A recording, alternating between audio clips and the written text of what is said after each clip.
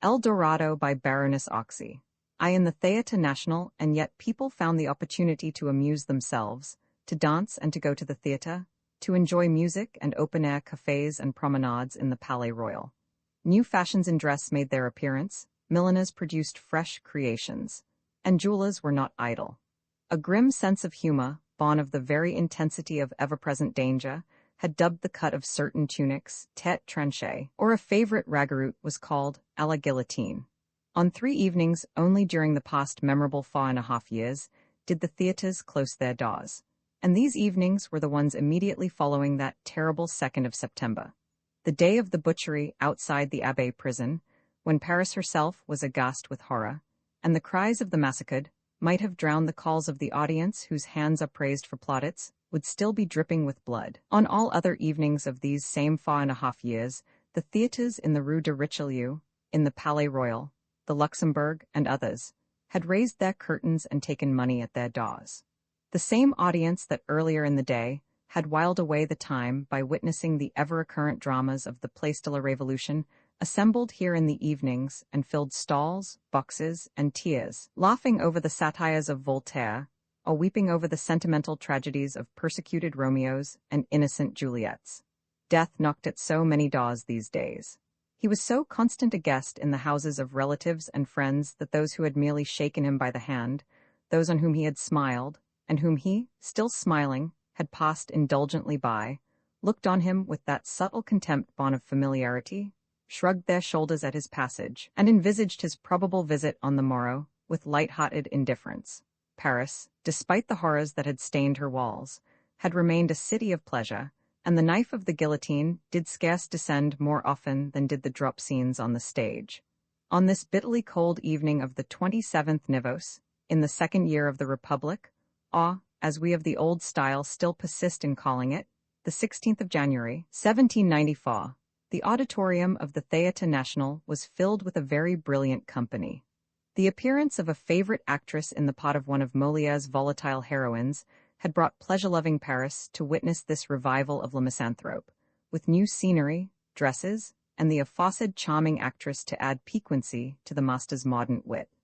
The Moniteur, which so impartially chronicles the events of those times, tells us under that date that the Assembly of the Convention voted on that same day a new law giving fuller power to its spies, enabling them to effect domiciliary searches at their discretion without previous reference to the Committee of General Security, authorizing them to proceed against all enemies of public happiness, to send them to prison at their own discretion, and assuring them the sum of 35 livres for every piece of game thus beaten up for the guillotine. Under that same date, the Moniteur also puts it on record that the Théâtre National was filled to its utmost capacity for the revival of the late citoyen Molière's comedy. The Assembly of the Convention, having voted the new law, which placed the lives of thousands at the mercy of a few human bloodhounds, adjourned its sitting and proceeded to the Rue de Richelieu. Already the house was full when the fathers of the people made their way to the seats which had been reserved for them. An odd hush descended on the throng as one by one the men whose very names inspired horror and dread filed in through the narrow gangways of the stalls, or took their places in the tiny boxes around. Citizen Robespierre's neatly bewigged head soon appeared in one of these. His bosom friend Saint-Just was with him, and also his sister Charlotte. Danton, like a big, shaggy-coated lion, elbowed his way into the stalls, whilst Sauterre, the handsome butcher and idol of the people of Paris, was loudly acclaimed as his huge frame, gorgeously clad in the uniform of the National Guard, was sighted on one of the tiers above. The public in the parterre and in the galleries whispered excitedly. The awe-inspiring names flew about hither and thither on the wings of the overheated air.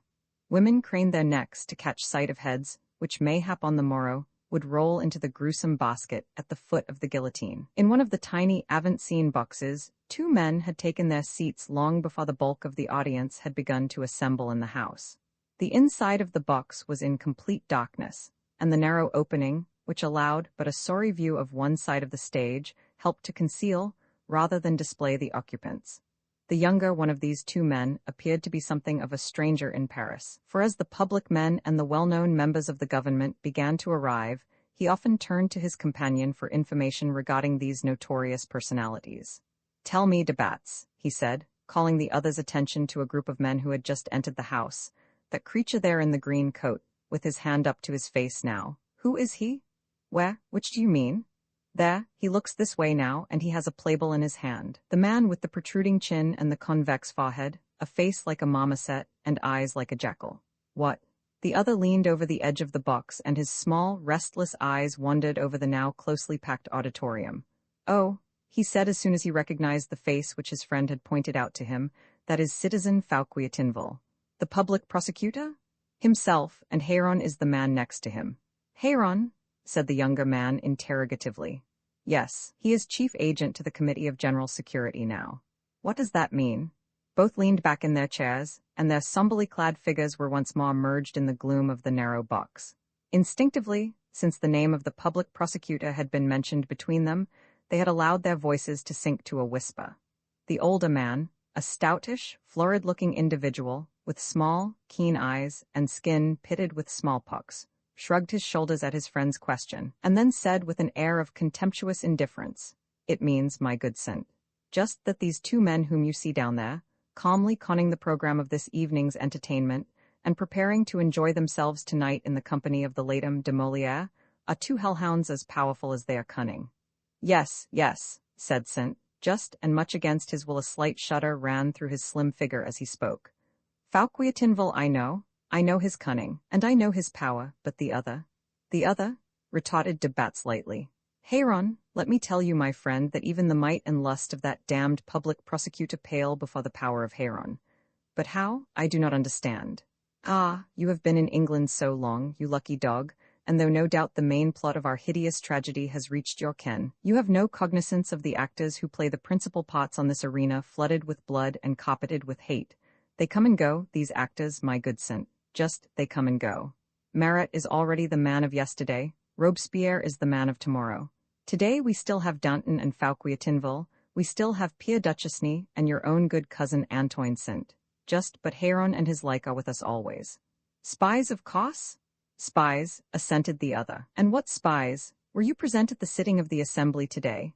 I was. I heard the new decree which already has passed into law. Ah, I tell you, friend, that we do not let the grass grow under our feet these days. Robespierre wakes up one morning with a whim. By the afternoon that whim has become law, passed by a servile body of men too terrified to run counter to his will, fearful lest they be accused of moderation or of humanity, the greatest crimes that can be committed nowadays. But Danton? Ah, Danton? He would wish to stem the tide that his own passions have let loose, to muzzle the raging beasts whose fangs he himself has sharpened. I told you that Danton is still the man of today.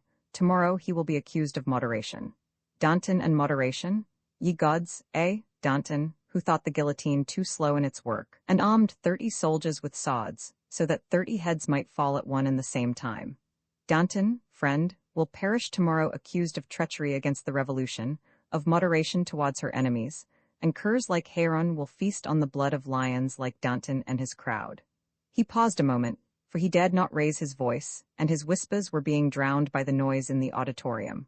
The curtain, timed to be raised at 8 o'clock, was still down, though it was close on half-past, and the public was growing impatient. There was loud stamping of feet, and a few shrill whistles of disapproval proceeded from the gallery.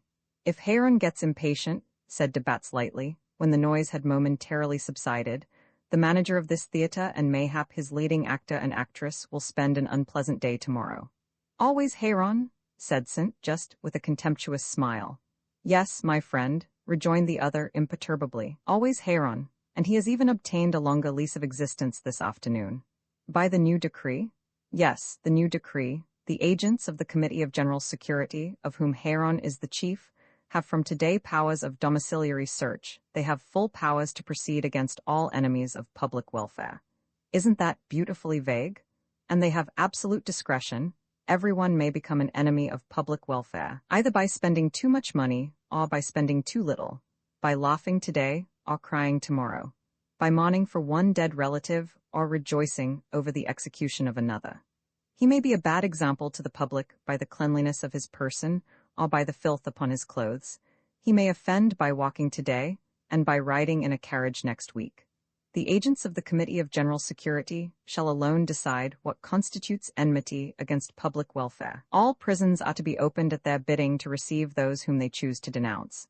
They have henceforth the right to examine prisoners privately and without witnesses, and to send them to trial without further warrants. Their duty is clear.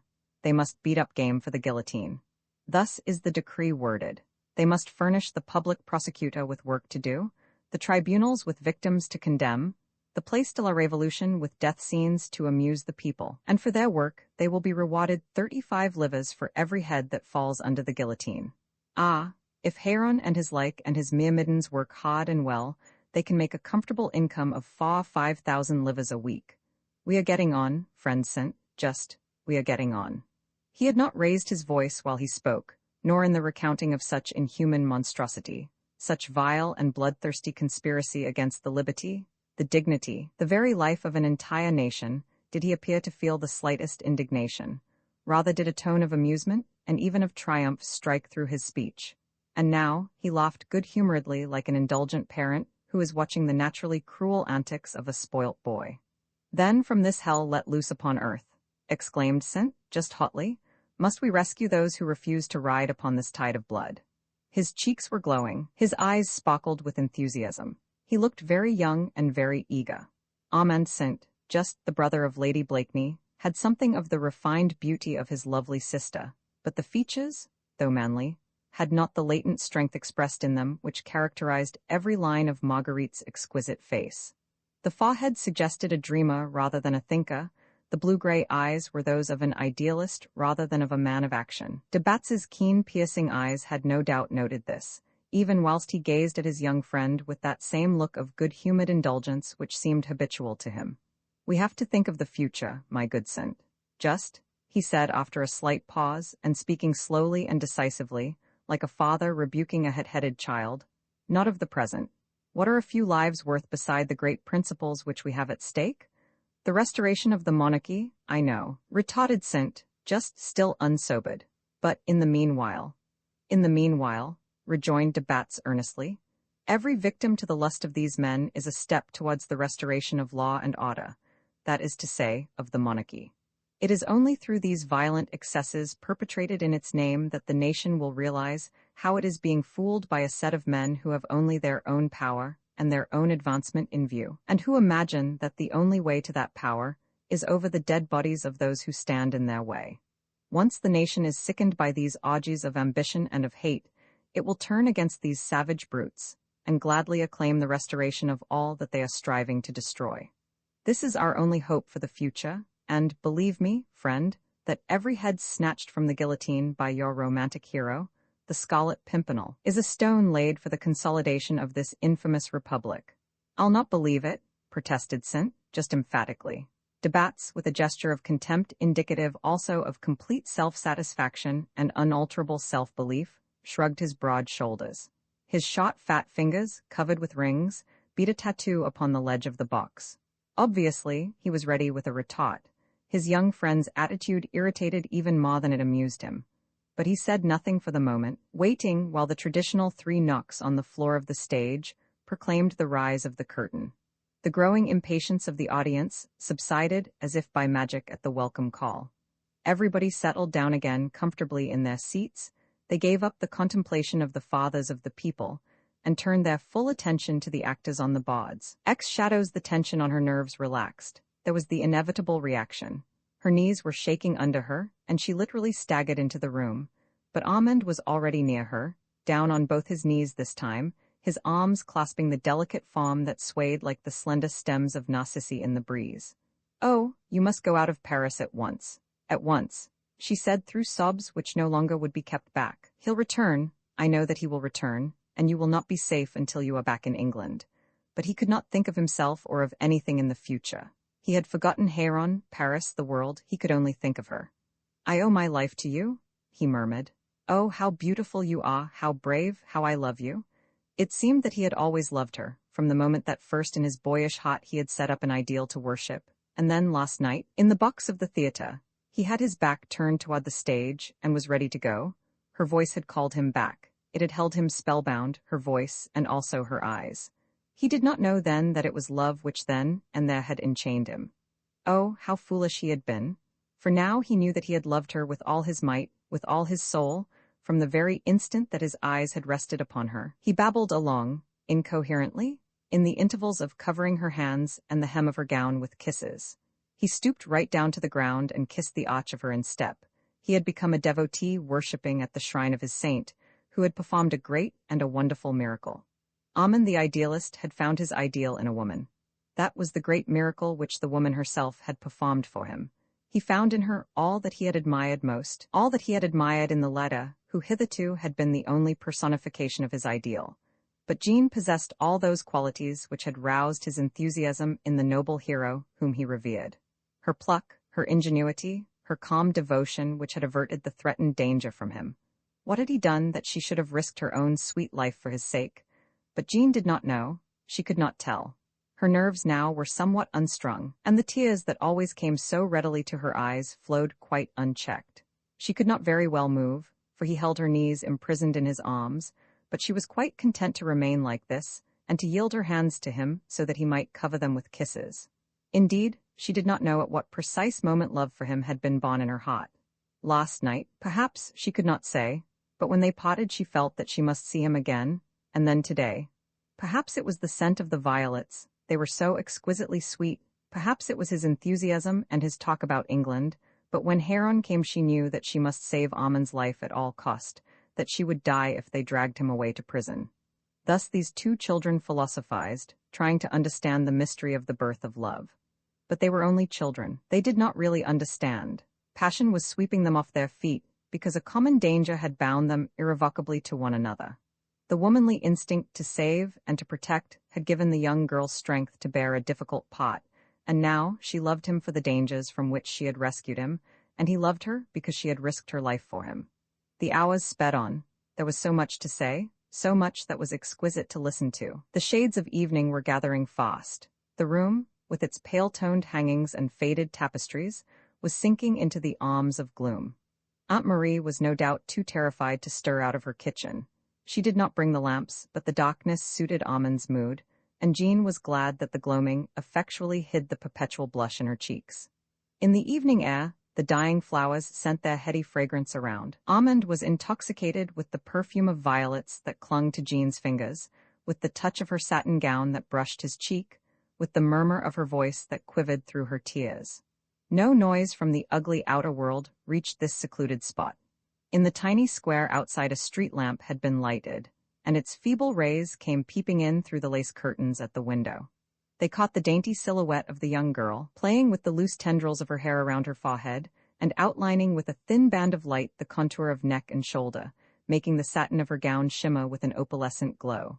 Amond rose from his knees. Her eyes were calling to him, her lips were ready to yield. "Tu m'aimes?" he whispered, and like a tired child she sank upon his breast. He kissed her hair, her eyes, her lips. Her skin was fragrant as the flowers of spring. The tears on her cheeks glistened like morning dew. Aunt Marie came in at last, carrying the lamp. She found them sitting side by side, like two children, hand in hand, mute with the eloquence which comes from boundless love.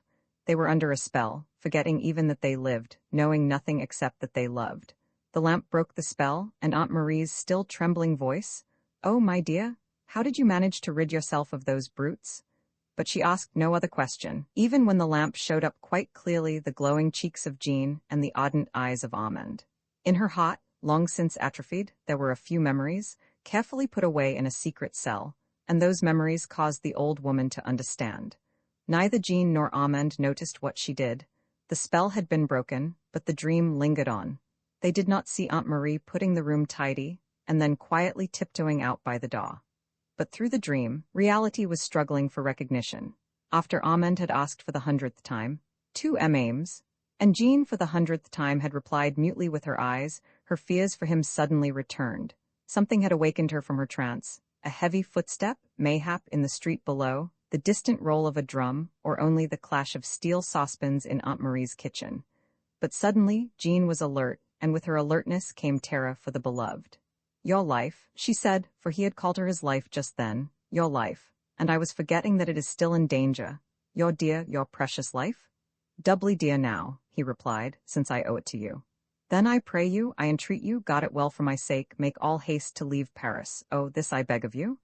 She continued more earnestly, seeing the look of demur in his eyes. Every hour you spend in it brings danger nearer to your door. I could not leave Paris while you are here. But I am safe here, she urged. Quite safe, I assure you. I'm only a poor actress and the government takes no heed of us mimes. Men must be amused, even between the intervals of killing one another. Indeed, I should be far safer here now, waiting quietly for a while you make preparations to go. My hasty departure at this moment would bring disaster on us both. There was logic in what she said, and yet how could he leave her? Now that he had found this perfect woman, this realization of his highest ideals, how could he go and leave her in this awful Paris, with brutes like Heron forcing their hideous personality into her sacred presence, threatening that very life he would gladly give his own to keep inviolate? Listen, sweetheart, he said after a while, when presently reason struggled back for first place in his mind. Will you allow me to consult with my chief, with the Scarlet Pimpernel, who is in Paris at the present moment? I am under his orders. I could not leave France just now. My life, my entire person are at his disposal. I and my comrades are here under his orders, for a great undertaking which he has not yet unfolded to us, but which I firmly believe is framed for the rescue of the Dauphin from the Temple. She gave an involuntary exclamation of horror. No, she said quickly and earnestly. As far as you are concerned, Armand, that has now become an impossibility. Someone has betrayed you, and you are henceforth a mocked man. I think that odious de Batz had a hand in Heron's visit of this afternoon. We succeeded in putting these spies off the scent, but only for a moment, within a few hours. Less perhaps, Heron will repent him of his carelessness. He'll come back. I know that he will come back. He may leave me, personally, alone, but he will be on your track. He'll drag you to the conciergerie to report yourself, and that your true name and history are bound to come to light. If you succeed in evading him, he will still be on your track. If the Scarlet Pimpernel keeps you in Paris now, your death will be at his door. Her voice had become quite hard and trenchant as she said these last words. Womanlike, she was already prepared to hate the man whose mysterious personality she had hitherto admired, now that the life and safety of Armand appeared to depend on the will of that elusive hero. You must not be afraid for me, Jean, he urged. The Scarlet Pimpernel cares for all his followers. He would never allow me to run unnecessary risks. She was unconvinced, almost jealous now of his enthusiasm for that unknown man. Already she had taken full possession of Armand, she had purchased his life, and he had given her his love. She would share neither treasure with that nameless leader who held Armand's allegiance. It is only for a little while, sweetheart, he reiterated again and again. I could not, anyhow, leave Paris whilst I feel that you are here, maybe in danger. The thought would be horrible. I should go mad if I had to leave you. Then he talked again of England, of his life there, of the happiness and peace that were in store for them both. We will go to England together, he whispered, and there we will be happy together, you and I. We will have a tiny house among the Kentish hills, and its walls will be covered with honeysuckle and roses. At the back of the house there will be an orchard, and in May, when the fruit blossom is fading and soft spring breezes blow among the trees, showers of sweet-scented petals will envelop us as we walk along, falling on us like fragrant snow. You will come, sweetheart, will you not? If you still wish it, Armand, she murmured, still wish it. He would gladly go tomorrow if she would come with him. But of course, that could not be arranged. She had her contract to fulfill at the theatre, then there would be her house and furniture to dispose of, and there was Aunt Marie. But of course, Aunt Marie would come too. She thought that she could get away some time before the spring, and he swore that he could not leave Paris until she came with him.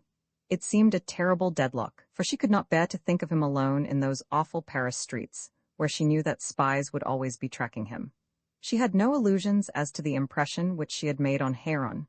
She knew that it could only be a momentary one, and that Armand would henceforth be in daily, hourly danger. At last, she promised him that she would take the advice of his chief. They would both be guided by what he said. Armand would confide in him tonight, and if it could be arranged, she would hurry on her preparations and mayhap be ready to join him in a week. In the meanwhile, that cruel man must not risk your dear life, she said. Remember, Armand, your life belongs to me. Oh, I could hate him for the love you bear him.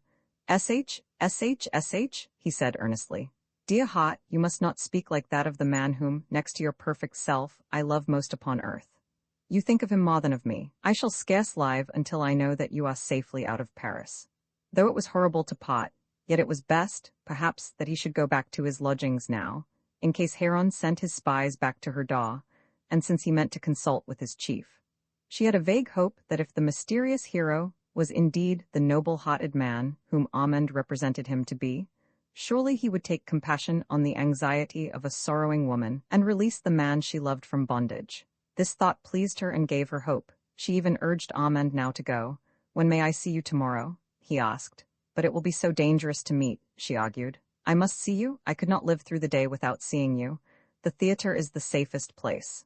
I could not wait till the evening. May I not come here?" "No, no, Heron's spies may be about." "Where then?" She thought it over for a moment. "At the stage door of the theater at 1 o'clock, she said at last. "We shall have finished rehearsal. Slip into the gitchet of the concierge. I will tell him to admit you and send my dresser to meet you there. She will bring you along to my room, where we shall be undisturbed for at least half an hour." He had perforce to be content with that, though he would so much rather have seen her here again, where the faded tapestries and soft-toned hangings made such a perfect background for her delicate charm. He had every intention of confiding in Blakeney, and of asking his help for getting Jean out of Paris as quickly as may be. Thus this perfect hour was passed, the most pure, the fullest of joy that these two young people were ever destined to know. Perhaps they felt within themselves the consciousness that their great love would rise anon to yet greater, fuller perfection when fate had crowned it with his halo of sorrow. Perhaps, too, it was that consciousness that gave to their kisses now the solemnity of a last farewell. Roman 11, the League of the Scarlet Pimpernel Armand, never could say definitely afterwards whither he went when he left the Square du Roule that evening. No doubt he wandered about the streets for some time in an absent, mechanical way, paying no heed to the passers-by, none to the direction in which he was going. His mind was full of Jean, her beauty, her courage, her attitude in face of the hideous bloodhound who had come to pollute that charming old-world boudoir by his loathsome presence. He recalled every word she uttered, every gesture she made. He was a man in love for the first time, wholly, irremediably in love. I suppose that it was the pangs of hunger that first recalled him to himself. It was close on 8 o'clock now, and he had fed on his imaginings, first on anticipation, then on realization, and lastly on memory, during the best part of the day. Now he awoke from his daydream to find himself tired and hungry, but fortunately not very far from that quarter of Paris where food is easily obtainable. He was somewhere near the Madeleine, a quarter he knew well. Soon he saw in front of him a small eating-house which looked fairly clean and orderly. He pushed open its swing door, and seeing an empty table in a secluded part of the room, he sat down and ordered some supper. The place made no impression upon his memory. He could not have told you an hour later where it was situated, who had served him, what he had eaten, or what other persons were present in the dining room at the time that he himself entered it. Having eaten, however, he felt more like his normal self, more conscious of his actions. When he finally left the eating-house, he realized, for instance, that it was very cold, a fact of which he had for the past few hours been totally unaware. The snow was falling in thin, close flakes, and a biting northeasterly wind was blowing those flakes into his face and down his collar. He wrapped his cloak tightly around him. It was a good step yet to Blakeney's lodgings, where he knew that he was expected. He struck quickly into the Rue Saint-Honoré, avoiding the great open places, where the grim horrors of this magnificent city in revolt against civilization were displayed in all their grim nakedness. On the Place de la Révolution, the guillotine. On the Carrousel, the open-air camps of workers under the lash of slave drivers, more cruel than the uncivilized brutes of the far west. And Armand had to think of Jean in the midst of all these horrors. She was still a petted actress today, but who could tell if on the morrow the terrible law of the suspect would not reach her in order to drag her before a tribunal that knew no mercy, and whose sole justice was a condemnation.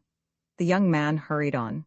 He was anxious to be among his own comrades, to hear his chief's pleasant voice, to feel assured that by all the sacred laws of friendship Jean henceforth would become the special care of the Scarlet Pimpernel and his league. Blakeney lodged in a small house situated on the Quai de l'École, at the back of Saint-Germain-l'Auxerrois, from whence he had a clear and uninterrupted view across the river, as far as the irregular block of buildings of the Chatelet prison and the House of Justice. The same tower clock that 2 centuries ago had told the signal for the massacre of the Huguenots was even now striking 9. Armand slipped through the half-open porte-cochere, crossed the narrow dark courtyard, and ran up 2 flights of winding stone stairs. At the top of these, a door on his right allowed a thin streak of light to filtrate between its 2 folds. An iron bell handle hung beside it, Armand gave it a pull. 2 minutes later, he was amongst his friends. He heaved a great sigh of content and relief. The very atmosphere here seemed to be different. As far as the lodging itself was concerned, it was as bare, as devoid of comfort as those sort of places, so-called chambers garnis, usually were in these days. The chairs looked rickety and uninviting, the sofa was of black horsehair, the carpet was threadbare, and in places in actual holes. But there was a certain something in the air which revealed, in the midst of all this squalor, the presence of a man of fastidious taste. To begin with, the place was spotlessly clean. The stove, highly polished, gave forth a pleasing warm glow, even whilst the window, slightly open, allowed a modicum of fresh air to enter the room. In a rough earthenware jug on the table stood a large bunch of Christmas roses, and to the educated nostril, the slight scent of perfumes that hovered in the air was doubly pleasing after the fetid air of the narrow streets. Sir Andrew F. Ffoulkes was there, also my Lord Tony and Lord Hastings. They greeted Armand with wholehearted cheeriness. "Where is Blakeney?" asked the young man as soon as he had shaken his friends by the hand. "Present?" came in loud, pleasant accents from the door of an inner room on the right. And there he stood under the lintel of the door, the man against whom was raised the giant hand of an entire nation, the man for whose head the revolutionary government of France would gladly pay out all the savings of its treasury, the man whom human bloodhounds were tracking, hot on the scent, for whom the nets of a bitter revenge and relentless reprisals were constantly being spread. Was he unconscious of it, or merely careless? His closest friend, Sir Andrew F. Ffoulkes, could not say. Certain it is that, as he now appeared before Armand, picturesque as ever in perfectly tailored clothes, with priceless lace at throat and wrists, his slender fingers holding an enameled snuff-box and a handkerchief of delicate cambric, his whole personality that of a dandy rather than a man of action, it seemed impossible to connect him with the foolhardy escapades which had set one nation glowing with enthusiasm and another clamoring for revenge. But it was the magnetism that emanated from him that could not be denied. The light that now and then, swift as summer lightning, flashed out from the depths of the blue eyes usually veiled by heavy, lazy lids, the sudden tightening of firm lips, the setting of the square jaw, which in a moment, but only for the space of a second, transformed the entire face and revealed the born leader of men. Just now there was none of that in the debonair, easygoing man of the world who advanced to meet his friend. Armand went quickly up to him, glad to grasp his hand, slightly troubled with remorse, no doubt, at the recollection of his adventure of today. It almost seemed to him that from beneath his half-closed lids Blakeney had shot a quick inquiring glance upon him. The quick flash seemed to light up the young man's soul from within, and to reveal it, naked, to his friend. It was all over in a moment, and Armand thought that mayhap his conscience had played him a trick. There was nothing apparent in him, of this he was sure, that could possibly divulge his secret just yet. "I am rather late, I fear," he said. "I wandered about the streets in the late afternoon and lost my way in the dark. I hope I have not kept you all waiting." They all pulled chairs closely round the fire, except Blakeney, who preferred to stand. He waited a while until they were all comfortably settled, and all ready to listen, then. "It is about the Dauphin," he said abruptly, without further preamble. They understood. All of them had guessed it, almost before the summons came that had brought them to Paris 2 days ago. Sir Andrew F. Ffoulkes had left his young wife because of that, and Armand had demanded it as a right to join hands in this noble work. Blakeney had not left France for over 3 months now. Backwards and forwards between Paris, or Nantes, or Orleans to the coast, where his friends would meet him to receive those unfortunates whom one man's wholehearted devotion had rescued from death. Backwards and forwards into the very hearts of those cities wherein an army of sleuth-hounds were on his track, and the guillotine was stretching out her arms to catch the foolhardy adventurer. Now it was about the Dauphin. They all waited, breathless and eager, the fire of a noble enthusiasm burning in their hearts. They waited in silence, their eyes fixed on the letter, lest one single word from him should fail to reach their ears. The full magnetism of the man was apparent now. As he held these 4 men at this moment, he could have held a crowd. The man of the world, the fastidious dandy, had shed his mask. There stood the letter, calm, serene in the very face of the most deadly danger that had ever encompassed any man, looking that danger fully in the face, not striving to belittle it or to exaggerate it, but weighing it in the balance with what there was to accomplish. The rescue of a martyred, innocent child from the hands of fiends who were destroying his very soul even more completely than his body. "Everything, I think, is prepared," resumed Sir Percy after a slight pause. The Simons have been summarily dismissed, I learned that today. They removed from the temple on Sunday next, the 19th. Obviously, that is the one day most likely to help us in our operations. As far as I am concerned, I cannot make any hard and fast plans. Chance at the last moment will have to dictate. But from every one of you, I must have cooperation, and it can only be by your following my directions implicitly that we can even remotely hope to succeed. He crossed and recrossed the room once or twice before he spoke again, pausing now and again in his walk in front of a large map of Paris and its environs that hung upon the wall, his tall figure erect, his hands behind his back, his eyes fixed before him, as if he saw right through the walls of this squalid room, and across the darkness that overhung the city, through the grim bastions of the mighty building far away, where the descendant of 100 kings lived at the mercy of human fiends who worked for his abasement. The man's face now was that of a seer and a visionary. The firm lines were set and rigid as those of an image carved in stone, the statue of hot-hole devotion, with the self-imposed task beckoning sternly to follow, there where lurked danger and death. The way, I think, in which we could best succeed would be this, he resumed after a while, sitting now on the edge of the table and directly facing his far friends. The light from the lamp which stood upon the table behind him fell full upon those far glowing faces fixed eagerly upon him, but he himself was in shadow, a massive silhouette broadly cut out against the light-colored map on the wall beyond. I remain here, of course, until Sunday, he said, and will closely watch my opportunity, when I can with the greatest amount of safety enter the temple building and take possession of the child. I shall, of course, choose the moment when the Simons are actually on the move, with their successors probably coming in at about the same time. God alone knows, he added earnestly, how I shall contrive to get possession of the child. At the moment, I am just as much in the dark about that as you are. He paused a moment, and suddenly his grave face seemed flooded with sunshine. A kind of lazy merriment danced in his eyes, effacing all trace of solemnity within them. He said lightly, on one point I am not at all in the dark, and that is that His Majesty King Louis Roman 17 will come out of that ugly house in my company next Sunday, the 19th day of January in this year of grace 1794, and this, too, do I know, that those murderous blackguards shall not lay hands on me whilst that precious burden is in my keeping. So I pray you, my good Armand, do not look so glum, he added with his pleasant, merry laugh. You'll need all your wits about you to help us in our undertaking. What do you wish me to do, Percy? Said the young man simply. In one moment I will tell you. I want you all to understand the situation first. The child will be out of the temple on Sunday, but at what hour I know not.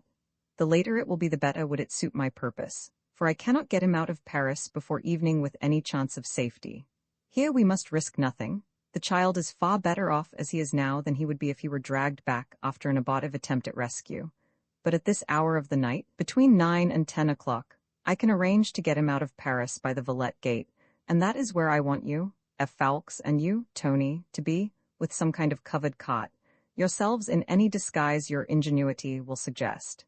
Here are a few certificates of safety. I have been making a collection of them for some time, as they are always useful.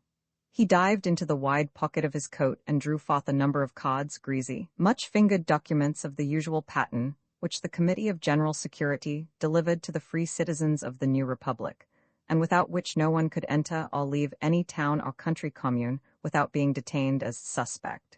He glanced at them and handed them over to F. Fawkes. Choose your own identity for the occasion, my good friend, he said lightly. And you too, Tony.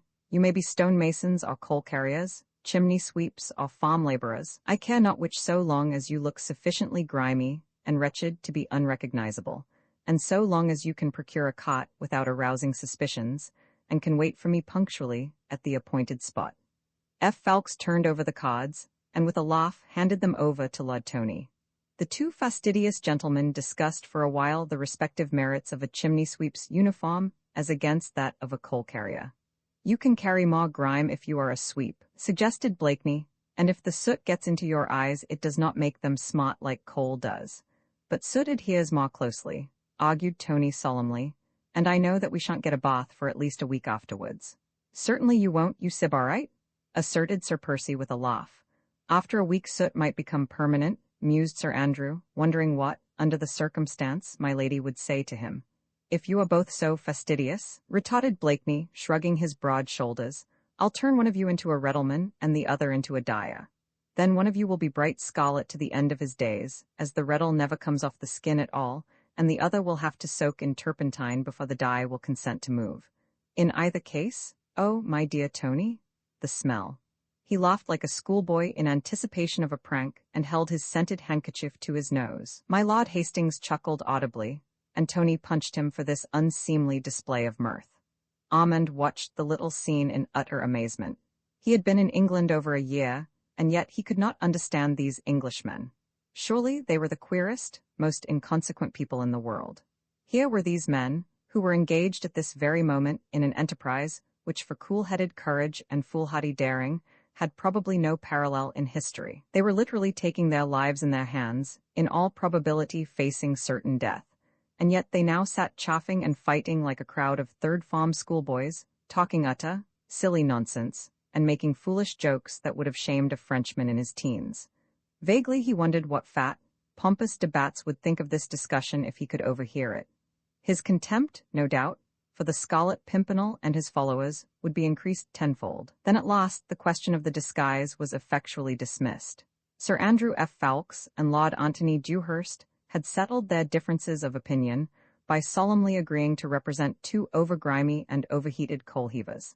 They chose 2 certificates of safety that were made out in the names of Jean Lepetit and Achille Grospierre, laborers.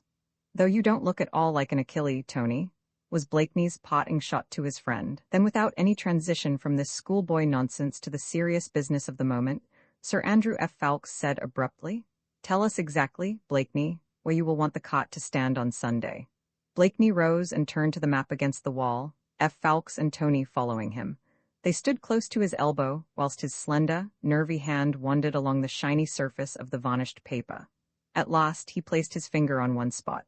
"Here you see," he said, "is the Villette Gate. Just outside it, a narrow street on the right leads down in the direction of the canal.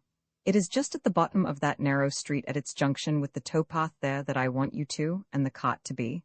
It had better be a coal car, by the way. They will be unloading coal close by there tomorrow," he added with one of his sudden, irrepressible outbursts of merriment. "You and Tony can exercise your muscles coal-heaving, and incidentally make yourselves known in the neighborhood as good if somewhat grimy patriots." "We had better take up our pots at once then," said Tony. "I'll take a fond farewell of my clean shirt tonight. Yes, you will not see one again for some time, my good Tony. After your hard day's work tomorrow, you will have to sleep either inside your cot, if you have already secured one, or under the arches of the canal bridge, if you have not. I hope you have an equally pleasant prospect for Hastings," was my Lord Tony's grim comment. It was easy to see that he was as happy as a schoolboy about to start for a holiday. Lord Tony was a true sportsman. Perhaps there was in him less sentiment for the heroic work which he did under the guidance of his chief than an inherent passion for dangerous adventures. Sir Andrew F. Ffoulkes, on the other hand, thought perhaps a little less of the adventure, but a great deal of the mottled child in the temple. He was just as buoyant, just as keen as his friend, but the leaven of sentiment raised his spotting instincts to perhaps a higher plane of self-devotion. "Well, now, to recapitulate," he said, in turn following with his finger the indicated route on the map. "Tony and I and the coal cart will await you on this spot, at the corner of the towpath on Sunday evening at 9 o'clock. "And your signal, Blakeney?" asked Tony. "The usual one," replied Sir Percy, the seamew's cry thrice repeated at brief intervals. "But now," he continued, turning to Armand and Hastings, who had taken no part in the discussion hitherto, "I want your help a little further afield." "I thought so," nodded Hastings. "The coal cart, with its usual miserable nag, will carry us a distance of 15 or 16 kilometers, but no more. My purpose is to cut along the north of the city and to reach Saint-Germain, the nearest point where we can secure good mounts. There is a farmer just outside the commune. His name is Achard. He has excellent horses, which I have borrowed before now. We shall want 5, of course, and he has one powerful beast that will do for me, as I shall have, in addition to my own weight, which is considerable, to take the child with me on the pillion. Now you, Hastings and Armand, will have to start early tomorrow morning, leave Paris by the Newley Gate, and from there make your way to Saint-Germain by any conveyance you can contrive to obtain. At Saint-Germain, you must at once find Achard's farm. Disguised as laborers, you will not arouse suspicion by so doing. You will find the farmer quite amenable to money, and you must secure the best horses you can get for our own use, and if possible, the powerful mount I spoke of just now. You are both excellent horsemen, therefore I selected you amongst the others for this special errand. For you two, with the 5 horses, will have to come and meet our coal cart some 17 kilometers out of Saint-Germain, to where the first signpost indicates the road to Courbevoie. Some 200 meters down this road on the right, there is a small spinney, which will afford splendid shelter for yourselves and your horses. We hope to be there at about 1 o'clock after midnight of Monday morning. Now, is all that quite clear, and are you both satisfied? It is quite clear, exclaimed Hastings placidly, but I, for one, am not at all satisfied. And why not? Because it is all too easy, we get none of the danger. Oh ho, I thought that you would bring that argument forward, you incorrigible grumbler, laughed Sir Percy good-humouredly. Let me tell you that, if you start tomorrow from Paris in that spirit, you will run your head and almonds into a noose long before you reach the gate of Neuilly. I cannot allow either of you to cover your faces with too much grime. An honest farm labourer should not look over dirty, and your chances of being discovered and detained are, at the outset, far greater than those which F. Fawkes and Tony will run. Armand had said nothing during this time, while Blakeney was unfolding his plan for him, and for Lord Hastings, a plan which practically was a command. He had sat with his arms folded across his chest, his head sunk upon his breast. When Blakeney had asked if they were satisfied, he had taken no part in Hastings' protest nor responded to his leader's good-humoured banter. Though he did not look up even now, yet he felt that Percy's eyes were fixed upon him, and they seemed to scorch into his soul. He made a great effort to appear eager like the others, and yet from the first a chill had struck at his heart. He could not leave Paris before he had seen Jean. He looked up suddenly, trying to seem unconcerned. He even looked his chief fully in the face. "When ought we to leave Paris?" he asked calmly. "You must leave at daybreak," replied Blakeney with a slight, almost imperceptible emphasis on the word of command. "When the gates are first opened, and the work-people go to and fro at their work, that is the safest hour. And you must be at Saint-Germain as soon as may be, or the farmer may not have a sufficiency of horses available at a moment's notice. I want you to be spokesman with a chod, so that Hastings' British accent should not betray you both. Also, you might not get a conveyance for Saint-Germain immediately. We must think of every eventuality, Armand. There is so much at stake." Armand made no further comment just then, but the others looked astonished. Armand had but asked a simple question, and Blakeney's reply seemed almost like a rebuke, so circumstantial too, and so explanatory.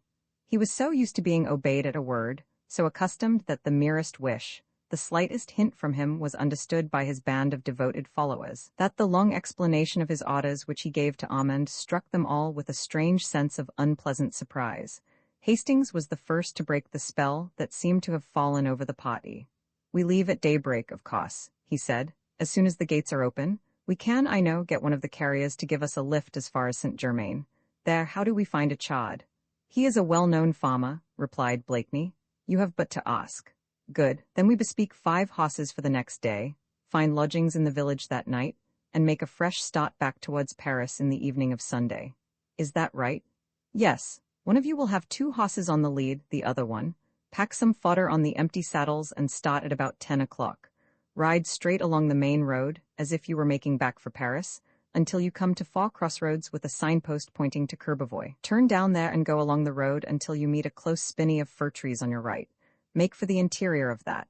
It gives splendid shelter, and you can dismount there and give the horses a feed. We'll join you 1 hour after midnight. The night will be dark, I hope, and the moon anyhow will be on the wane." "I think I understand. Anyhow, it's not difficult, and we'll be as careful as may be. You will have to keep your heads clear, both of you," concluded Blakeney. He was looking at Armand as he said this, but the young man had not made a movement during this brief colloquy between Hastings and the chief. He still sat with arms folded, his head falling on his breast. Silence had fallen on them all. They all sat round the fire buried in thought. Through the open window, there came from the quay beyond the hum of life in the open-air camp, the tramp of the sentinels around it, the words of command from the drill sergeant, and through it all the moaning of the wind and the beating of the sleet against the window panes. A whole world of wretchedness was expressed by those sounds. Blakeney gave a quick, impatient sigh, and going to the window he pushed it further open, and just then there came from afar the muffled roll of drums, and from below the watchman's cry that seemed such dire mockery. "Sleep, citizens? Everything is safe and peaceful. Sound advice, said Blakeney lightly. Shall we also go to sleep? What say you all, eh? He had, with that sudden rapidity characteristic of his every action, already thrown off the serious air which he had worn a moment ago, when giving instructions to Hastings. His usual debonair manner was on him once again, his laziness, his careless insouciance. He was even at this moment deeply engaged in flicking off a grain of dust from the immaculate Mechlin rough at his wrist. The heavy lids had fallen over the telltale eyes, as if weighted with fatigue. The mouth appeared ready for the laugh, which never was absent from it very long. It was only F. Fawkes's devoted eyes that were sharp enough to pierce the mask of light-hearted gaiety which enveloped the soul of his leader at the present moment. He saw, for the first time in all the years that he had known Blakeney, a frown across the habitually smooth brow, and though the lips were parted for a laugh, the lines round mouth and chin were hard and set. With that intuition born of wholehearted friendship, Sir Andrew guessed what troubled Percy. He had caught the look which the latter had thrown on Armand, and knew that some explanation would have to pass between the two men before they parted tonight. Therefore he gave the signal for the breaking up of the meeting. "There is nothing more to say, is there, Blakeney?" he asked. "No, my good fellow, nothing," replied Sir Percy. "I do not know how you all feel, but I am demmed fatigued." "What about the rags for tomorrow?" queried Hastings. "You know where to find them, in the room below. F. Fawkes has the key. Wigs and all are there, but don't use false hair if you can help it. It is apt to shift in a scrimmage." He spoke jerkily, more curtly than was his wont. Hastings and Tony thought that he was tired. They rose to say good night. Then the three men went away together, Armand remaining behind. Roman 12. "What love is well, now, Armand, what is it?" asked Blakeney, the moment the footsteps of his friends had died away down the stone stairs, and their voices had ceased to echo in the distance. "You guessed, then, that there was something?" said the younger man, after a slight hesitation. "Of course." Armand rose, pushing the chair away from him with an impatient, nervy gesture. Burying his hands in the pockets of his breeches, he began striding up and down the room, a dark, troubled expression in his face, a deep frown between his eyes. Blakeney had once more taken up his favorite position, sitting on the corner of the table, his broad shoulders interposed between the lamp and the rest of the room. He was apparently taking no notice of Armand, but only intent on the delicate operation of polishing his nails. Suddenly the young man paused in his restless walk and stood in front of his friend, an earnest, solemn, determined figure. "Blakeney," he said, "I cannot leave Paris tomorrow." Sir Percy made no reply. He was contemplating the polish which he had just succeeded in producing on his thumbnail. "I must stay here for a while longer," continued Armand firmly. "I may not be able to return to England for some weeks. You have the three others here to help you in your enterprise outside Paris. I am entirely at your service within the compass of its walls." Still no comment from Blakeney, not a look from beneath the fallen lids. Armand continued, with a slight tone of impatience apparent in his voice, "You must want someone to help you here on Sunday. I am entirely at your service, here or anywhere in Paris, but I cannot leave this city, at any rate, not just yet." Blakeney was apparently satisfied at last with the result of his polishing operations. He rose, gave a slight yawn, and turned toward the door. "Good night, my dear fellow," he said pleasantly. "It is time we were all abed. I am so demmed fatigued." "Percy?" exclaimed the young man hotly. "Eh, what is it?" queried the other lazily. "You are not going to leave me like this, without a word." "I have said a great many words, my good fellow. I have said good night and remarked that I was demmed fatigued." He was standing beside the door which led to his bedroom, and now he pushed it open with his hand. "Percy, you cannot go and leave me like this," reiterated Armand with rapidly growing irritation. "Like what, my dear fellow?" queried Sir Percy with good-humoured impatience. "Without a word, without a sign. What have I done that you should treat me like a child, unworthy even of attention?" Blakeney had turned back and was now facing him, towering above the slight figure of the younger man. His face had lost none of its gracious air, and beneath their heavy lids his eyes looked down not unkindly on his friend. "Would you have preferred it, Armand," he said quietly, "if I had said the word that your ears have heard even though my lips have not uttered it?" "I don't understand," murmured Armand defiantly. "What sign would you have had me make?" continued Sir Percy, his pleasant voice falling calm and mellow on the younger man's supersensitive consciousness. "That of branding you, Marguerite's brother, as a liar and a cheat." "Blakeney?" retorted the other, as with flaming cheeks and wrathful eyes he took a menacing step toward his friend. "Had any man but you dared to speak such words to me, I pray to God, Armand, that no man but I has the right to speak them." "You have no right." Every right, my friend. Do I not hold your oath? Are you not prepared to break it? I'll not break my oath to you. I'll serve and help you in every way you can command. My life I'll give to the cause. Give me the most dangerous, the most difficult task to perform. I'll do it. I'll do it gladly. I have given you an over-difficult and dangerous task. Bah, to leave Paris in order to engage horses, while you and the others do all the work. That is neither difficult nor dangerous. It will be difficult for you, Armand, because your head is not sufficiently cool to foresee serious eventualities and to prepare against them. It is dangerous because you are a man in love, and a man in love is apt to run his head, and that of his friends, blindly into a noose. Who told you that I was in love? You yourself, my good fellow. Had you not told me so at the outset, he continued, still speaking very quietly and deliberately, and never raising his voice, I would even now be standing over you, dog whip in hand, to thrash you as a defaulting coward and a perjurer. Bah, he added with a return to his habitual bonhomie, I would no doubt even have lost my temper with you, which would have been purposeless and excessively bad form. A violent retort had sprung to Armand's lips, but fortunately at that very moment his eyes, glowing with anger, caught those of Blakeney fixed with lazy good nature upon his. Something of that irresistible dignity which pervaded the whole personality of the man checked Armand's head-headed words on his lips. I cannot leave Paris tomorrow, he reiterated more calmly, because you have arranged to see her again, because she saved my life today and is herself in danger. She is in no danger, said Blakeney simply, since she saved the life of my friend.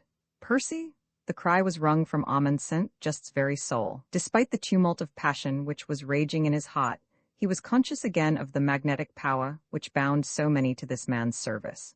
The words he had said, simple though they were, had sent a thrill through Armand's veins. He felt himself disarmed. His resistance fell before the subtle strength of an unbendable will. Nothing remained in his heart but an overwhelming sense of shame and of impotence. He sank into a chair and rested his elbows on the table. Burying his face in his hands, Blakeney went up to him and placed a kindly hand upon his shoulder. The difficult task, Armand, he said gently. Percy, cannot you release me? She saved my life, I have not thanked her yet.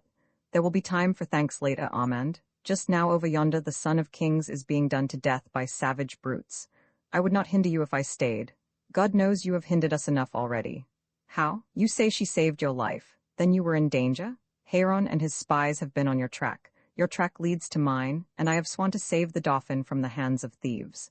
A man in love, Armand, is a deadly danger among us.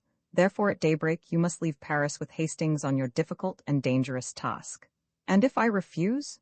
Retorted Armand. My good fellow, said Blakeney earnestly, in that admirable lexicon which the League of the Scarlet Pimpernel has compiled for itself, there is no such word as refuse. But if I do refuse? Persisted the other. You would be offering a tainted name and tarnished honor to the woman you pretend to love. And you insist upon my obedience? By the oath which I hold from you. But this is cruel, inhuman? Honor, my good Armand, is often cruel and seldom human. He is a godlike taskmaster, and we who call ourselves men are all of us his slaves.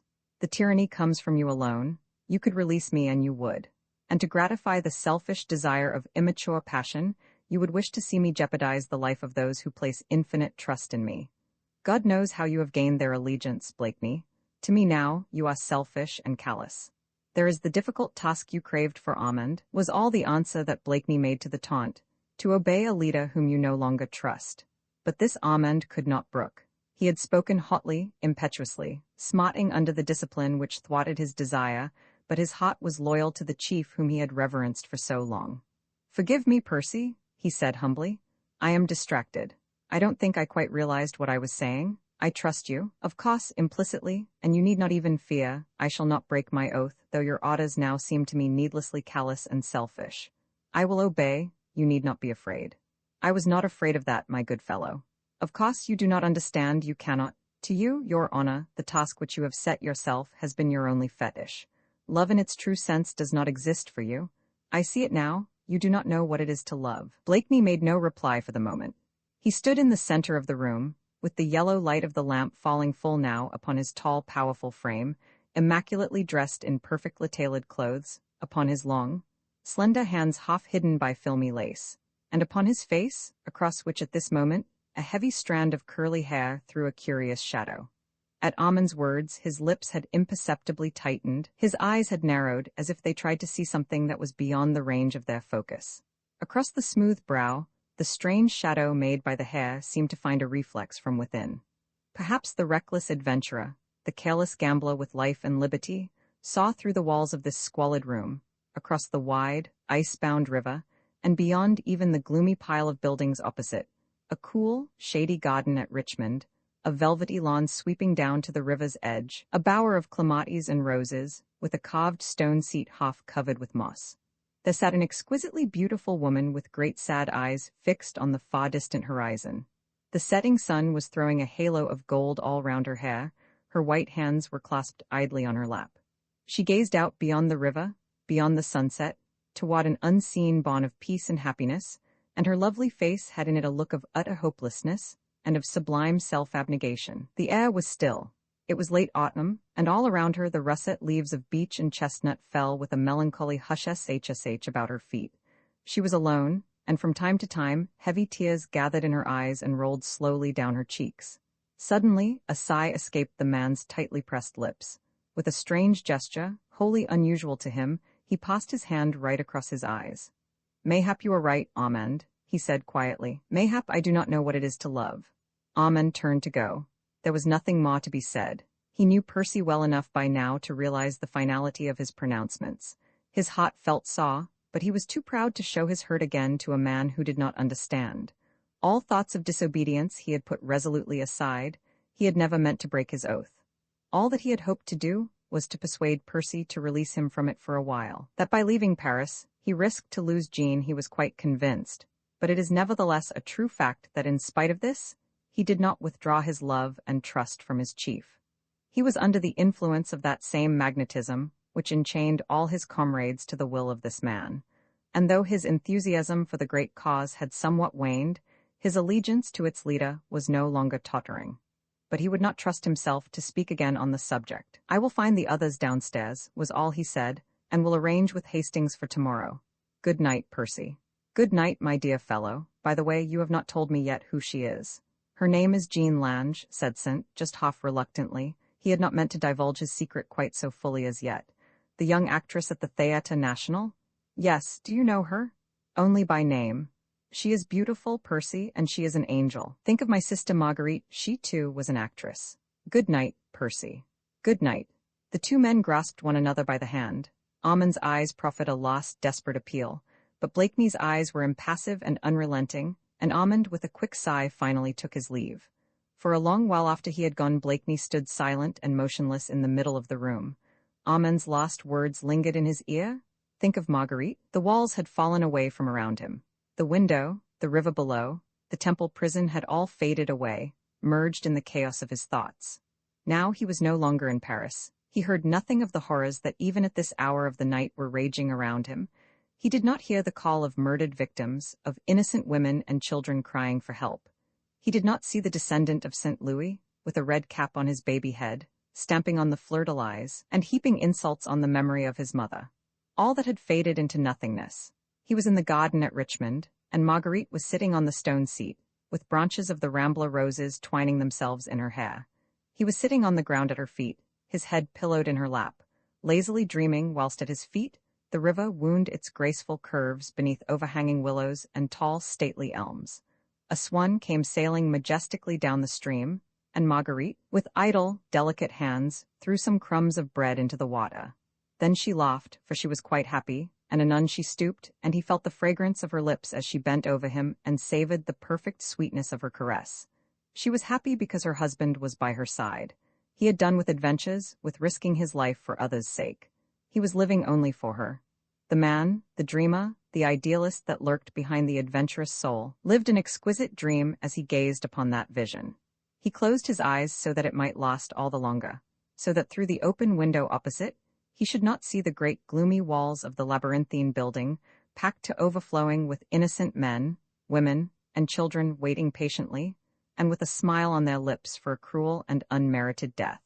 So that he should not see even through the vista of houses and of streets that grim Temple prison far away, and the light in one of the tower windows, which illumined the final martyrdom of a boy king.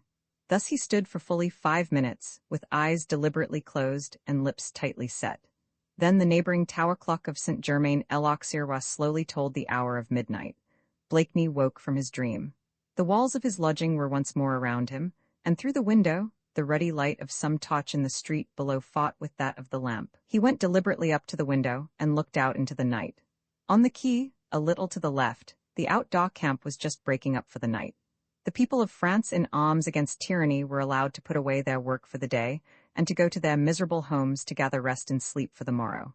A band of soldiers, rough and brutal in their movements, were hustling the women and children. The little ones, weary, sleepy, and cold, seemed too dazed to move. One woman had 2 little children clinging to her skirts. A soldier suddenly seized one of them by the shoulders and pushed it along roughly in front of him to get it out of the way. The woman struck at the soldier in a stupid, senseless, useless way, and then gathered her trembling chicks under her wing, trying to look defiant. In a moment she was surrounded. 2 soldiers seized her, and 2 more dragged the children away from her. She screamed, and the children cried. The soldiers swore and struck out right and left with their bayonets. There was a general melee. Calls of agony rent the air. Rough oaths drowned the shouts of the helpless. Some women, panic-stricken, started to run, and Blakeney from his window looked down upon the scene. He no longer saw the garden at Richmond, the lazily flowing river, the bowers of roses, even the sweet face of Marguerite, sad and lonely, appeared dim and far away. He looked across the ice-bound river, past the quay where rough soldiers were brutalizing a number of wretched, defenseless women, to that grim, chate-lit prison, where tiny lights shining here and there behind barred windows told the sad tale of weary vigils, of watches through the night, when dawn would bring martyrdom and death. And it was not Marguerite's blue eyes that beckoned to him now. It was not her lips that called, but the wan face of a child with matted curls hanging above a greasy forehead, and small hands covered in grime that had once been fondled by a queen. The adventurer in him had chased away the dream. While there is life in me, I'll cheat those brutes of prey, he murmured. Roman 13, then everything was dark the night that Armand sent. Just spent tossing about on a hard, narrow bed, was the most miserable, agonizing one he had ever passed in his life. A kind of fever ran through him, causing his teeth to chatter and the veins in his temples to throb until he thought that they must burst. Physically, he certainly was ill. The mental strain caused by 2 great conflicting passions had attacked his bodily strength, and whilst his brain and heart fought their battles together, his aching limbs found no repose. His love for Jean, his loyalty to the man to whom he owed his life, and to whom he had sworn allegiance and implicit obedience. These superacute feelings seemed to be tearing at his very heartstrings, until he felt that he could no longer lie on the miserable palliasse, which in these squalid lodgings did duty for a bed. He rose long before daybreak, with tired back and burning eyes, but unconscious of any pain save that which tore at his heart. The weather, fortunately, was not quite so cold. A sudden and very rapid thaw had set in, and when after a hurried toilet Armand, carrying a bundle under his arm, emerged into the street, the mild south wind struck pleasantly on his face. It was then pitch dark. The street lamps had been extinguished long ago, and the feeble January sun had not yet tinged with pale color the heavy clouds that hung over the sky. The streets of the great city were absolutely deserted at this hour. It lay, peaceful and still, wrapped in its mantle of gloom. A thin rain was falling, and Armand's feet, as he began to descend the heights of Montmartre, sank ankle-deep in the mud of the road. There was but scanty attempt at pavements in this outlying quarter of the town, and Armand had much ado to keep his footing on the uneven and intermittent stones that did duty for roads in these parts. But this discomfort did not trouble him just now. One thought, and one alone, was clear in his mind. He must see Jean before he left Paris. He did not pause to think how he could accomplish that at this hour of the day. All he knew was that he must obey his chief, and that he must see Jean. He would see her, explain to her that he must leave Paris immediately, and beg her to make her preparations quickly, so that she might meet him as soon as maybe, and accompany him to England straight away. He did not feel that he was being disloyal by trying to see Jean. He had thrown prudence to the winds, not realizing that his imprudence would, and did jeopardize, not only the success of his chief's plans, but also his life and that of his friends. He had before parting from Hastings last night arranged to meet him in the neighborhood of the Newley Gate at 7 o'clock. It was only 6 now. There was plenty of time for him to rouse the concierge at the house of the Square du Roule, to see Jean for a few moments, to slip into Madame Belhome's kitchen, and there into the laborer's clothes, which he was carrying in the bundle under his arm, and to be at the gate at the appointed hour. The Square du Roule is shut off from the Rue Saint-Honoré, on which it abuts by tall iron gates, which a few years ago, when the secluded little square was a fashionable quarter of the city, used to be kept closed at night with a watchman in uniform to intercept midnight prowlers. Now these gates had been rudely torn away from their sockets, the iron had been sold for the benefit of the ever-empty treasury, and no one cared if the homeless, the starving, or the evildoer found shelter under the porticos of the houses, from whence wealthy or aristocratic owners had long since thought it wise to flee. No one challenged Armand when he turned into the square, and though the darkness was intense, he made his way fairly straight for the house where lodged Mademoiselle Lange. So far, he had been wonderfully lucky. The foolhardiness with which he had exposed his life and that of his friends by wandering about the streets of Paris at this hour without any attempt at disguise, though carrying one under his arm, had not met with the untoward fate which it undoubtedly deserved. The darkness of the night and the thin sheet of rain as it fell had effectually wrapped his progress through the lonely streets in their beneficent mantle of gloom. The soft mud below had drowned the echo of his footsteps. If spies were on his track, as Jean had feared and Blakeney prophesied, he had certainly succeeded in evading them. He pulled the concierge's bell, and the latch of the outer door, manipulated from within, duly sprang open in response. He entered, and from the lodge the concierge's voice emerging, muffled from the depths of pillows and blankets, challenged him with an oath directed at the unseemliness of the hour. "Mademoiselle Lange," said Armand boldly, as without hesitation he walked quickly past the lodge, making straight for the stairs. It seemed to him that from the concierge's room loud vituperations followed him, but he took no notice of these.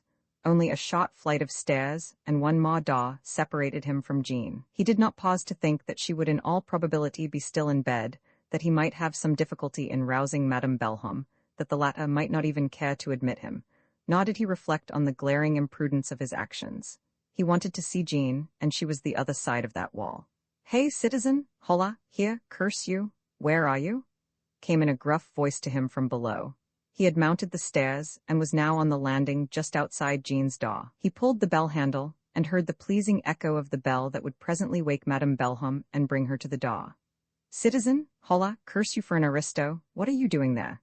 The concierge, a stout, elderly man, wrapped in a blanket, his feet thrust in slippers, and carrying a guttering tallow candle, had appeared upon the landing. He held the candle up so that its feeble flickering rays fell on Armand's pale face, and on the damp cloak which fell away from his shoulders. "What are you doing there?" reiterated the concierge with another oath from his prolific vocabulary. "As you see, citizen," replied Armand politely, "I am ringing Mademoiselle Lange's front door bell." "At this hour of the morning?" queried the man with a sneer. "I desire to see her." "Then you have come to the wrong house, citizen," said the concierge with a rude laugh. "The wrong house? What do you mean?" stammered Armand, a little bewildered. "She is not here, quoi," retorted the concierge, who now turned deliberately on his heel. "Go and look for her, citizen. It'll take you some time to find her." He shuffled off in the direction of the stairs. Armand was vainly trying to shake himself free from a sudden, an awful sense of horror. He gave another vigorous pull at the bell, then with one bound he overtook the concierge, who was preparing to descend the stairs, and gripped him peremptorily by the arm. "Where is Mademoiselle Lange?" he asked. His voice sounded quite strange in his own ear, his throat felt parched, and he had to moisten his lips with his tongue before he was able to speak. "Arrested," replied the man. "Arrested? When? Where? How?" "When late yesterday evening." "Where? Here in her room." "How? By the agents of the Committee of General Security. She and the old woman, basta, that's all I know. Now I am going back to bed and you clear out of the house. You are making a disturbance, and I shall be reprimanded. I ask you, is this a decent time for rousing honest patriots out of their morning sleep?" He shook his arm free from Armand's grasp and once more began to descend. Armand stood on the landing like a man who has been stunned by a blow on the head. His limbs were paralyzed. He could not for the moment have moved or spoken if his life had depended on a sign or on a word. His brain was reeling, and he had to steady himself with his hand against the wall, or he would have fallen headlong on the floor. He had lived in a whirl of excitement for the past 24 hours.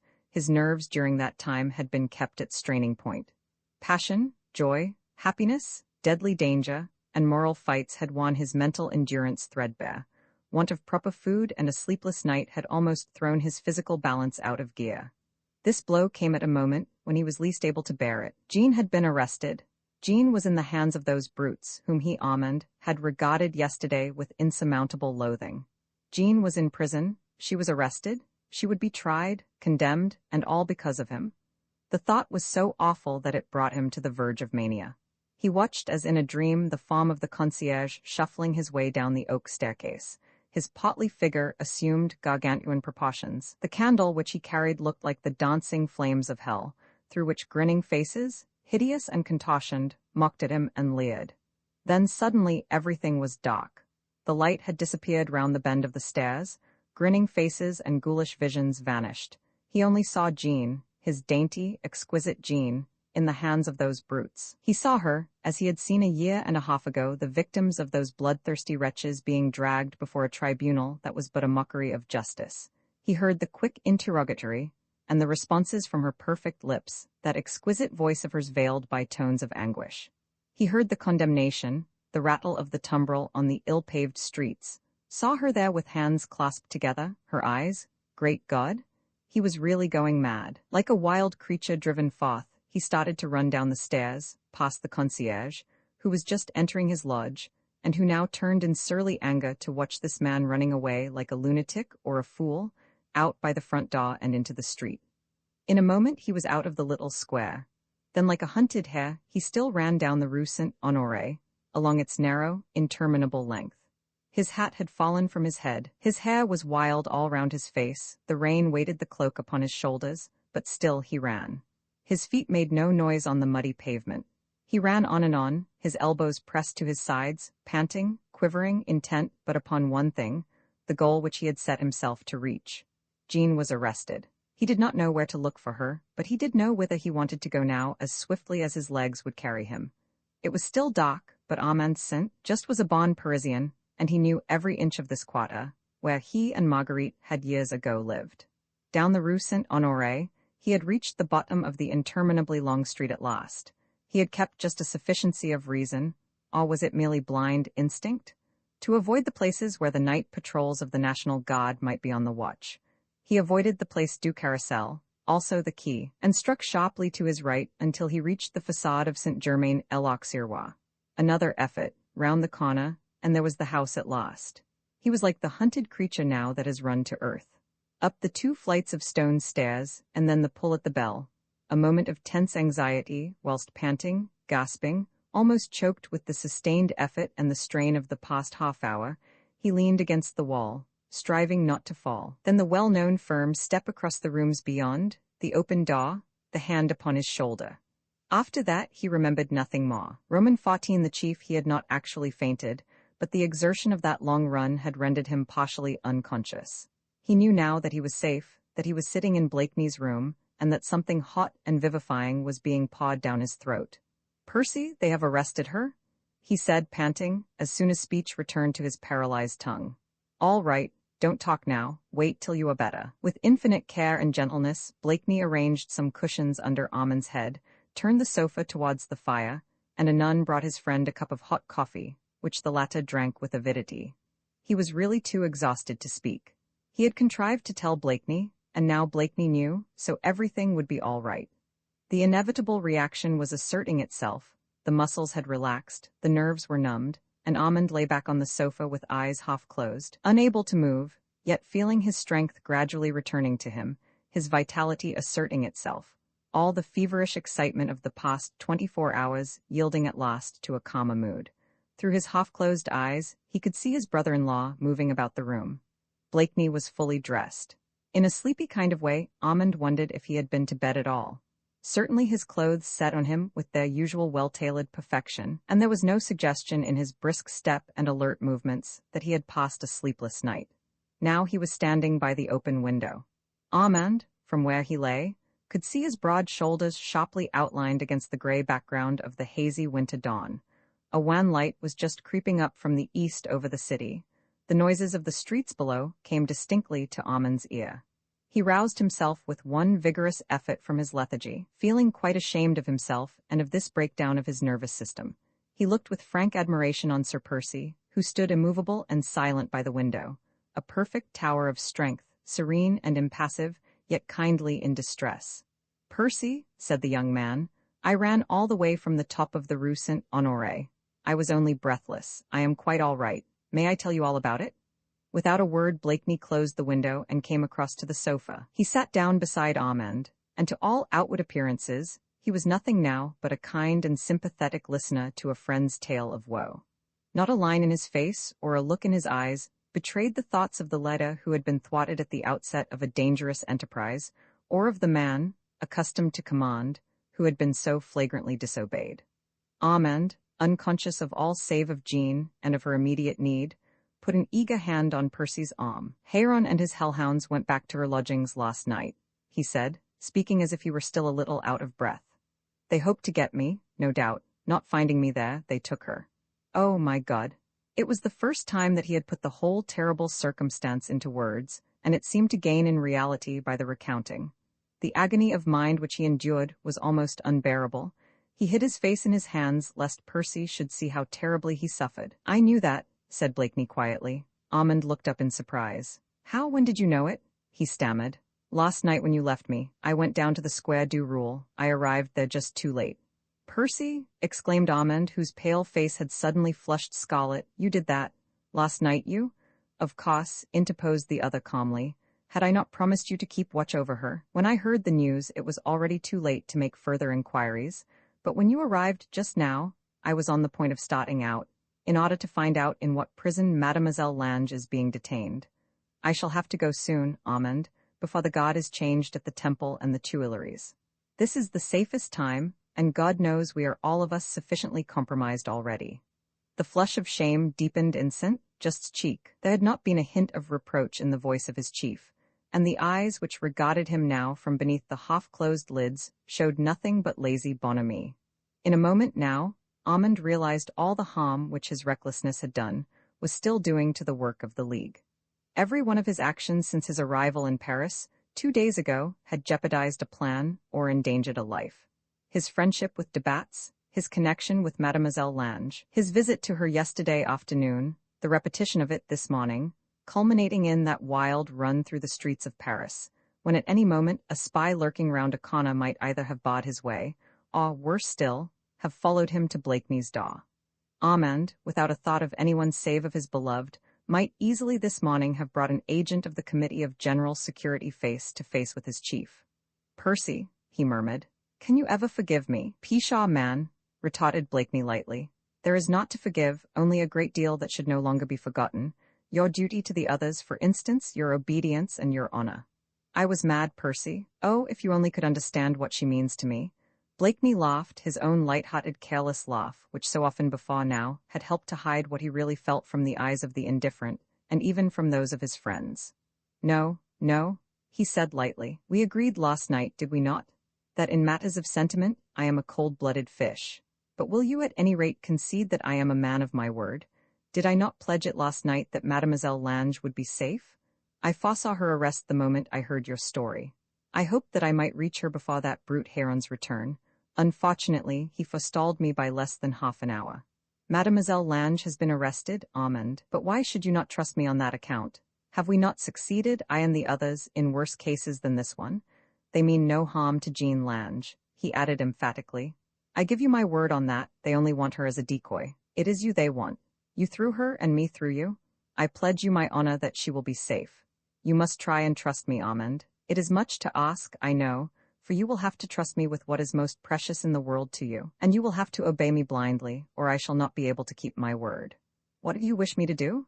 Firstly, you must be outside Paris within the hour. Every minute that you spend inside the city now is full of danger.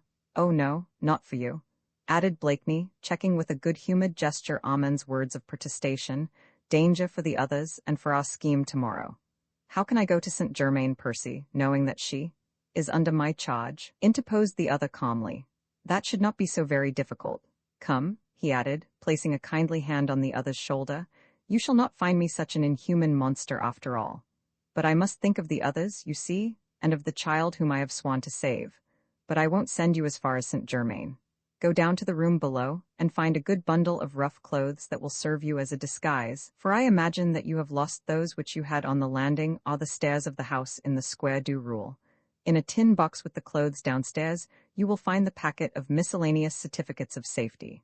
Take an appropriate one, and then start out immediately for Villette. You understand? Yes, yes, said Armand eagerly. You want me to join F. Fawkes and Tony?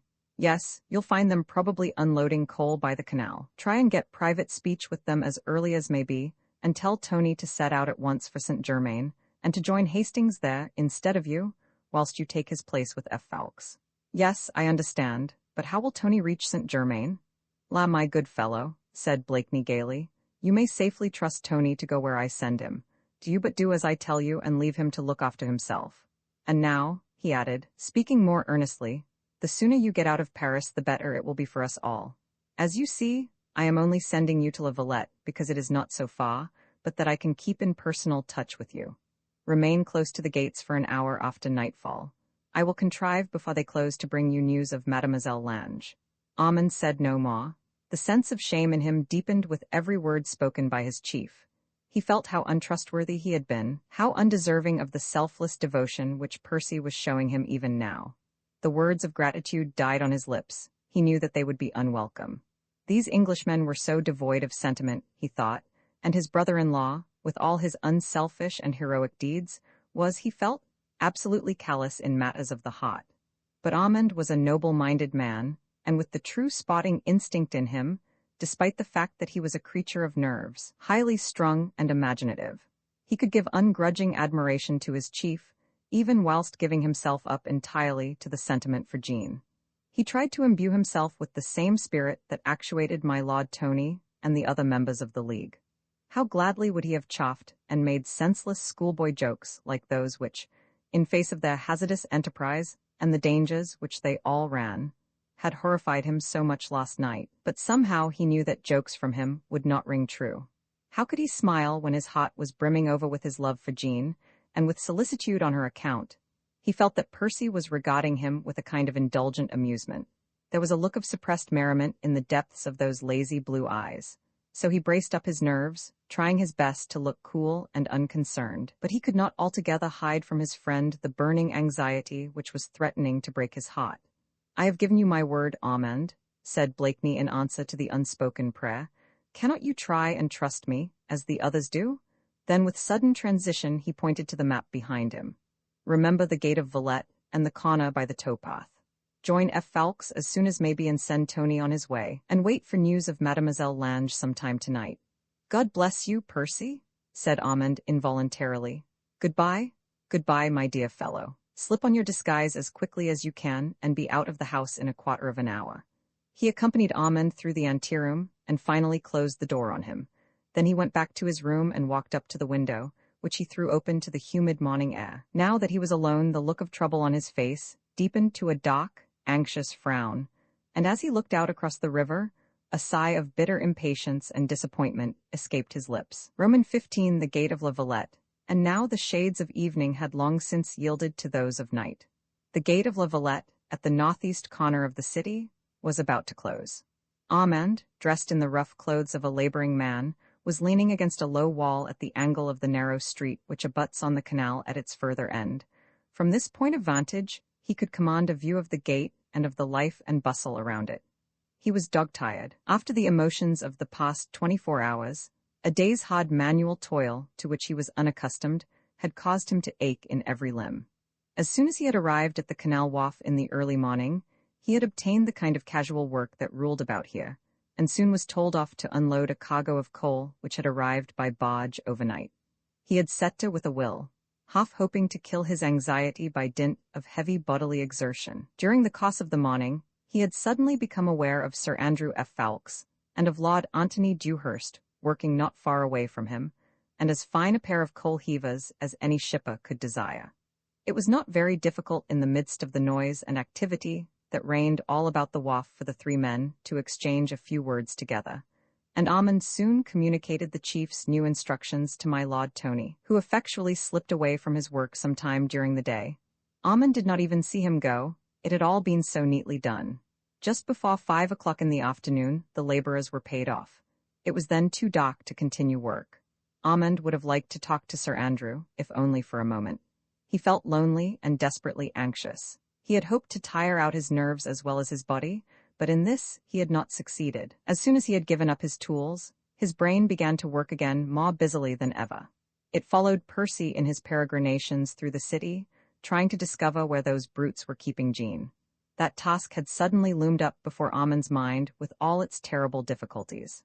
How could Percy, a mocked man if ever there was one, go from prison to inquire about Jean? The very idea seemed preposterous. Armand ought never to have consented to such an insensate plan. The more he thought of it, the more impossible did it seem that Blakeney could find anything out. Sir Andrew F. Ffoulkes was nowhere to be seen. St. just wandered about in the dark, lonely streets of this outlying quarter, vainly trying to find the friend in whom he could confide, who, no doubt, would reassure him as to Blakeney's probable movements in Paris. Then, as the hour approached for the closing of the city gates, Armand took up his stand at an angle of the street, from whence he could see both the gate on one side of him and the thin line of the canal intersecting the street at its further end. Unless Percy came within the next 5 minutes, the gates would be closed, and the difficulties of crossing the barrier would be increased 100-fold. The market gardeners with their covered carts filed out of the gate one by one. The laborers on foot were returning to their homes. There was a group of stonemasons, a few road makers, also a number of beggars, ragged and filthy, who herded somewhere in the neighborhood of the canal. In every form, under every disguise, Armand hoped to discover Percy. He could not stand still for very long, but strode up and down the road that skirts the fortifications at this point. There were a good many idlers about at this hour, some men who had finished their work, and meant to spend an hour or so in one of the drinking shops that abounded in the neighborhood of the wharf, others who liked to gather a small knot of listeners around them, whilst they discoursed on the politics of the day, or rather raged against the convention, which was all made up of traitors to the people's welfare. Armand, trying manfully to play his part, joined one of the groups that stood gaping round a street orator. He shouted with the best of them, waved his cap in the air, and applauded or hissed in unison with the majority. But his eyes never wandered for long away from the gate whence Percy must come now at any moment, now or not at all. At what precise moment? The awful doubt took birth in his mind the young man could not afterwards have said. Perhaps it was when he heard the roll of drums proclaiming the closing of the gates, and witnessed the changing of the guard. Percy had not come. He could not come now, and he, Armand, would have the night to face without news of Jean. Something, of course, had detained Percy. Perhaps he had been unable to get definite information about Jean. Perhaps the information which he had obtained was too terrible to communicate. If only Sir Andrew F. Ffoulkes had been there, and Armand had had someone to talk to, perhaps then he would have found sufficient strength of mind to wait with outward patience, even though his nerves were on the rack. Darkness closed in around him, and with the darkness came the full return of the phantoms that had assailed him in the house of the Square du Roule when first he had heard of Jean's arrest. The open place facing the gate had transformed itself into the Place de la Révolution. The tall rough post that held a flickering oil lamp had become the gaunt arm of the guillotine. The feeble light of the lamp was the knife that gleamed with the reflection of a crimson light. And Armand saw himself, as in a vision, one of a vast and noisy throng. They were all pressing round him so that he could not move. They were brandishing caps and tricolour flags, also pitchforks and scythes. He had seen such a crowd 4 years ago rushing towards the Bastille. Now they were all assembled here around him and around the guillotine. Suddenly, a distant rattle caught his subconscious ear, the rattle of wheels on rough cobblestones. Immediately the crowd began to cheer and to shout. Some sang the Tsar era, and others screamed, "Les aristos, à la lanterne, a mot, les aristos." He saw it all quite plainly, for the darkness had vanished and the vision was more vivid than even reality could have been. The rattle of wheels grew louder, and presently the cot debouched on the open place. Men and women sat huddled up in the cot, but in the midst of them a woman stood, and her eyes were fixed upon Armand. She wore her pale grey satin gown, and a white kerchief was folded across her bosom. Her brown hair fell in loose, soft curls all round her head. She looked exactly like the exquisite cameo which Marguerite used to wear. Her hands were tied with cords behind her back, but between her fingers she held a small bunch of violets. Armand saw it all. It was, of course, a vision, and he knew that it was one, but he believed that the vision was prophetic. No thought of the chief whom he had sworn to trust and to obey came to chase away these imaginings of his fevered fancy. He saw Jean, and only Jean, standing on the tumbril and being led to the guillotine. Sir Andrew was not there, and Percy had not come. Armand believed that a direct message had come to him from heaven to save his beloved. Therefore he forgot his promise, his oath. He forgot those very things which the latter had entreated him to remember, his duty to the others, his loyalty, his obedience. Jean had first claim on him. It were the act of a coward to remain in safety whilst she was in such deadly danger. Now he blamed himself severely for having quitted Paris. Even Percy must have thought him a coward for obeying quite so readily. Maybe the command had been but a test of his courage, of the strength of his love for Jean. 100 conjectures flashed through his brain, 100 plans presented themselves to his mind. It was not for Percy, who did not know her, to save Jean or to guard her. That task was Armand's, who worshipped her, and who would gladly die beside her if he failed to rescue her from threatened death. Resolution was not slow in coming. A tower clock inside the city struck the hour of 6, and still no sign of Percy. Armand, his certificate of safety in his hand, walked boldly up to the gate. The guard challenged him, but he presented the certificate. There was an agonizing moment when the card was taken from him, and he was detained in the guardroom while it was being examined by the sergeant in command. But the certificate was in good order, and Armand, covered in coal dust, with the perspiration streaming down his face, did certainly not look like an aristocrat in disguise. It was never very difficult to enter the great city. If one wished to put one's head in the lion's mouth, one was welcome to do so. The difficulty came when the lion thought fit to close his jaws. Armand, after 5 minutes of tense anxiety, was allowed to cross the barrier, but his certificate of safety was detained. He would have to get another from the Committee of General Security before he would be allowed to leave Paris again. The lion had thought fit to close his jaws. Roman 16, the weary Sir Blakeney was not at his lodgings when Armand arrived there that evening.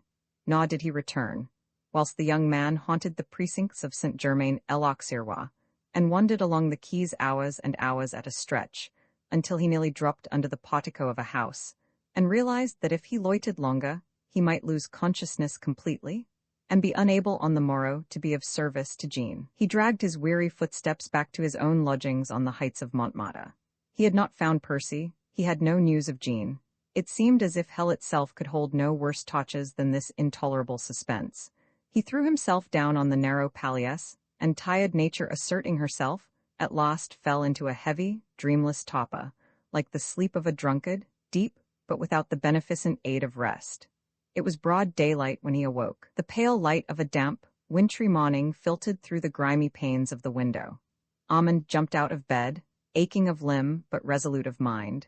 There was no doubt that Percy had failed in discovering Jean's whereabouts, but where a mere friend had failed a lover was more likely to succeed.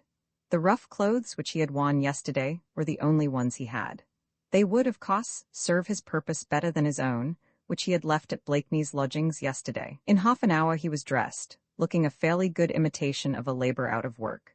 He went to a humble eating-house of which he knew, and there, having ordered some hot coffee with a hunk of bread, he set himself to think. It was quite a usual thing these days for relatives and friends of prisoners to go wandering about from prison to prison to find out where the loved ones happened to be detained. The prisons were overfull just now. Convents, monasteries, and public institutions had all been requisitioned by the government for the housing of the hundreds of so-called traitors who had been arrested on the barest suspicion, or at the mere denunciation of an evil wisher. There were the Abbaye and the Luxembourg, the erstwhile convents of the Visitation and the Sacré-Cœur, the cloister of the Oratorians, the Salpêtrière, and the Saint-Lazare hospitals. And there was, of course, the temple, and, lastly, the conciergerie, to which those prisoners were brought whose trial would take place within the next few days, and whose condemnation was practically assured. Persons under arrest at some of the other prisons did sometimes come out of them alive, but the conciergerie was only the antechamber of the guillotine. Therefore Armand's idea was to visit the conciergerie first. The sooner he could reassure himself that Jean was not in immediate danger, the better would he be able to endure the agony of that heartbreaking search, that knocking at every door in the hope of finding his beloved. If Jean was not in the conciergerie, then there might be some hope that she was only being temporarily detained, and through Armand's excited brain, There had already flashed the thought that mayhap the Committee of General Security would release her if he gave himself up.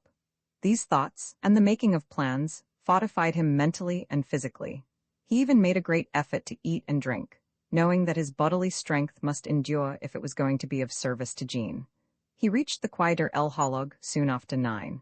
The grim, irregular walls of the Chatelet and the House of Justice loomed from out the mantle of mist that lay on the river banks. Armand skirted the square clock tower and passed through the monumental gateways of the House of Justice. He knew that his best way to the prison would be through the halls and corridors of the tribunal, to which the public had access whenever the court was sitting.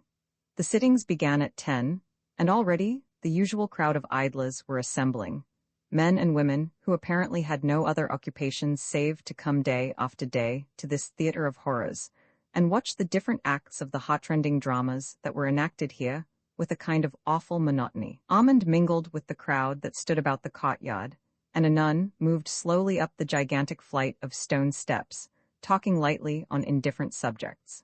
There was quite a goodly sprinkling of working men amongst this crowd, and Armand in his toil-stained clothes attracted no attention. Suddenly a word reached his ear, just a name flippantly spoken by spiteful lips, and it changed the whole trend of his thoughts. Since he had risen that morning, he had thought of nothing but of Jean, and in connection with her, of Percy and his vain quest of her. Now that name spoken by someone unknown brought his mind back to more definite thoughts of his chief. Capet? The name, intended as an insult, but actually merely irrelevant, whereby the uncrowned little king of France was designated by the Revolutionary Party. Armand suddenly recollected that today was Sunday, the 19th of January. He had lost count of days and of dates lately, but the name, Capet, had brought everything back. The child in the temple, the conference in Blakeney's lodgings, the plans for the rescue of the boy. That was to take place today, Sunday, the 19th.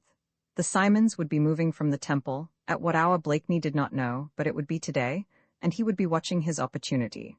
Now Armand understood everything. A great wave of bitterness swept over his soul. Percy had forgotten Jean. He was busy thinking of the child in the temple, and whilst Armand had been eating out his heart with anxiety, the Scarlet Pimpernel, true only to his mission, and impatient of all sentiment that interfered with his schemes, had left Jean to pay with her life for the safety of the uncrowned king. But the bitterness did not last long. On the contrary, a kind of wild exultation took its place. If Percy had forgotten, then Armand could stand by Jean alone. It was better so. He would save the loved one. It was his duty and his right to work for her sake. Never for a moment did he doubt that he could save her, that his life would be readily accepted in exchange for hers. The crowd around him was moving up the monumental steps, and Armand went with the crowd. It lacked but a few minutes to 10 now. Soon the cot would begin to sit. In the olden days, when he was studying for the law, Armand had often wandered about at will along the corridors of the House of Justice. He knew exactly where the different prisons were situated about the buildings, and how to reach the courtyards where the prisoners took their daily exercise. To watch those aristos who were awaiting trial and death taking their recreation in these courtyards had become one of the sights of Paris. Country cousins on a visit to the city were brought hither for entertainment. Tall iron gates stood between the public and the prisoners, and a row of sentinels guarded these gates. But if one was enterprising and eager to see, one could glue one's nose against the ironwork, and watch the ci-devant aristocrats in threadbare clothes trying to cheat their horror of death by acting a farce of light-heartedness, which their wan faces and tear-dimmed eyes effectually belied. All this Armand knew, and on this he counted. For a little while he joined the crowd in the Salle des Pas Perdus, and wandered idly up and down the majestic colonnaded hall. He even at one time formed part of the throng that watched one of those quick tragedies that were enacted within the great chamber of the cot. A number of prisoners brought in a batch, hurried interrogations, interrupted answers, a quick indictment, monstrous in its flaring injustice, spoken by Fouquier Tinville, the public prosecutor, and listened to in all seriousness by men who dared to call themselves judges of their fellows. The accused had walked down the Champs-Élysées without wearing a tricolor cockade. The other had invested some savings in an English industrial enterprise. Yet another had sold public funds, causing them to depreciate rather suddenly in the market. Sometimes from one of these unfortunates led thus wantonly to butchery, there would come an excited protest, or from a woman screams of agonized entreaty. But these were quickly silenced by rough blows from the butt ends of muskets, and condemnations, wholesale sentences of death, were quickly passed amidst the cheers of the spectators and the howls of derision from infamous jury and judge. Oh, the mockery of it all, the awful, the hideous ignominy, the blood of shame that would forever sully the historic name of France. Armand, sickened with horror, could not bear more than a few minutes of this monstrous spectacle. The same fate might even now be awaiting Jean. Among the next batch of victims to this sacrilegious butchery, he might suddenly spy his beloved with her pale face and cheeks stained with her tears. He fled from the great chamber, keeping just a sufficiency of presence of mind to join a knot of idlers who were drifting leisurely towards the corridors. He followed in their wake, and soon found himself in the long gallery des Prisonniers, along the flagstones of which 2 days ago de Batz had followed his guide towards the lodgings of Héron. On his left now were the arcades shut off from the courtyard beyond by heavy iron gates. Through the ironwork, Armand caught sight of a number of women walking or sitting in the courtyard. He heard a man next to him explaining to his friend that these were the female prisoners who would be brought to trial that day, and he felt that his heart must burst at the thought that mayhap Jean would be among them. He elbowed his way cautiously to the front rank. Soon he found himself beside a sentinel who, with a good-humored jest, made way for him that he might watch the aristos. Armand leaned against the grating, and his every sense was concentrated in that of sight. At first he could scarcely distinguish one woman from another amongst the crowd that thronged the courtyard, and the close ironwork hindered his view considerably. The women looked almost like phantoms in the grey misty air, gliding slowly along with noiseless tread on the flagstones. Presently, however, his eyes, which mayhap were somewhat dim with tears, became more accustomed to the hazy grey light and the moving figures that looked so like shadows.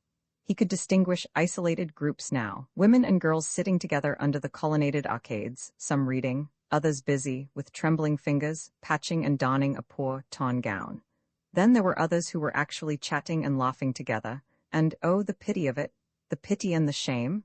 A few children, shrieking with delight, were playing hide-and-seek in and out amongst the columns. And between them all, in and out like the children at play, unseen, yet familiar to all, the spectre of death, scythe and hourglass in hand, wandered, majestic and sure. Armand's very soul was in his eyes. So far he had not yet caught sight of his beloved, and slowly, very slowly, a ray of hope was filtering through the darkness of his despair. The sentinel, who had stood aside for him, chaffed him for his intentness. "Have you a sweetheart among these aristos, citizen?" he asked. "You seem to be devouring them with your eyes." Armand, with his rough clothes soiled with coal dust, his face grimy and streaked with sweat, certainly looked to have but little in common with the ci-devant aristos who formed the hulk of the groups in the courtyard. He looked up. The soldier was regarding him with obvious amusement, and at sight of Armand's wild, anxious eyes, he gave vent to a coarse jest. "Have I made a shrewd guess, citizen?" he said. "Is she among that lot?" "I do not know where she is," said Armand almost involuntarily. "Then why don't you find out?" queried the soldier. The man was not speaking altogether unkindly. Armand, devoured with the maddening desire to know, threw the lost fragment of prudence to the wind. He assumed a more careless air, trying to look as like a country bumpkin in love as he could. "I would like to find out," he said, "but I don't know where to inquire. My sweetheart has certainly left her home," he added lightly. "Some say that she has been false to me, but I think that mayhap she has been arrested." "Well then, you gaby," said the soldier good-humoredly, "go straight to La Tournelle. You know where it is?" Armand knew well enough, but thought it more prudent to keep up the air of the ignorant lout. "Straight down that first corridor on your right," explained the other, pointing in the direction which he had indicated. "You will find the guichet of La Tournelle exactly opposite to you. Ask the concierge for the register of female prisoners. Every free-born citizen of the Republic has the right to inspect prison registers. It is a new decree framed for safeguarding the liberty of the people. But if you do not press half a liver in the hand of the concierge," he added, speaking confidentially, "you will find that the register will not be quite ready for your inspection." "Half a liver?" exclaimed Armand, striving to play his part to the end. "How can a poor devil of a laborer have half a liver to give away?" "Well, a few sous will do in that case. A few sous are always welcome these hard times." Armand took the hint, and as the crowd had drifted away momentarily to a further portion of the corridor, he contrived to press a few copper coins into the hand of the obliging soldier. Of course, he knew his way to La Tournelle, and he would have covered the distance that separated him from the guichet there with steps flying like the wind, but commending himself for his own prudence, he walked as slowly as he could along the interminable corridor, past the several minor courts of justice, and skirting the courtyard where the male prisoners took their exercise. At last, having struck sharply to his left and ascended a short flight of stairs, he found himself in front of the gitchet, a narrow wooden box, wherein the clerk in charge of the prison registers sat nominally at the disposal of the citizens of this free republic. But to Ahmed's almost overwhelming chagrin, he found the place entirely deserted. The gitchet was closed down. There was not a soul in sight. The disappointment was doubly keen, coming as it did in the wake of hope that had refused to be gainsaid. Ahmed himself did not realize how sanguine he had been until he discovered that he must wait and wait again. Wait for hours, all day mayhap, before he could get definite news of Jean. He wandered aimlessly in the vicinity of that silent, deserted, cruel spot where a closed trapdoor seemed to shut off all his hopes of a speedy sight of Jean. He inquired of the first sentinels whom he came across at what hour the clock of the registers would be back at his post. The soldiers shrugged their shoulders and could give no information. Then began Ahmed's aimless wanderings round La Tournelle, his fruitless inquiries, his wild, excited search for the hidebound official who was keeping from him the knowledge of Jean. He went back to his sentinel well-wisher by the women's courtyard, but found neither consolation nor encouragement there. "It is not the hour, quoi?" the soldier remarked with laconic philosophy. It apparently was not the hour when the prison registers were placed at the disposal of the public. After much fruitless inquiry, Ahmed at last was informed by a bon bourgeois, who was wandering about the House of Justice, and who seemed to know its multifarious rules, that the prison registers all over Paris could only be consulted by the public between the hours of 6 and 7 in the evening. There was nothing for it but to wait. Ahmed, whose temples were throbbing, who was footsore, hungry, and wretched, could gain nothing by continuing his aimless wanderings through the labyrinthine building. For close upon another hour, he stood with his face glued against the ironwork, which separated him from the female prisoner's courtyard. Once it seemed to him as if from its further end he caught the sound of that exquisitely melodious voice which had rung forever in his ear since that memorable evening when Jean's dainty footsteps had first crossed the path of his destiny. He strained his eyes to look in the direction whence the voice had come, but the center of the courtyard was planted with a small garden of shrubs, and Ahmed could not see across it. At last, driven forth like a wandering and lost soul, he turned back and out into the streets. The air was mild and damp. The sharp thaw had persisted through the day, and a thin, misty rain was falling and converting the ill-paved roads into seas of mud. But of this, Ahmed was wholly unconscious. He walked along the quay holding his cap in his hand, so that the mild south wind should cool his burning forehead. How he contrived to kill those long, weary hours he could not afterwards have said. Once he felt very hungry, and turned almost mechanically into an eating-house, and tried to eat and drink. But most of the day he wandered through the streets, restlessly, unceasingly, feeling neither chill nor fatigue. The hour before 6 o'clock found him on the Quai der Elholog, in the shadow of the great towers of the Hall of Justice, listening for the clang of the clock that would sound the hour of his deliverance from this agonizing torture of suspense. He found his way to La Tournelle without any hesitation. There before him was the wooden box, with its gitchet open at last, and 2 stands upon its ledge, on which were placed 2 huge leather-bound books. Though Ahmed was nearly an hour before the appointed time, he saw when he arrived a number of people standing round the gitchet. 2 soldiers were there keeping guard and forcing the patient, long-suffering inquirers to stand in a queue, each waiting his or her turn at the books. It was a curious crowd that stood there, in single file, as if waiting at the door of the cheaper part of a theatre, men in substantial cloth clothes and others in ragged blouse and breeches. There were a few women, too, with black shawls on their shoulders and kerchiefs round their wan, tear-stained faces. They were all silent and absorbed, submissive under the rough handling of the soldiery, humble and deferential when anon the clock of the registers entered his box, and prepared to place those fateful books at the disposal of those who had lost a loved one, father, brother, mother, or wife, and had come to search through those cruel pages. From inside his box, the clock disputed every inquirer's right to consult the books. He made as many difficulties as he could, demanding the production of certificates of safety or permits from the section. He was as insolent as he dared, and Ahmed from where he stood could see that a continuous, if somewhat thin stream of coppers flowed from the hands of the inquirers into those of the official. It was quite dark in the passage, where the long queue continued to swell with amazing rapidity. Only on the ledge in front of the gitchet, there was a guttering tallow candle at the disposal of the inquirers. Now it was Amon's turn at last.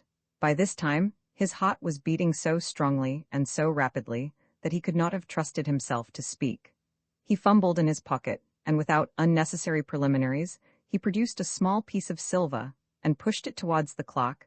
Then he seized on the register marked Femmes with voracious avidity. The clock had with stolid indifference pocketed the half-liver. He looked on Amand over a pair of large bone-rimmed spectacles, with the air of an old hawk that sees a helpless bird, and yet is too satiated to eat. He was apparently vastly amused at Amand's trembling hands, and the clumsy, aimless way with which he fingered the book and held up the tallow candle. "What date?" he asked curtly in a piping voice. "What date?" reiterated Amand vaguely. "What day and hour was she arrested?" said the man, thrusting his beak-like nose closer to Amand's face. Evidently, the piece of silver had done its work well. He meant to be helpful to this country lout. "On Friday evening," murmured the young man.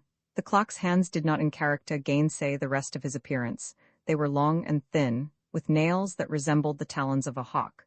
Amand watched them fascinated as from above they turned over rapidly the pages of the book. Then one long, grimy finger pointed to a row of names down a column. "If she is here," said the man curtly, "her name should be amongst these." Amand's vision was blurred. He could scarcely see.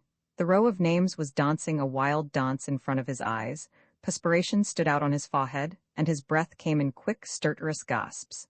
He never knew afterwards whether he actually saw Jean's name there in the book, or whether his fevered brain was playing his aching senses a cruel and mocking trick.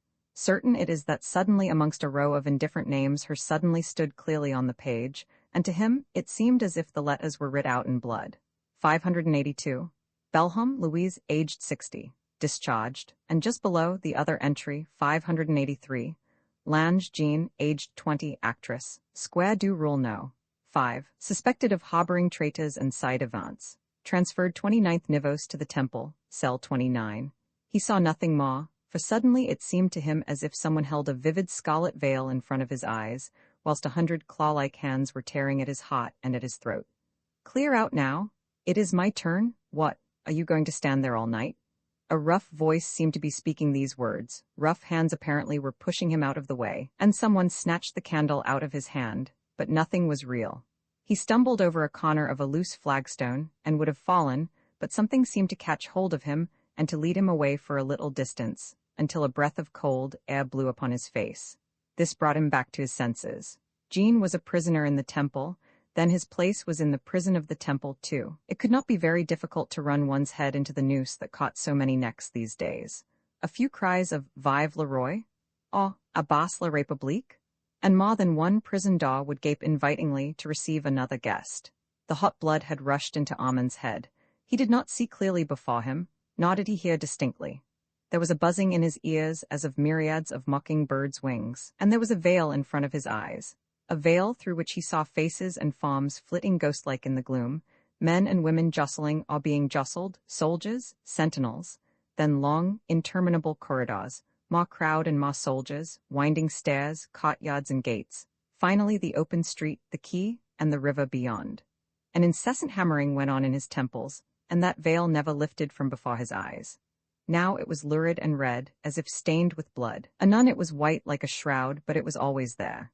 Through it, he saw the Ponto change, which he crossed, then far down on the quieter L'École to the left the corner house, behind St. Germain-l'Auxerrois, where Blakeney lodged, Blakeney, who for the sake of a stranger had forgotten all about his comrade and Jean. Through it, he saw the network of streets which separated him from the neighborhood of the temple, the gardens of ruined habitations, the closely shuttered and barred windows of ducal houses, then the mean streets, the crowded drinking bars, the tumble-down shops with their dilapidated awnings. He saw with eyes that did not see, heard the tumult of daily life round him with ears that did not hear. Jean was in the temple prison, and when its grim gates closed finally for the night, he, Amand, her chevalier, her lover, her defender, would be within its walls as near to cell No. 29 as bribery, entreaty, promises would help him to attain. Ah, there at last loomed the great building, the pointed bastions cut through the surrounding gloom as with a sable knife. Armand reached the gate. The sentinels challenged him. He replied, "Vive le roi," shouting wildly like one who is drunk. He was hatless and his clothes were saturated with moisture. He tried to pass, but crossed bayonets barred the way. Still he shouted, "Vive le roi," and "Basse la République." "Allons, the fellow is drunk," said one of the soldiers. Armand fought like a madman. He wanted to reach that gate. He shouted, he laughed, and he cried, until one of the soldiers in a fit of rage struck him heavily on the head. Armand fell backwards, stunned by the blow. His foot slipped on the wet pavement. Was he indeed drunk, or was he dreaming? He put his hand up to his forehead. It was wet, but whether with the rain or with blood he did not know. But for the space of 1 second he tried to collect his scattered wits. "Citizen Saint-Just," said a quiet voice at his elbow. Then, as he looked round dazed, feeling a firm, pleasant grip on his arm, the same quiet voice continued calmly. "Perhaps you do not remember me, Citizen Saint-Just. I had not the honor of the same close friendship with you as I had with your charming sister.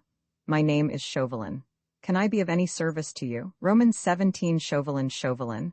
The presence of this man here at this moment made the events of the past few days seem more absolutely like a dream. Chauvelin?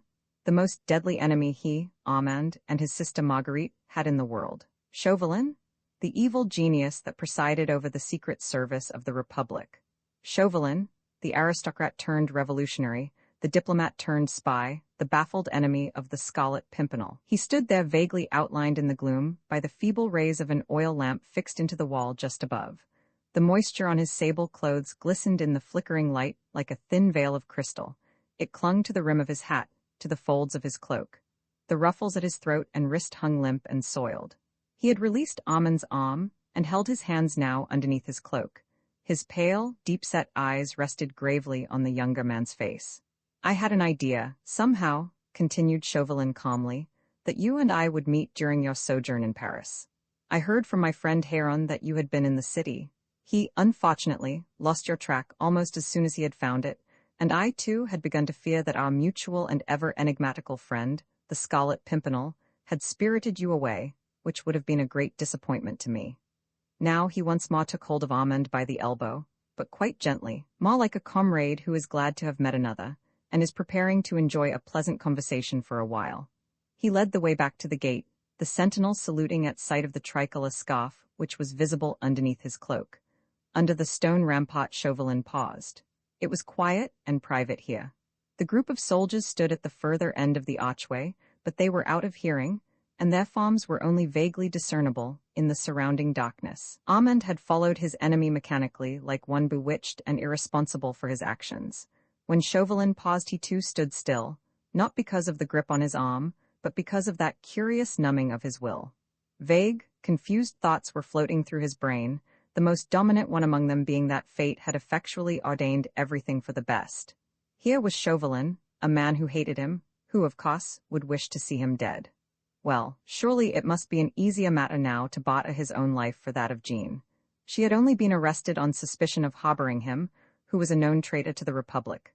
Then, with his capture and speedy death, her supposed guilt would, he hoped, be forgiven.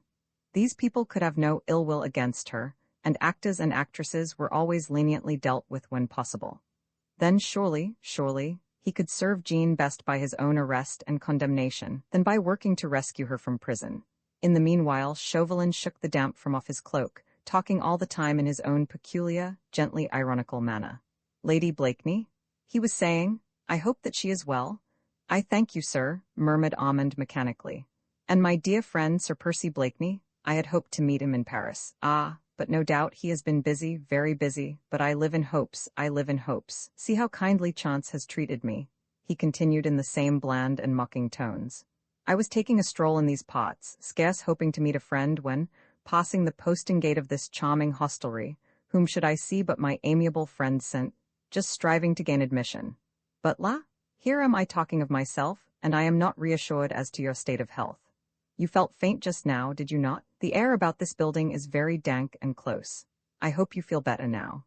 Command me, pray, if I can be of service to you in any way." Whilst Chauvelin talked, he had drawn Armand off to him into the lodge of the concierge. The young man now made a great effort to pull himself vigorously together and to steady his nerves. He had his wish. He was inside the Temple prison now, not far from Jean, and though his enemy was older and less vigorous than himself, and the door of the concierge's lodge stood wide open, he knew that he was indeed as effectually a prisoner already as if the door of one of the numerous cells in this gigantic building had been bolted and barred upon him. This knowledge helped him to recover his complete presence of mind. No thought of fighting or trying to escape his fate entered his head for a moment. It had been useless probably, and undoubtedly it was better so. If he only could see Jean, and assure himself that she would be safe in consequence of his own arrest, then, indeed, life could hold no greater happiness for him. Above all now, he wanted to be cool and calculating, to curb the excitement which the Latin blood in him called forth at every mention of the loved one's name. He tried to think of Percy, of his calmness, his easy banter with an enemy. He resolved to act as Percy would act under these circumstances. Firstly, he steadied his voice, and drew his well-knit, slim figure upright. He called to mind all his friends in England, with their rigid manners, their impassiveness in the face of trying situations. There was Lord Tony, for instance, always ready with some boyish joke, with boyish impertinence always hovering on his tongue. Armand tried to emulate Lord Tony's manner, and to borrow something of Percy's calm impudence. "Citizen Chauvelin," he said, as soon as he felt quite sure of the steadiness of his voice and the calmness of his manner, "I wonder if you are quite certain that that light grip which you have on my arm is sufficient to keep me here walking quietly by your side, instead of knocking you down, as I certainly feel inclined to do, for I am a younger, more vigorous man than you." Said Chauvelin, who made pretense to ponder over this difficult problem. "Like you, Citizen Saint, just, I wonder, it could easily be done, you know." "Fairly easily," rejoined the other, "but there is the guard, it is numerous and strong in this building, and, the gloom would help me, it is dark in the corridors, and a desperate man takes risks, remember?" "Quite so, and you, Citizen Saint, just are a desperate man just now." "My sister Marguerite is not here, Citizen Chauvelin, you cannot barter my life for that of your enemy." "No, no, no," rejoined Chauvelin blandly. "Not for that of my enemy, I know, but—" Armand caught at his words like a drowning man at a reed. "For hers?" he exclaimed. "For hers?" queried the other with obvious puzzlement. "Mademoiselle Lange," continued Armand with all the egoistic ardor of the lover who believes that the attention of the entire world is concentrated upon his beloved. "Mademoiselle Lange, you will set her free now that I am in your power." Chauvelin smiled, his usual suave, enigmatical smile. "Ah, yes," he said, "Mademoiselle Lange, I had forgotten." "Forgotten, man? Forgotten that those murderous dogs have arrested her? The best, the purest, this vile, degraded country has ever produced. She sheltered me one day just for an hour. I am a traitor to the Republic, I own it. I'll make full confession, but she knew nothing of this. I deceived her. She is quite innocent, you understand? I'll make full confession, but you must set her free." He had gradually worked himself up again to a state of feverish excitement. Through the darkness which hung about in this small room, he tried to peer in Chauvelin's impassive face. "Easy, easy, my young friend," said the other placidly. "You seem to imagine that I have something to do with the arrest of the lady in whom you take so deep an interest. You forget that now I am but a discredited servant of the Republic whom I failed to serve in her need. My life is only granted me out of pity for my efforts, which were genuine if not successful. I have no power to set anyone free." "Not to arrest me now in that case?" retorted Armand. Chauvelin paused a moment before he replied with a deprecating smile. "Only to denounce you, perhaps. I am still an agent of the Committee of General Security." "Then all is for the best," exclaimed Saint just eagerly. "You shall denounce me to the committee. They will be glad of my arrest, I assure you. I have been a mocked man for some time. I had intended to evade arrest and to work for the rescue of Mademoiselle Lange, but I will give up all thought of that. I will deliver myself into your hands absolutely. Nay, Ma, I will give you my most solemn word of honor that not only will I make no attempt at escape, but that I will not allow anyone to help me to do so. I will be a passive and willing prisoner if you, on the other hand, will effect Mademoiselle Lange's release." Mused Chauvelin again. "It sounds feasible." It does," rejoined Armand, whose excitement was at fever pitch. "My arrest, my condemnation, my death, will be of vast deal more importance to you than that of a young and innocent girl against whom unlikely charges would have to be tricked up, and whose acquittal mayhap public feeling might demand. As for me, I shall be an easy prey. My known counter-revolutionary principles, my sister's marriage with a foreigner, your connection with the Scarlet Pimpernel," suggested Chauvelin blandly. "Quite so. I should not defend myself. and your enigmatical friend would not attempt your rescue. "Se entendu," said Chauvelin with his wonted blandness. "Then, my dear, enthusiastic young friend, shall we adjourn to the office of my colleague, Citizen Heron, who is chief agent of the Committee of General Security, and will receive your, did you say confession, and note the conditions under which you place yourself absolutely in the hands of the public prosecutor, and subsequently of the executioner. Is that it?" Armand was too full of schemes, too full of thoughts of Jean to note the tone of quiet irony with which Chauvelin had been speaking all along. With the unreasoning egoism of youth, he was quite convinced that his own arrest, his own affairs, were as important to this entire nation in revolution as they were to himself. At moments like these, it is difficult to envisage a desperate situation clearly, and to a young man in love, the fate of the beloved never seems desperate, whilst he himself is alive and ready for every sacrifice for her sake. "My life for hers," is the sublime if often foolish battle cry that has so often resulted in wholesale destruction. Armand at this moment, when he fondly believed that he was making a bargain with the most astute, most unscrupulous spy this revolutionary government had in its pay, Armand just then had absolutely forgotten his chief, his friends, the League of Mercy and Help to which he belonged. Enthusiasm and the spirit of self-sacrifice were carrying him away. He watched his enemy with glowing eyes as one who looks on the arbiter of his fate. Chauvelin, without another word, beckoned to him to follow. He led the way out of the lodge then, turning sharply to his left. He reached the wide quadrangle with the covered passage running right round it, the same which de Batz had traversed 2 evenings ago when he went to visit Heron. Armand, with a light heart and springy step, followed him as if he were going to a feast where he would meet Jean, where he would kneel at her feet, kiss her hands, and lead her triumphantly to freedom and to happiness. Roman 18. The removal Chauvelin no longer made any pretense to hold Armand by the arm. By temperament as well as by profession a spy, there was one subject at least which he had mastered thoroughly. That was the study of human nature. Though occasionally an exceptionally complex mental organization baffled him, as in the case of Sir Percy Blakeney, he prided himself, and justly, too, on reading natures like that of Armand St. Just as he would an open book. The excitable disposition of the Latin races he knew out and out.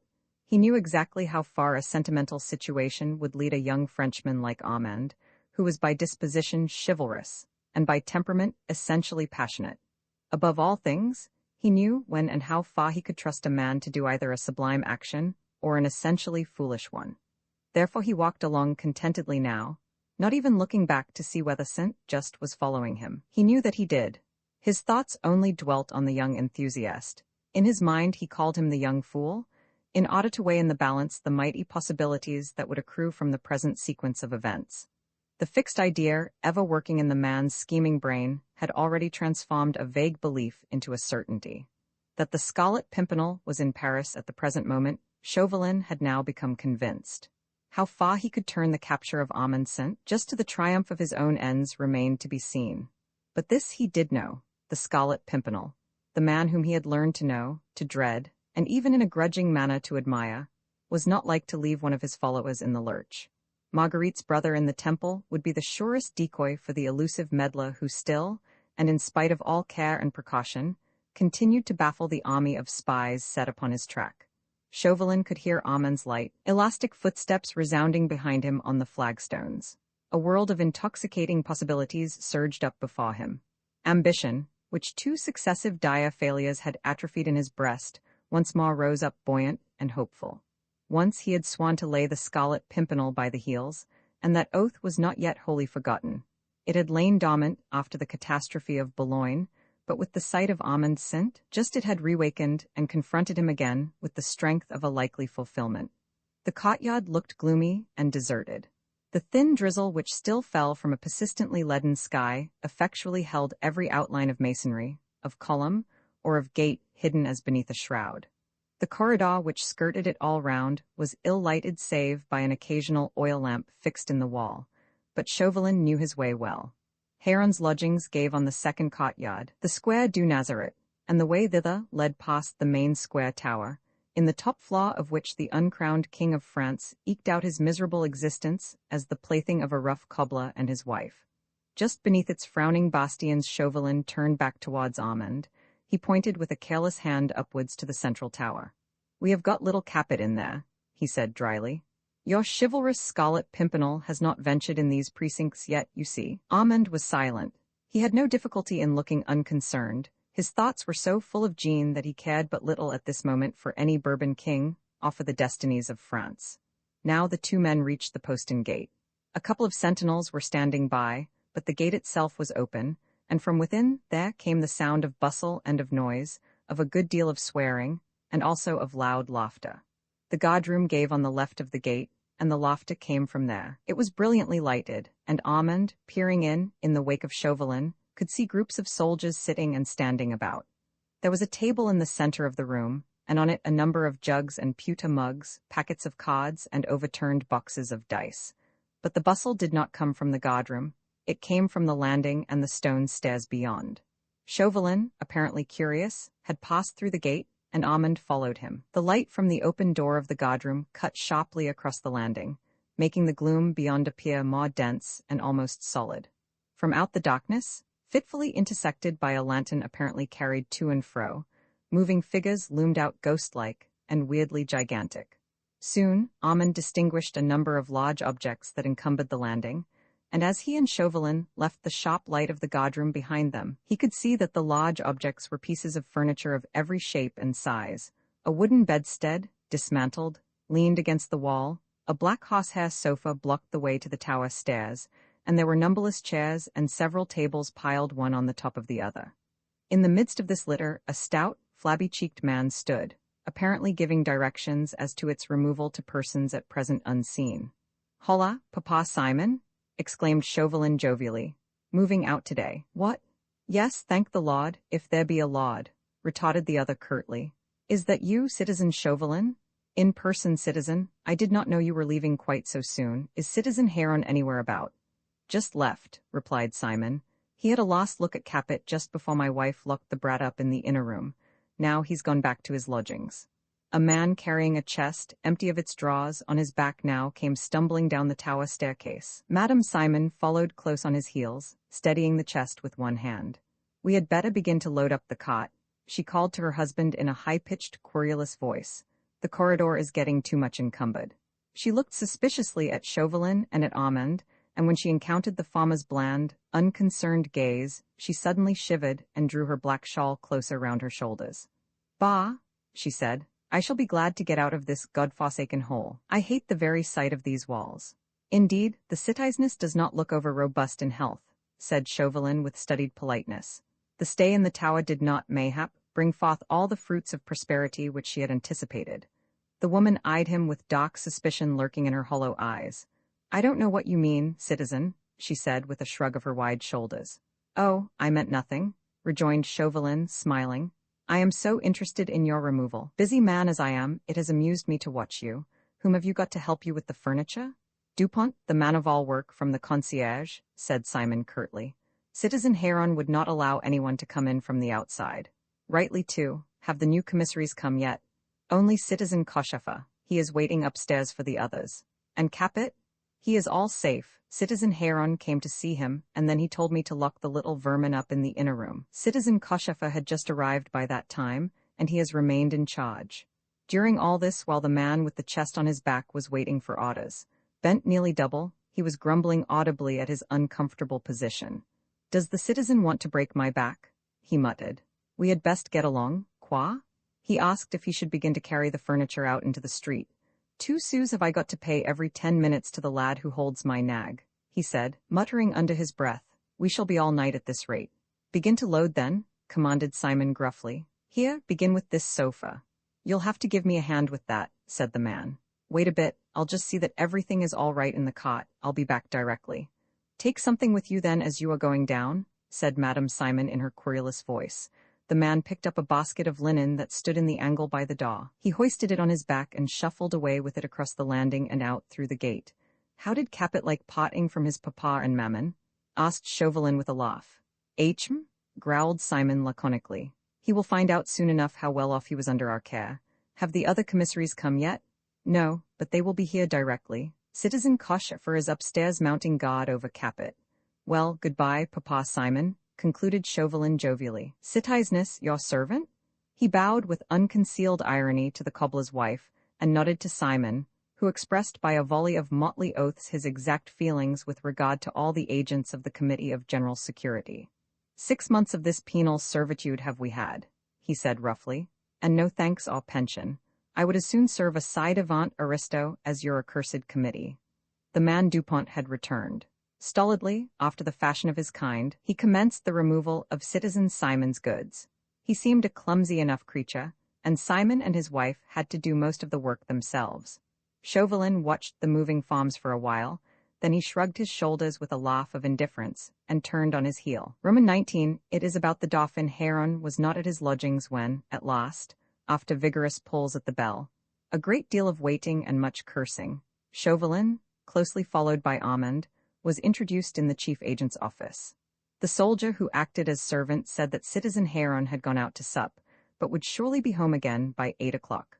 Armand by this time was so dazed with fatigue that he sank on a chair like a log, and remained there staring into the fire, unconscious of the flight of time. Anon Heron came home. He nodded to Chauvelin, and threw but a cursory glance on Armand. 5 minutes, citizen, he said, with a rough attempt at an apology. I am sorry to keep you waiting, but the new commissaries have arrived who are to take charge of Capet. The Simons have just gone, and I want to assure myself that everything is all right in the tower. Koshefa has been in charge, but I like to cast an eye over the brat every day myself. He went out again, slamming the door behind him. His heavy footsteps were heard treading the flagstones of the corridor, and gradually dying away in the distance. Armand had paid no heed either to his entrance or to his exit. He was only conscious of an intense weariness, and would at this moment gladly have laid his head on the scaffold if on it he could find rest. A white-faced clock on the wall ticked off the seconds one by one. From the street below came the muffled sounds of wheeled traffic on the soft mud of the road. It was raining more heavily now, and from time to time a gust of wind rattled the small windows in their dilapidated frames, or hurled a shower of heavy drops against the panes. The heat from the stove had made Armand drowsy. His head fell forward on his chest. Chauvelin, with his hands held behind his back, paced ceaselessly up and down the narrow room. Suddenly Armand started, wide awake now. Hurried footsteps on the flagstones outside, a hoarse shout, a banging of heavy doors, and the next moment Heron stood once more on the threshold of the room. Armand, with wide-opened eyes, gazed on him in wonder. The whole appearance of the man had changed. He looked 10 years older, with lank, disheveled hair hanging matted over a moist forehead, the cheeks ashen white, the full lips bloodless and hanging, flabby and parted, displaying both rows of yellow teeth that shook against each other. The whole figure looked bowed, as if shrunk within itself. Chauvelin had paused in his restless walk. He gazed on his colleague, a frown of puzzlement on his pale, set face. "Capet?" he exclaimed, as soon as he had taken in every detail of Heron's altered appearance and seen the look of wild terror that literally distorted his face. Heron could not speak. His teeth were chattering in his mouth, and his tongue seemed paralyzed. Chauvelin went up to him. He was several inches shorter than his colleague, but at this moment he seemed to be towering over him like an avenging spirit. He placed a firm hand on the other's bowed shoulders. "Capet is gone, is that it?" he queried peremptorily. The look of terror increased in Heron's eyes, giving its mute reply. "How? When?" But for the moment the man was speechless. An almost maniacal fear seemed to hold him in its grip. With an impatient oath Chauvelin turned away from him. "Brandy?" he said curtly, speaking to Armand. A bottle and glass were found in the cupboard. It was Saint, just who poured out the brandy and held it to Heron's lips. Chauvelin was once more pacing up and down the room in angry impatience. "Pull yourself together, man," he said roughly after a while, "and try and tell me what has occurred." Heron had sunk into a chair. He passed a trembling hand once or twice over his forehead. "Capet has disappeared," he murmured. "He must have been spirited away while the Simons were moving their furniture. That accursed Koshefa was completely taken in." Heron spoke in a toneless voice, hardly above a whisper, and like one whose throat is dry and mouth parched, but the brandy had revived him somewhat, and his eyes lost their former glassy look. "How?" asked Chauvelin curtly. "I was just leaving the tower when he arrived. I spoke to him at the door. I had seen Capet safely installed in the room, and gave orders to the woman Simon to let Citizen Koshefa have a look at him too, and then to lock up the brat in the inner room and install Koshefa in the antechamber on guard. I stood talking to Koshefa for a few moments in the antechamber. The woman Simon and the man of all work, Dupont, whom I know well, were busy with the furniture.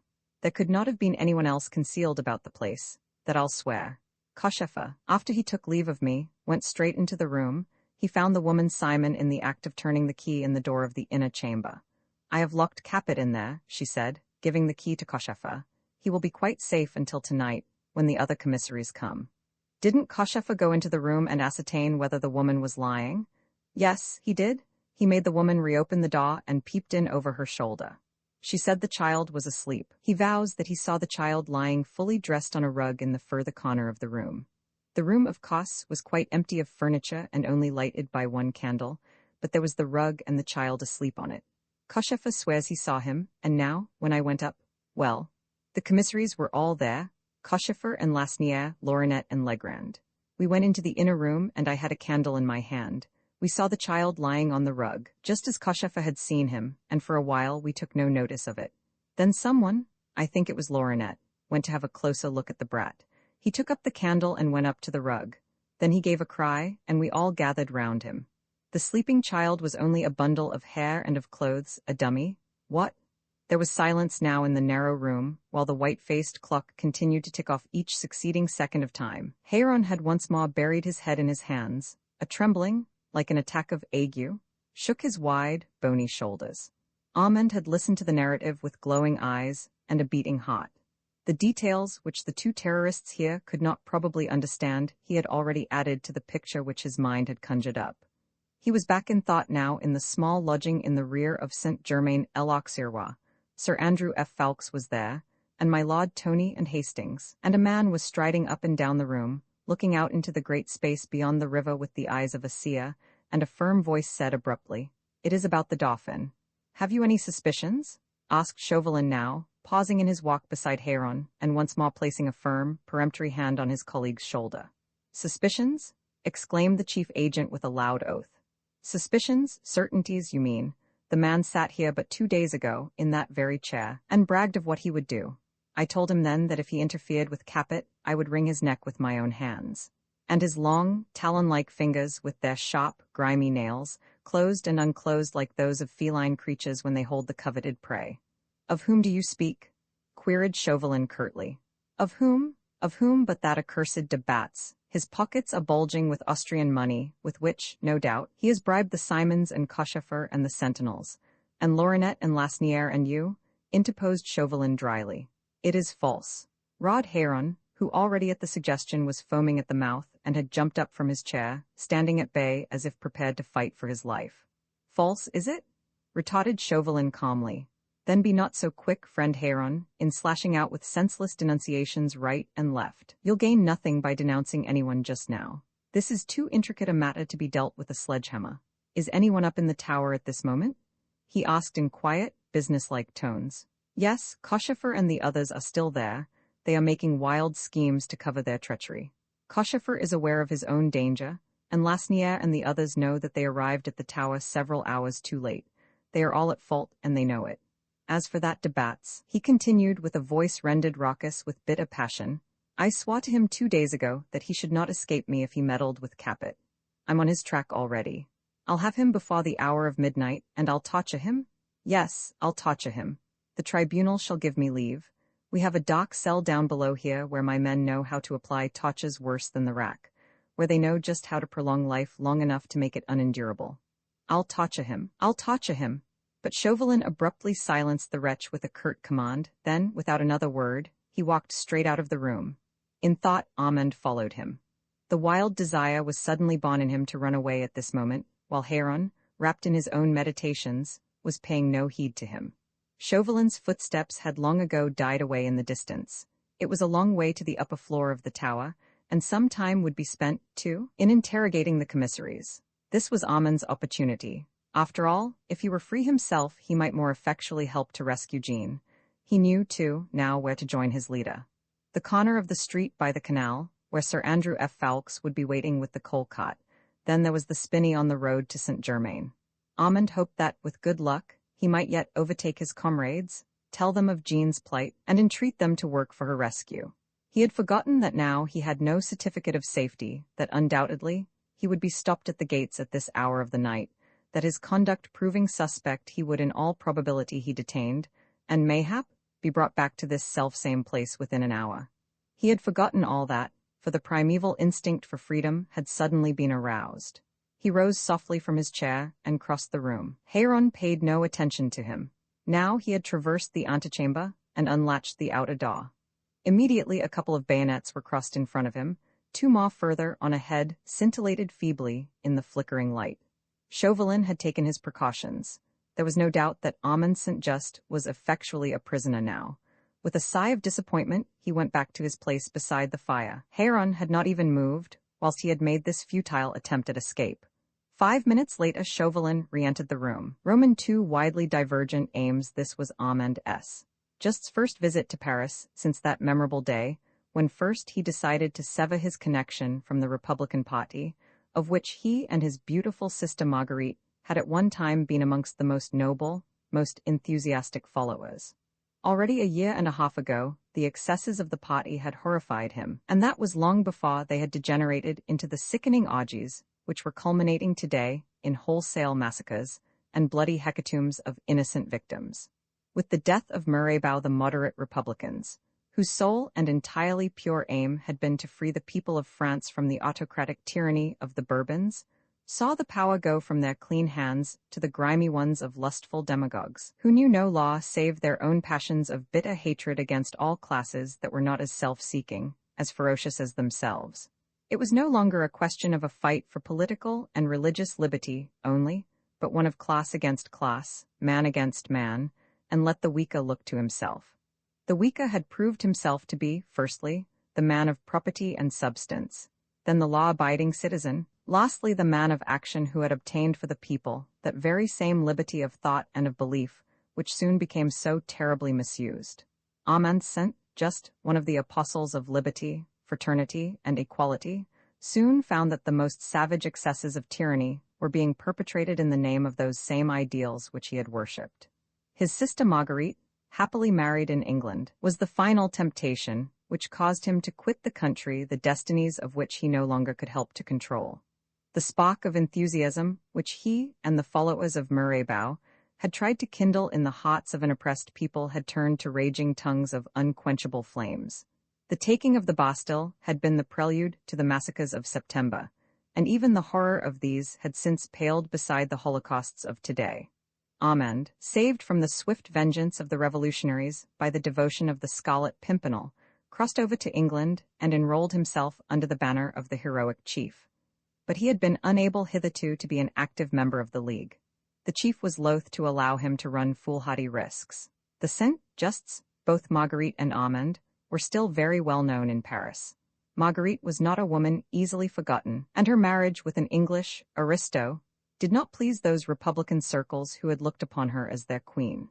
Armand's secession from his party into the ranks of the émigrés had singled him out for special reprisals, if and whenever he could be got hold of, and both brother and sister had an unusually bitter enemy in their cousin Antoine St-Just, once an aspirant to Marguerite's hand, and now a servile adherent and imitator of Robespierre, whose ferocious cruelty he tried to emulate with a view to ingratiating himself with the most powerful man of the day.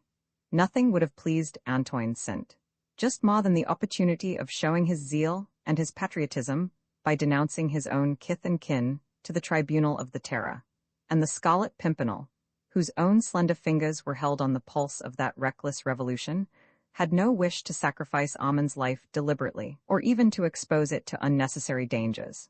Thus it was that more than a year had gone by before Armand St-Just, an enthusiastic member of the League of the Scarlet Pimpernel, was able to do aught for its service. He had chafed under the enforced restraint placed upon him by the prudence of his chief, when, indeed, he was longing to risk his life with the comrades whom he loved and beside the leader whom he revered. At last, in the beginning of '94, he persuaded Blakeney to allow him to join the next expedition to France.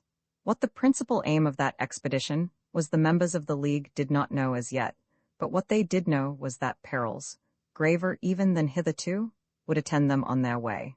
The circumstances had become very different of late.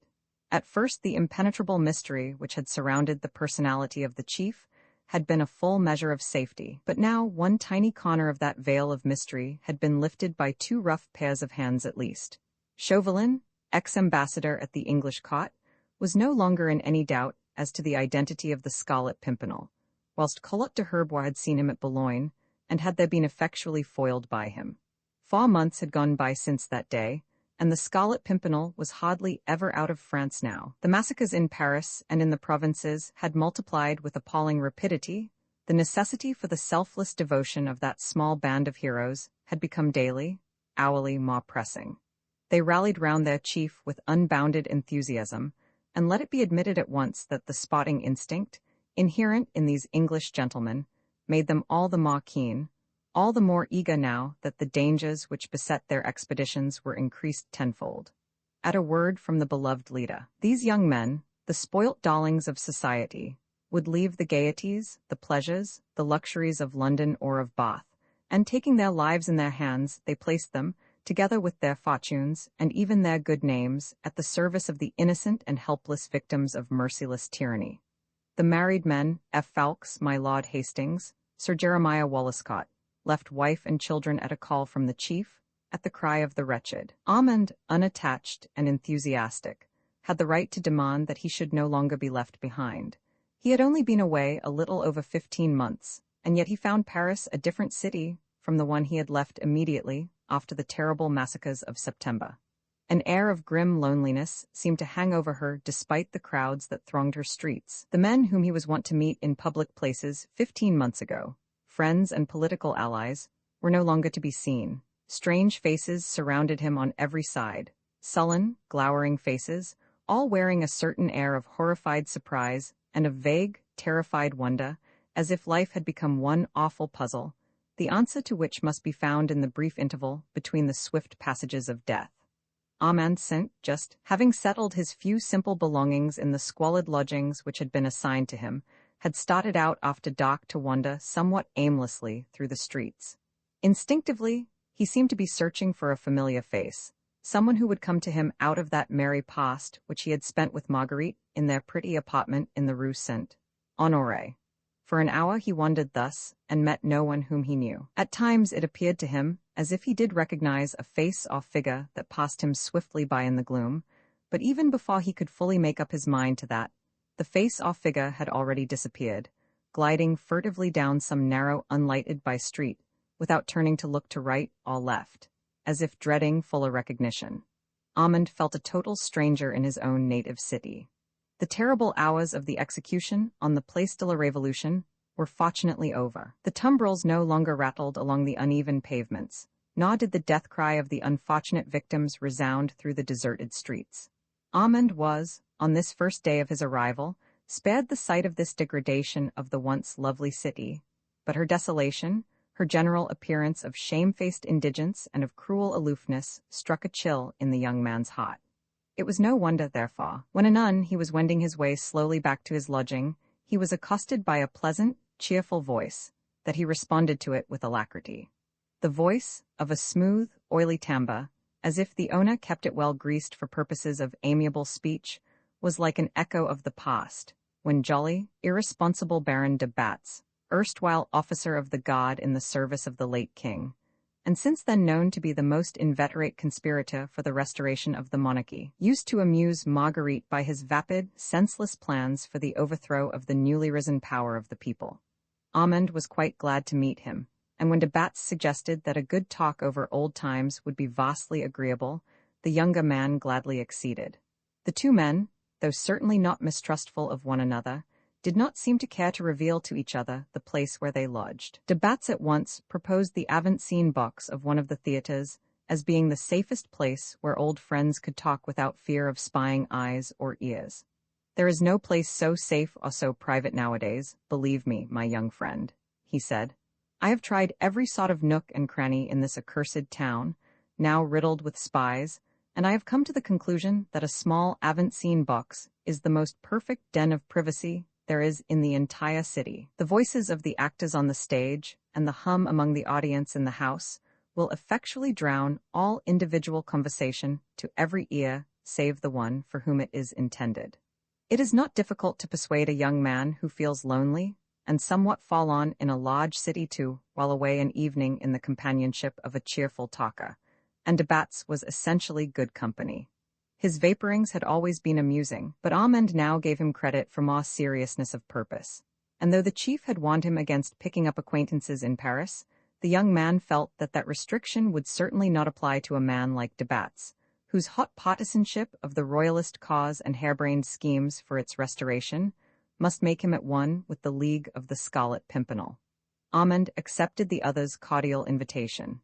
He, too, felt that he would indeed be safer from observation in a crowded theatre than in the streets. Among a closely packed throng bent on amusement, the somberly clad figure of a young man, with the appearance of a student or of a journalist, would easily pass unperceived. But somehow, after the first 10 minutes spent in de Batz's company within the gloomy shelter of the small avant-scene box, Armand already repented of the impulse which had prompted him to come to the theatre tonight and to renew acquaintanceship with the ex-officer of the late King's Guard. Though he knew de Batz to be an ardent royalist and even an active adherent of the monarchy, he was soon conscious of a vague sense of mistrust of this pompous, self-complacent individual, whose every utterance breathed selfish aims rather than devotion to a fallen cause. Therefore, when the curtain rose at last on the first act of Molière's witty comedy, Saint just turned deliberately towards the stage and tried to interest himself in the wordy quarrel between Philint and Alceste. But this attitude on the part of the younger man did not seem to suit his newly found friend. It was clear that de Batz did not consider the topic of conversation by any means exhausted, and that it had been more with a view to a discussion like the present interrupted one that he had invited Saint just to come to the theatre with him tonight, rather than for the purpose of witnessing Emile Lange's debut in the part of Célimène. The presence of Saint, just in Paris, had as a matter of fact astonished de Batz not a little, and had set his intriguing brain busy on conjectures. It was in order to turn these conjectures into certainties that he had desired private talk with the young man. He waited silently now for a moment or two, his keen, small eyes resting with evident anxiety on Armand's averted head, his fingers still beating the impatient tattoo upon the velvet-covered cushion of the box. Then at the first movement of Saint, just towards him, he was ready in an instant to reopen the subject under discussion.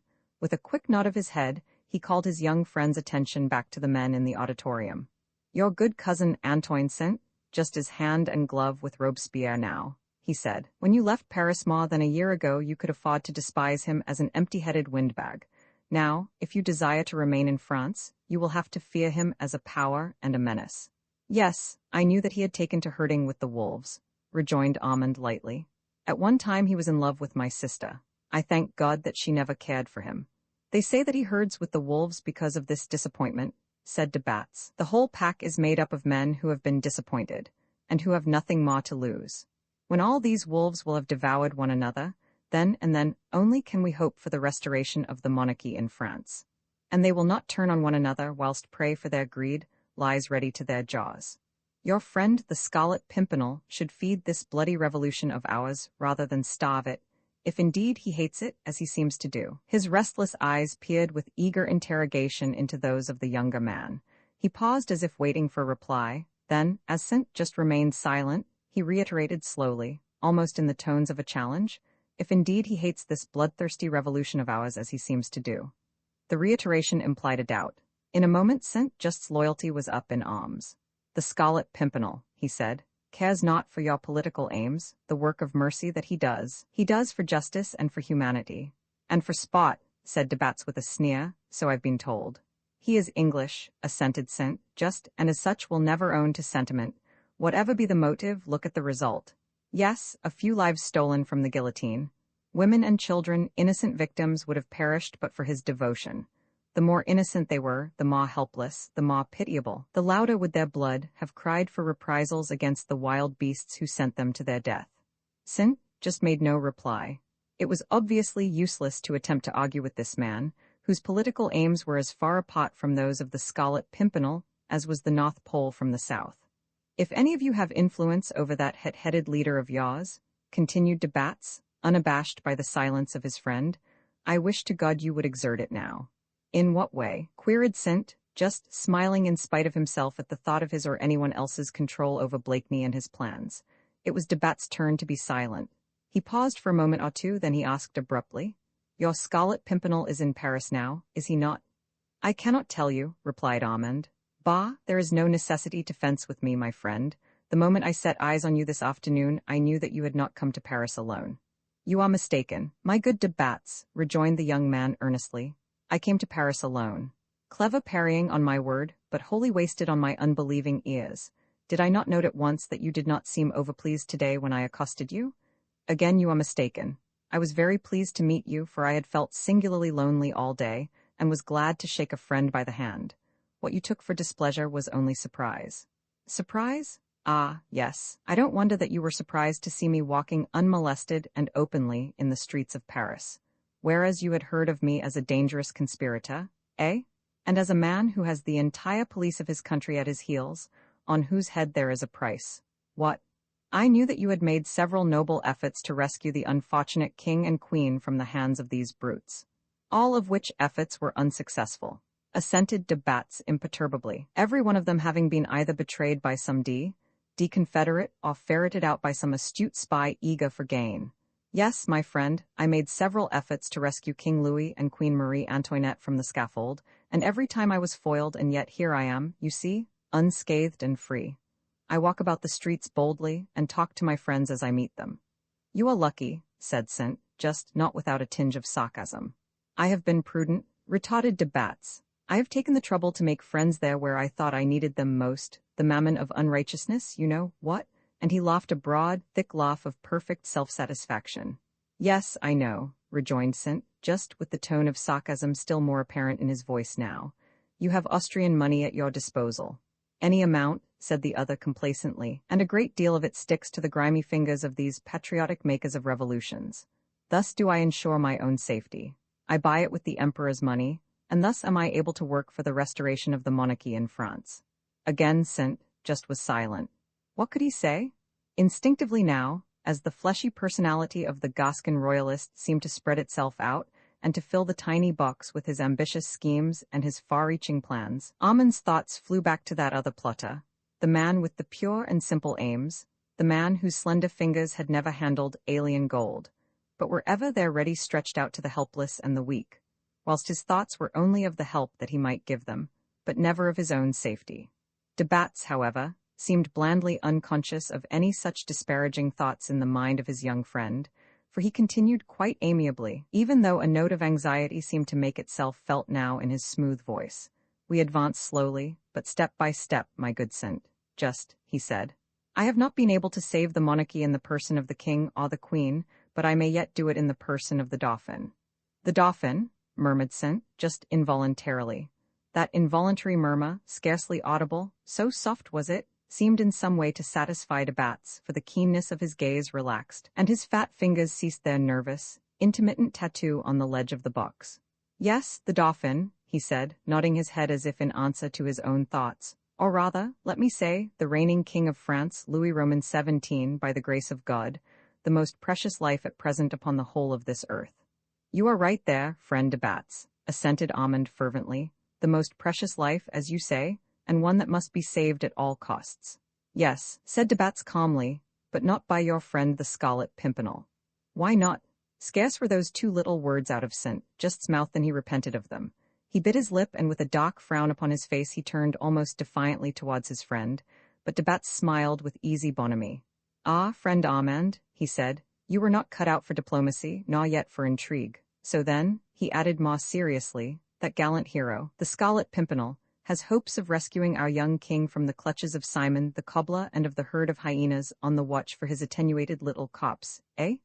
I did not say that, retorted St. Just sullenly.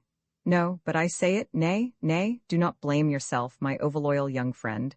Could I, or anyone else, doubt for a moment that sooner or later your romantic hero would turn his attention to the most pathetic sight in the whole of Europe, the child martyr in the Temple prison?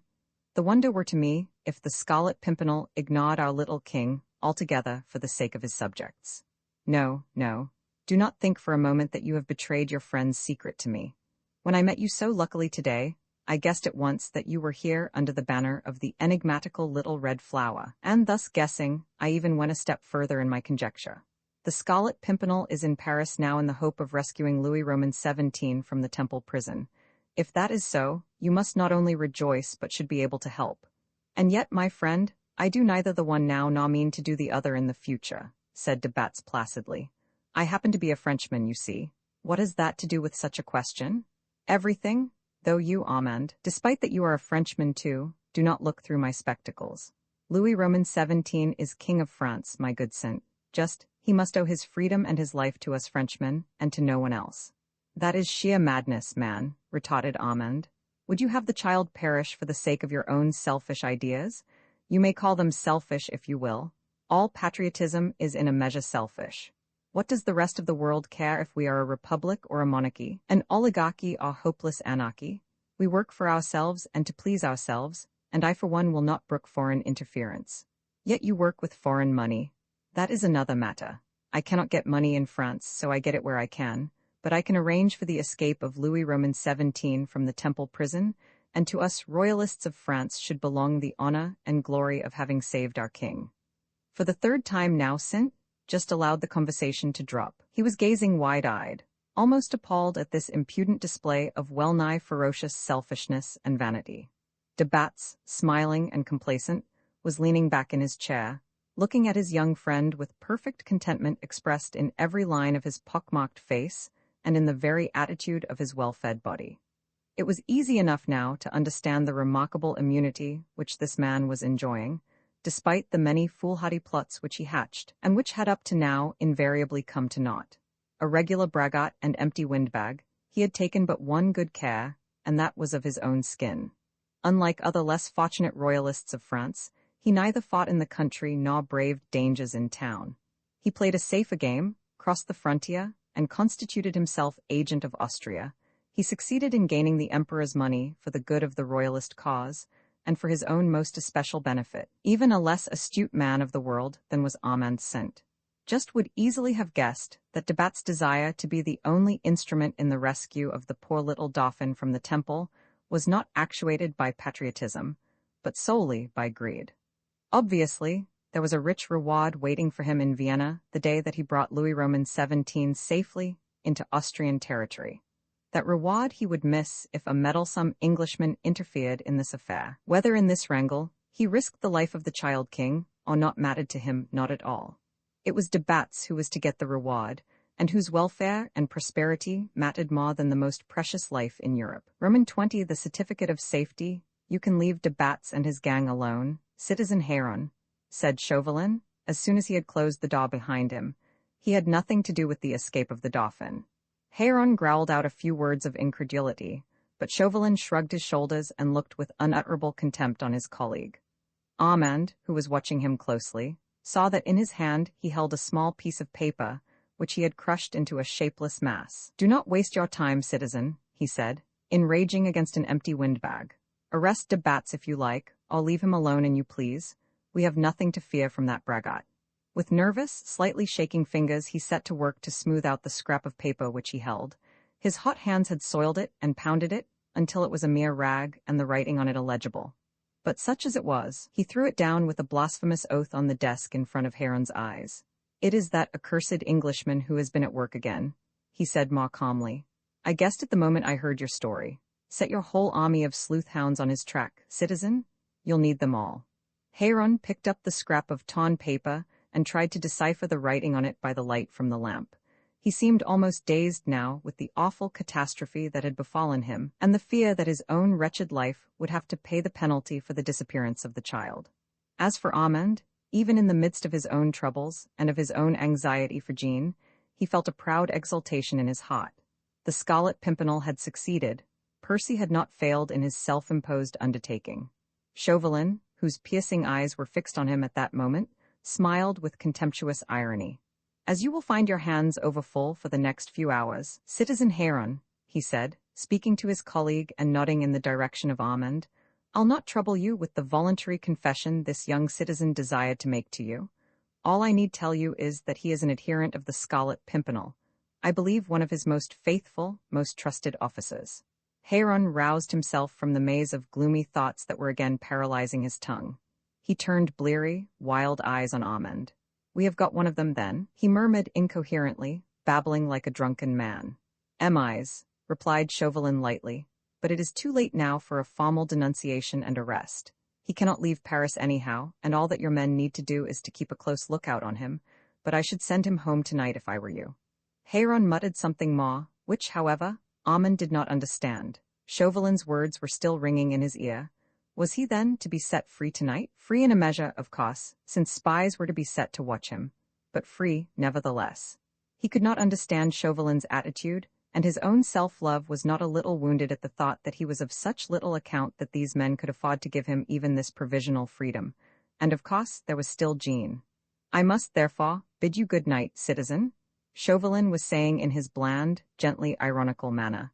"You will be glad to return to your lodgings. As you see, the chief agent of the Committee of General Security is too much occupied just now to accept the sacrifice of your life which you were prepared so generously to offer him." "I do not understand you, citizen," retorted Armand coldly. "Nor do I desire indulgence at your hands. You have arrested an innocent woman on the trumped-up charge that she was harboring me. I came here tonight to give myself up to justice, so that she might be set free." "But the hour is somewhat late, citizen," rejoined Chauvelin urbanely. "The lady in whom you take so fervent an interest is no doubt asleep in her cell at this hour. It would not be fitting to disturb her now. She might not find shelter before morning, and the weather is quite exceptionally unpropitious." "Then, sir," said Armand, a little bewildered, "am I to understand that if I hold myself at your disposition, Mademoiselle Lange will be set free as early tomorrow morning as may be?" "No doubt, sir, no doubt," replied Chauvelin with more than his accustomed blandness. "If you will hold yourself entirely at our disposition, Mademoiselle Lange will be set free tomorrow. I think that we can safely promise that, Citizen Héron, can we not?" he added, turning to his colleague. But Héron, overcome with the stress of emotions, could only murmur vague, unintelligible words. "Your word on that, Citizen Chauvelin?" asked Armand. "My word on it, and you will accept it." "No, I will not do that. Give me an unconditional certificate of safety and I will believe you." "Of what use were that to you?" asked Chauvelin. "I believe my capture to be of more importance to you than that of Mademoiselle Lange," said Armand quietly. "I will use the certificate of safety for myself or one of my friends if you break your word to me, ain't Mademoiselle Lange?" "The reasoning is not illogical, citizen," said Chauvelin, whilst a curious smile played round the corners of his thin lips. "You are quite right. You are a more valuable asset to us than the charming lady who, I hope, will for many a day and year to come delight pleasure-loving Paris with her talent and her grace." "Amen to that, citizen," said Armand fervently. "Well, it will all depend on you, sir. Here," he added, coolly running over some papers on Héron's desk until he found what he wanted, "is an absolutely unconditional certificate of safety. The Committee of General Security issue very few of these. It is worth the cost of a human life. At no barrier or gate of any city can such a certificate be disregarded, nor even can it be detained. Allow me to hand it to you, citizen, as a pledge of my own good faith." Smiling, urbane, with a curious look that almost expressed amusement lurking in his shrewd, pale eyes, Chauvelin handed the momentous document to Armand. The young man studied it very carefully before he slipped it into the inner pocket of his coat. "How soon shall I have news of Mademoiselle Lange?" he asked finally. "In the course of tomorrow. I myself will call on you and redeem that precious document in person. You, on the other hand, will hold yourself at my disposition. That's understood, is it not?" "I shall not fail you. My lodgings are—" "Oh, do not trouble," interposed Chauvelin with a polite bow. "We can find that out for ourselves." Héron had taken no part in this colloquy. Now that Armand prepared to go, he made no attempt to detain him or to question his colleague's actions. He sat by the table like a log. His mind was obviously a blank to all else save to his own terrors engendered by the events of this night. With bleary, half-veiled eyes, he followed Armand's progress through the room, and seemed unaware of the loud slamming of the outside door. Chauvelin had escorted the young man past the first line of sentry, then he took cordial leave of him. "Your certificate will, you will find, open every gate to you. Good night, citizen. A domain." "Good night." Armand's slim figure disappeared in the gloom. Chauvelin watched him for a few moments until even his footsteps had died away in the distance, then he turned back towards Héron's lodgings. "A news due," he muttered between tightly clenched teeth. "A news due once more, my enigmatical Scarlet Pimpernel." Roman 21 back to Paris. It was an exceptionally dark night, and the rain was falling in torrents. Sir Andrew F. Ffoulkes, wrapped in a piece of sacking, had taken shelter right underneath the coal cart. Even then, he was getting wet through to the skin. He had worked hard for 2 days coal heaving, and the night before he had found a cheap, squalid lodging where at any rate he was protected from the inclemencies of the weather. But tonight he was expecting Blakeney at the appointed hour and place. He had secured a cot of the ordinary ramshackle pattern used for carrying coal. Unfortunately, there were no covered ones to be obtained in the neighborhood, and equally unfortunately, the thaw had set in with a blustering wind and driving rain, which made waiting in the open air for hours at a stretch and in complete darkness excessively unpleasant. But for all these discomforts, Sir Andrew F. Ffoulkes cared not one jot. In England, in his magnificent Suffolk home, he was a confirmed Sybarite, in whose service every description of comfort and luxury had to be enrolled. Here tonight in the rough and tattered clothes of a coal-heaver, drenched to the skin, and crouching under the body of a cot that hardly sheltered him from the rain, he was as happy as a schoolboy out for a holiday. Happy, but vaguely anxious. He had no means of ascertaining the time. So many of the church bells and clock towers had been silenced recently that not one of those welcome sounds penetrated to the dreary desolation of this canal wharf, with its abandoned cots standing ghost-like in a row. Darkness had set in very early in the afternoon, and the heavers had given up work soon after 4 o'clock. For about an hour after that a certain animation had still reigned round the wharf, men crossing and going, one or two of the barges moving in or out alongside the quay. But for some time, now darkness and silence had been the masters in this desolate spot, and that time had seemed to Sir Andrew an eternity. He had hobbled and tethered his horse, and stretched himself out at full length under the cot. Now and again, he had crawled out from under this uncomfortable shelter and walked up and down in ankle-deep mud, trying to restore circulation in his stiffened limbs. Now and again, a kind of torpor had come over him, and he had fallen into a brief and restless sleep. He would at this moment have given half his fortune for knowledge of the exact time, but through all this weary waiting he was never for a moment in doubt. Unlike Armand St. Just, he had the simplest, most perfect faith in his chief. He had been Blakeney's constant companion in all these adventures for close upon 4 years now. The thought of failure, however vague, never once entered his mind. He was only anxious for his chief's welfare. He knew that he would succeed, but he would have liked to have spared him much of the physical fatigue and the nerve-wracking strain of these hours that lay between the daring deed and the hope of safety. Therefore, he was conscious of an acute tingling of his nerves, which went on even during the brief patches of fitful sleep, and through the numbness that invaded his whole body while the hours dragged wearily and slowly along. Then, quite suddenly, he felt wakeful and alert. Quite a while even before he heard the welcome signal, he knew with a curious, subtle sense of magnetism that the hour had come, and that his chief was somewhere nearby, not very far. Then he heard the cry, a seamew's call, repeated thrice at intervals, and 5 minutes later something loomed out of the darkness quite close to the hind wheels of the cot. "Hist, F. Ffoulkes?" came in a soft whisper, scarce louder than the wind. "Present," came in quick response. "Here, help me to lift the child into the cot. He is asleep and has been a dead weight on my arm for close on an hour now. Have you a dry bit of sacking or something to lay him on?" "Not very dry, I am afraid." With tender care, the two men lifted the sleeping little King of France into the rickety cot. Blakeney laid his cloak over him and listened for a while to the slow, regular breathing of the child. "St. Just is not here, you know that?" said Sir Andrew after a while. "Yes, I knew it," replied Blakeney curtly. It was characteristic of these two men that not a word about the adventure itself, about the terrible risks and dangers of the past few hours, was exchanged between them. The child was here and was safe, and Blakeney knew the whereabouts of St. Just. That was enough for Sir Andrew F. Ffoulkes, the most devoted follower, the most perfect friend the Scarlet Pimpernel would ever know. F. Ffoulkes now went to the horse, detached the nosebag, and undid the nooses of the hobble and of the tether. "Will you get in now, Blakeney?" he said. "We are ready." And in unbroken silence they both got into the cot, Blakeney sitting on its floor beside the child, and F. Ffoulkes gathering the reins in his hands. The wheels of the cot and the slow jog-trot of the horse made scarcely any noise in the mud of the roads. What noise they did make was effectually drowned by the soughing of the wind in the bare branches of the stunted acacia trees that edged the towpath along the line of the canal. Sir Andrew had studied the topography of this desolate neighborhood well during the past 24 hours. He knew of a detour that would enable him to avoid the La Valette Gate and the neighborhood of the fortifications, and yet bring him out soon on the road leading to St. Germain. Once he turned to ask Blakeney the time. "It must be close on 10 now," replied Sir Percy.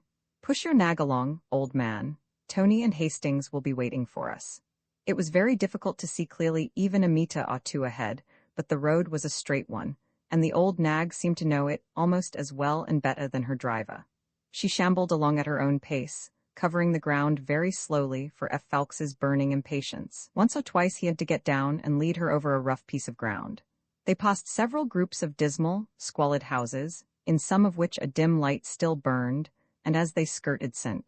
Owen, the church clock slowly told the hour of midnight. But for the greater part of the way derelict, uncultivated spaces of terrains vagues, and a few isolated houses lay between the road and the fortifications of the city. The darkness of the night, the late hour, the soughing of the wind, were all in favor of the adventurers, and a coal cart slowly trudging along in this neighborhood, with 2 laborers sitting in it, was the least likely of any vehicle to attract attention. Past Clichy, they had to cross the river by the rickety wooden bridge that was unsafe even in broad daylight. They were not far from their destination now. Half a dozen kilometers further on, they would be leaving Courbevoie on their left, and then the signpost would come in sight. After that, the spinney just off the road, and the welcome presence of Tony, Hastings, and the horses. F. Fawkes got down in order to make sure of the way. He walked at the horse's head now, fearful lest he missed the crossroads and the signpost. The horse was getting overtired. It had covered 15 kilometers, and it was close on 3 o'clock of Monday morning. Another hour went by in absolute silence. F. Fawkes and Blakeney took turns at the horse's head. Then at last they reached the crossroads. Even through the darkness, the signpost showed white against the surrounding gloom. "This looks like it," murmured Sir Andrew. He turned the horse's head sharply towards the left, down a narrower road, and leaving the signpost behind him. He walked slowly along for another quarter of an hour, then Blakeney called a halt. "The spinney must be sharp on our right now," he said. He got down from the cot, and while F. Fawkes remained beside the horse, he plunged into the gloom. A moment later, the cry of the seamew rang out 3 times into the air. It was answered almost immediately. The spinney lay on the right of the road. Soon the soft sounds that to a trained ear invariably betray the presence of a number of horses reached F. Fawkes' straining senses. He took his old nag out of the shafts, and the shabby harness from off her, then he turned her out on the piece of waste land that faced the spinney. Someone would find her in the morning, her in the cot with the shabby harness laid in it, and having wondered if all these things had perchance dropped down from heaven, would quietly appropriate them, and mayhap thank much maligned heaven for its gift. Blakeney, in the meanwhile, had lifted the sleeping child out of the cot. Then he called to Sir Andrew, and led the way across the road and into the spinney. 5 minutes later, Hastings received the uncrowned King of France in his arms. Unlike F. Fawkes, my Lord Tony wanted to hear all about the adventure of this afternoon. A thorough sportsman, he loved a good story of hairbreadth escapes, of dangers cleverly avoided, risks taken and conquered. "Just in 10 words, Blakeney," he urged entreatingly, "how did you actually get the boy away?" Sir Percy laughed, despite himself, at the young man's eagerness. "Next time we meet, Tony," he begged. "I am so demmed fatigued, and there's this beastly rain."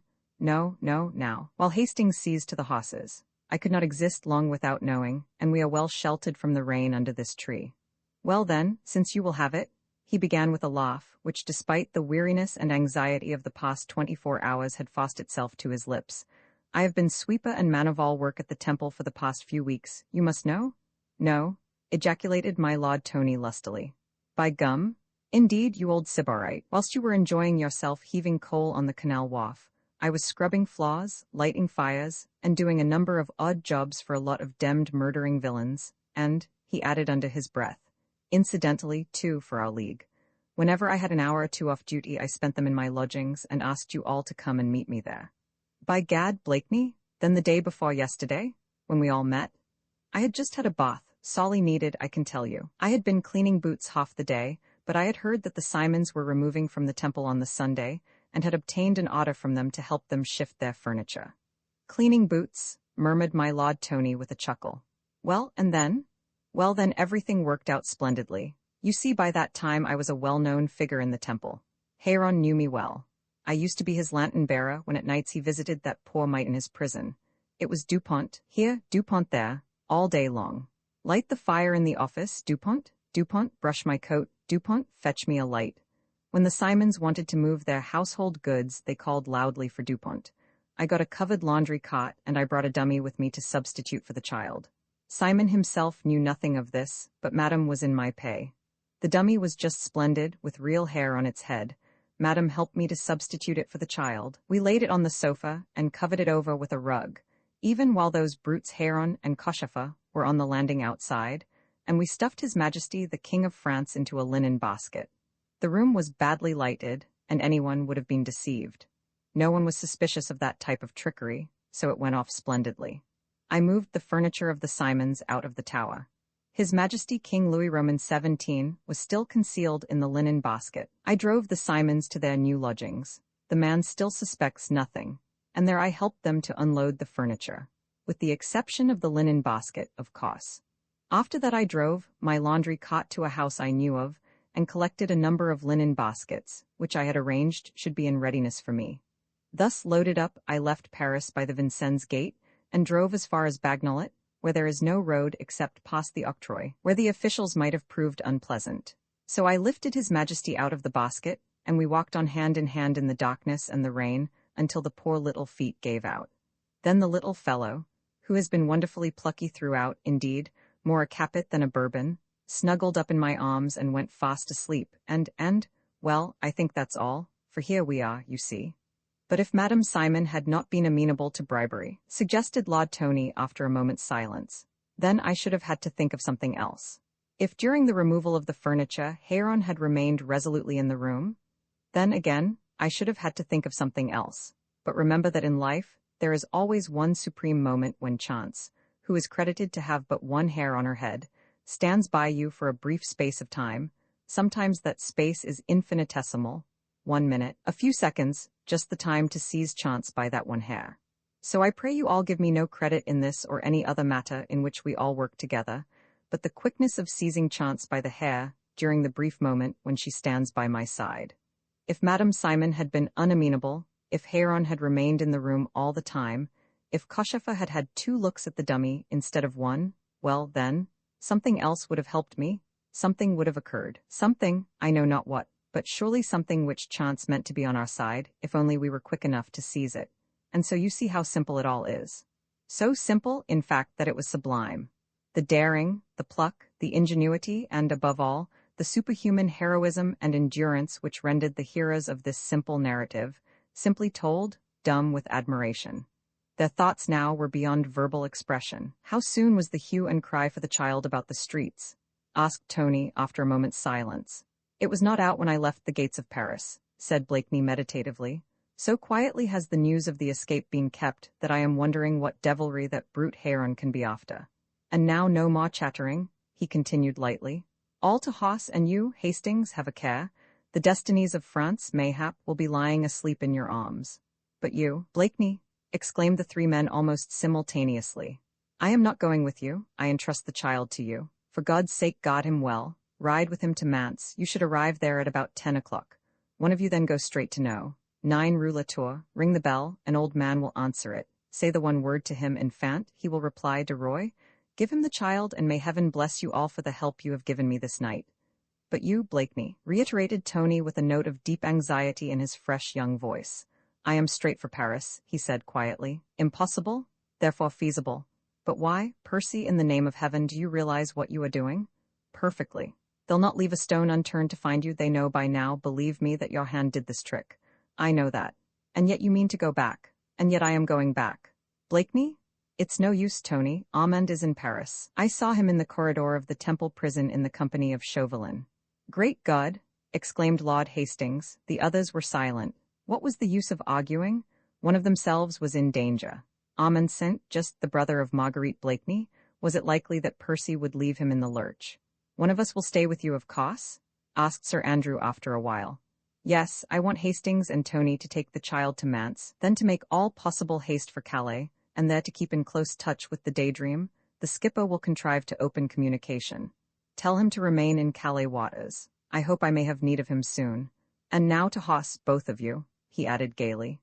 Hastings, when you are ready, I will hand up the child to you. He will be quite safe on the pillion with a strap round him and you. Nothing more was said after that. The orders were given. There was nothing to do but to obey, and the uncrowned King of France was not yet out of danger. Hastings and Tony led 2 of the horses out of the spinney. At the roadside they mounted, and then the little lad for whose sake so much heroism, such selfless devotion had been expended, was hoisted up, still half asleep, on the pillion in front of my Lord Hastings. "Keep your arm round him," admonished Blakeney. "Your hoss looks quiet enough, but put on speed as far as Manse, and may heaven guard you both." The two men pressed their heels to their horses' flanks. The beasts snorted and pawed the ground, anxious to start. There were a few whispered farewells. 2 loyal hands were stretched out at the last, eager to grasp the leader's hand. Then horses and riders disappeared in the utter darkness which comes before the dawn. Blakeney and F. Fawkes stood side by side in silence for as long as the pawing of hoofs in the mud could reach their ears. Then F. Fawkes asked abruptly, "What do you want me to do, Blakeney?" "Well, for the present, my dear fellow, I want you to take one of the 3 horses we have left in the spinney and put him into the shafts of our old friend the coal cart. Then I am afraid that you must go back the way we came. Yes, continue to heave coal on the canal wharf by La Villette. It is the best way to avoid attention. After your day's work, keep your cart and horse in readiness against my arrival at the same spot where you were last night. If after having waited for me like this for 3 consecutive nights, you neither see nor hear anything from me, go back to England and tell Marguerite that in giving my life for her brother, I gave it for her." "Blakeney, I spoke differently to what I usually do, is that it?" he interposed, placing his firm hand on his friend's shoulder. "I am degenerating, F. Fawkes, that's what it is. Pay no heed to it. I suppose that carrying that sleeping child in my arms last night softened some nerves in my body. I was so infinitely sorry for the poor mite, and vaguely wondered if I had not saved it from one misery, only to plunge it in another. There was such a fateful look on that one little face, as if destiny had already writ its veto there against happiness. It came on me then how futile were our actions, if God chooses to interpose his will between us and our desires." Almost as he left off speaking, the rain ceased to patter down against the puddles in the road. Overhead the clouds flew by at terrific speed, driven along by the blustering wind. It was less dark now, and Sir Andrew, peering through the gloom, could see his leader's face. It was singularly pale and hard, and the deep-set lazy eyes had in them just that fateful look which he himself had spoken of just now. "You are anxious about Armand, Percy?" asked F. Fawkes softly. "Yes, he should have trusted me as I had trusted him. He missed me at the Villette gate on Friday, and without a thought left us all in the lurch. He threw himself into the lion's jaws, thinking that he could help the girl he loved. I knew that I could save her. She is in comparative safety even now. The old woman, Madame Belhomme, had been freely released the day after her arrest, but Jean Lange is still in the house in the Rue de Charonne. You know it, F. Fawkes. I got her there early this morning. It was easy for me, of course. Hola, Dupont. My boots, Dupont. One moment, citizen, my daughter. Curse thy daughter. Bring me my boots." And Jean Lange walked out of the temple prison, her hand in that of that lout Dupont. But Armand does not know that she is in the Rue de Charonne. "No. I have not seen him since that early morning on Saturday, when he came to tell me that she had been arrested. Having sworn that he would obey me, he went to meet you and Tony at La Villette, but returned to Paris a few hours later, and drew the undivided attention of all the committees on Jean Lange by his senseless, foolish inquiries. But for his action throughout the whole of yesterday, I could have smuggled Jean out of Paris, got her to join you at Villette, or Hastings in Saint-Germain. But the barriers were being closely watched for her, and I had the Dauphin to think of. She is in comparative safety. The people in the Rue de Charonne are friendly for the moment, but for how long? Who knows? I must look after her, of course, and Armand, poor old Armand. The lion's jaws have snapped over him, and they hold him tight. Chauvelin and his gang are using him as a decoy to trap me, of course. All that had not happened if Armand had trusted me." He sighed a quick sigh of impatience, almost of regret. F. Fawkes was the one man who could guess the bitter disappointment that this had meant. Percy had longed to be back in England soon, back to Marguerite, to a few days of unalloyed happiness and a few days of peace. Now Armand's actions had retarded all that. They were a deliberate bar to the future, as it had been mapped out by a man who foresaw everything, who was prepared for every eventuality. In this case, too, he had been prepared, but not for the want of trust which had brought on disobedience akin to disloyalty. That absolutely unforeseen eventuality had changed Blakeney's usual irresponsible gaiety into a consciousness of the inevitable, of the inexorable decrees of fate. With an anxious sigh, Sir Andrew turned away from his chief and went back to the spinney to select for his own purpose one of the 3 horses which Hastings and Tony had unavoidably left behind. "And you, Blakeney, how will you go back to that awful Paris?" he said, when he had made his choice and was once more back beside Percy. "I don't know yet," replied Blakeney, "but it would not be safe to ride. I'll reach one of the gates on this side of the city and contrive to slip in somehow. I have a certificate of safety in my pocket in case I need it. We'll leave the horses here," he said presently, whilst he was helping Sir Andrew to put the horse in the shafts of the coal cart. "They cannot come to much harm. Some poor devil might steal them, in order to escape from those vile brutes in the city. If so, God speed him, say I. I'll compensate my friend the farmer of St. Germain for their loss at an early opportunity. And now, goodbye, my dear fellow. Some time tonight, if possible, you shall hear direct news of me. If not, then tomorrow or the day after that. Goodbye, and heaven guard you." "God guard you, Blakeney," said Sir Andrew fervently. He jumped into the cart and gathered up the reins. His heart was heavy as lead, and a strange mist had gathered in his eyes, blurring the lost dim vision which he had of his chief standing all alone in the gloom, his broad, magnificent figure looking almost weirdly erect and defiant, his head thrown back, and his kind, lazy eyes watching the final departure of his most faithful comrade and friend. Roman 22 of that there could be no question Blakeney had more than one pied-à-terre in Paris, and never stayed longer than 2 or 3 days in any of these. It was not difficult for a single man, be he labourer or bourgeois, to obtain a night's lodging, even in these most troublous times, and in any quarter of Paris, provided the rent, out of all proportion to the comfort and accommodation given, was paid ungrudgingly and in advance. Emigration, and, above all, the enormous death roll of the past 18 months, had emptied the apartment houses of the great city, and those who had rooms to let were only too glad of a lodger, always providing they were not in danger of being worried by the committees of their section. The laws framed by these same committees now demanded that all keepers of lodging or apartment houses should within 24 hours give notice at the bureau of their individual sections of the advent of new lodgers, together with a description of the personal appearance of such lodgers and an indication of their presumed civil status and occupation. But there was a margin of 24 hours, which could on pressure be extended to 48, and therefore anyone could obtain shelter for 48 hours and have no questions asked, provided he or she was willing to pay the exorbitant sum usually asked under the circumstances. Thus Blakeney had no difficulty in securing what lodgings he wanted when he once more found himself inside Paris at somewhere about noon of that same Monday. The thought of Hastings and Tony speeding on towards Manse with the royal child safely held in Hastings' arms had kept his spirits buoyant and caused him for a while to forget the terrible peril in which Armand Saint, just thoughtless egoism, had placed them both. Blakeney was a man of abnormal physique and iron nerve, else he could never have endured the fatigues of the past 24 hours, from the moment when on the Sunday afternoon he began to play his part of furniture remover at the Temple, to that when at last on Monday at noon he succeeded in persuading the sergeant at the Maillot gate that he was an honest stonemason residing at Neuilly, who was come to Paris in search of work. After that matters became more simple. Terribly footsore, though he would never have admitted it, hungry and weary, he turned into an unpretentious eating-house and ordered some dinner. The place when he entered was occupied mostly by labourers and workmen, dressed very much as he was himself, and quite as grimy as he had become after having driven about for hours in a laundry cart and in a coal cart, and having walked 12 kilometres, some of which he had covered whilst carrying a sleeping child in his arms.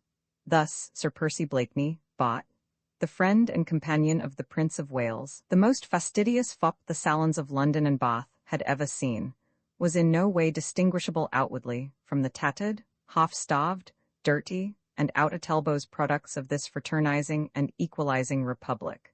He was so hungry that the ill-cooked, badly served meal tempted him to eat, and he ate on in silence, seemingly more interested in boiled beef than in the conversation that went on around him. But he would not have been the keen and daring adventurer that he was if he did not all the while keep his ears open for any fragment of news that the desultory talk of his fellow diners was likely to yield to him. Politics were of course discussed, the tyranny of the sections, the slavery that this free republic had brought on its citizens. The names of the chief personages of the day were all mentioned in turns. Fauquier-Tinville, Santerre, Danton, Robespierre. Héron and his sleuth-hounds were spoken of with execrations quickly suppressed, but of little Capet not one word. Blakeney could not help but infer that Chauvelin, Héron, and the commissaries in charge were keeping the escape of the child a secret for as long as they could. He could hear nothing of Amand's fate, of course. The arrest, if arrest there had been, was not like to be bruited abroad just now. Blakeney, having last seen Amand in Chauvelin's company, whilst he himself was moving the Simons' furniture, could not for a moment doubt that the young man was imprisoned, unless, indeed, he was being allowed a certain measure of freedom, whilst his every step was being spied on, so that he might act as a decoy for his chief. At thought of that, all weariness seemed to vanish from Blakeney's powerful frame. He set his lips firmly together, and once again the light of irresponsible gaiety danced in his eyes. He had been in as tight a corner as this before now. At Boulogne, his beautiful Marguerite had been used as a decoy, and 24 hours later he had held her in his arms on board his yacht the Daydream. As he would have put it in his own forcible language, "Those D murderers have not got me yet." The battle mayhap would this time be against greater odds than before, but Blakeney had no fear that they would prove overwhelming. There was in life but one odd that was overwhelming, and that was treachery. But of that there could be no question. In the afternoon, Blakeney started off in search of lodgings for the night. He found what would suit him in the Rue de l'Arcade, which was equally far from the House of Justice as it was from his former lodgings. Here he would be safe for at least 24 hours, after which he might have to shift again. But for the moment, the landlord of the miserable apartment was overwilling to make no fuss and ask no questions, for the sake of the money which this aristo in disguise dispensed with a lavish hand. Having taken possession of his new quarters, and snatched a few hours of sound, well-deserved rest, until the time when the shades of evening and the darkness of the streets would make progress through the city somewhat more safe, Blakeney sallied forth at about 6 o'clock, having a threefold object in view. Primarily, of course, the threefold object was concentrated on Amand. There was the possibility of finding out at the young man's lodgings in Montmartre what had become of him. Then there were the usual inquiries that could be made from the registers of the various prisons. And thirdly, there was the chance that Amand had succeeded in sending some kind of message to Blakeney's former lodgings in the Rue Saint-Germain-l'Auxerrois. On the whole, Sir Percy decided to leave the prison registers alone for the present. If Amand had been actually arrested, he would almost certainly be confined in the Chatelet prison, where he would be closer to hand for all the interrogatories to which, no doubt, he would be subjected. Blakeney set his teeth and murmured a good, sound, British oath when he thought of those interrogatories. Amand sent just highly strung, a dreamer and a bundle of nerves. How he would suffer under the mental rack of questions and cross-questions, cleverly laid traps to catch information from him unawares. His next objective, then, was Amand's former lodging, and from 6 o'clock until close upon 8 Sir Percy haunted the slopes of Montmartre, and more especially the neighbourhood of the Rue de la Croix Blanche, where Amand had lodged these former days. At the house itself he could not inquire as yet. Obviously it would not have been safe. Tomorrow, perhaps, when he knew more, but not tonight. His keen eyes had already spied at least 2 figures clothed in the rags of out-of-work labourers like himself, who had hung with suspicious persistence in this same neighbourhood, and who during the 2 hours that he had been in observation had never strayed out of sight of the house in the Rue de la Croix Blanche. That these were 2 spies on the watch was, of course, obvious, but whether they were on the watch for St. Just or for some other unfortunate wretch it was at this stage impossible to conjecture. Then, as from the Tour des Dames close by the clock solemnly struck the hour of 8, and Blakeney prepared to wend his way back to another part of the city, he suddenly saw Amand walking slowly up the street. The young man did not look either to right or left. He held his head forward on his chest, and his hands were hidden underneath his cloak. When he passed immediately under one of the street lamps, Blakeney caught sight of his face. It was pale and drawn. Then he turned his head, and for the space of 2 seconds his eyes across the narrow street encountered those of his chief. He had the presence of mind not to make a sign or to utter a sound. He was obviously being followed, but in that brief moment Sir Percy had seen in the young man's eyes a look that reminded him of a hunted creature. What have those brutes been up to with him, I wonder? He muttered between clenched teeth. Amand soon disappeared under the doorway of the same house where he had been lodging all along. Even as he did so, Blakeney saw the 2 spies gather together, like a pair of slimy lizards, and whisper excitedly one to another. A third man, who obviously had been dogging Amand's footsteps, came up and joined them after a while. Blakeney could have sworn loudly and lustily, Had it been possible to do so without attracting attention? The whole of Armand's history in the past 24 hours was perfectly clear to him.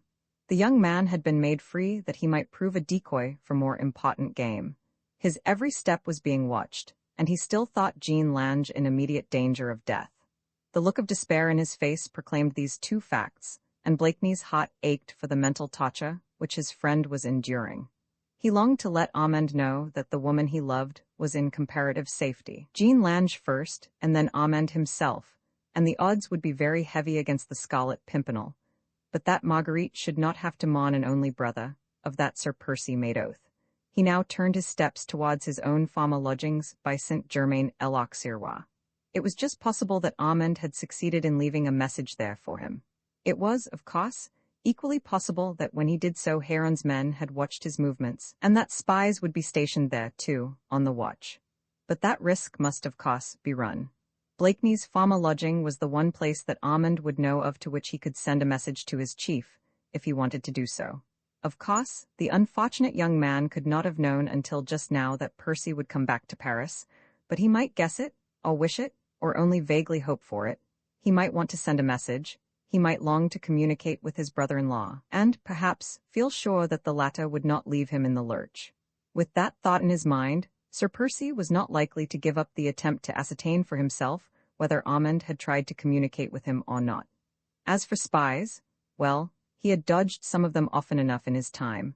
The risks that he ran tonight were no worse than the ones to which he had so successfully run counter in the Temple yesterday. Still keeping up the slouchy gait peculiar to the out-at-elbows working man of the day, hugging the houses as he walked along the streets, Blakeney made slow progress across the city. But at last he reached the façade of Saint-Germain-l'Auxerrois, and turning sharply to his right, he soon came in sight of the house which he had only quitted 24 hours ago. We all know that house, all of us who are familiar with the Paris of those terrible days. It stands quite detached, a vast quadrangle, facing the Quai de l'École and the river, backing on the Rue Saint-Germain-l'Auxerrois, and shouldering the Carrefour des Trois Maries. The pot-cocher, so-called, is but a narrow doorway, and is actually situated in the Rue Saint-Germain-l'Auxerrois. Blakeney made his way cautiously right round the house. He peered up and down the quay, and his keen eyes tried to pierce the dense gloom that hung at the corners of the Pont Neuf immediately opposite. Soon he assured himself that for the present, at any rate, the house was not being watched. Armand presumably had not yet left a message for him here, but he might do so at any time now that he knew that his chief was in Paris and on the lookout for him. Blakeney made up his mind to keep this house in sight. This art of watching he had acquired to a masterly extent, and could have taught Heron's watchdogs a remarkable lesson in it. At night, of course, it was a comparatively easy task. There were a good many unlighted doorways along the quay, whilst a street lamp was fixed on a bracket in the wall of the very house which he kept in observation. Finding temporary shelter under various doorways, or against the dank walls of the houses, Blakeney set himself resolutely to a few hours' weary waiting. A thin, drizzly rain fell with unpleasant persistence, like a damp mist, and the thin blouse which he wore soon became wet through and clung hard and chilly to his shoulders. It was close on midnight when at last he thought it best to give up his watch and to go back to his lodgings for a few hours' sleep. But at 7 o'clock the next morning he was back again at his post. The pot-cocher of his former lodging-house was not yet open. He took up his stand close beside it. His woolen cap pulled well over his forehead, the grime cleverly plastered on his hair and face, his lower jaw thrust forward, his eyes looking lifeless and bleary, all gave him an expression of sly villainy, whilst the short clay pipe struck at a sharp angle in his mouth, his hands thrust into the pockets of his ragged breeches, and his bare feet in the mud of the road, gave the final touch to his representation of an out-of-work, ill-conditioned, and supremely discontented loafer. He had not very long to wait. Soon the pot-cocher of the house was opened, and the concierge came out with his broom, making a show of cleaning the pavement in front of the door. 5 minutes later a lad, whose clothes consisted entirely of rags, and whose feet and head were bare, came rapidly up the street from the quay, and walked along looking at the houses as he went, as if trying to decipher their number. The cold grey dawn was just breaking, dreary and damp as all the past days had been. Blakeney watched the lad as he approached, the small, naked feet falling noiselessly on the cobblestones of the road.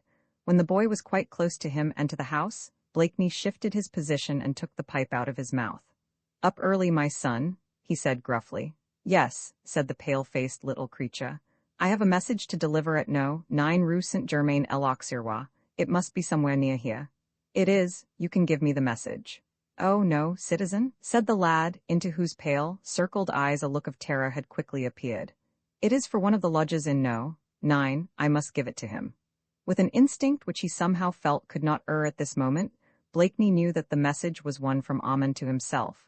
A written message, too, since, instinctively, when he spoke, the boy clutched at his thin shirt, as if trying to guard something precious that had been entrusted to him. I will deliver the message myself, Sonny, said Blakeney gruffly. I know the citizen for whom it is intended. He would not like the concierge to see it. Oh, I would not give it to the concierge, said the boy. I would take it upstairs myself. My son, retorted Blakeney, let me tell you this. You are going to give that message up to me and I will put 5 whole livers into your hand. Blakeney, with all his sympathy aroused for this poor pale-faced lad, put on the airs of a ruffianly bully. He did not wish that message to be taken indoors by the lad, for the concierge might get hold of it, despite the boy's protests and tears, and after that Blakeney would perforce have to disclose himself before it would be given up to him. During the past week, the concierge had been very amenable to bribery. Whatever suspicions he had had about his lodger he had kept to himself, for the sake of the money which he received, but it was impossible to gauge any man's trend of thought these days from one hour to the next. Something, for aught Blakeney knew, might have occurred in the past 24 hours to change an amiable and accommodating lodging-house keeper into a surly or dangerous spy. Fortunately, the concierge had once more gone within. There was no one abroad, and if there were, no one probably would take any notice of a burly ruffian browbeating a child.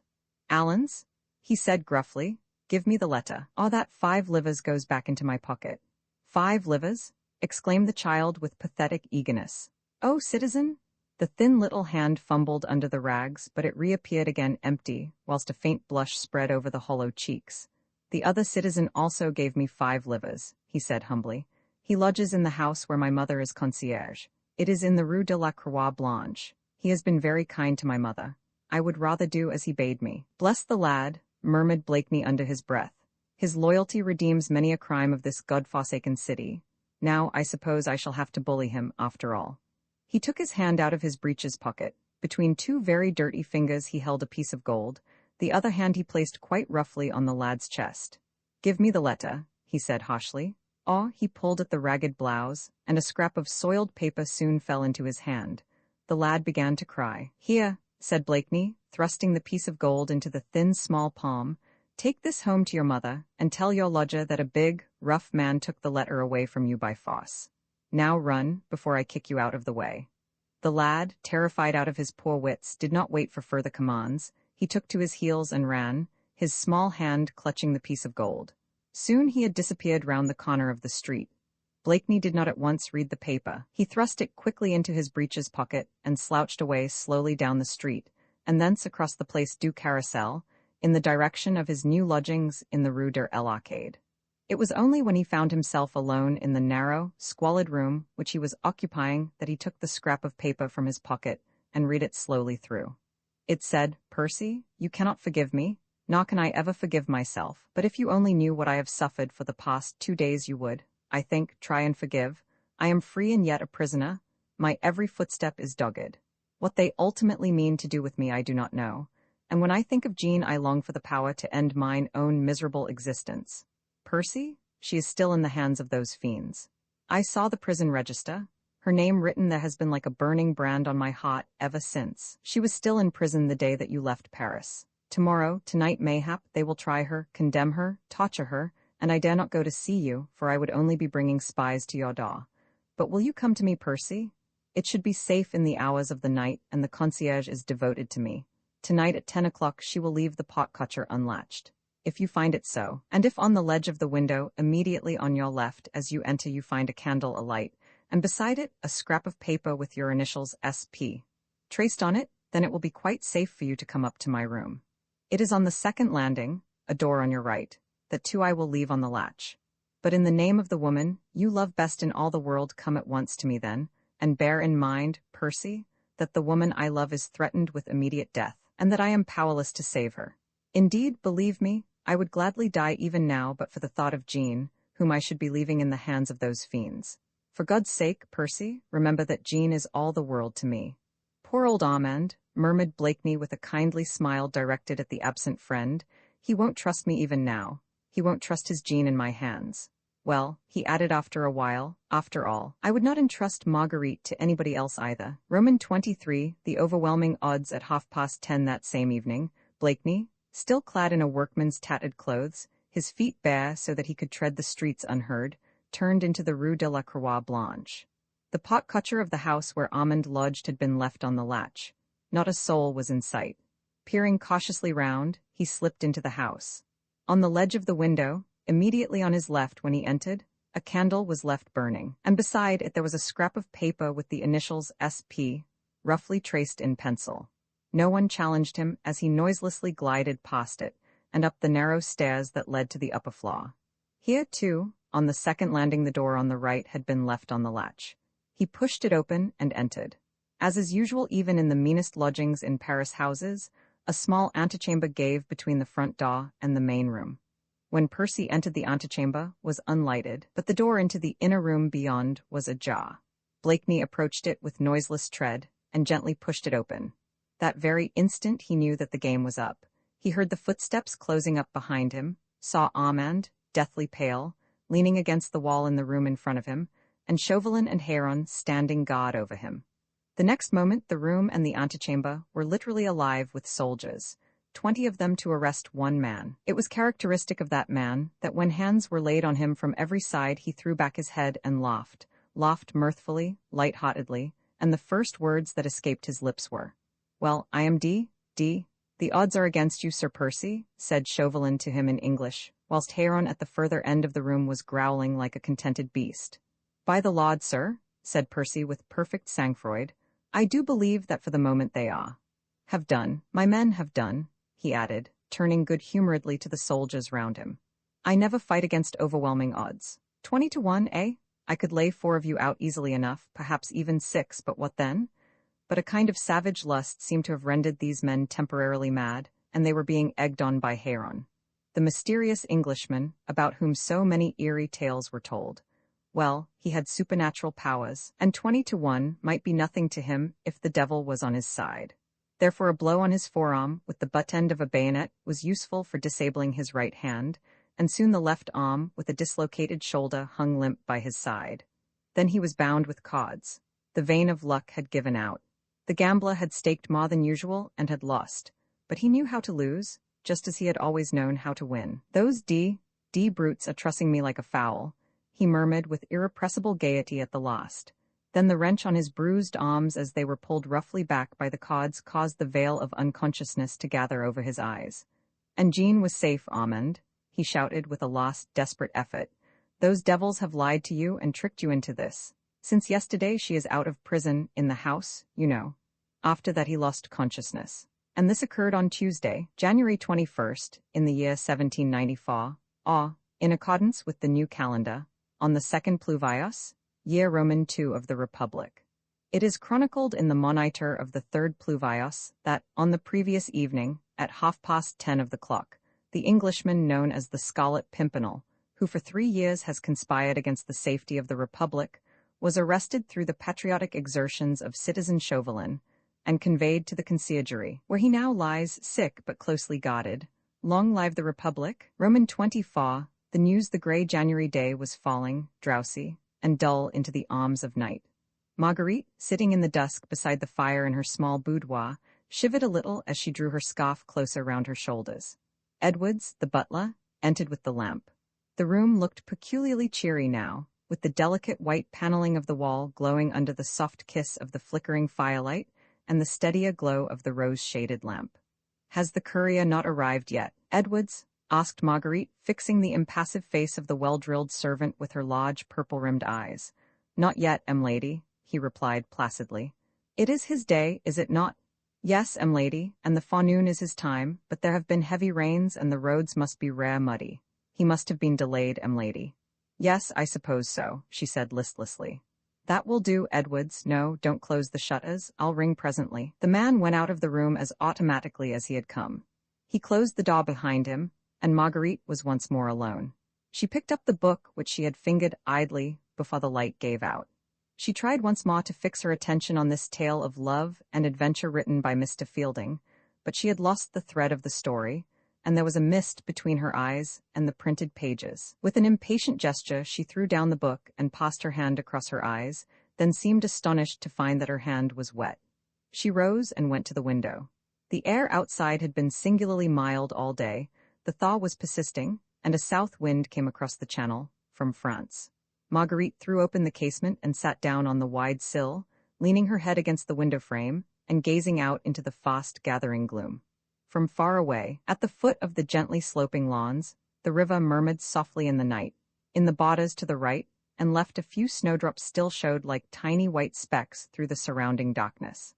Winter had begun the process of slowly shedding its mantle, coquetting with spring, who still lingered in the land of infinity.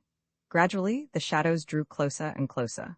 The reeds and rushes on the river bank were the first to sink into their embrace, then the big cedars on the lawn, majestic and defiant, but yielding still unconquered to the power of night. The tiny stars of snowdrop blossoms vanished one by one, and at last the cool, gray ribbon of the river surface was wrapped under the mantle of evening. Only the south wind lingered on, soughing gently in the drowsy reeds, whispering among the branches of the cedars, and gently stirring the tender corollas of the sleeping snowdrops. Marguerite seemed to open out her lungs to its breath. It had come all the way from France, and on its wings had brought something of Percy, a murmur as if he had spoken, a memory that was as intangible as a dream. She shivered again, though of a truth it was not cold. The courier's delay had completely unsettled her nerves.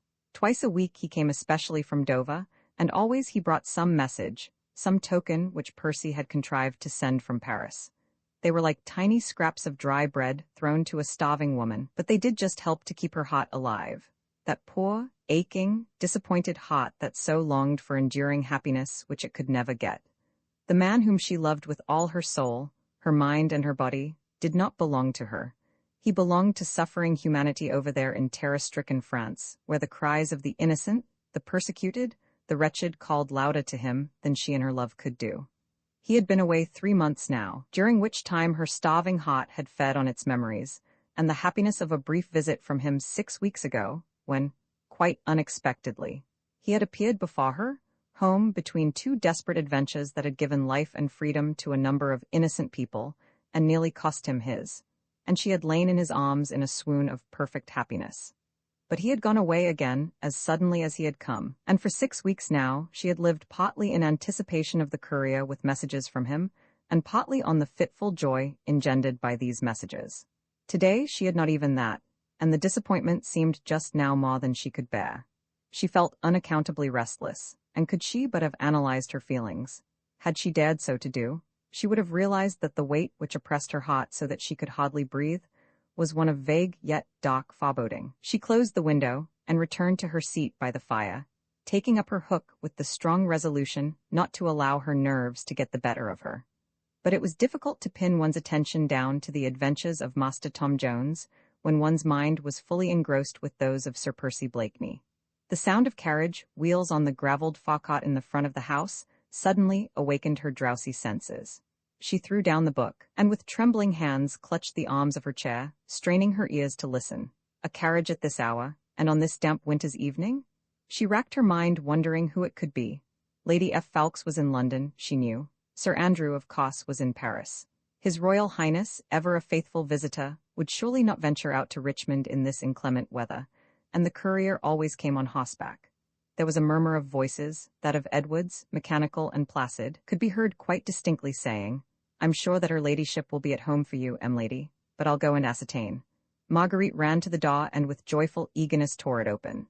"Suzanne," she called, "my little Suzanne, I thought you were in London. Come up quickly." "In the boudoir, yes. Oh, what good fortune hath brought you?" Suzanne flew into her arms, holding the friend whom she loved so well close and closer to her heart, trying to hide her face, which was wet with tears, in the folds of Marguerite's kerchief. "Come inside, my darling," said Marguerite. "Why, how cold your little hands are." She was on the point of turning back to her boudoir, drawing Lady F. Fawkes by the hand, when suddenly she caught sight of Sir Andrew, who stood at a little distance from her, at the top of the stairs. "Sir Andrew?" she exclaimed with unstinted gladness. Then she paused. The cry of welcome died on her lips, leaving them dry and potted. She suddenly felt as if some fearful talons had gripped her hot and were tearing at it with sharp, long nails. The blood flew from her cheeks and from her limbs, leaving her with a sense of icy numbness. She backed into the room, still holding Susan's hand and drawing her in with her. Sir Andrew followed them, then closed the door behind him. At last the word escaped Marguerite's parched lips. "Percy, something has happened to him. He is dead."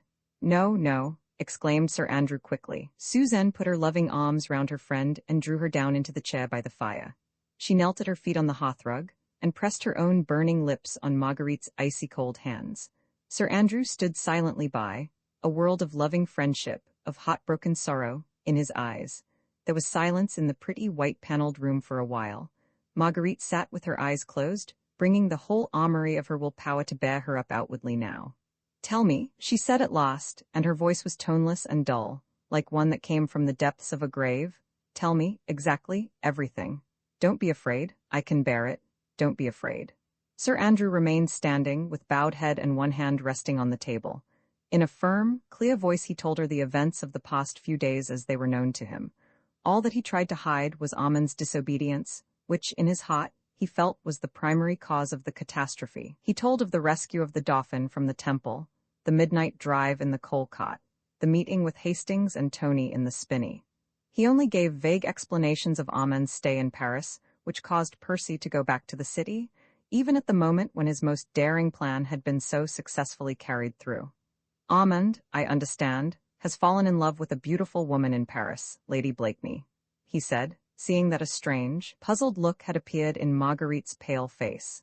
"She was arrested the day before the rescue of the Dauphin from the temple. Armand could not join us. He felt that he could not leave her. I am sure that you will understand." Then, as she made no comment, he resumed his narrative. "I had been ordered to go back to La Valette, and there to resume my duties as a laborer in the daytime, and to wait for Percy during the night. The fact that I had received no message from him for 2 days had made me somewhat worried, but I have such faith in him, such belief in his good luck and his ingenuity, that I would not allow myself to be really anxious. Then on the 3rd day I heard the news." "What news?" asked Marguerite mechanically. "That the Englishman who was known as the Scarlet Pimpernel had been captured in a house in the Rue de la Croix Blanche, and had been imprisoned in the conciergerie." "The Rue de la Croix Blanche, where is that?" "In the Montmartre quarter. Armand lodged there. Percy, I imagine, was working to get him away, and those brutes captured him." "Having heard the news, Sir Andrew, what did you do?" "I went into Paris and ascertained its truth." "And there is no doubt of it?" "Alas, none. I went to the house in the Rue de la Croix Blanche. Armand had disappeared. I succeeded in inducing the concierge to talk. She seems to have been devoted to her lodger. Amidst tears, she told me some of the details of the capture." "Can you bear to hear them, Lady Blakeney?" "Yes, tell me everything. Don't be afraid," she reiterated with the same dull monotony. "It appears that early on the Tuesday morning the son of the concierge, a lad about 15, was sent off by her lodger with a message to No. 9 Rue Saint-Germain-l'Auxerrois. That was the house where Percy was staying all last week, where he kept disguises and so on for us all, and where some of our meetings were held. Percy evidently expected that Armand would try and communicate with him at that address, for when the lad arrived in front of the house he was accosted, so he says, by a big, rough workman, who browbeat him into giving up the lodger's letter, and finally pressed a piece of gold into his hand. The workman was Blakeney, of course. I imagine that Armand, at the time that he wrote the letter, must have been under the belief that Mademoiselle Lange was still in prison. He could not know then that Blakeney had already got her into comparative safety. In the letter, he must have spoken of the terrible plight in which he stood, and also of his fears for the woman whom he loved. Percy was not the man to leave a comrade in the lurch. He would not be the man whom we all love and admire, whose word we all obey, for whose sake we would gladly all of us give our life. He would not be that man if he did not brave even certain dangers in order to be of help to those who call on him. Armand called and Percy went to him. He must have known that Armand was being spied upon, for Armand, alas, was already a mocked man, and the watchdogs of those infernal committees were already on his heels. Whether these sleuth-hounds had followed the son of the concierge and seen him give the letter to the workman in the Rue Saint-Germain-l'Auxerrois, or whether the concierge in the Rue de la Croix Blanche was nothing but a spy of Héron's, or, again, whether the Committee of General Security kept a company of soldiers in constant alert in that house. we shall, of course, never know. All that I do know is that Percy entered that fatal house at 10:30, and that a quarter of an hour later, the concierge saw some of the soldiers descending the stairs, carrying a heavy burden. She peeped out of her lodge, and by the light in the corridor, she saw that the heavy burden was the body of a man bound closely with ropes. His eyes were closed, his clothes were stained with blood. He was seemingly unconscious. The next day the official organ of the government proclaimed the capture of the Scarlet Pimpernel, and there was a public holiday in honor of the event. Marguerite had listened to this terrible narrative dry-eyed and silent. Now she still sat there, hardly conscious of what went on around her, of Suzanne's tears that fell unceasingly upon her fingers, of Sir Andrew, who had sunk into a chair and buried his head in his hands. She was hardly conscious that she lived. The universe seemed to have stood still before this awful, monstrous cataclysm. But nevertheless, she was the first to return to the active realities of the present. Sir Andrew, she said after a while, tell me where are my lords Tony and Hastings? At Calais, madam, he replied. I saw them there on my way hither. They had delivered the Dauphin safely into the hands of his adherents at Mantes and were awaiting Blakeney's further orders as he had commanded them to do. Will they wait for us there, think you? For us, Lady Blakeney? He exclaimed in puzzlement. Yes, for us, Sir Andrew, she replied, whilst the ghost of a smile flitted across her drawn face. You had thought of accompanying me to Paris, had you not? But Lady Blakeney? Ah, I know what you would say, Sir Andrew. You will speak of dangers, of risks, of death, mayhap. You will tell me that I as a woman can do nothing to help my husband, that I could be but a hindrance to him, just as I was in Boulogne. But everything is so different now. Whilst those brutes planned his capture, he was clever enough to outwit them. But now they have actually got him. Think you they'll let him escape? They'll watch him night and day, my friend, just as they watched the unfortunate Queen. But they'll not keep him months, weeks, or even days in prison. Even Chauvelin now will no longer attempt to play with the Scarlet Pimpernel. They have him, and they will hold him until such time as they take him to the guillotine. Her voice broke in a sob. Her self-control was threatening to leave her. She was but a woman, young and passionately in love with the man who was about to die an ignominious death, far away from his country, his kindred, his friends. I cannot let him die alone, Sir Andrew. He will be longing for me, and after all, there is you, and my Lord Tony, and Lord Hastings and the others. Surely we are not going to let him die, not like that, and not alone. You are right, Lady Blakeney, said Sir Andrew earnestly. We are not going to let him die, if human agency can do aught to save him. Already Tony, Hastings, and I have agreed to return to Paris. There are 1 or 2 hidden places in and around the city known only to Percy and to the members of the League, where he must find 1 or more of us if he succeeds in getting away. All the way between Paris and Calais, we have places of refuge, places where any of us can hide at a given moment, where we can find disguises when we want them, our horses in an emergency. No, we are not going to despair, Lady Blakeney.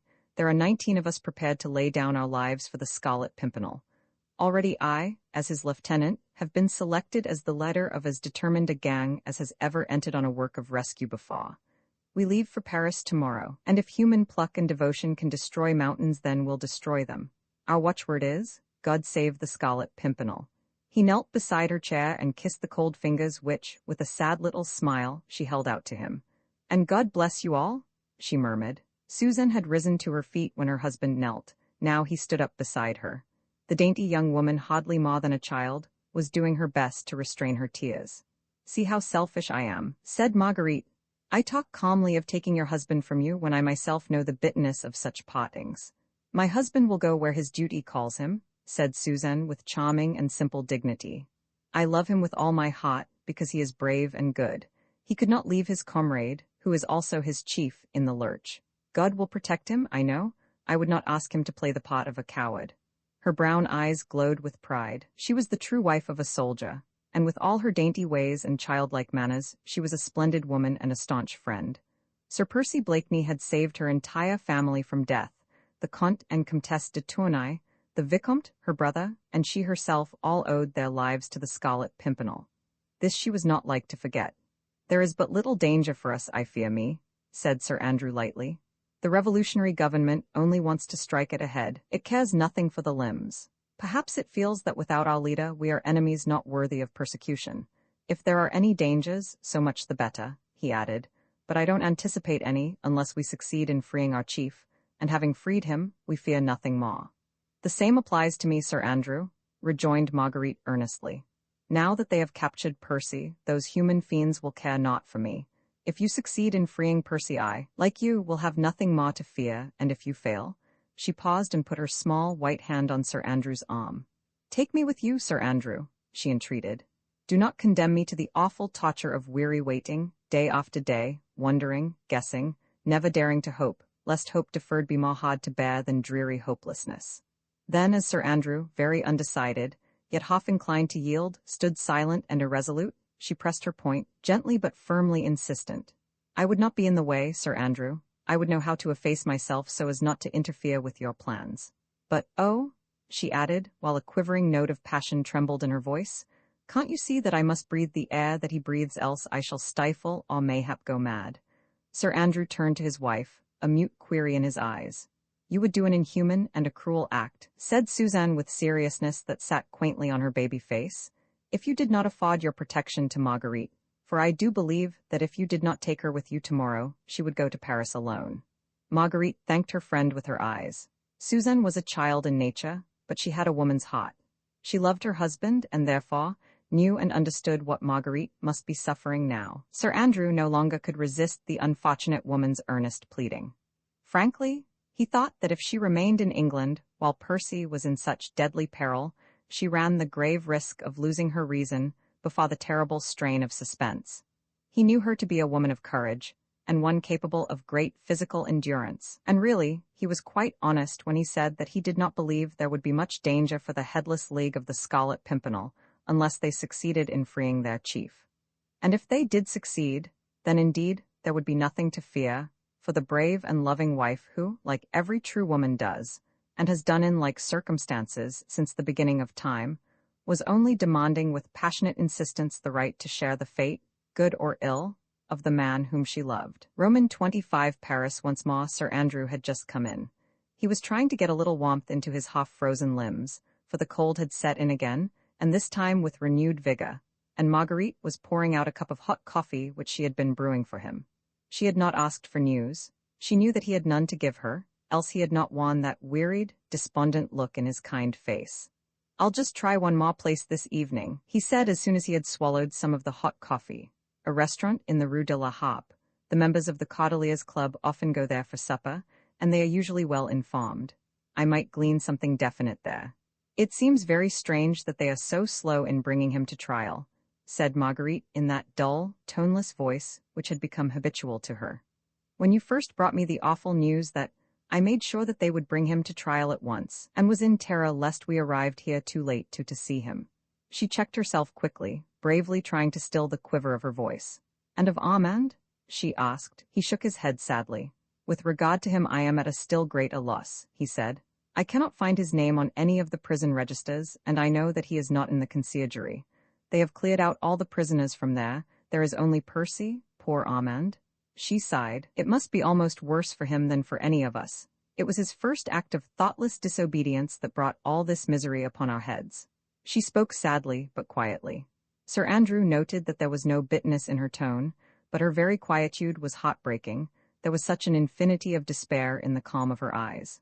Well, though we cannot understand it all, Lady Blakeney, he said with forced cheerfulness, we must remember one thing, that whilst there is life there is hope.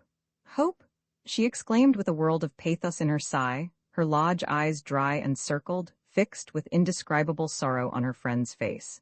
F. Fawkes turned his head away, pretending to busy himself with the coffee-making utensils. He could not bear to see that look of hopelessness in her face, for in his heart he could not find the wherewithal to cheer her. Despair was beginning to seize on him too, and this he would not let her see. They had been in Paris 3 days now, and it was 6 days since Blakeney had been arrested. Sir Andrew and Marguerite had found temporary lodgings inside Paris. Tony and Hastings were just outside the gates, and all along the route between Paris and Calais, at Saint-Germain, at Mantes, in the villages between Beauvais and Amiens, wherever money could obtain friendly help, members of the devoted League of the Scarlet Pimpernel lay in hiding, waiting to aid their chief. F. Fawkes had ascertained that Percy was kept a close prisoner in the conciergerie, in the very rooms occupied by Marie Antoinette during the last months of her life. He left poor Marguerite to guess how closely that elusive Scarlet Pimpernel was being guarded, the precautions surrounding him being even more minute than those which had made the unfortunate queen's closing days a martyrdom for her.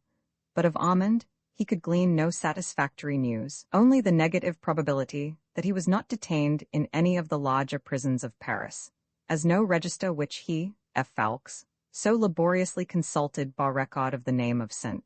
Just. Haunting the restaurants and drinking booths where the most advanced Jacobins and terrorists were wont to meet, he had learned one or two details of Blakeney's incarceration, which he could not possibly impart to Marguerite. The capture of the mysterious Englishman, known as the Scarlet Pimpernel, had created a great deal of popular satisfaction. But it was obvious that not only was the public mind not allowed to associate that capture with the escape of little Capet from the Temple, but it soon became clear to F. Fawkes that the news of that escape was still being kept a profound secret. On one occasion he had succeeded in spying on the chief agent of the Committee of General Security, whom he knew by sight, while the latter was sitting at dinner in the company of a stout, florid man with pock-marked face and podgy hands covered with rings. Sir Andrew marveled who this man might be. Héron spoke to him in ambiguous phrases that would have been unintelligible to anyone who did not know the circumstances of the Dauphin's escape and the part that the League of the Scarlet Pimpernel had played in it.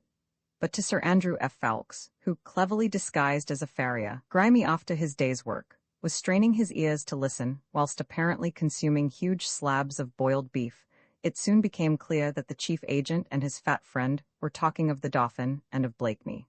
"He won't hold out much longer, citizen," the chief agent was saying in a confident voice. "Our men are absolutely unremitting in their task. 2 of them watch him night and day. They look after him well, and practically never lose sight of him. But the moment he tries to get any sleep, one of them rushes into the cell with a loud banging of bayonet and saber, and noisy tread on the flagstones, and shouts at the top of his voice. 'Now then, Aristo, where's the brat? Tell us now, and you shall be down and go to sleep.' I have done it myself all through one day just for the pleasure of it. It's a little tiring for you to have to shout a good deal now, and sometimes give the cursed Englishman a good shake-up. He has had 5 days of it, and not one wink of sleep during that time, not one single minute of rest, and he only gets enough food to keep him alive. I tell you he can't last. Citizen Chauvelin had a splendid idea there. It will all come right in a day or two." "Hm?" grunted the other sulkily. "Those Englishmen are tough." "Yes," retorted Héron with a grim laugh and a leer of savagery that made his gaunt face look positively hideous. "You would have given out after 3 days, friend de Bats, would you not? And I warned you, didn't I? I told you if you tampered with the brat I would make you cry in mercy to me for death." "And I warned you," said the other imperturbably, "not to worry so much about me, but to keep your eyes open for those cursed Englishmen." "I am keeping my eyes open for you. Nevertheless, my friend, if I thought you knew where the vermin's spawn was at this moment I would. You would put me on the same rack that you, or your precious friend, Chauvelin, have devised for the Englishman. But I don't know where the lad is. If I did I would not be in Paris." "I know that," assented Héron with a sneer. "You would soon be after the reward, over in Austria, what? But I have your movements tracked day and night, my friend. I dare say you are as anxious as we are as to the whereabouts of the child. Had he been taken over the frontier, you would have been the first to hear of it. Eh? No," he added confidently, and as if anxious to reassure himself, "my firm belief is that the original idea of these confounded Englishmen was to try and get the child over to England, and that they alone know where he is. I tell you it won't be many days before that very withered Scarlet Pimpernel will order his followers to give little Capet up to us. Oh, they are hanging about Paris, some of them. I know that. Citizen Chauvelin is convinced that the wife isn't very far away. Give her a sight of her husband now, say I, and she'll make the others give the child up soon enough." The man laughed like some hyena gloating over its prey. Sir Andrew nearly betrayed himself then. He had to dig his nails into his own flesh to prevent himself from springing then and there at the throat of that wretch, whose monstrous ingenuity had invented torture for the fallen enemy far worse than any that the cruelties of medieval inquisitions had devised. So they would not let him sleep? A simple idea born in the brain of a fiend. Héron had spoken of Chauvelin as the originator of the devilry, a man weakened deliberately day by insufficient food, and the horrible process of denying him rest. It seemed inconceivable that human, sentient beings should have thought of such a thing. Perspiration stood up in beads on Sir Andrew's brow when he thought of his friend, brought down by want of sleep to what? His physique was splendidly powerful, but could it stand against such racking torment for long? And the clear, the alert mind, the scheming brain, the reckless daring, how soon would these become enfeebled by the slow, steady torture of an utter want of rest? Fawkes had to smother a cry of horror, which surely must have drawn the attention of that fiend on himself, had he not been so engrossed in the enjoyment of his own devilry. As it is, he ran out of the stuffy eating-house, for he felt as if its fetid air must choke him. For an hour after that he wandered about the streets, not daring to face Marguerite, lest his eyes betrayed some of the horror which was shaking his very soul. That was 24 hours ago. Today he had learnt little else.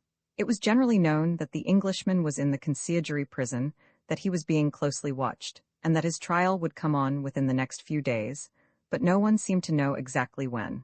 The public was getting restive, demanding that trial and execution to which everyone seemed to look forward as to a holiday.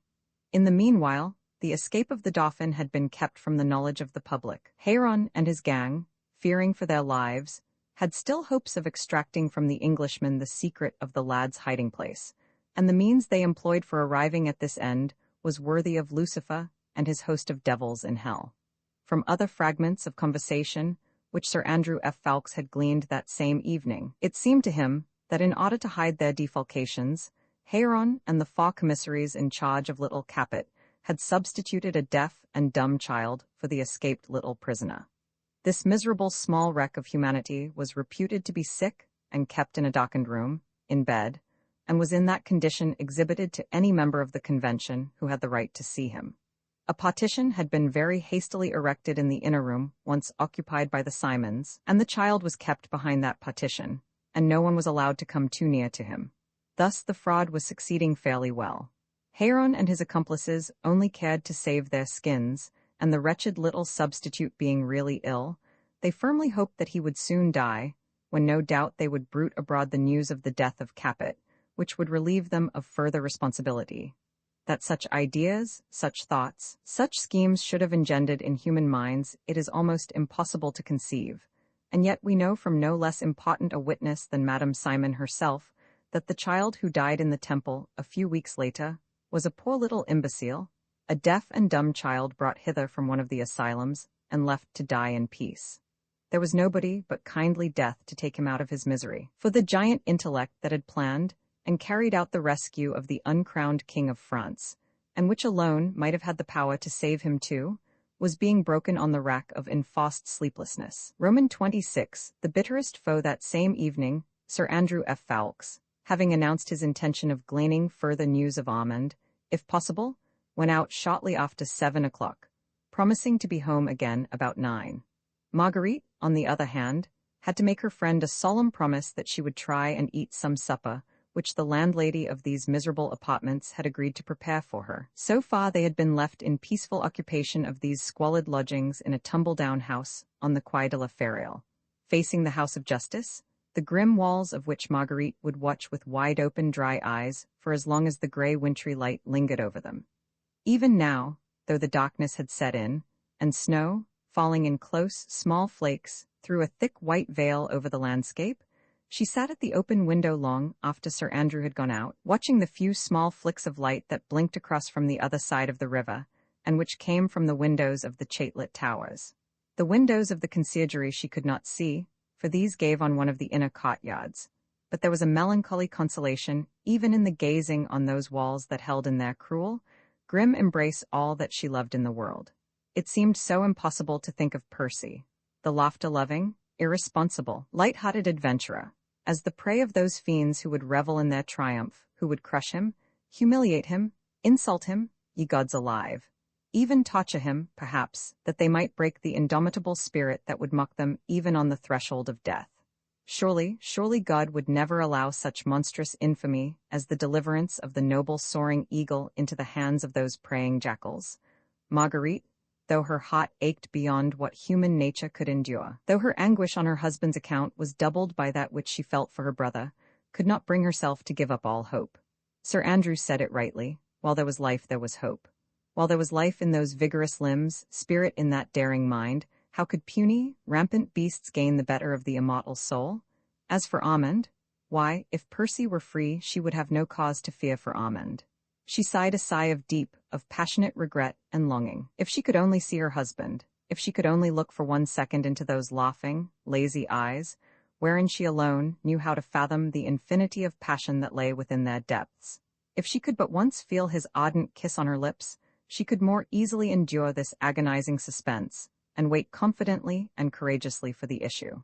She turned away from the window, for the night was getting bitterly cold. From the Tower of St. Germain-l'Auxerrois, while the clock slowly struck 8. Even as the last sound of the historic bell died away in the distance, she heard a timid knocking at the door. "Enter," she called unthinkingly. She thought it was her landlady, come up with more wood, mayhap, for the fire, so she did not turn to the door when she heard it being slowly opened, then closed again, and presently a soft tread on the threadbare carpet. "May I crave your kind attention, Lady Blakeney?" said a harsh voice, subdued to tones of ordinary courtesy. She quickly repressed a cry of terror. How well she knew that voice. When last she heard it was at Boulogne, dictating that infamous letter, the weapon wherewith Percy had so effectually foiled his enemy. She turned and faced the man who was her bitterest foe, hers in the person of the man she loved. "Chauvelin?" she gasped. "Himself at your service, dear lady," he said simply. He stood in the full light of the lamp, his trim, small figure boldly cut out against the dark wall beyond. He wore the usual sable-colored clothes which he affected, with the primly folded jabot and cuffs edged with narrow lace. Without waiting for permission from her, he quietly and deliberately placed his hat and cloak on a chair. Then he turned once more toward her, and made a movement as if to advance into the room, but instinctively she put up a hand as if to ward off the calamity of his approach. He shrugged his shoulders, and the shadow of a smile, that had neither mirth nor kindliness in it, hovered round the corners of his thin lips. "Have I your permission to sit?" he asked. "As you will," she replied slowly, keeping her wide-open eyes fixed upon him as does a frightened bird upon the serpent whom it loathes and fears. "And may I crave a few moments of your undivided attention, Lady Blakeney?" he continued, taking a chair, and so placing it beside the table that the light of the lamp when he sat remained behind him and his face was left in shadow. "Is it necessary?" asked Marguerite. "It is," he replied curtly, "if you desire to see and speak with your husband, to be of use to him before it is too late. Then, I pray you, speak, citizen, and I will listen." She sank into a chair, not heeding whether the light of the lamp fell on her face or not, whether the lines in her haggard cheeks or her tear-dimmed eyes showed plainly the sorrow and despair that had traced them. She had nothing to hide from this man, the cause of all the tortures which she endured. She knew that neither courage nor sorrow would move him, and that hatred for Percy, personal deadly hatred for the man who had twice foiled him, had long crushed the last spark of humanity in his heart. "Perhaps, Lady Blakeney," he began after a slight pause, and in his smooth, even voice, "it would interest you to hear how I succeeded in procuring for myself this pleasure of an interview with you? Your spies did their usual work, I suppose," she said coldly. "Exactly. We have been on your track for 3 days, and yesterday evening an unguarded movement on the part of Sir Andrew F. Ffoulkes gave us the final clue to your whereabouts." "Of Sir Andrew F. Ffoulkes?" she asked, greatly puzzled. "He was in an eating-house, cleverly disguised, I own, trying to glean information, no doubt as to the probable fate of Sir Percy Blakeney. As chance would have it, my friend Heron, of the Committee of General Security, chanced to be discussing with reprehensible openness, what shall I say? Certain measures which, at my advice, the Committee of Public Safety have been forced to adopt with a view to a truce on your smooth-tongued speeches, Citizen Chauvelin," she interposed firmly. "Sir Andrew F. Ffoulkes has told me naught of this, so I pray you speak plainly and to the point if you can." He bowed with mocked irony. "As you please," he said. Sir Andrew F. Ffoulkes, hearing certain matters of which I will tell you anon, made a movement which betrayed him to one of our spies. At a word from Citizen Heron, this man followed on the heels of the young farrier who had shown such interest in the conversation of the chief agent. Sir Andrew, I imagine, burning with indignation at what he had heard, was perhaps not quite so cautious as he usually is. Anyway, the man on his track followed him to this door. It was quite simple, as you see. As for me, I had guessed a week ago that we would see the beautiful Lady Blakeney in Paris before long. When I knew where Sir Andrew F. Ffoulkes lodged, I had no difficulty in guessing that Lady Blakeney would not be far off. And what was there in Citizen Heron's conversation last night, she asked quietly, that so aroused Sir Andrew's indignation? He has not told you? No. Oh, it is very simple. Let me tell you, Lady Blakeney, exactly how matters stand. Sir Percy Blakeney, before lucky chance at last delivered him into our hands, thought fit, as no doubt you know, to meddle with our most important prisoner of state. A child, I know it, sir, the son of a murdered father whom you and your friends were slowly doing to death. That is as it may be, Lady Blakeney, rejoined Chauvelin calmly, but it was none of Sir Percy Blakeney's business. This, however, he chose to disregard. He succeeded in carrying little Capet from the temple, and 2 days later we had him under lock and key. Through some infamous and treacherous trick, sir, she retorted. Chauvelin made no immediate reply. His pale, inscrutable eyes were fixed upon her face, and the smile of irony round his mouth appeared more strongly mocked than before. That, again, is as it may be, he said suavely, but anyhow for the moment we have the upper hand. Sir Percy is in the conciergerie, guarded day and night, more closely than Marie Antoinette even was guarded. And he laughs at your bolts and bars, sir, she rejoined proudly. Remember Calais, remember Boulogne. His laugh at your discomfiture then must resound in your ear even today. Yes, but for the moment laughter is on our side. Still we are willing to forego even that pleasure, if Sir Percy will but move a finger towards his own freedom. Again some infamous letter? She asked with bitter contempt. Some attempt against his honor? No, no, Lady Blakeney, he interposed with perfect blandness. Matters are so much simpler now, you see. We hold Sir Percy at our mercy. We could send him to the guillotine tomorrow, but we might be willing, remember, I only say we might, to exercise our prerogative of mercy if Sir Percy Blakeney will on his side accede to a request from us. And that request is a very natural one. He took Capet away from us, and it is but credible that he knows at the present moment exactly where the child is. Let him instruct his followers, and I mistake not, Lady Blakeney, there are several of them not very far from Paris just now. Let him, I say, instruct these followers of his to return the person of young Capet to us, and not only will we undertake to give these same gentlemen a safe conduct back to England, but we even might be inclined to deal somewhat less harshly with the gallant Scarlet Pimpernel himself. She laughed a harsh, mirthless, contemptuous laugh. I don't think that I quite understand, she said after a moment or two, whilst he waited calmly until her outbreak of hysterical mirth had subsided. You want my husband, the Scarlet Pimpernel, citizen, to deliver the little King of France to you after he has risked his life to save the child out of your clutches. Is that what you are trying to say? It is, rejoined Chauvelin complacently, just what we have been saying to Sir Percy Blakeney for the past 6 days, madam. Well, then you have had your answer, have you not? Yes, he replied slowly, but the answer has become weaker day by day. Weaker? I don't understand. Let me explain, Lady Blakeney, said Chauvelin, now with measured emphasis. He put both elbows on the table and leaned well forward, peering into her face, lest one of its varied expressions escaped him. Just now you taunted me with my failure in Calais, and again at Boulogne, with a proud toss of the head, which I own is excessive becoming. You threw the name of the Scarlet Pimpernel in my face like a challenge which I no longer dare to accept. The Scarlet Pimpernel, you would say to me, stands for loyalty, for honor, and for indomitable courage. Think you he would sacrifice his honor to obtain your mercy? Remember Boulogne and your discomfiture? All of which, dear lady, is perfectly charming and womanly and enthusiastic, and I, bowing my humble head, must own that I was fooled in Calais and baffled in Boulogne.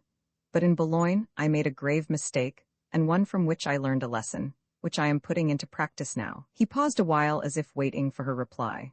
His pale, keen eyes had already noted that with every phrase he uttered the lines in her beautiful face became more hard and set. A look of horror was gradually spreading over it, as if the icy cold hand of death had passed over her eyes and cheeks, leaving them rigid like stone. In Boulogne, resumed Chauvelin quietly, satisfied that his words were hitting steadily at her heart. In Boulogne, Sir Percy and I did not fight an equal fight. Fresh from a pleasant sojourn in his own magnificent home, full of the spirit of adventure which puts the essence of life into a man's veins, Sir Percy Blakeney's splendid physique was pitted against my feeble powers. Of course I lost the battle. I made the mistake of trying to subdue a man who was in the zenith of his strength. Whereas now? Yes, Citizen Chauvelin, she said. Whereas now? Sir Percy Blakeney has been in the prison of the conciergerie for exactly 1 week, Lady Blakeney, he replied, speaking very slowly, and letting every one of his words sink individually into her mind. Even before he had time to take the bearings of his cell, or to plan on his own behalf one of those remarkable escapes for which he is so justly famous, our men began to work on a scheme which I am proud to say originated with myself. A week has gone by since then, Lady Blakeney, and during that time a special company of prison guard, acting under the orders of the Committee of General Security and of Public Safety, have questioned the prisoner unremittingly, remember, day and night. 2 by 2 these men take it in turns to enter the prisoner's cell every quarter of an hour, lately it has had to be more often, and ask him the one question, where is little Capet? Up to now, we have received no satisfactory reply, although we have explained to Sir Percy that many of his followers are honoring the neighborhood of Paris with their visit, and that all we ask for from him are instructions to those gallant gentlemen to bring young Capet back to us. It is all very simple. Unfortunately, the prisoner is somewhat obstinate. At first, even, the idea seemed to amuse him. He used to laugh and say that he always had the faculty of sleeping with his eyes open. But our soldiers are untiring in their efforts, and the want of sleep as well as of a sufficiency of food and of fresh air is certainly beginning to tell on Sir Percy Blakeney's magnificent physique.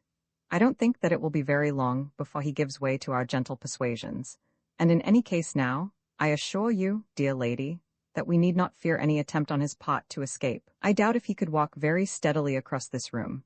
Marguerite had sat quite silent and apparently impassive all the while that Chauvelin had been speaking. Even now she scarcely stirred. Her face expressed absolutely nothing but deep puzzlement. There was a frown between her brows, and her eyes, which were always of such liquid blue, now looked almost black. She was trying to visualize that which Chauvelin had put before her, a man harassed day and night, unceasingly, unremittingly, with one question allowed neither respite nor sleep. His brain, soul, and body fagged out at every hour, every moment of the day and night, until mind and body and soul must inevitably give way under anguish 10,000 times more unendurable than any physical torment invented by monsters in barbaric times. That man thus harassed, thus fagged out, thus martyrized at all hours of the day and night, was her husband, whom she loved with every fiber of her being, with every throb of her heart. Torture? Oh no. These were advanced and civilized times that could afford to look with horror on the excesses of medieval days. This was a revolution that made for progress, and challenged the opinion of the world. The cells of the Temple of La Fosse or the Conciergerie held no secret inquisition with iron maidens and racks and thumbscrews, but a few men had put their tortuous brains together, and had said one to another, "We want to find out from that man where we can lay our hands on little Capet, so we won't let him sleep until he has told us. It is not torture, oh no, who would dare to say that we torture our prisoners? It is only a little horseplay, worrying to the prisoner, no doubt, but after all, he can end the unpleasantness at any moment. He need but to answer our question, and he can go to sleep as comfortably as a little child. The want of sleep is very trying, the want of proper food and of fresh air is very weakening. The prisoner must give way sooner or later." So these fiends had decided it between them, and they had put their idea into execution for 1 whole week. Marguerite looked at Chauvelin as she would on some monstrous, inscrutable sphinx, marveling if God, even in his anger, could really have created such a fiendish brain, or, having created it, could allow it to wreak such devilry unpunished. Even now she felt that he was enjoying the mental anguish which he had put upon her, and she saw his thin, evil lips curled into a smile. "So you came tonight to tell me all this?" she asked as soon as she could trust herself to speak. Her impulse was to shriek out her indignation, her horror of him, into his face.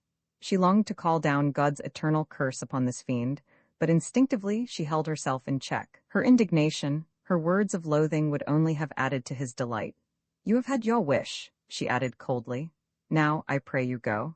"Your pardon, Lady Blakeney," he said with all his habitual blandness. "My object in coming to see you tonight was twofold.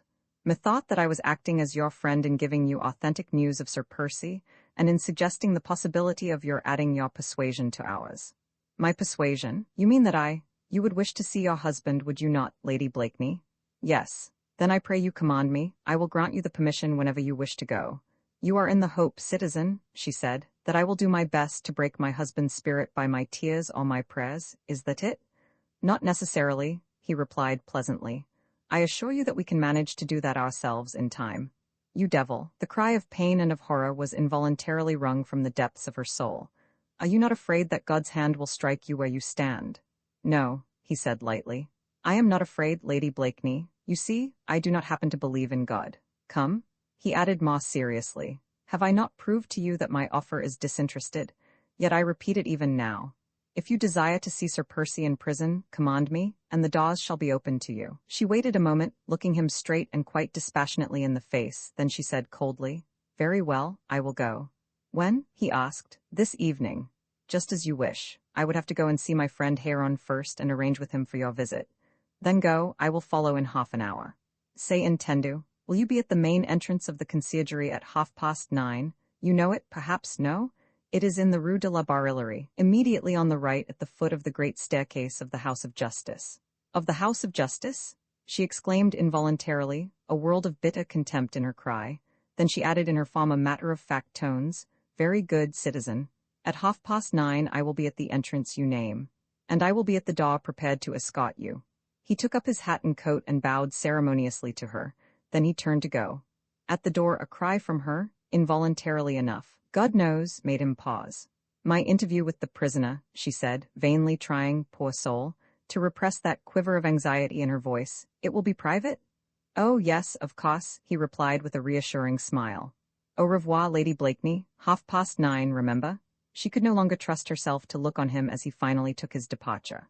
She was afraid, yes, absolutely afraid that her fortitude would give way, meanly, despicably, uselessly give way, that she would suddenly fling herself at the feet of that sneering, inhuman wretch, that she would pray, implore, heaven above.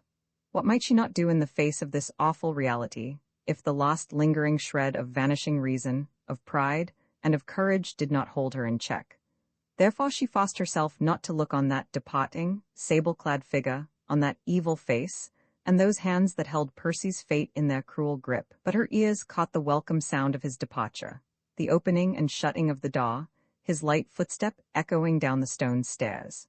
When at last she felt that she was really alone, she uttered a loud cry like a wounded doe, and falling on her knees, she buried her face in her hands in a passionate fit of weeping. Violent sobs shook her entire frame. It seemed as if an overwhelming anguish was tearing at her heart. The physical pain of it was almost unendurable, and yet even through this paroxysm of tears her mind clung to one root idea. When she saw Percy she must be brave and calm, be able to help him if he wanted her, to do his bidding if there was anything that she could do, or any message that she could take to the others. Of hope she had none. The last lingering ray of it had been extinguished by that fiend when he said, We need not fear that he will escape. I doubt if he could walk very steadily across this room now. Roman 27, in the conciergerie Marguerite, accompanied by Sir Andrew F. Ffoulkes, walked rapidly along the quay. It lacked 10 minutes to the half-hour. The night was dark and bitterly cold. Snow was still falling in sparse, thin flakes, and lay like a crisp and glittering mantle over the parapets of the bridges and the grim towers of the chate-lit prison.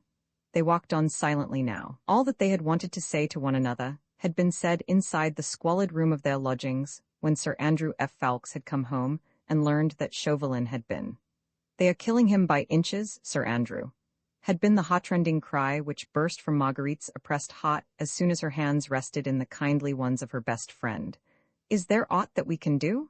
There was, of course, very little that could be done. 1 or 2 fine steel files which Sir Andrew gave her to conceal beneath the folds of her kerchief. Also a tiny dagger with sharp, poisoned blade, which for a moment she held in her hand hesitating, her eyes filling with tears, her heart throbbing with unspeakable sorrow. Then slowly, very slowly, she raised the small, death-dealing instrument to her lips and reverently kissed the narrow blade. If it must be, she murmured, God in his mercy will forgive. She sheathed the dagger, and this too she hid in the folds of her gown. Can you think of anything else, Sir Andrew, that he might want? She asked. I have money in plenty, in case those soldiers. Sir Andrew sighed, and turned away from her so as to hide the hopelessness which he felt. Since 3 days now, he had been exhausting every conceivable means of getting at the prison god with bribery and corruption. But Chauvelin and his friends had taken excellent precautions. The prison of the conciergerie, situated as it was in the very heart of the labyrinthine and complicated structure of the chatelet and the House of Justice, and isolated from every other group of cells in the building, was inaccessible save from one narrow doorway which gave on the guardroom first, and thence on the inner cell beyond. Just as all attempts to rescue the late unfortunate queen from that prison had failed, so now every attempt to reach the imprisoned Scarlet Pimpernel was equally doomed to bitter disappointment. The guardroom was filled with soldiers day and night. The windows of the inner cell, heavily barred, were too small to admit of the passage of a human body, and they were raised 20 feet from the corridor below. Sir Andrew had stood in the corridor 2 days ago. He had looked on the window behind which he knew that his friend must be eating out his noble heart in a longing for liberty, and he had realized then that every effort at help from the outside was foredoomed to failure. "Courage, Lady Blakeney," he said to Marguerite, when anon they had crossed the Pont au Change and were wending their way slowly along the Rue de la Barillerie. "Remember our proud dictum. The Scarlet Pimpernel never fails. And also this, that whatever messages Blakeney gives you for us, whatever he wishes us to do, we are to a man ready to do it, and to give our lives for our chief. Courage? Something tells me that a man like Percy is not going to die at the hands of such vermin as Chauvelin and his friends." They had reached the great iron gates of the House of Justice. Marguerite, trying to smile, extended her trembling band to this faithful, loyal comrade. "I'll not be far," he said. "When you come out, do not look to the right or left, but make straight for home. I'll not lose sight of you for a moment, and as soon as possible will overtake you. God bless you both."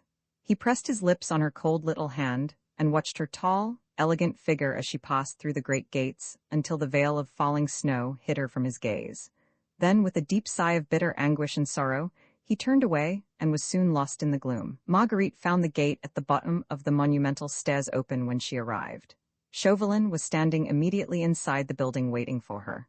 "We are prepared for your visit, Lady Blakeney," he said, "and the prisoner knows that you are coming." He led the way down one of the numerous and interminable corridors of the building, and she followed briskly, pressing her hand against her bosom there where the folds of her kerchief hid the steel files and the precious dagger. Even in the gloom of these ill-lighted passages, she realized that she was surrounded by guards. There were soldiers everywhere. 2 had stood behind the door when first she entered, and had immediately closed it with a loud clang behind her. And all the way down the corridors, through the half-light engendered by feebly flickering lamps, she caught glimpses of the white facings on the uniforms of the town guard, or occasionally the glint of steel of a bayonet. Presently Chauvelin paused beside a door which he had just reached. His hand was on the latch, for it did not appear to be locked, and he turned toward Marguerite. "I am very sorry, Lady Blakeney," he said in simple, deferential tones, "that the prison authorities, who at my request are granting you this interview at such an unusual hour, have made a slight condition to your visit." "A condition?" she asked. "What is it?" "You must forgive me," he said, as if purposely evading her question, "for I give you my word that I had nothing to do with a regulation that you might justly feel was derogatory to your dignity. If you will kindly step in here, a wardress in charge will explain to you what is required." He pushed open the door, and stood aside ceremoniously in order to allow her to pass in. She looked on him with deep puzzlement and a look of dark suspicion in her eyes, but her mind was too much engrossed with the thought of her meeting with Percy to worry over any trifle that might, as her enemy had inferred, offend her womanly dignity. She walked into the room, past Chauvelin, who whispered as she went by, "I will wait for you here, and I pray you, if you have aught to complain of, summon me at once." Then he closed the door behind her. The room in which Marguerite now found herself was a small, unventilated quadrangle, dimly lighted by a hanging lamp. A woman in a soiled cotton gown and lank gray hair brushed away from a parchment-like forehead rose from the chair in which she had been sitting when Marguerite entered, and put away some knitting on which she had apparently been engaged. "I was to tell you, citizeness," she said the moment the door had been closed and she was alone with Marguerite, "that the prison authorities have given orders that I should search you before you visit the prisoner." She repeated this phrase mechanically, like a child who has been taught to say a lesson by heart. She was a stoutish middle-aged woman, with that pasty, flabby skin peculiar to those who live in want of fresh air, but her small, dark eyes were not unkindly, although they shifted restlessly from one object to another, as if she were trying to avoid looking the other woman straight in the face. "That you should search me?" reiterated Marguerite slowly, trying to understand. "Yes," replied the woman. "I was to tell you to take off your clothes, so that I might look them through and through. I have often had to do this before when visitors have been allowed inside the prison, so it is no use your trying to deceive me in any way. I am very sharp at finding out if anyone has papers, or files or ropes concealed in an underpetticoat. Come," she added more roughly, seeing that Marguerite had remained motionless in the middle of the room. "The quicker you are about it, the sooner you will be taken to see the prisoner." These words had their desired effect. The proud Lady Blakeney, inwardly revolting at the outrage, knew that resistance would be worse than useless. Chauvelin was the other side of the door. A call from the woman would bring him to her assistance, and Marguerite was only longing to hasten the moment when she could be with her husband. She took off her kerchief and her gown, and calmly submitted to the woman's rough hands as they wandered with sureness and accuracy to the various pockets and folds that might conceal prohibited articles. The woman did her work with peculiar stolidity. She did not utter a word when she found the tiny steel files and placed them on a table beside her. In equal silence, she laid the little dagger beside them and the purse which contained 20 gold pieces. These she counted in front of Marguerite and then replaced them in the purse. Her face expressed neither surprise, nor greed, nor pity. She was obviously beyond the reach of bribery, just a machine paid by the prison authorities to do this unpleasant work, and no doubt terrorized into doing it conscientiously.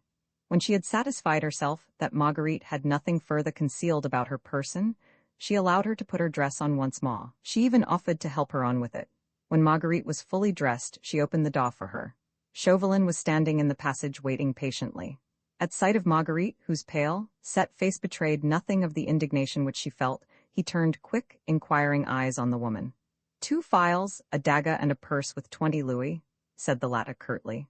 Chauvelin made no comment. He received the information quite placidly, as if it had no special interest for him. Then he said quietly, "This way, citizeness." Marguerite followed him, and 2 minutes later he stood beside a heavy nail-studded door that had a small square grating let into one of the panels, and said simply, "This is it."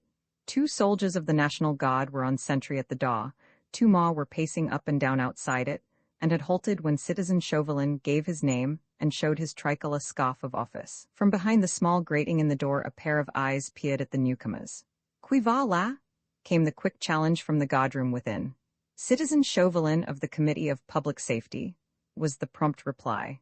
There was the sound of grounding of arms, of the drawing of bolts and the turning of a key in a complicated lock. The prison was kept locked from within, and very heavy bars had to be moved ere the ponderous door slowly swung open on its hinges. 2 steps led up into the guardroom. Marguerite mounted them with the same feeling of awe and almost of reverence as she would have mounted the steps of a sacrificial altar. The guardroom itself was more brilliantly lighted than the corridor outside. The sudden glare of 2 or 3 lamps placed about the room caused her momentarily to close her eyes that were aching with many shed and unshed tears.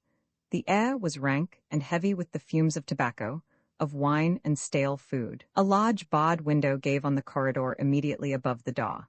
When Marguerite felt strong enough to look around her, she saw that the room was filled with soldiers. Some were sitting, others standing, others lay on rugs against the wall, apparently asleep. There was one who appeared to be in command, for with a word he checked the noise that was going on in the room when she entered, and then he said curtly, "This way, citizeness." He turned to an opening in the wall on the left, the stone lintel of a door, from which the door itself had been removed. An iron bar ran across the opening, and this the sergeant now lifted, nodding to Marguerite to go within. Instinctively she looked round for Chauvelin, but he was nowhere to be seen. Roman 28. The caged lion. Was there some instinct of humanity left in the soldier, who allowed Marguerite through the barrier into the prisoner's cell? Had the wan face of this beautiful woman stirred within his heart the lost cod of gentleness that was not wholly atrophied by the constant cruelties, the excesses, the mercilessness which his service under this fraternizing republic constantly demanded of him? Perhaps some recollection of former years, when first he served his king and country, recollection of wife or sister or mother, pleaded within him in favor of this sorely-stricken woman with the look of unspeakable sorrow in her large blue eyes. Certain it is that as soon as Marguerite passed the barrier, he put himself on guard against it with his back to the interior of the cell and to her. Marguerite had paused on the threshold. After the glaring light of the guardroom, the cell seemed dark, and at first she could hardly see. The whole length of the long, narrow cubicle lay to her left, with a slight recess at its further end, so that from the threshold of the doorway she could not see into the distant corner. Swift as a lightning flash, the remembrance came back to her of proud Marie Antoinette, narrowing her life to that dark corner where the insolent eyes of the rabble soldiery could not spy her every movement. Marguerite stepped further into the room. Gradually, by the dim light of an oil lamp placed upon a table in the recess, she began to distinguish various objects. One or two chairs, another table, and a small but very comfortable-looking camp bedstead. Just for a few seconds, she only saw these inanimate things, then she became conscious of Percy's presence. He sat on a chair, with his left arm half stretched out upon the table, his head hidden in the bend of the elbow. Marguerite did not utter a cry. She did not even tremble. Just for one brief instant she closed her eyes, so as to gather up all her courage before she dared to look again. Then, with a steady and noiseless step, she came quite close to him. She knelt on the flagstones at his feet and raised reverently to her lips the hand that hung nerveless and limp by his side. He gave a start. A shiver seemed to go right through him. He half raised his head and murmured in a hoarse whisper, "I tell you that I do not know, and if I did—" She put her arms round him and pillowed her head upon his breast. He turned his head slowly toward her, and now his eyes, hollowed and rimmed with purple, looked straight into hers. "My beloved," he said, "I knew that you would come." His arms closed round her. There was nothing of lifelessness or of weariness in the passion of that embrace, and when she looked up again, it seemed to her as if that first vision which she had had of him with weary head bent and wan, haggard face was not reality, only a dream born of her own anxiety for him, for now the hot, ardent blood coursed just as swiftly as ever through his veins, as if life, strong, tenacious, pulsating life, throbbed with unabated vigor in those massive limbs, and behind that square, clear brow, as though the body, but half subdued, had transferred its vanishing strength to the kind and noble heart that was beating with the fervor of self-sacrifice. "Percy," she said gently, "they will only give us a few moments together. They thought that my tears would break your spirit where their devilry had failed." He held her glance with his own, with that close, intent look which binds soul to soul, and in his deep blue eyes there danced the restless flames of his own undying mirth. "Little woman," he said with enforced lightness, even whilst his voice quivered with the intensity of passion engendered by her presence, her nearness, the perfume of her hair. "How little they know you, eh? Your brave, beautiful, exquisite soul, shining now through your glorious eyes, would defy the machinations of Satan himself and his hod. Close your dear eyes, my love. I shall go mad with joy if I drink their beauty in any longer." He held her face between his two hands, and indeed it seemed as if he could not satiate his soul with looking into her eyes. In the midst of so much sorrow, such misery, and such deadly fear, never had Marguerite felt quite so happy. Never had she felt him so completely her own. The inevitable bodily weakness, which of necessity had invaded even his splendid physique after a whole week's privations, had made a severe breach in the invincible barrier of self-control with which the soul of the inner man was kept perpetually hidden behind a mask of indifference and of irresponsibility. And yet the agony of seeing the lines of sorrow, so plainly writ on the beautiful face of the woman he worshipped, must have been the keenest that the bold adventurer had ever experienced in the whole course of his reckless life. It was he, and he alone, who was making her suffer, her for whose sake he would gladly have shed every drop of his blood, endured every torment, every misery, and every humiliation, her whom he worshipped only 1 degree less than he worshipped his honor and the cause which he had made his own. Yet, in spite of that agony, in spite of the heartrending pathos of her pale, wan face, and through the anguish of seeing her tears, the ruling passion, strong in death, the spirit of adventure, the mad, wild, devil-may-care irresponsibility, was never wholly absent. "Dear heart," he said with a quaint sigh, whilst he buried his face in the soft masses of her hair, "until you came I was so fatigued." He was laughing, and the old look of boyish love of mischief illumined his haggard face. "Is it not lucky, dear heart," he said a moment or two later, "that those brutes do not leave me unshaved? I could not have faced you with a week's growth of beard round my chin. By dint of promises and bribery, I have persuaded one of that rabble to come and shave me every morning. They will not allow me to handle a razor myself. They are afraid I should cut my throat, or one of theirs. But mostly I am too sleepy to think of such a thing." "Percy?" she exclaimed with tender and passionate reproach. I know, dear," he murmured. "What a brute I am. Ah, God did a cruel thing the day that he threw me in your path. To think that once, not so very long ago, we were drifting apart, you and I. You would have suffered less, dear heart, if we had continued to drift." Then as he saw that his bantering tone pained her, he covered her hands with kisses, entreating her forgiveness. "Dear heart," he said merrily, "I deserve that you should leave me to rot in this abominable cage. They haven't got me yet, little woman, you know. I am not yet dead, only sleepy at times, but I'll cheat them even now, never fear. How, Percy, how? She moaned, for her heart was aching with intolerable pain. She knew better than he did the precautions which were being taken against his escape, and she saw more clearly than he realized it himself, the terrible barrier set up against that escape by ever-encroaching physical weakness. Well, dear, he said simply, to tell you the truth, I have not yet thought of that all-important how. I had to wait, you see, until you came. I was so sure that you would come. I have succeeded in putting on paper all my instructions for F. Fawkes and the others. I will give them to you anon. I knew that you would come, and that I could give them to you. Until then, I had but to think of one thing, and that was of keeping body and soul together. My chance of seeing you was to let them have their will with me. Those brutes were sure, sooner or later, to bring you to me, that you might see the caged fox worn down to imbecility, eh? That you might add your tears to their persuasion, and succeed where they have failed. He laughed lightly with an unstrained note of gaiety. Only Marguerite's sensitive ears caught the faint tone of bitterness which rang through the laugh. Once I know that the little King of France is safe, he said, I can think of how best to rob those murderers of my skin. Then suddenly his manner changed. He still held her with one arm closely to him, but the other now lay across the table, and the slender, emaciated hand was tightly clutched. He did not look at her, but straight ahead. The eyes, unnaturally large now, with their deep purple rims, looked far ahead beyond the stone walls of this grim, cruel prison. The passionate lover, hungering for his beloved, had vanished. There sat the man with a purpose, the man whose firm hand had snatched men and women and children from death, the reckless enthusiast who tossed his life against an ideal.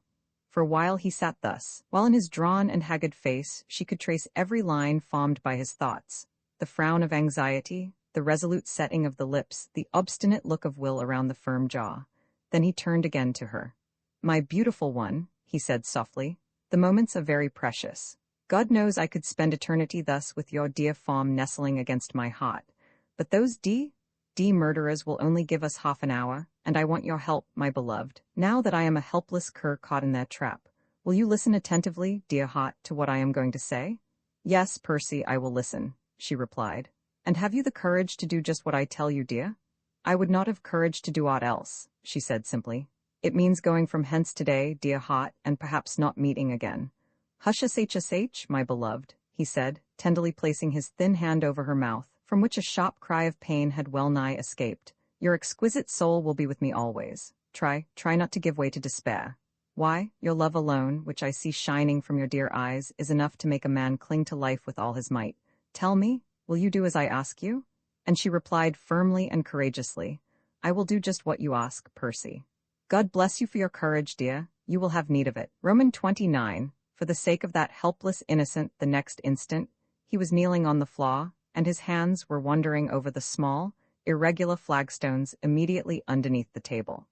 Marguerite had risen to her feet. She watched her husband with intent and puzzled eyes. She saw him suddenly pass his slender fingers along a crevice between two flagstones, then raise one of these slightly, and from beneath it extract a small bundle of papers, each carefully folded and sealed. Then he replaced the stone and once more rose to his knees. He gave a quick glance toward the doorway. That corner of his cell, the recess wherein stood the table, was invisible to anyone who had not actually crossed the threshold. Reassured that his movements could not have been and were not watched, he drew Marguerite closer to him. Dear heart, he whispered, I want to place these papers in your care.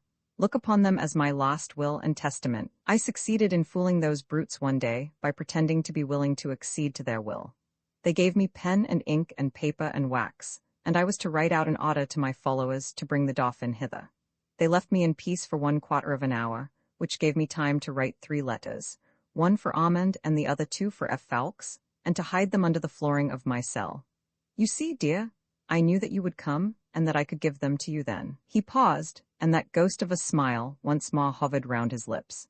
He was thinking of that day when he had fooled Héron and Chauvelin into the belief that their devilry had succeeded, and that they had brought the reckless adventurer to his knees.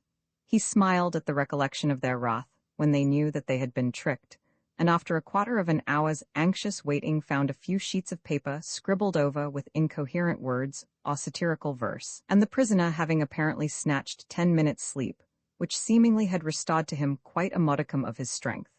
But of this he told Marguerite nothing, nor of the insults and the humiliation which he had had to bear in consequence of that trick.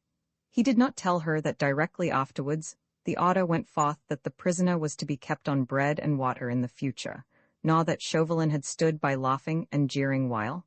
No, he did not tell her all that. The recollection of it all had still the power to make him laugh.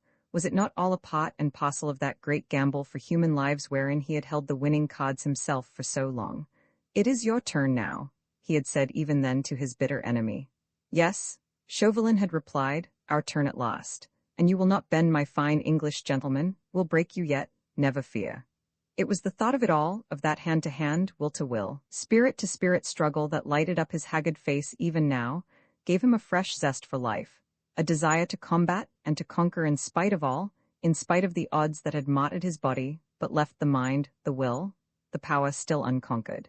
He was pressing one of the papers into her hand, holding her fingers tightly in his, and compelling her gaze with the ardent excitement of his own. "This first letter is for F. Fawkes," he said. "It relates to the final measures for the safety of the Dauphin. They are my instructions to those members of the League who are in or near Paris at the present moment. F. Fawkes, I know, must be with you. He was not likely, God bless his loyalty, to let you come to Paris alone. Then give this letter to him, dear heart, at once, tonight, and tell him that it is my express command that he and the others shall act in minute accordance with my instructions. But the Dauphin surely is safe now," she urged. "F. Fawkes and the others are here in order to help you." "To help me, dear heart," he interposed earnestly. "God alone can do that now, and such of my poor wits as these devils do not succeed in crushing out of me within the next 10 days. 10 days? I have waited a week, until this hour when I could place this packet in your hands. Another 10 days should see the Dauphin out of France. After that, we shall see." "Percy?" she exclaimed in an agony of horror. "You cannot endure this another day, and live?" "Nay," he said in a tone that was almost insolent in its proud defiance. "There is but little that a man cannot do when he sets his mind to it. For the rest, 'tis in God's hands," he added more gently. "Dear heart, you swore that you would be brave. The Dauphin is still in France, and until he is out of it he will not really be safe. His friends wanted to keep him inside the country. God only knows what they still hope. Had I been free, I should not have allowed him to remain so long. Now those good people at Mantes will yield to my letter, and to F. Fawkes' earnest appeal. They will allow one of our League to convey the child safely out of France, and I'll wait here until I know that he is safe. If I tried to get away now, and succeeded, why, heaven help us. The hue and cry might turn against the child, and he might be captured before I could get to him. Dear heart, dear heart, try to understand. The safety of that child is bound with mine honor, but I swear to you, my sweet love, that the day on which I feel that that safety is assured I will save mine own skin, what there is left of it, if I can." "Percy?" she cried with a sudden outburst of passionate revolt. "You speak as if the safety of that child were of more moment than your own. 10 days. But God in heaven, have you thought how I shall live these 10 days, whilst slowly, inch by inch, you give your dear, your precious life for a fallen cause? I am very tough, dear," he said lightly.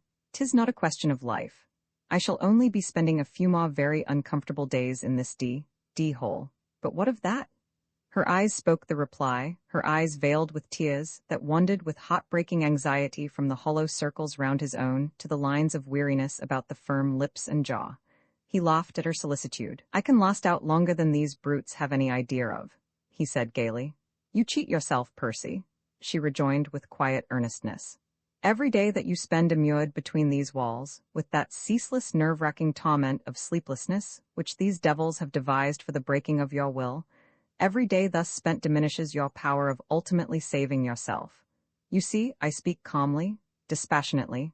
I do not even urge my claims upon your life, but what you must weigh in the balance is the claim of all those for whom in the past you have already staked your life, whose lives you have purchased by risking your own.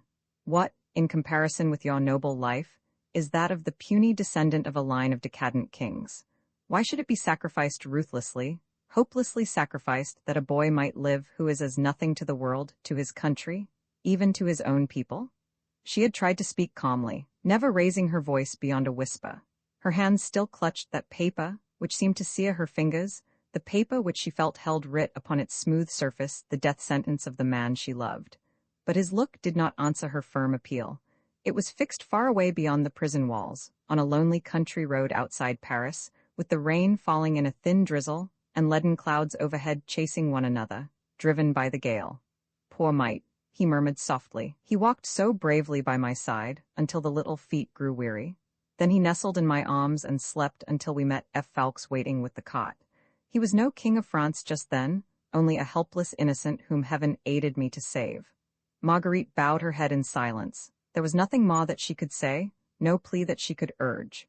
Indeed, she had understood, as he had begged her to understand. She understood that long ago, he had mapped out the course of his life, and now that that course happened to lead up a calvary of humiliation and of suffering, he was not likely to turn back. Even though, on the summit, death already was waiting and beckoning with no uncertain hand.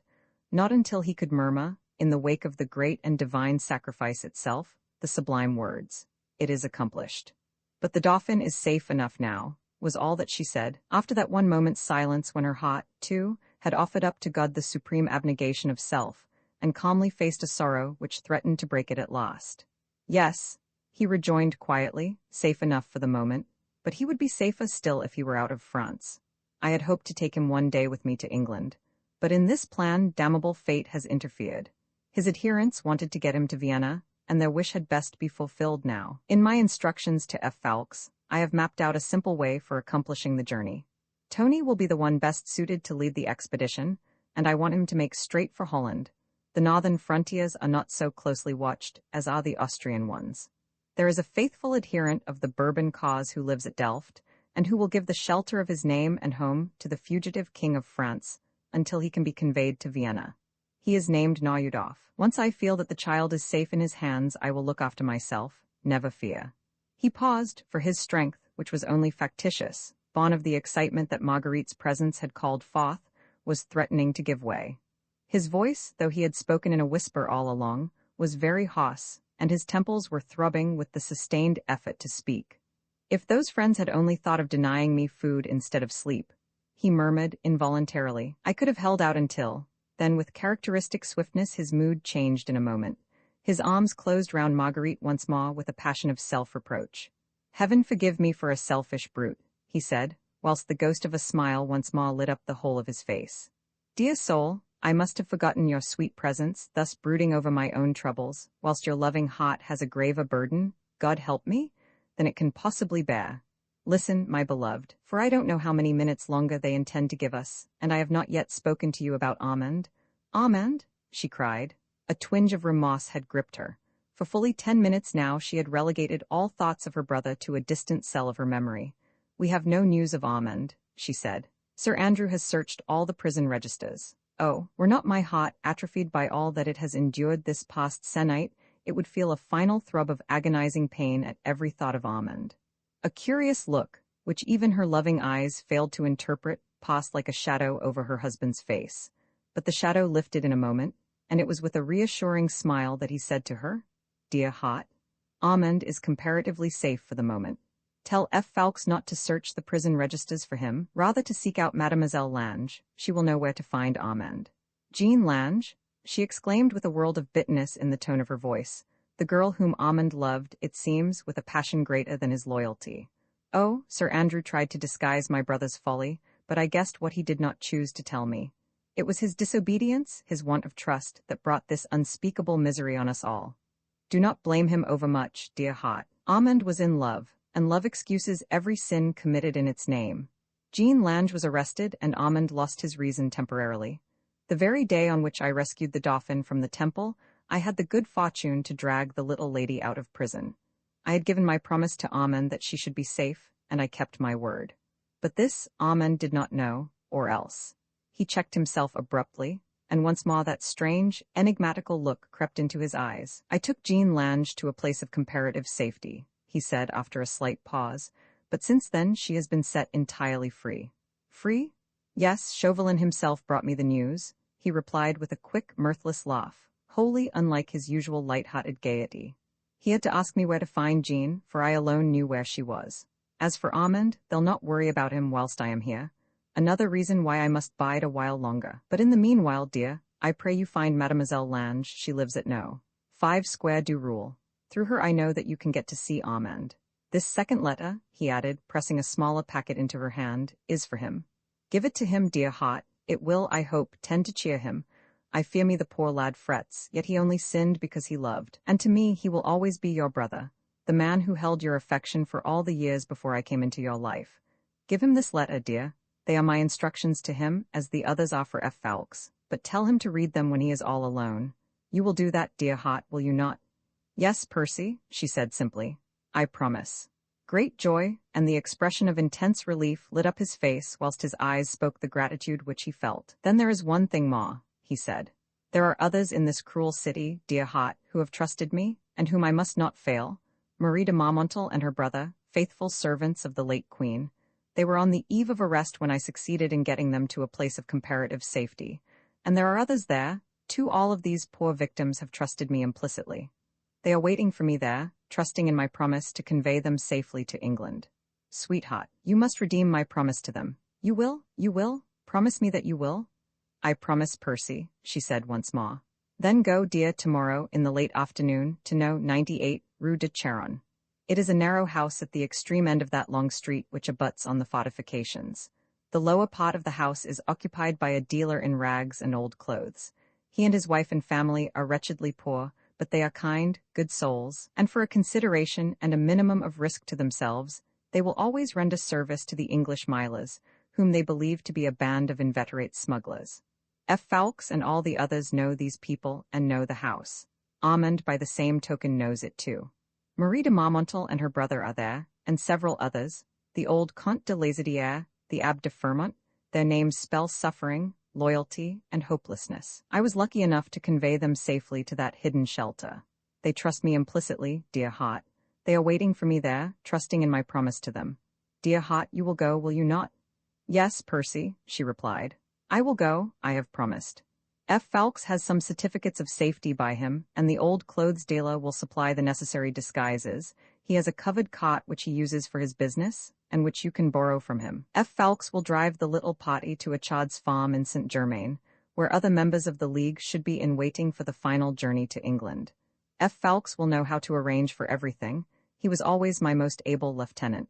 Once everything is organized, he can appoint Hastings to lead the party. But you, dear heart, must do as you wish. A child's farm would be a safe retreat for you and for F. Fawkes. If I know, dear, he added with infinite tenderness. See, I do not even suggest that you should leave me. F. Fawkes will be with you, and I know that neither he nor you would go even if I commanded. Either a child's farm, or even the house in the Rue de Charonne, would be quite safe for you, dear, under F. Fawkes's protection, until the time when I myself can carry you back, you, my precious burden, to England in mine own arms, or until, hush, dear heart, he entreated, smothering with a passionate kiss the low moan of pain which had escaped her lips. It is all in God's hands now. I am in a tight corner, tighter than ever I have been before, but I am not dead yet, and those brutes have not yet paid the full price for my life. Tell me, dear heart, that you have understood, that you will do all that I asked. Tell me again, my dear, dear love. It is the very essence of life to hear your sweet lips murmur this promise now. And for the third time she reiterated firmly, I have understood every word that you said to me, Percy, and I promise on your precious life to do what you ask. He sighed a deep sigh of satisfaction, and even at that moment there came from the guardroom beyond the sound of a harsh voice, saying peremptorily, That half-hour is nearly over, Sergeant, 'tis time you interfered. 3 minutes more, citizen, was the curt reply. 3 minutes, you devils, murmured Blakeney between set teeth, whilst a sudden light which even Marguerite's keen gaze failed to interpret leapt into his eyes. Then he pressed the third letter into her hand. Once more his close, intent gaze compelled hers. Their faces were close one to the other. So near to him did he draw her, so tightly did he hold her to him.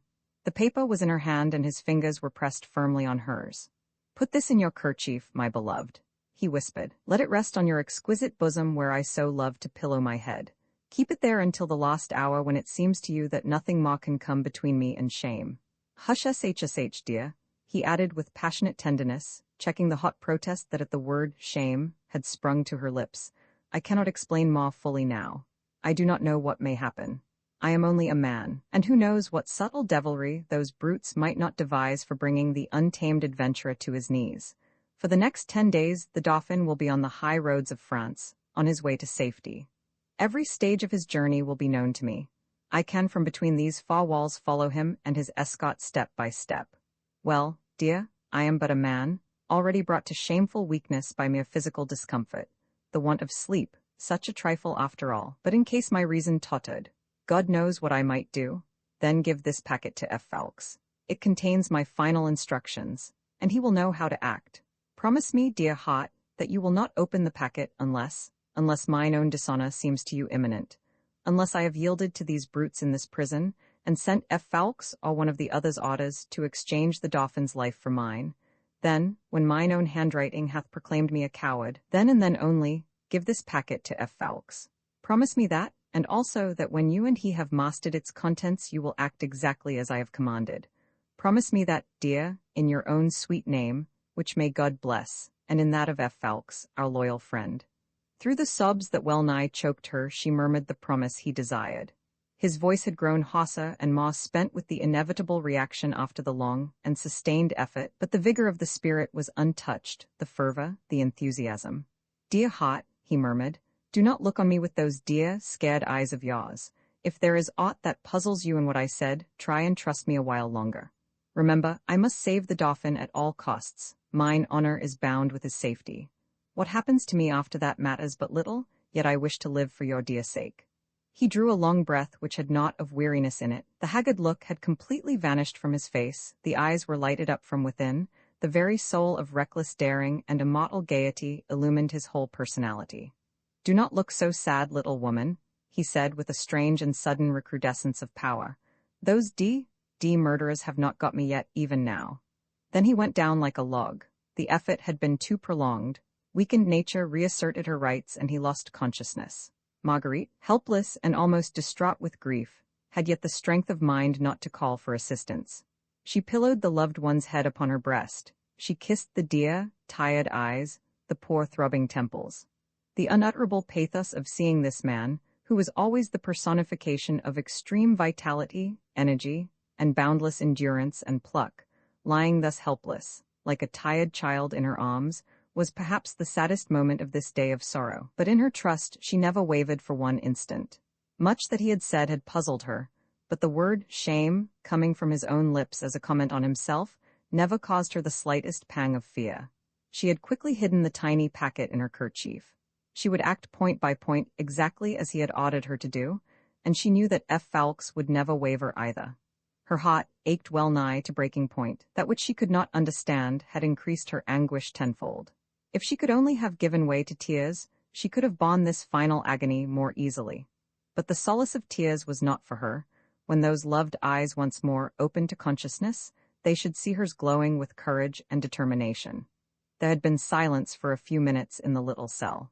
The soldiery outside, inured to their hideous duty, thought no doubt that the time had come for them to interfere. The iron bar was raised and thrown back with a loud crash, the butt ends of muskets were grounded against the floor, and two soldiers made noisy eruption into the cell. "Hola, citizen! Wake up!" shouted one of the men. "You have not told us yet what you have done with Capet." Marguerite uttered a cry of horror. Instinctively her arms were interposed between the unconscious man and these inhuman creatures, with a beautiful gesture of protecting motherhood. "He has fainted," she said, her voice quivering with indignation. "My God, are you devils that you have not one spark of manhood in you?" The men shrugged their shoulders, and both laughed brutally. They had seen worse sights than these, since they served a republic that ruled by bloodshed and by terror.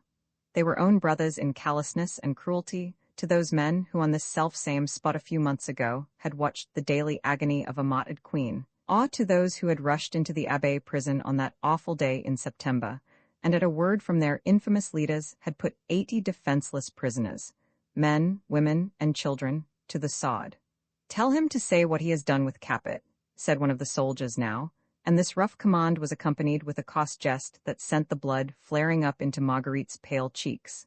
The brutal laugh, the coarse words which accompanied it, the insult flung at Marguerite, had penetrated to Blakeney's slowly returning consciousness. With sudden strength that appeared almost supernatural, he jumped to his feet, and before any of the others could interfere he had, with clenched fist, struck the soldier a full blow on the mouth. The man staggered back with a curse, the other shouted for help. In a moment the narrow place swarmed with soldiers. Marguerite was roughly torn away from the prisoner's side, and thrust into the far corner of the cell, from where she only saw a confused mass of blue coats and white belts, and towering for one brief moment above what seemed to her fevered fancy like a veritable sea of heads, the pale face of her husband, with wide, dilated eyes searching the gloom for hers. "Remember?" he shouted, and his voice for that brief moment rang out clear and sharp above the din. Then he disappeared behind the wall of glistening bayonets, of blue coats and uplifted arms. Mercifully for her, she remembered nothing more very clearly. She felt herself being dragged out of the cell, the iron bar being thrust down behind her with a loud clang. Then, in a vague, dreamy state of semi-unconsciousness, she saw the heavy bolts being drawn back from the outer door, heard the grating of the key in the monumental lock, and the next moment, a breath of fresh air brought the sensation of renewed life into her. Roman 3, the demon chance sent, just would have given much to be back in his lonely, squalid lodgings now. Too late did he realize how wise had been the dictum which had warned him against making or renewing friendships in France. Men had changed with the times. How terribly they had changed. Personal safety had become a fetish with most, a goal so difficult to attain that it had to be fought for and striven for, even at the expense of humanity and of self-respect. Selfishness, the mere, cold-blooded insistence for self-advancement, ruled supreme. De Batz, surfeited with foreign money, used it firstly to ensure his own immunity, scattering it to right and left to still the ambition of the public prosecutor, or to satisfy the greed of innumerable spies. What was left over he used for the purpose of pitting the bloodthirsty demagogues one against the other, making of the National Assembly a gigantic burden, wherein wild beasts could rend one another limb from limb. In the meanwhile, what cared he? He said it himself, whether hundreds of innocent martyrs perished miserably and uselessly. They were the necessary food whereby the revolution was to be satiated and de Batz's schemes enabled to mature. The most precious life in Europe even was only to be saved if its price went to swell the pockets of de Batz, or to further his future ambitions. Times had indeed changed an entire nation.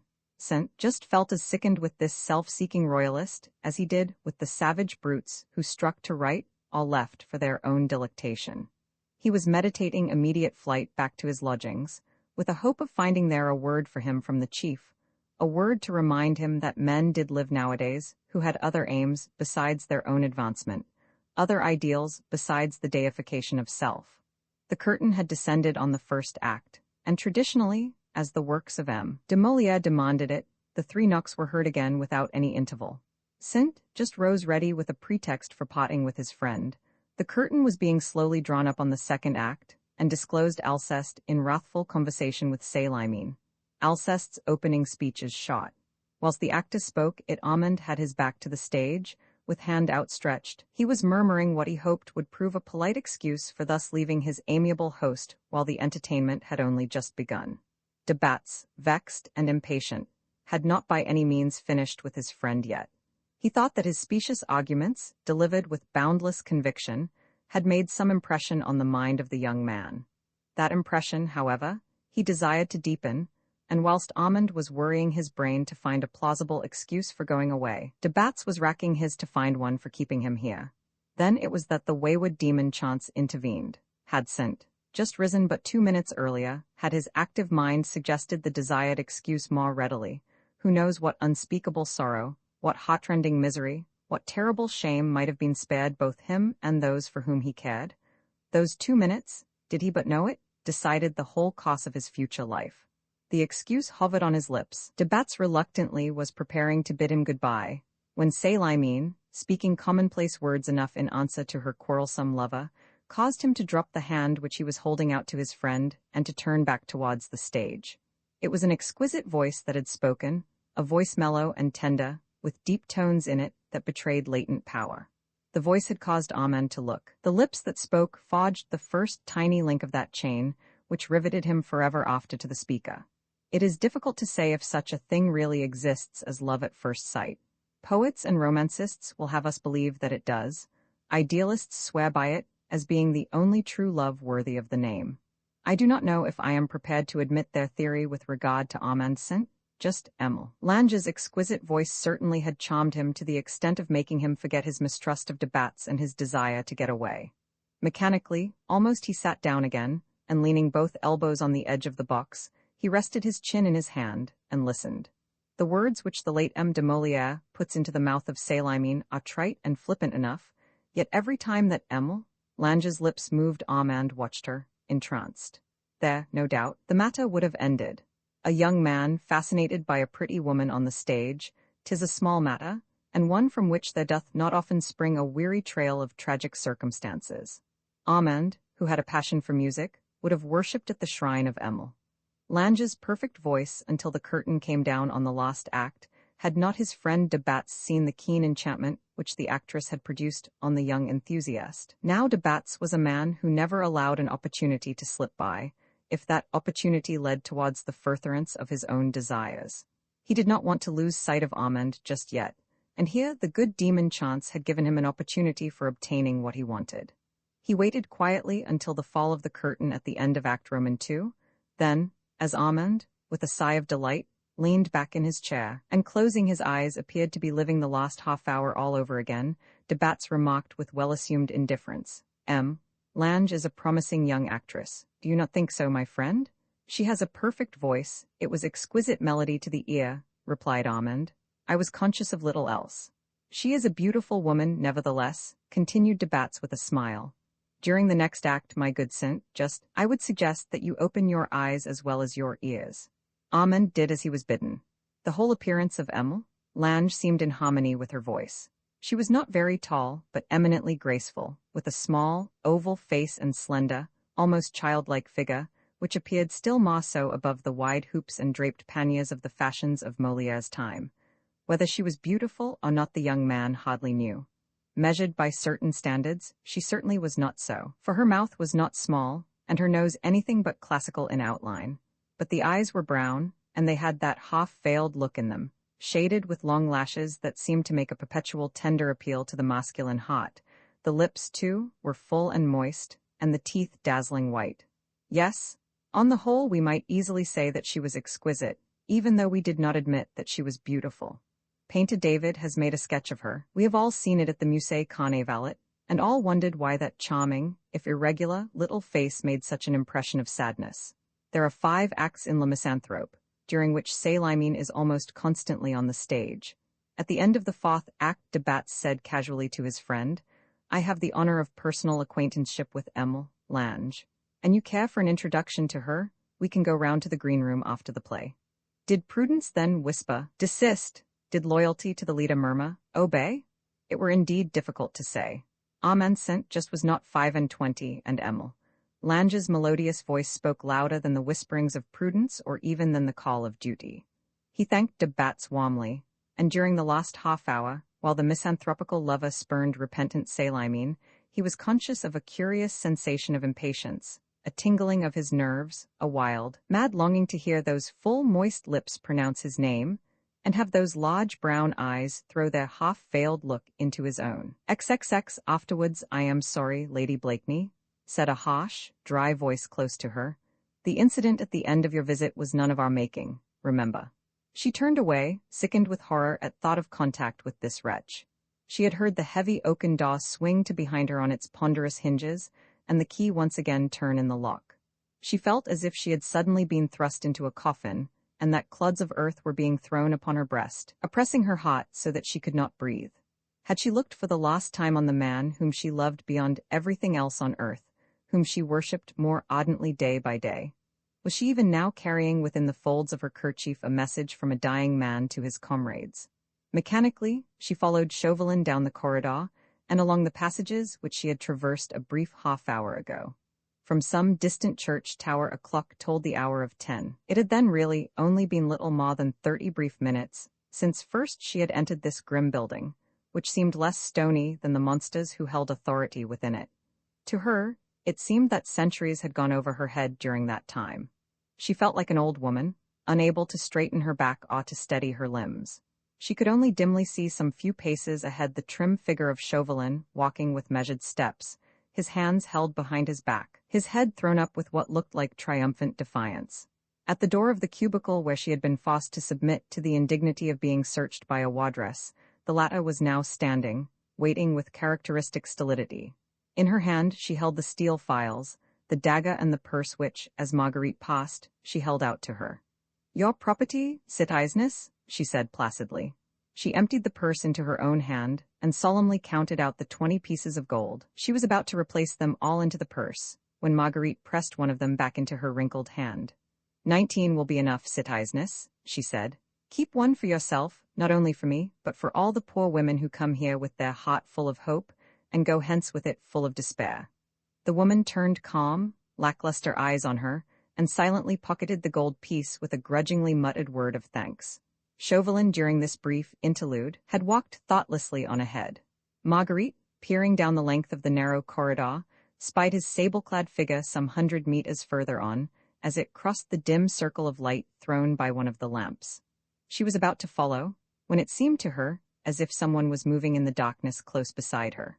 The wardress was even now in the act of closing the door of her cubicle, and there were a couple of soldiers who were disappearing from view round one end of the passage, whilst Chauvelin's retreating femme was lost in the gloom at the other.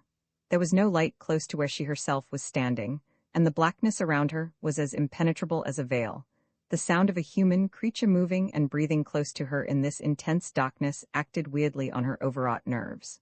"Qui va là?" she called. There was a more distinct movement among the shadows this time, as of a swift tread on the flagstones of the corridor. All else was silent round, and now she could plainly hear those footsteps running rapidly down the passage away from her.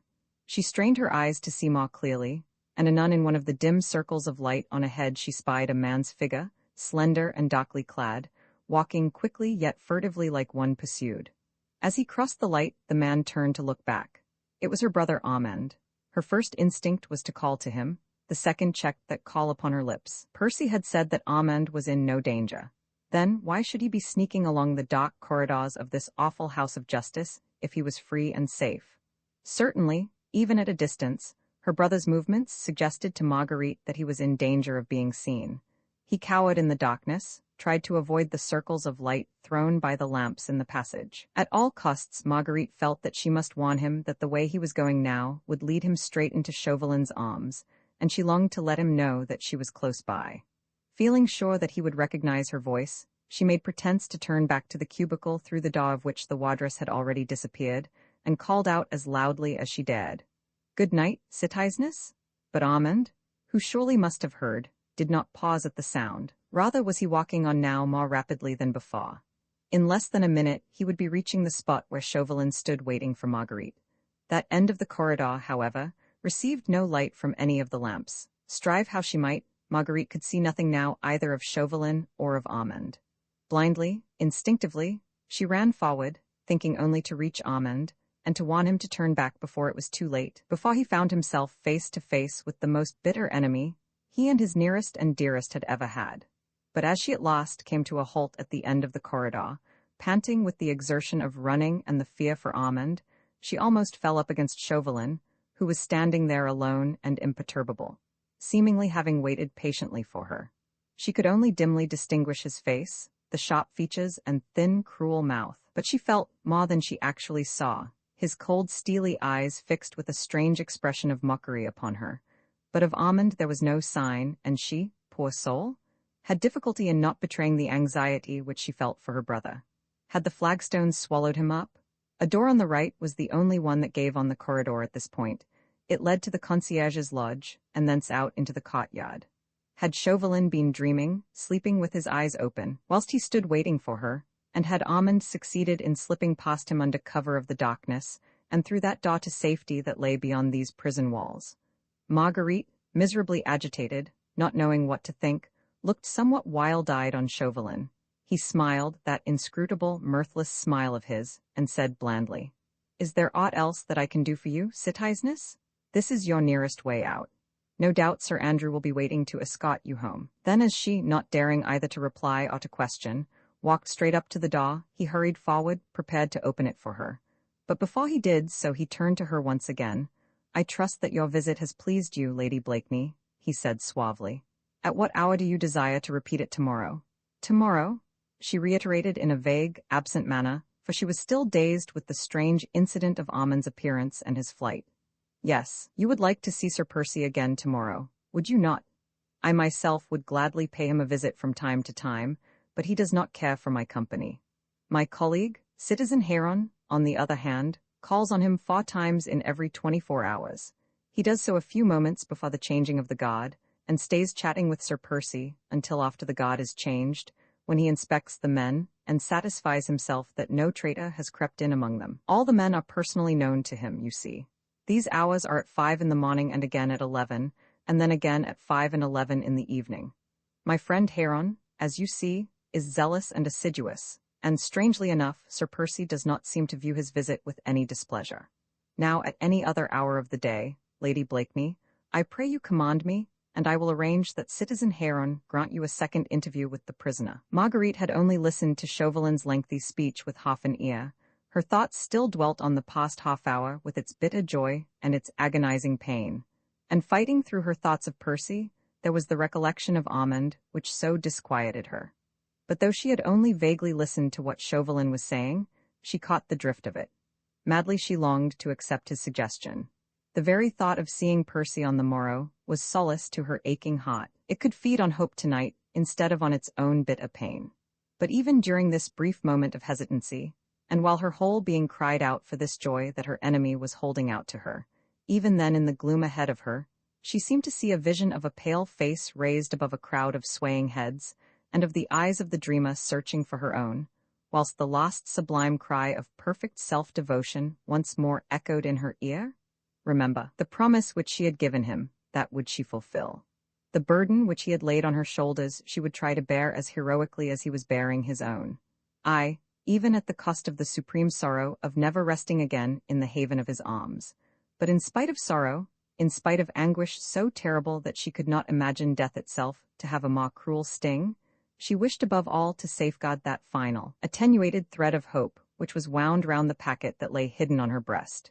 She wanted, above all, not to arouse Chauvelin's suspicions by markedly refusing to visit the prisoner again, suspicions that might lead to her being searched once more, and the precious packet filched from her.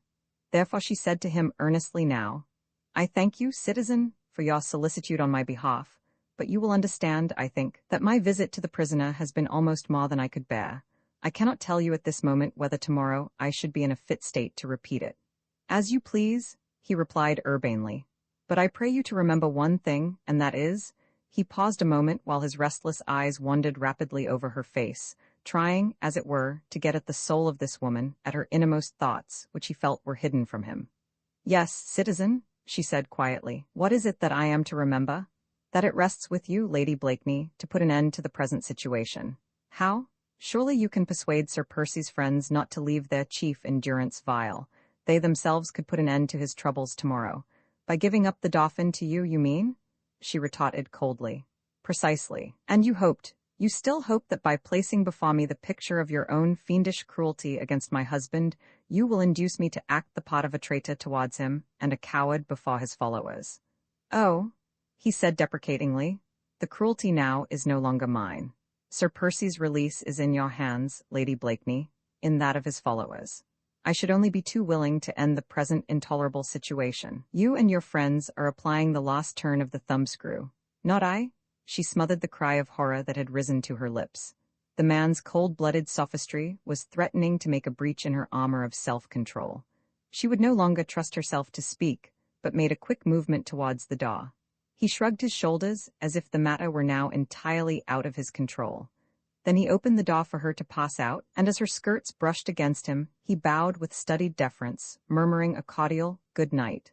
And remember, Lady Blakeney, he added politely, that should you at any time desire to communicate with me at my rooms, 19, Rue Dupuy, I hold myself entirely at your service. Then, as her tall, graceful figure disappeared in the outside gloom, he passed his thin hand over his mouth, as if to wipe away the last lingering signs of triumphant irony.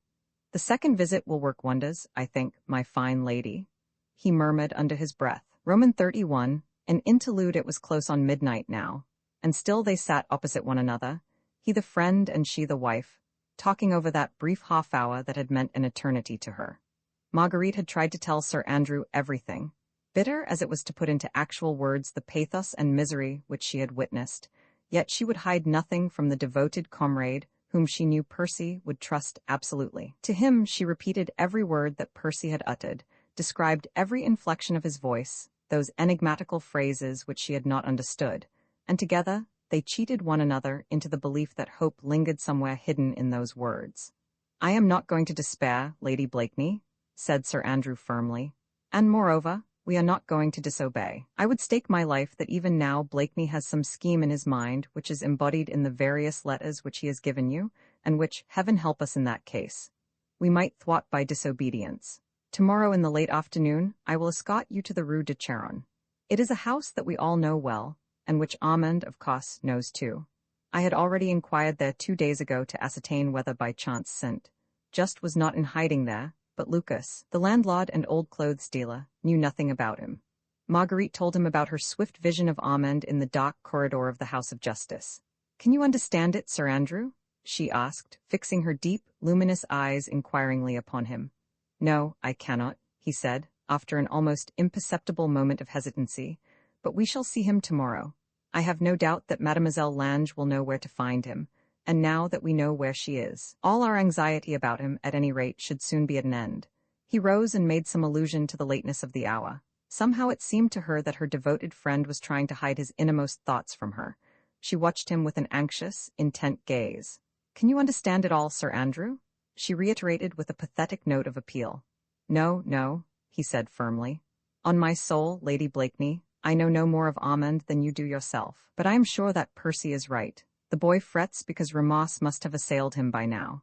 Had he but obeyed implicitly that day, as we all did. But he could not frame the whole terrible proposition in words. Bitterly as he himself felt on the subject of Armand, he would not add yet another burden to this devoted woman's heavy load of misery. "It was fate, Lady Blakeney," he said after a while.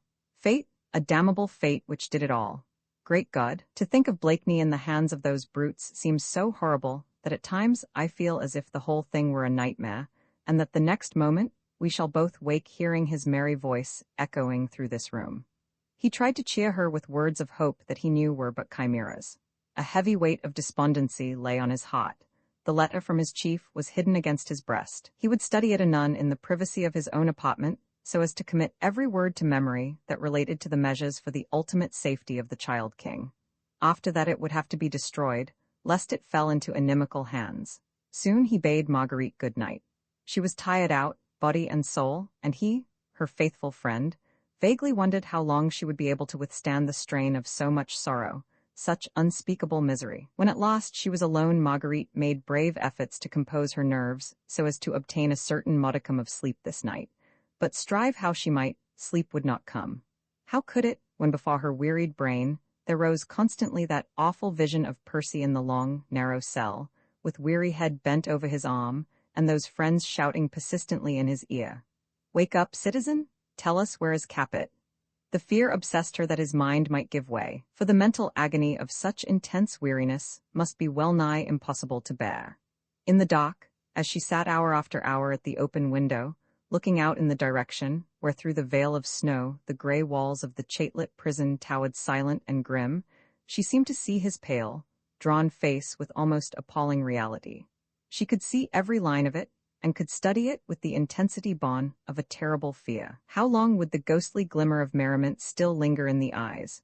When would the hoarse, mirthless laugh rise to the lips, that awful laugh that proclaims madness?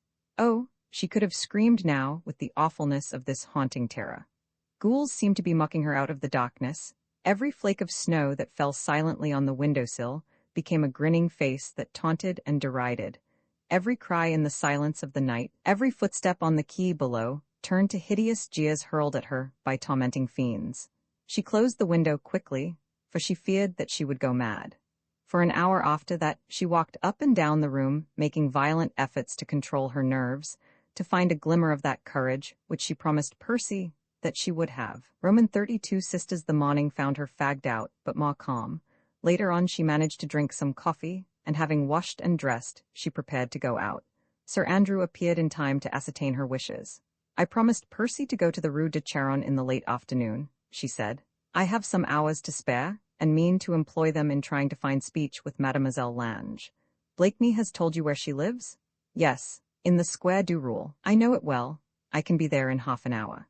He, of course, begged to be allowed to accompany her, and anon they were walking together quickly up toward the Faubourg Saint-Honoré. The snow had ceased falling, but it was still very cold, but neither Marguerite nor Sir Andrew were conscious of the temperature or of any outward signs around them. They walked on silently until they reached the torn-down gates of the Square du Roule. There Sir Andrew parted from Marguerite, after having appointed to meet her an hour later at a small eating-house he knew of where they could have some food together, before starting on their long expedition to the Rue de Charonne. 5 minutes later, Marguerite Blakeney was shown in by worthy Madame Belhomme, into the quaint and pretty drawing-room with its soft-toned hangings and old-world air of faded grace. Mademoiselle Lange was sitting there, in a capacious armchair, which encircled her delicate figure with its framework of dull old gold. She was ostensibly reading when Marguerite was announced, for an open book lay on a table beside her, but it seemed to the visitor that mayhap the young girl's thoughts had played truant from her work, for her pose was listless and apathetic, and there was a look of grave trouble upon the childlike face. She rose when Marguerite entered, obviously puzzled at the unexpected visit, and somewhat awed at the appearance of this beautiful woman with the sad look in her eyes. "I must crave your pardon, mademoiselle," said Lady Blakeney as soon as the door had once more closed on Madame Belhomme, and she found herself alone with the young girl. "This visit at such an early hour must seem to you an intrusion, but I am Marguerite St-Just," and her smile and outstretched hand completed the sentence. "St-Just?" exclaimed Jean. "Yes, Armand's sister." A swift blush rushed to the girl's pale cheeks. Her brown eyes expressed unadulterated joy. Marguerite, who was studying her closely, was conscious that her poor aching heart went out to this exquisite child, the far-off innocent cause of so much misery. Jean, a little shy, a little confused and nervous in her movements, was pulling a chair close to the fire, begging Marguerite to sit. Her words came out all the while in short, jerky sentences, and from time to time she stole swift, shy glances at Armand's sister. "You will forgive me, mademoiselle," said Marguerite, whose simple and calm manner quickly tended to soothe Jean Lange's confusion, "but I was so anxious about my brother, I do not know where to find him." "And so you came to me, madame? Was I wrong?" "Oh, no, but what made you think that I would know?"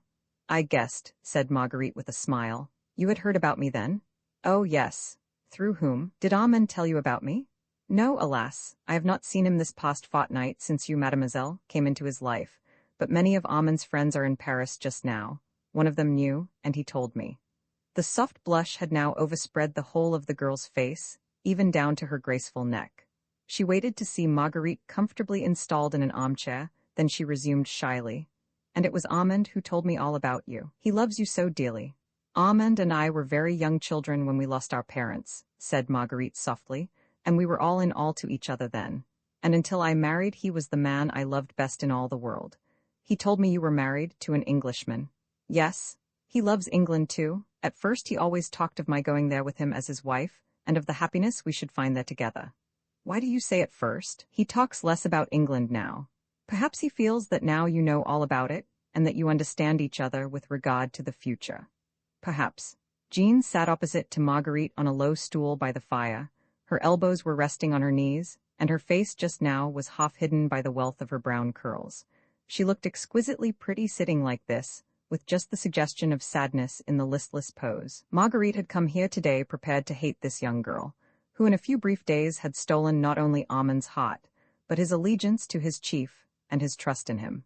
Since last night, when she had seen her brother sneak silently past her like a thief in the night, she had nurtured thoughts of ill will and anger against Jean. But hatred and anger had melted at the sight of this child. Marguerite, with the perfect understanding bond of love itself, had soon realized the charm which a woman like Mademoiselle Lange must of necessity exercise over a chivalrous, enthusiastic nature like Armand's. The sense of protection, the strongest perhaps that exists in a good man's heart, would draw him irresistibly to this beautiful child, with the great, appealing eyes, and the look of pathos that pervaded the entire face. Marguerite, looking in silence on the dainty picture before her, found it in her heart to forgive Armand for disobeying his chief when those eyes beckoned to him in a contrary direction. How could he, how could any chivalrous man endure the thought of this delicate, fresh flower lying crushed and drooping in the hands of monsters who respected neither courage nor purity? And Armand had been more than human, or mayhap less, if he had indeed consented to leave the fate of the girl, whom he had sworn to love and protect in other hands than his own. It seemed almost as if Jean was conscious of the fixity of Marguerite's gaze, for though she did not turn to look at her, the flush gradually deepened in her cheeks. Mademoiselle Lange, said Marguerite gently, do you not feel that you can trust me? She held out her 2 hands to the girl, and Jean slowly turned to her. The next moment she was kneeling at Marguerite's feet and kissing the beautiful, kind hands that had been stretched out to her with such sisterly love. Indeed, I do trust you, she said, and looked with tear-dimmed eyes in the pale face above her. I have longed for someone in whom I could confide. I have been so lonely lately, and Armand, with an impatient little gesture, she brushed away the tears which had gathered in her eyes. What has Armand been doing? Asked Marguerite with an encouraging smile. Oh, nothing to grieve me, replied the young girl eagerly, for he is kind and good and chivalrous and noble. Oh, I love him with all my heart. I loved him from the moment that I set eyes on him, and then he came to see me, perhaps you know, and he talked so beautiful about England, and so nobly about his leader, the Scarlet Pimpernel. Have you heard of him? Yes, said Marguerite, smiling, I have heard of him. It was that day that Citizen Héron came with his soldiers? Oh, you do not know Citizen Héron. He is the most cruel man in France. In Paris he is hated by everyone, and no one is safe from his spies. He came to arrest Armand, but I was able to fool him and to save Armand. And after that, she added with charming naivete, I felt as if, having saved Armand's life, he belonged to me, and his love for me had made me his. Then I was arrested, she continued after a slight pause, and at the recollection of what she had endured then her fresh voice still trembled with horror. They dragged me to prison, and I spent 2 days in a dark cell, where she hid her face in her hands, whilst a few sobs shook her whole frame. Then she resumed more calmly. I had seen nothing of Armand. I wondered where he was, and I knew that he would be eating out his heart with anxiety for me, but God was watching over me. At first I was transferred to the Temple prison, and there a kind creature, a sort of man of all work in the prison, took compassion on me. I do not know how he contrived it, but one morning very early he brought me some filthy old rags which he told me to put on quickly, and when I had done that he bade me follow him. Oh, he was a very dirty, wretched man himself, but he must have had a kind heart. He took me by the hand and made me carry his broom and brushes. Nobody took much notice of us. The dawn was only just breaking, and the passages were very dark and deserted. Only once some soldiers began to chaff him about me. C'est ma fille, quoi? He said roughly.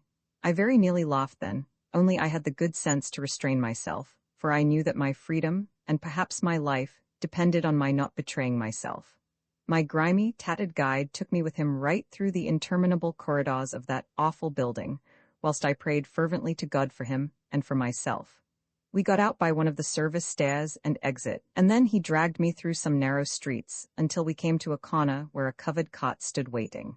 My kind friend told me to get into the cot, and then he bade the driver on the box take me straight to a house in the Rue Saint-Germain-l'Auxerrois. Oh, I was infinitely grateful to the poor creature who had helped me to get out of that awful prison, and I would gladly have given him some money, for I am sure he was very poor, but I had none by me. He told me that I should be quite safe in the house in the Rue Saint-Germain-l'Auxerrois, and begged me to wait there patiently for a few days, until I heard from one who had my welfare at heart, and who would further arrange for my safety. Marguerite had listened silently to this narrative, so naively told by this child, who obviously had no idea to whom she owed her freedom and her life. While the girl talked, her mind could follow with unspeakable pride and happiness every phase of that scene in the early dawn, when that mysterious, ragged man of all work, unbeknown even to the woman whom he was saving, risked his own noble life for the sake of her whom his friend and comrade loved. And did you never see again the kind man to whom you owe your life? She asked. No, replied Jean. I never saw him since, but when I arrived at the Rue Saint-Germain-l'Auxerrois I was told by the good people who took charge of me that the ragged man of all work had been none other than the mysterious Englishman whom Armand reveres, he whom they call the Scarlet Pimpernel. But you did not stay very long in the Rue Saint-Germain-l'Auxerrois, did you? No, only 3 days. The 3rd day I received a communiqué from the Committee of General Security, together with an unconditional certificate of safety. It meant that I was free, quite free. Oh, I could scarcely believe it. I laughed and I cried until the people in the house thought that I had gone mad. The past few days had been such a horrible nightmare. And then you saw Armand again. Yes, they told him that I was free, and he came here to see me. He often comes, he will be here anon. But are you not afraid on his account and your own? He must be still, suspect, a well-known adherent of the Scarlet Pimpernel. He would be safer out of Paris. No, oh no, Armand is in no danger. He too has an unconditional certificate of safety. An unconditional certificate of safety? Asked Marguerite, whilst a deep frown of grave puzzlement appeared between her brows. What does that mean? It means that he is free to come and go as he likes, that neither he nor I have anything to fear from Heron and his awful spies. Oh, but for that sad and careworn look on Armand's face we could be so happy, but he is so unlike himself. He is Armand and yet another. His look at times quite frightens me. Yet you know why he is so sad, said Marguerite in a strange, toneless voice which she seemed quite unable to control, for that tonelessness came from a terrible sense of suffocation, of a feeling as if her heartstrings were being gripped by huge, hard hands. Yes, I know, said Jean half hesitatingly, as if knowing she was still unconvinced. His chief, his comrade, the friend of whom you speak, the Scarlet Pimpernel, who risked his life in order to save yours, mademoiselle, is a prisoner in the hands of those that hate him. Marguerite had spoken with sudden vehemence. There was almost an appeal in her voice now, as if she were trying not to convince Jean only, but also herself, of something that was quite simple, quite straightforward, and yet which appeared to be receding from her, an intangible something, a spirit that was gradually yielding to a force as yet unborn, to a phantom that had not yet emerged from out chaos. But Jean seemed unconscious of all this. Her mind was absorbed in Armand, the man whom she loved in her simple, whole-hearted way, and who had seemed so different of late. Oh, yes, she said with a deep, sad sigh, whilst the ever-ready tears once more gathered in her eyes. Armand is very unhappy because of him. The Scarlet Pimpernel was his friend. Armand loved and revered him. Did you know, added the girl, turning large, horror-filled eyes on Marguerite, that they want some information from him about the Dauphin, and to force him to give it they? Yes, I know, said Marguerite. Can you wonder then that Armand is unhappy? Oh, last night after he went from me I cried for hours, just because he had looked so sad. He no longer talks of happy England, of the cottage we were to have, and of the Kentish orchards in May. He has not ceased to love me, for at times his love seems so great that I tremble with a delicious sense of fear. But oh, his love for me no longer makes him happy. Her head had gradually sunk lower and lower on her breast. Her voice died down in a murmur broken by heartrending sighs. Every generous impulse in Marguerite's noble nature prompted her to take that sorrowing child in her arms, to comfort her if she could, to reassure her if she had the power. But a strange icy feeling had gradually invaded her heart, even whilst she listened to the simple, unsophisticated talk of Jean Lange. Her hands felt numb and clammy, and instinctively she withdrew away from the near vicinity of the girl. She felt as if the room, the furniture in it, even the window before her were dancing a wild and curious dance, and that from everywhere around strange whistling sounds reached her ears, which caused her head to whirl and her brain to reel. Jean had buried her head in her hands. She was crying, softly, almost humbly at first, as if half ashamed of her grief. Then, suddenly it seemed, as if she could not contain herself any longer, a heavy sob escaped her throat and shook her whole delicate frame with its violence. Sorrow no longer would be gainsaid. It insisted on physical expression, that awful tearing of the heartstrings which leaves the body numb and panting with pain. In a moment, Marguerite had forgotten. The dark and shapeless phantom that had knocked at the gate of her soul was relegated back into chaos. It ceased to be, it was made to shrivel and to burn in the great seething cauldron of womanly sympathy. What part this child had played in the vast cataclysm of misery which had dragged a noble-hearted enthusiast into the dark torture chamber, whence the only outlet led to the guillotine, she, Marguerite Blakeney, did not know. What part Armand, her brother, had played in it, that she would not dare to guess.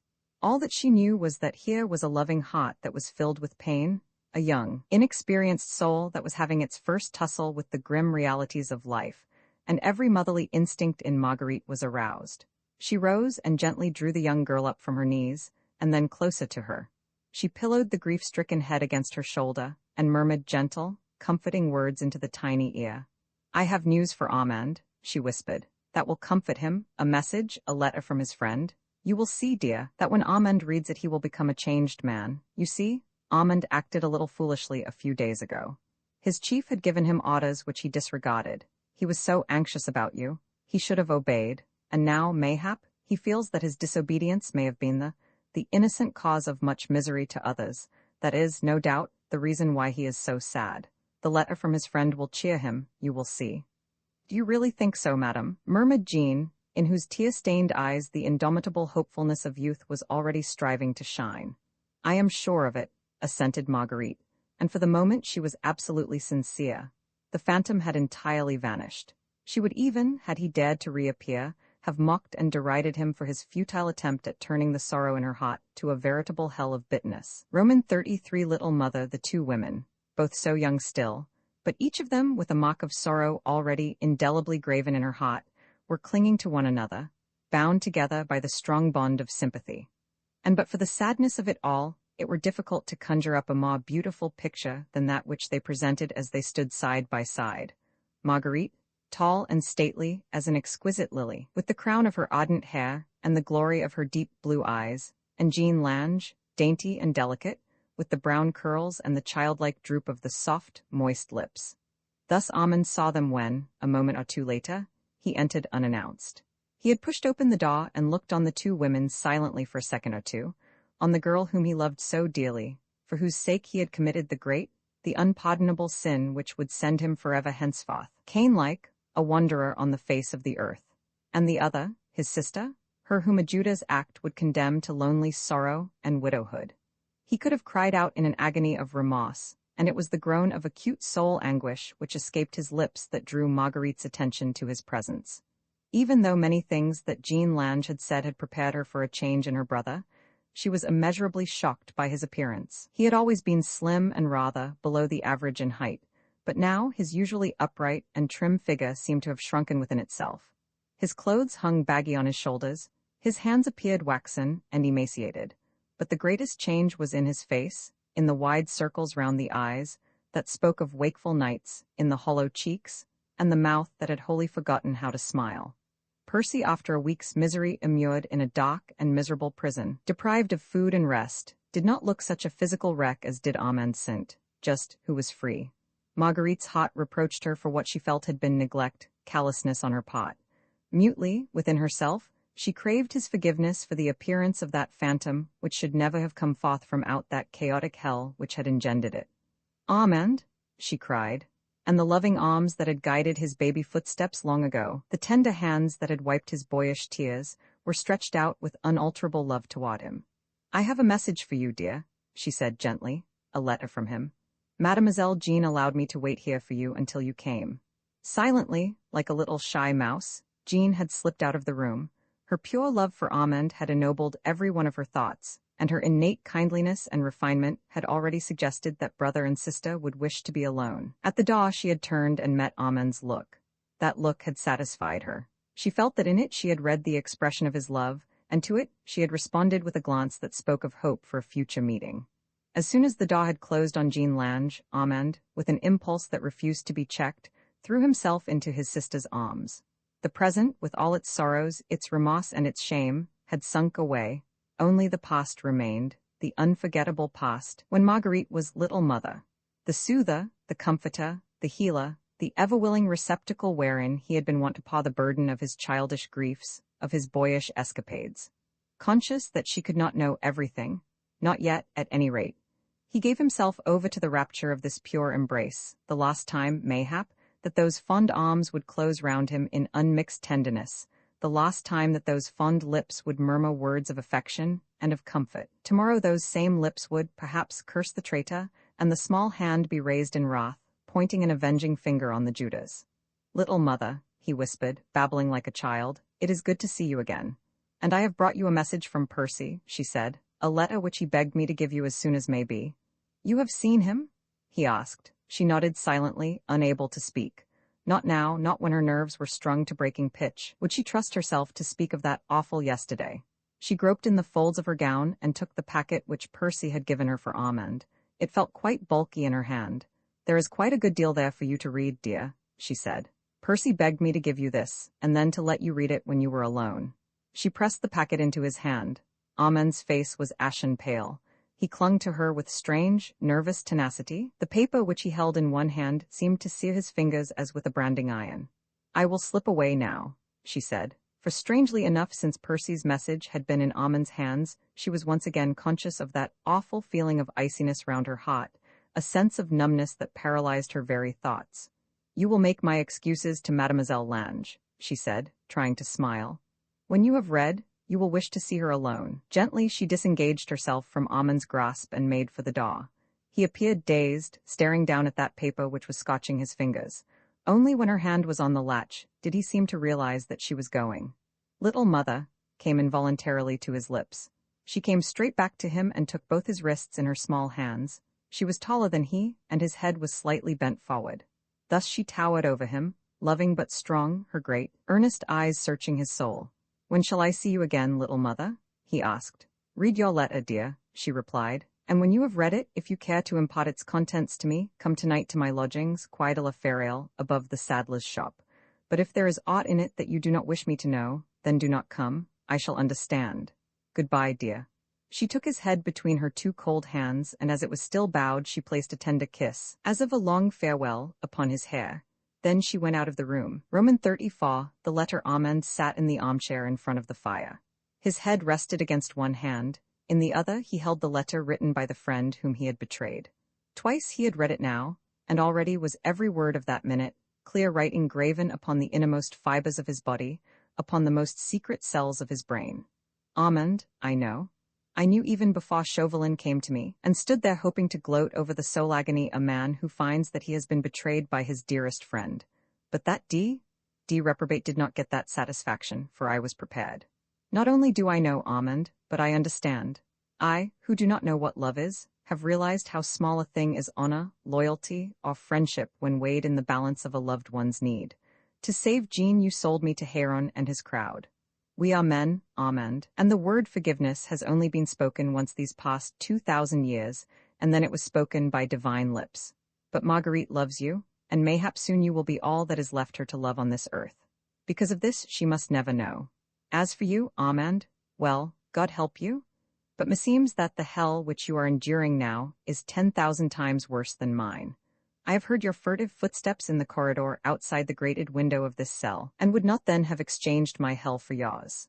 Therefore, Armand, and because Marguerite loves you, I would wish to turn to you in the hour that I need help. I am in a tight corner, but the hour may come when a comrade's hand might mean life to me. I have thought of you, Armand, partly because having taken more than my life, your own belongs to me, and partly because the plan which I have in my mind will carry with it grave risks for the man who stands by me. I swore once that never would I risk a comrade's life to save mine own, but matters are so different now. We are both in hell, Armand, and I, in striving to get out of mine, will be showing you a way out of yours. Will you retake possession of your lodgings in the Rue de la Croix Blanche? I should always know then where to find you in an emergency. But if at any time you receive another letter from me, be its contents what they may, act in accordance with the letter, and send a copy of it at once to F. Fawkes or to Marguerite. Keep in close touch with them both. Tell her I so far forgave your disobedience, there was nothing more, that I may yet trust my life and mine honor in your hands. I shall have no means of ascertaining definitely whether you will do all that I ask, but somehow, Armand, I know that you will. For the third time Armand read the letter through. But, Armand, he repeated, murmuring the words softly under his breath, I know that you will. Prompted by some indefinable instinct, moved by a force that compelled, he allowed himself to glide from the chair onto the floor, on to his knees. All the pent-up bitterness, the humiliation, the shame of the past few days, surged up from his heart to his lips in one great cry of pain. My God, he whispered, give me the chance of giving my life for him. Alone and unwatched, he gave himself over for a few moments to the almost voluptuous delight of giving free rein to his grief. The hot Latin blood in him, tempestuous in all its passions, was firing his heart and brain now with the glow of devotion and of self-sacrifice. The calm, self-centered Anglo-Saxon temperament, the almost fatalistic acceptance of failure without reproach yet without despair, which Percy's letter to him had evidenced in so mocked a manner, was, mayhap, somewhat beyond the comprehension of this young enthusiast, with pure Gallic blood in his veins, who was ever wont to allow his most elemental passions to sway his actions. But though he did not altogether understand, Armand just could fully appreciate. All that was noble and loyal in him rose triumphant from beneath the devastating ashes of his own shame. Soon his mood calmed down, his look grew less wan and haggard. Hearing Jean's discreet and mouse-like steps in the next room, he rose quickly and hid the letter in the pocket of his coat. She came in and inquired anxiously about Marguerite. A hurriedly expressed excuse from him, however, satisfied her easily enough. She wanted to be alone with Armand, happy to see that he held his head more erect today, and that the look as of a hunted creature had entirely gone from his eyes. She ascribed this happy change to Marguerite, finding it in her heart to be grateful to the sister for having accomplished what the fiancé had failed to do. For a while, they remained together, sitting side by side, speaking at times, but mostly silent, seeming to savor the return of truant happiness. Armand felt like a sick man who has obtained a sudden surcease from pain. He looked round him with a kind of melancholy delight on this room which he had entered for the first time less than a fortnight ago, and which already was so full of memories. Those first hours spent at the feet of Jean Lange, how exquisite they had been, how fleeting in the perfection of their happiness. Now they seemed to belong to a far distant past, evanescent like the perfume of violets, swift in their flight like the winged steps of youth. Blakeney's letter had effectually taken the bitter sting from out his remorse, but it had increased his already over-heavy load of inconsolable sorrow. Later in the day, he turned his footsteps in the direction of the river, to the house in the Quai de la Ferraille, above the saddler's shop. Marguerite had returned alone from the expedition to the Rue de Charonne. Whilst Sir Andrew took charge of the little party of fugitives and escorted them out of Paris, she came back to her lodgings in order to collect her belongings, preparatory to taking up her quarters in the house of Lucas, the old clothes dealer. She returned also because she hoped to see Armand. "If you care to impart the contents of the letter to me, come to my lodgings tonight," she had said. All day a phantom had haunted her, the phantom of an agonizing suspicion. But now the phantom had vanished, never to return. Armand was sitting close beside her, and he told her that the chief had selected him amongst all the others to stand by him inside the walls of Paris until the last. "I shall mayhap," thus closed that precious document, "have no means of ascertaining definitely whether you will act in accordance with this letter. But somehow, Armand, I know that you will." "I know that you will, Armand," reiterated Marguerite fervently. She had only been too eager to be convinced. The dread and dark suspicion which had been like a hideous poisoned sting had only vaguely touched her soul.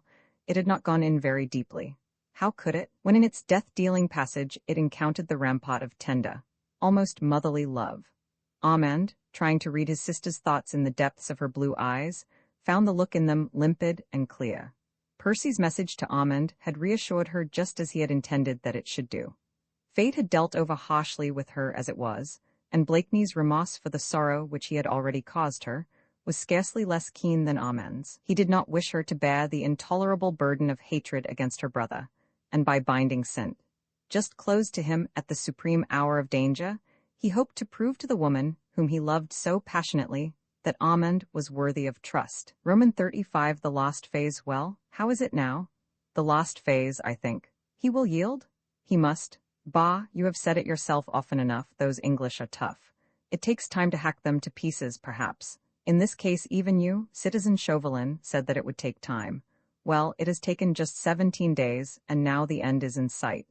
It was close on midnight in the guardroom, which gave on the innermost cell of the conciergerie. Héron had just visited the prisoner as was his wont at this hour of the night. He had watched the changing of the guard, inspected the night watch, questioned the sergeant in charge, and finally, he had been on the point of retiring to his own new quarters in the House of Justice, in the near vicinity of the conciergerie, when Citizen Chauvelin entered the guardroom unexpectedly and detained his colleague with the peremptory question. "How is it now?" "If you are so near the end, Citizen Héron," he now said, sinking his voice to a whisper, "why not make a final effort and end it tonight? I wish I could. The anxiety is wearing me out, mon him," he added with a jerky movement of the head in direction of the inner cell.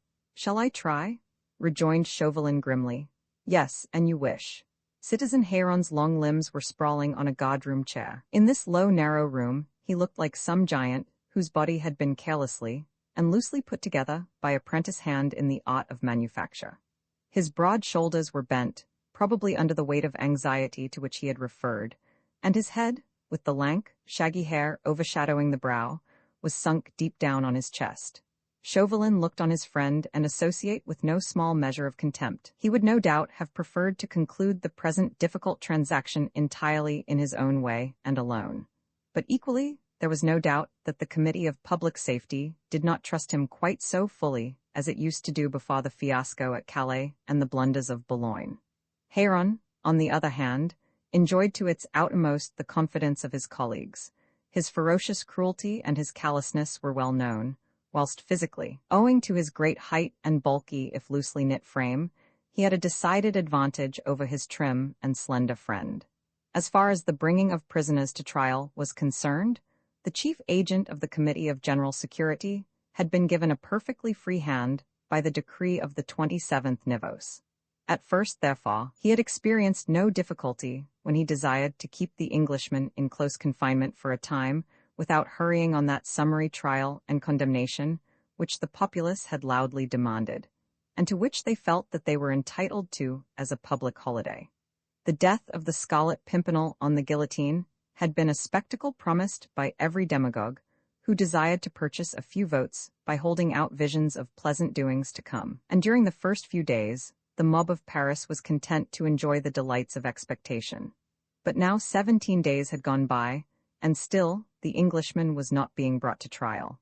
The pleasure-loving public was waxing impatient, and earlier this evening, when Citizen Héron had shown himself in the stalls of the National Theatre, he was greeted by a crowded audience with decided expressions of disapproval and open mutterings of, "What of the Scarlet Pimpernel?" It almost looked as if he would have to bring that accursed Englishman to the guillotine without having wrested from him the secret which he would have given a fortune to possess.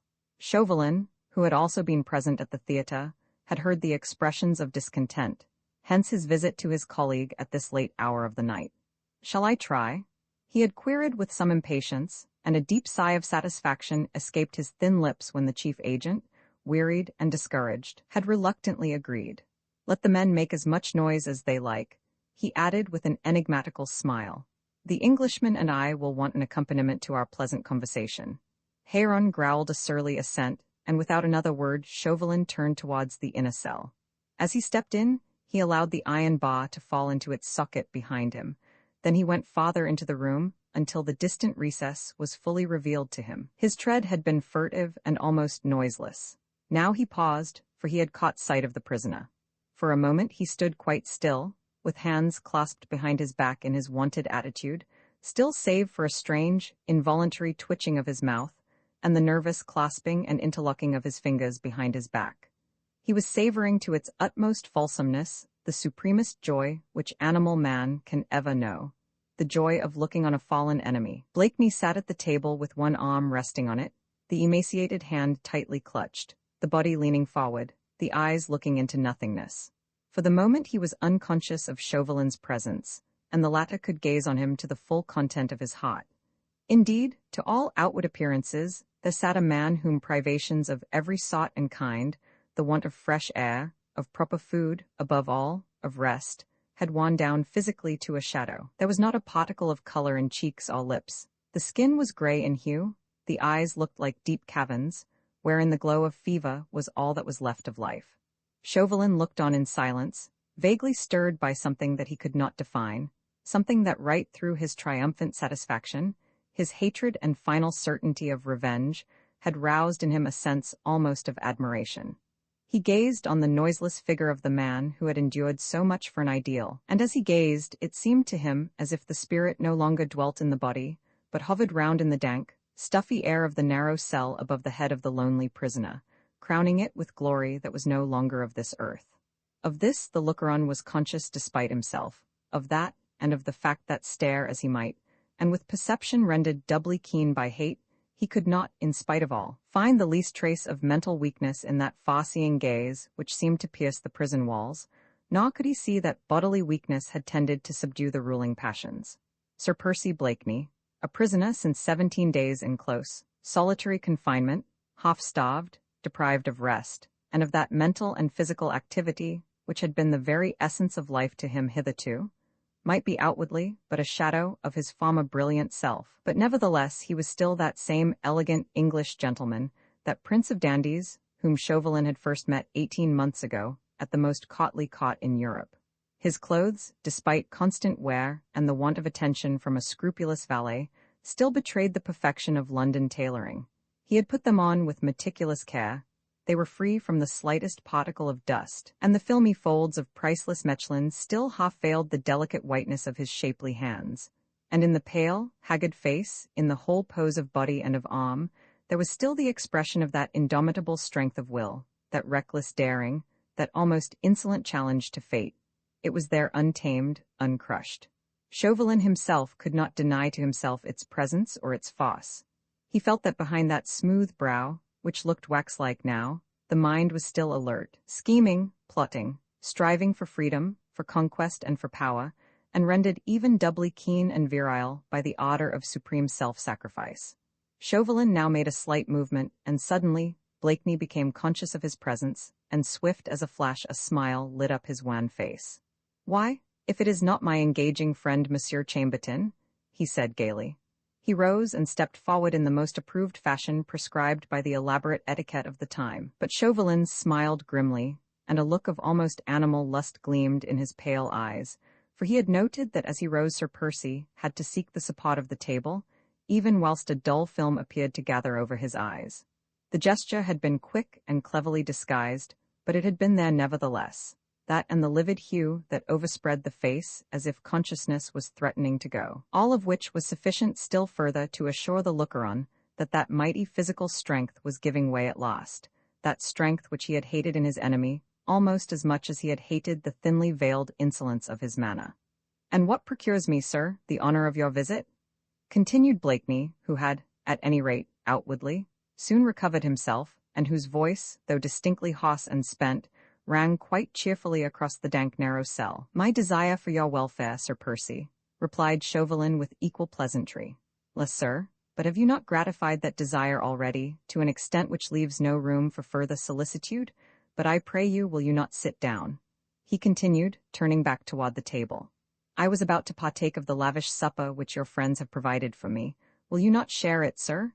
You are most royally welcome, and it will mayhap remind you of that supper we shared together in Calais, when you, Monsieur Chambertin, were temporarily in holy orders." He laughed, offering his enemy a chair, and pointed with inviting gesture to the hunk of brown bread and the mug of water which stood on the table. "Such as it is, sir," he said with a pleasant smile, "it is yours to command." Chauvelin sat down. He held his lower lip tightly between his teeth, so tightly that a few drops of blood appeared upon its narrow surface. He was making vigorous efforts to keep his temper under control, for he would not give his enemy the satisfaction of seeing him resent his insolence. He could afford to keep calm now that victory was at last in sight, now that he knew that he had but to raise a finger, and those smiling, impudent lips would be closed forever at last. "Sir Percy," he resumed quietly, "no doubt it affords you a certain amount of pleasure to aim your sarcastic shafts at me. I will not begrudge you that pleasure. In your present position, sir, your shafts have little or no sting. And I shall have but few chances left to aim them at your charming self," interposed Blakeney, who had drawn another chair close to the table and was now sitting opposite his enemy, with the light of the lamp falling full on his own face, as if he wished his enemy to know that he had nothing to hide, no thought, no hope, no fear. "Exactly," said Chauvelin dryly. "That being the case, Sir Percy, what say you to no longer wasting the few chances which are left to you for safety? The time is getting on. You are not, I imagine, quite as hopeful as you were even a week ago. You have never been over-comfortable in this cell. Why not end this unpleasant state of affairs now, once and for all? You'll not have cause to regret it, my word on it." Sir Percy leaned back in his chair. He yawned loudly and ostentatiously. "I pray you, sir, forgive me," he said. "Never have I been so fatigued. I have not slept for more than a fortnight." "Exactly, Sir Percy. A night's rest would do you a world of good." "A night, sir?" exclaimed Blakeney with what seemed like an echo of his former inimitable laugh. I should want a week. I am afraid we could not arrange for that, but one night would greatly refresh you." "You are right, sir, you are right. But those D fellows in the next room make so much noise." "I would give strict orders that perfect quietude reigned in the guardroom this night," said Chauvelin, murmuring softly, and there was a gentle purr in his voice, "and that you were left undisturbed for several hours. I would give orders that a comforting supper be served to you at once, and that everything be done to minister to your wants." "That sounds alluring, sir. Why did you not suggest this before? You were what shall I say, so obstinate, Sir Percy?" "Call it pig-headed, my dear Monsieur Chambertin," retorted Blakeney gaily. "Truly you would oblige me. In any case you, sir, were acting in direct opposition to your own interests. Therefore you came," concluded Blakeney airily, "like the Good Samaritan to take compassion on me and my troubles, and to lead me straight away to comfort, a good supper and a downy bed." "Admirably put, Sir Percy," said Chauvelin blandly. "That is exactly my mission." "How will you set to work, Monsieur Chambertin?" Quite easily, if you, Sir Percy, will yield to the persuasion of my friend Citizen Heron. Ah, why, yes, he is anxious to know where little Capet is. A reasonable whim, you will own, considering that the disappearance of the child is causing him grave anxiety. And you, Monsieur Chambertin? Queried Sir Percy with that suspicion of insolence in his manner which had the power to irritate his enemy even now. And yourself, sir, what are your wishes in the matter? Mine, Sir Percy? Retorted Chauvelin. Mine? Why, to tell you the truth, the fate of little Capet interests me but little. Let him rot in Austria or in our prisons, I care not which. He'll never trouble France overmuch, I imagine. The teachings of old Simon will not tend to make a letter or a king out of the puny brat whom you chose to drag out of our keeping. My wishes, sir, are the annihilation of your accursed league, and the lasting disgrace, if not the death, of its chief.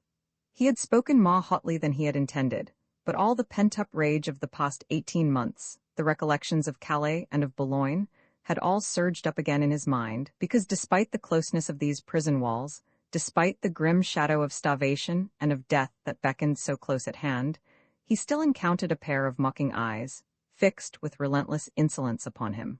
Whilst he spoke, Blakeney had once more leaned forward, resting his elbows upon the table.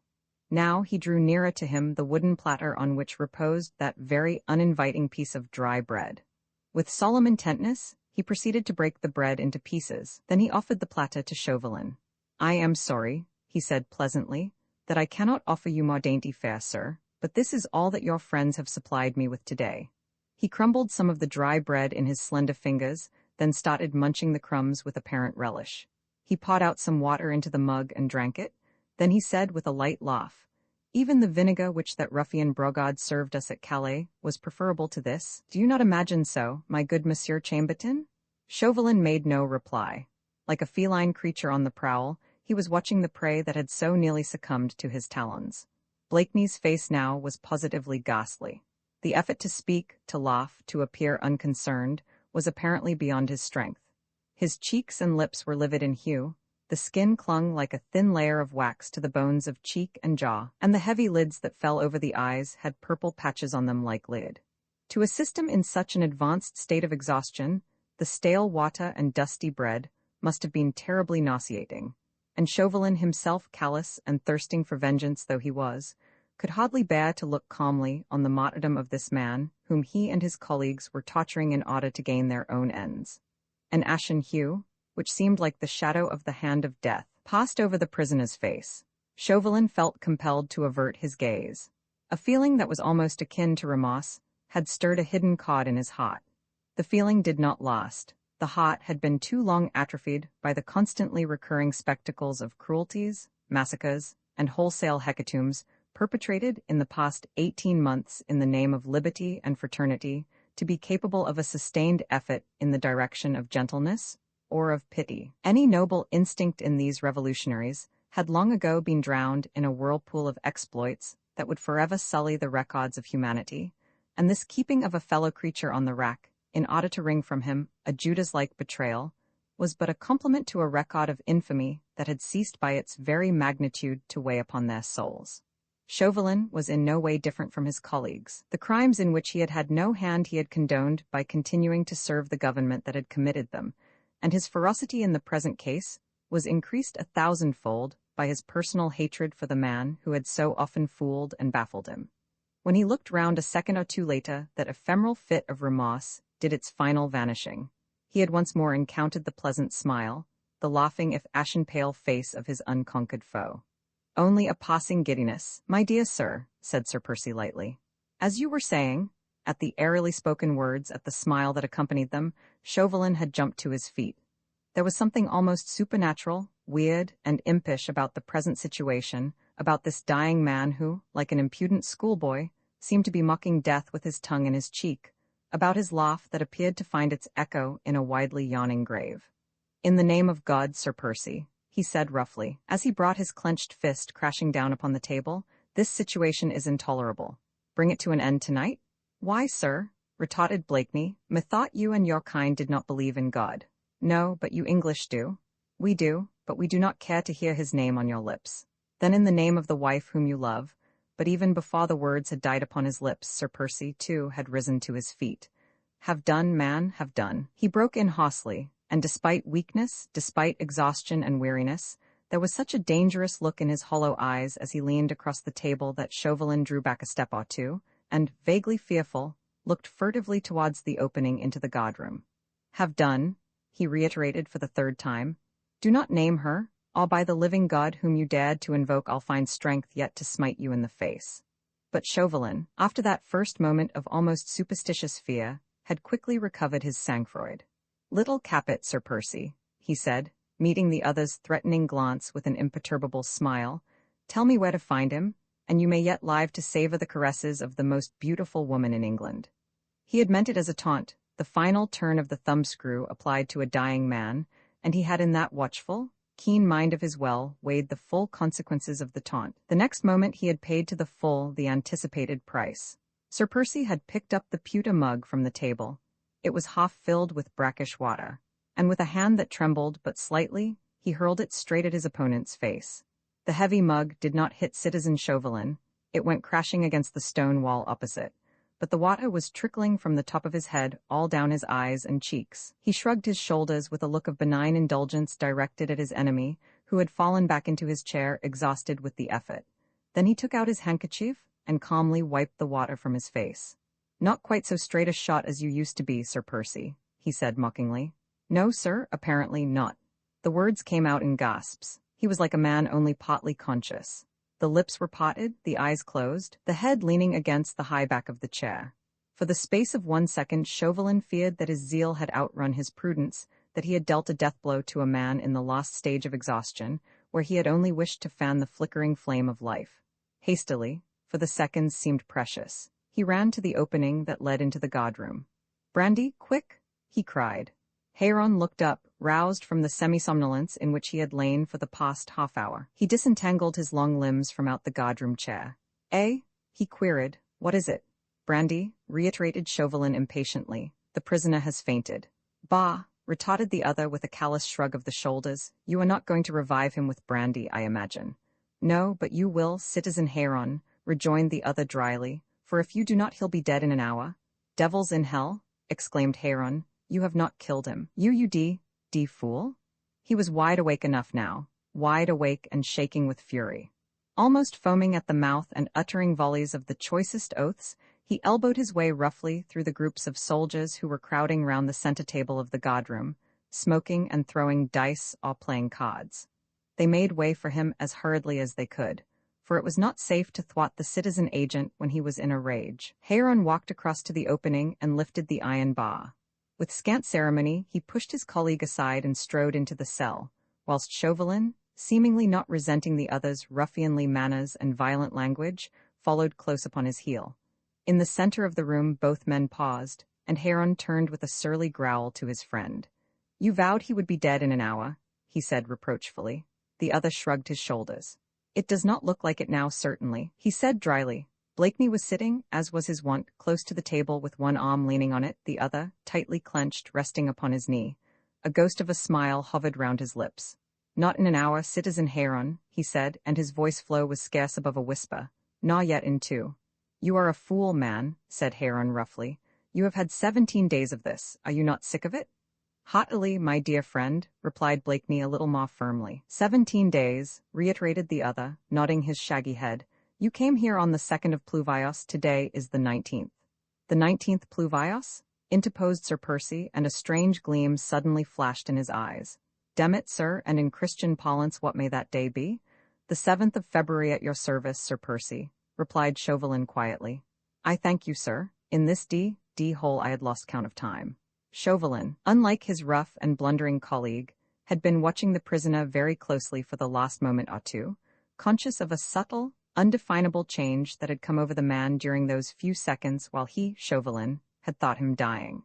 The pose was certainly the old familiar one, the head erect, the hand clenched, the eyes looking through and beyond the stone walls. But there was an air of listlessness in the stoop of the shoulders, and, except for that one brief gleam, just now, a look of more complete weariness round the hollow eyes.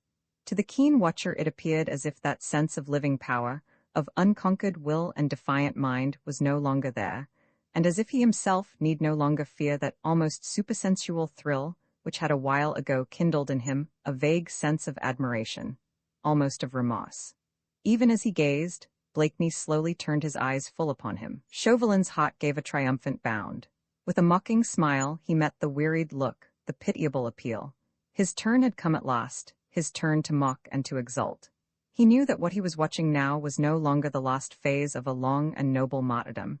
It was the end, the inevitable end, that for which he had schemed and striven, for which he had schooled his heart to ferocity and callousness that were devilish in their intensity. It was the end indeed, the slow descent of a soul from the giddy heights of attempted self-sacrifice, where it had striven to soar for a time, until the body and the will both succumbed together, and dragged it down with them into the abyss of submission and of irreparable shame. Roman 36 submission silence reigned in the narrow cell for a few moments, whilst two human jackals stood motionless over their captured prey. A savage triumph gleamed in Chauvelin's eyes, and even Héron, dull and brutal though he was, had become vaguely conscious of the great change that had come over the prisoner. Blakeney, with a gesture and a sigh of hopeless exhaustion, had once more rested both his elbows on the table. His head fell heavy and almost lifeless downward in his arms. "Curse you, man!" cried Héron almost involuntarily. "Why in the name of hell did you wait so long?" Then, as the prisoner made no reply, but only raised his head slightly, and looked on the other two men with dulled, wearied eyes, Chauvelin interposed calmly. "More than a fortnight has been wasted in useless obstinacy, Sir Percy. Fortunately it is not too late." "Capet?" said Héron hoarsely. "Tell us, where is Capet?" He leaned across the table, his eyes were bloodshot with the keenness of his excitement, his voice shook with the passionate desire for the crowning triumph. "If you'll only not worry me," murmured the prisoner, and the whisper came so laboriously and so low that both men were forced to bend their ears close to the scarcely moving lips. "If you will let me sleep and rest, and leave me in peace." "The peace of the grave, man," retorted Chauvelin roughly. "If you will only speak. Where is Capet?" "I cannot tell you, the way is long, the road intricate." "Bah! I'll lead you to him if you will give me rest." "We don't want you to lead us anywhere," growled Héron with a smothered curse. "Tell us where Capet is, we'll find him right enough." "I cannot explain, the way is intricate, the place off the beaten track, unknown except to me and my friends." Once more that shadow, which was so like the passing of the hand of death, overspread the prisoner's face. His head rolled back against the chair. "He'll die before he can speak," muttered Chauvelin under his breath. "You usually are well provided with brandy, citizen Héron." The latter no longer demurred. He saw the danger as clearly as did his colleague. It had been hell's own luck if the prisoner were to die now when he seemed ready to give in. He produced a flask from the pocket of his coat, and this he held to Blakeney's lips. "Beastly stuff," murmured the latter feebly. "I think I'd sooner faint than drink." "Capet? Where is Capet?" reiterated Héron impatiently. 300 leagues from here. "I must let one of my friends know. He'll communicate with the others. They must be prepared," replied the prisoner slowly. Héron uttered a blasphemous oath. "Where is Capet? Tell us where Capet is." He was like a raging tiger that had thought to hold its prey and suddenly realized that it was being snatched from him. He raised his fist, and without doubt the next moment he would have silenced forever the lips that held the precious secret, but Chauvelin fortunately was quick enough to seize his wrist. "Have a care, citizen," he said peremptorily. "Have a care? You called me a fool just now when you thought I had killed the prisoner. It is his secret we want first, his death can follow afterwards." "Yes, but not in this hole," murmured Blakeney. "On the guillotine if you'll speak," cried Héron, whose exasperation was getting the better of his self-interest. "But if you'll not speak then, it shall be starvation in this hole." "Yes, starvation," he growled, showing a row of large and uneven teeth like those of some mongrel cur.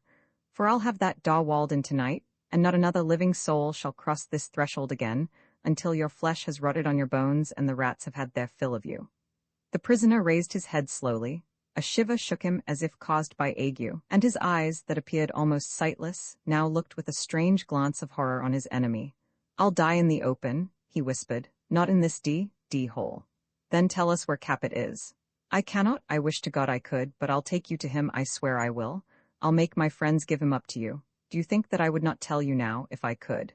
Héron, whose every instinct of tyranny revolted against this thwarting of his will, would have continued to heckle the prisoner even now, had not Chauvelin suddenly interposed with an authoritative gesture. "You'll gain nothing this way, citizen," he said quietly. "The man's mind is wandering. He is probably quite unable to give you clear directions at this moment. What am I to do, then? Muttered the other roughly. He cannot live another 24 hours now, and would only grow more and more helpless as time went on, unless you relax your strict regime with him. And if I do, will only prolong this situation indefinitely. And in the meanwhile, how do we know that the brat is not being spirited away out of the country? The prisoner, with his head once more buried in his arms, had fallen into a kind of torpor, the only kind of sleep that the exhausted system would allow. With a brutal gesture, Heron shook him by the shoulder. "Hey," he shouted. "None of that, you know. We have not settled the matter of young Capet yet." Then, as the prisoner made no movement, and the chief agent indulged in one of his favorite volleys of oaths, Chauvelin placed a peremptory hand on his colleague's shoulder. "I tell you, citizen, that this is no use," he said firmly. "Unless you are prepared to give up all thoughts of finding Capet, you must try and curb your temper, and try diplomacy where force is sure to fail." "Diplomacy?" retorted the other with a sneer. "Bah, it served you well at Boulogne last autumn, did it not, citizen Chauvelin?" "It has served me better now," rejoined the other imperturbably.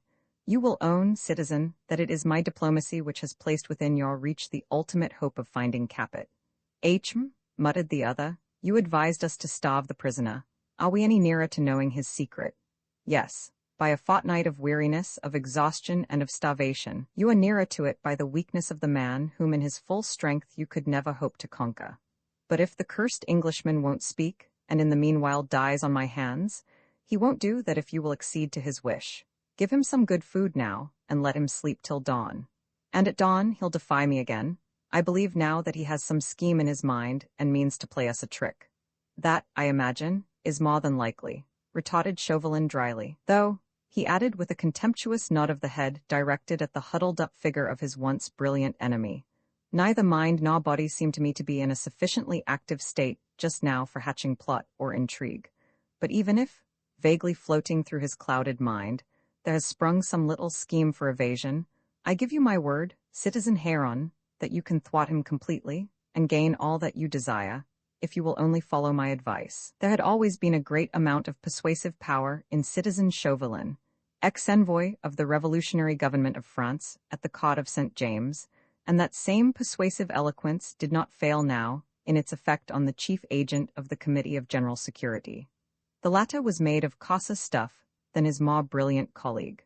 Chauvelin was like a wily and sleek panther that is furtive in its movements, that will lure its prey, watch it, follow it with stealthy footsteps, and only pounce on it when it is least wary, whilst Heron was more like a raging bull that tosses its head in a blind, irresponsible fashion, rushes at an obstacle without gauging its resisting powers, and allows its victim to slip from beneath its weight through the very clumsiness and brutality of its assault.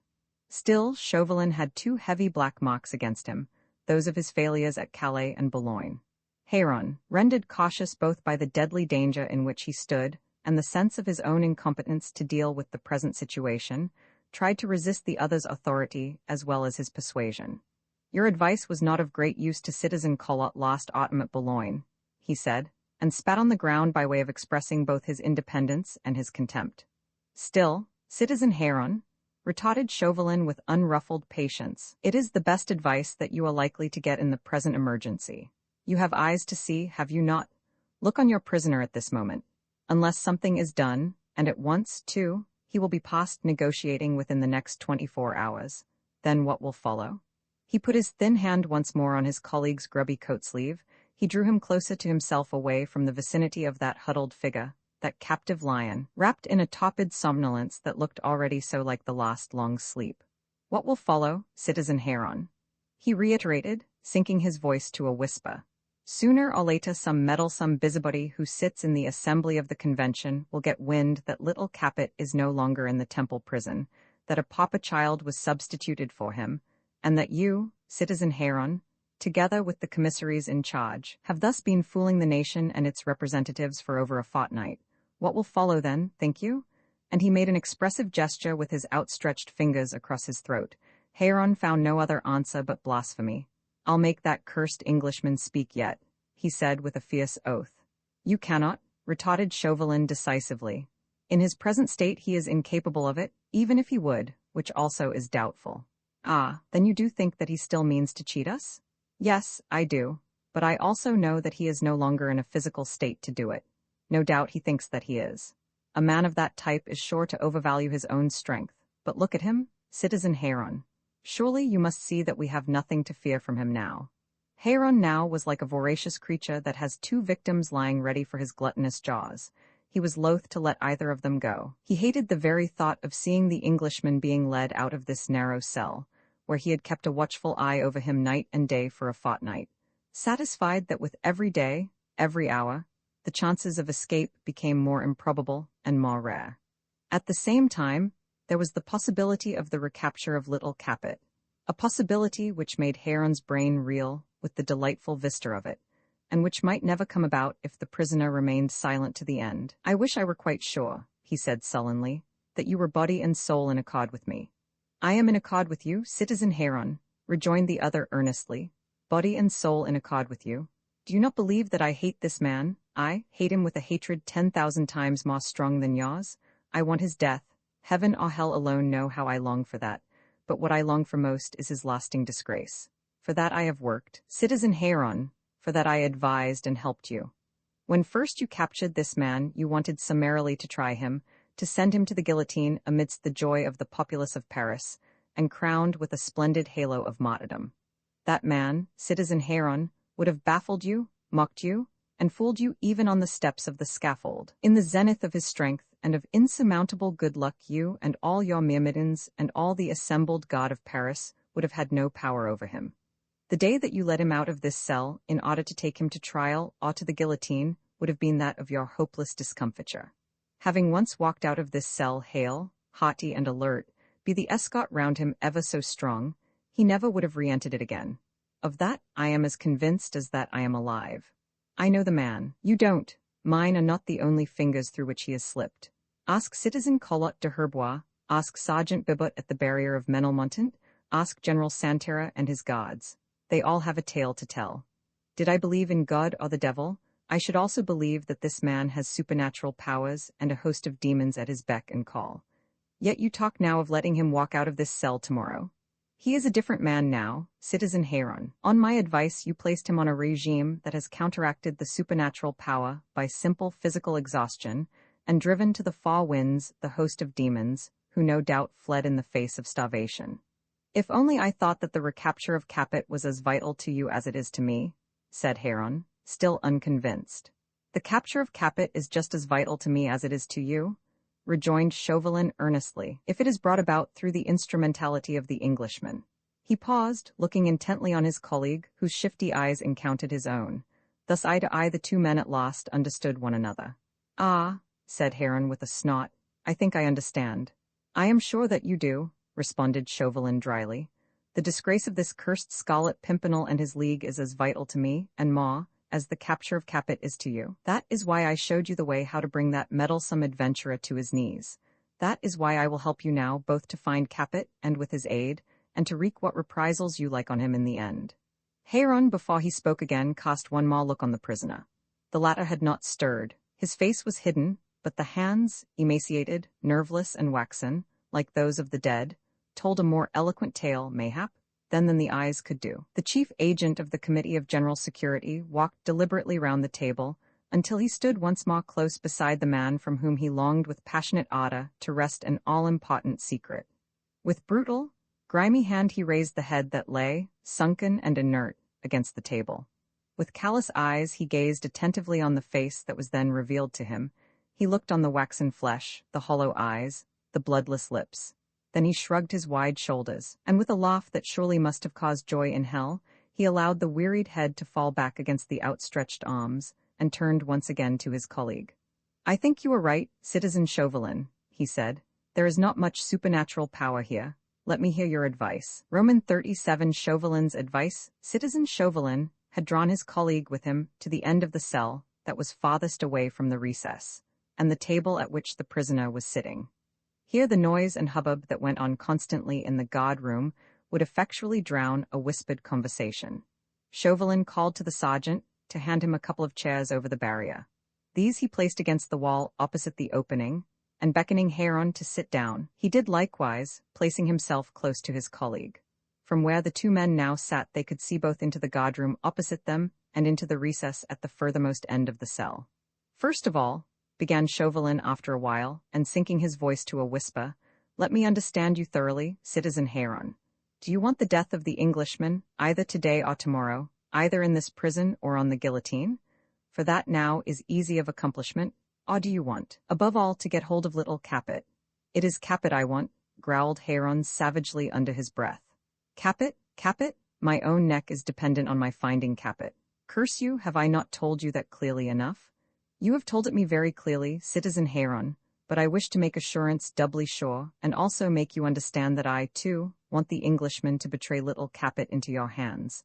I want that more even than I do his death. Then in the name of hell, citizen, give me your advice. My advice to you, Citizen Heron, is this. Give your prisoner now just a sufficiency of food to revive him. He will have had a few moments' sleep. And when he has eaten and, mayhap, drunk a glass of wine, he will, no doubt, feel a recrudescence of strength. Then give him pen and ink and paper. He must, as he says, write to one of his followers, who, in his turn, I suppose, will communicate with the others, bidding them to be prepared to deliver up little Capet to us. The letter must make it clear to that crowd of English gentlemen that their beloved chief is giving up the uncrowned King of France to us in exchange for his own safety.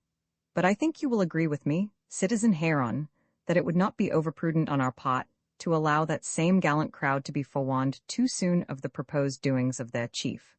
Therefore, I think, we'll explain to the prisoner that his follower, whom he will first apprise of his intentions, shall start with us tomorrow on our expedition, and accompany us until its last stage, when, if it is found necessary, he may be sent on ahead, strongly escorted of course, and with personal messages from the gallant Scarlet Pimpernel to the members of his league. What will be the good of that? Broke in Heron viciously. Do you want one of his accursed followers to be ready to give him a helping hand on the way if he tries to slip through our fingers? Patience, patience, my good Heron, rejoined Chauvelin with a placid smile. Hear me out to the end. Time is precious. You shall offer what criticism you will when I have finished, but not before. Go on then, I listen. I am not only proposing that one member of the Scarlet Pimpernel League shall accompany us tomorrow, continued Chauvelin, but I would also force the prisoner's wife, Marguerite Blakeney, to follow in our train. A woman? Bah, what for?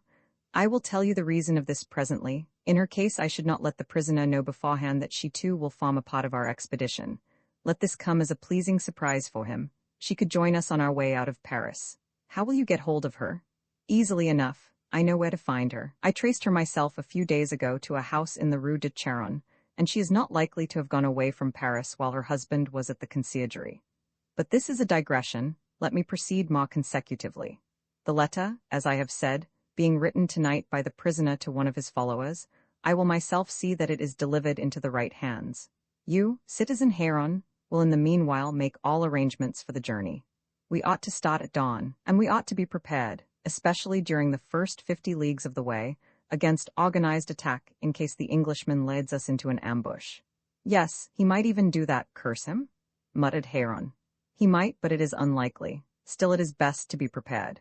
Take a strong escort, citizen, say 20 or 30 men, picked and trained soldiers who would make short work of civilians, however well armed they might be. There are 20 members, including the chief, in that Scarlet Pimpernel League, and I do not quite see how from this cell the prisoner could organize an ambuscade against us at a given time. Anyhow, that is a matter for you to decide.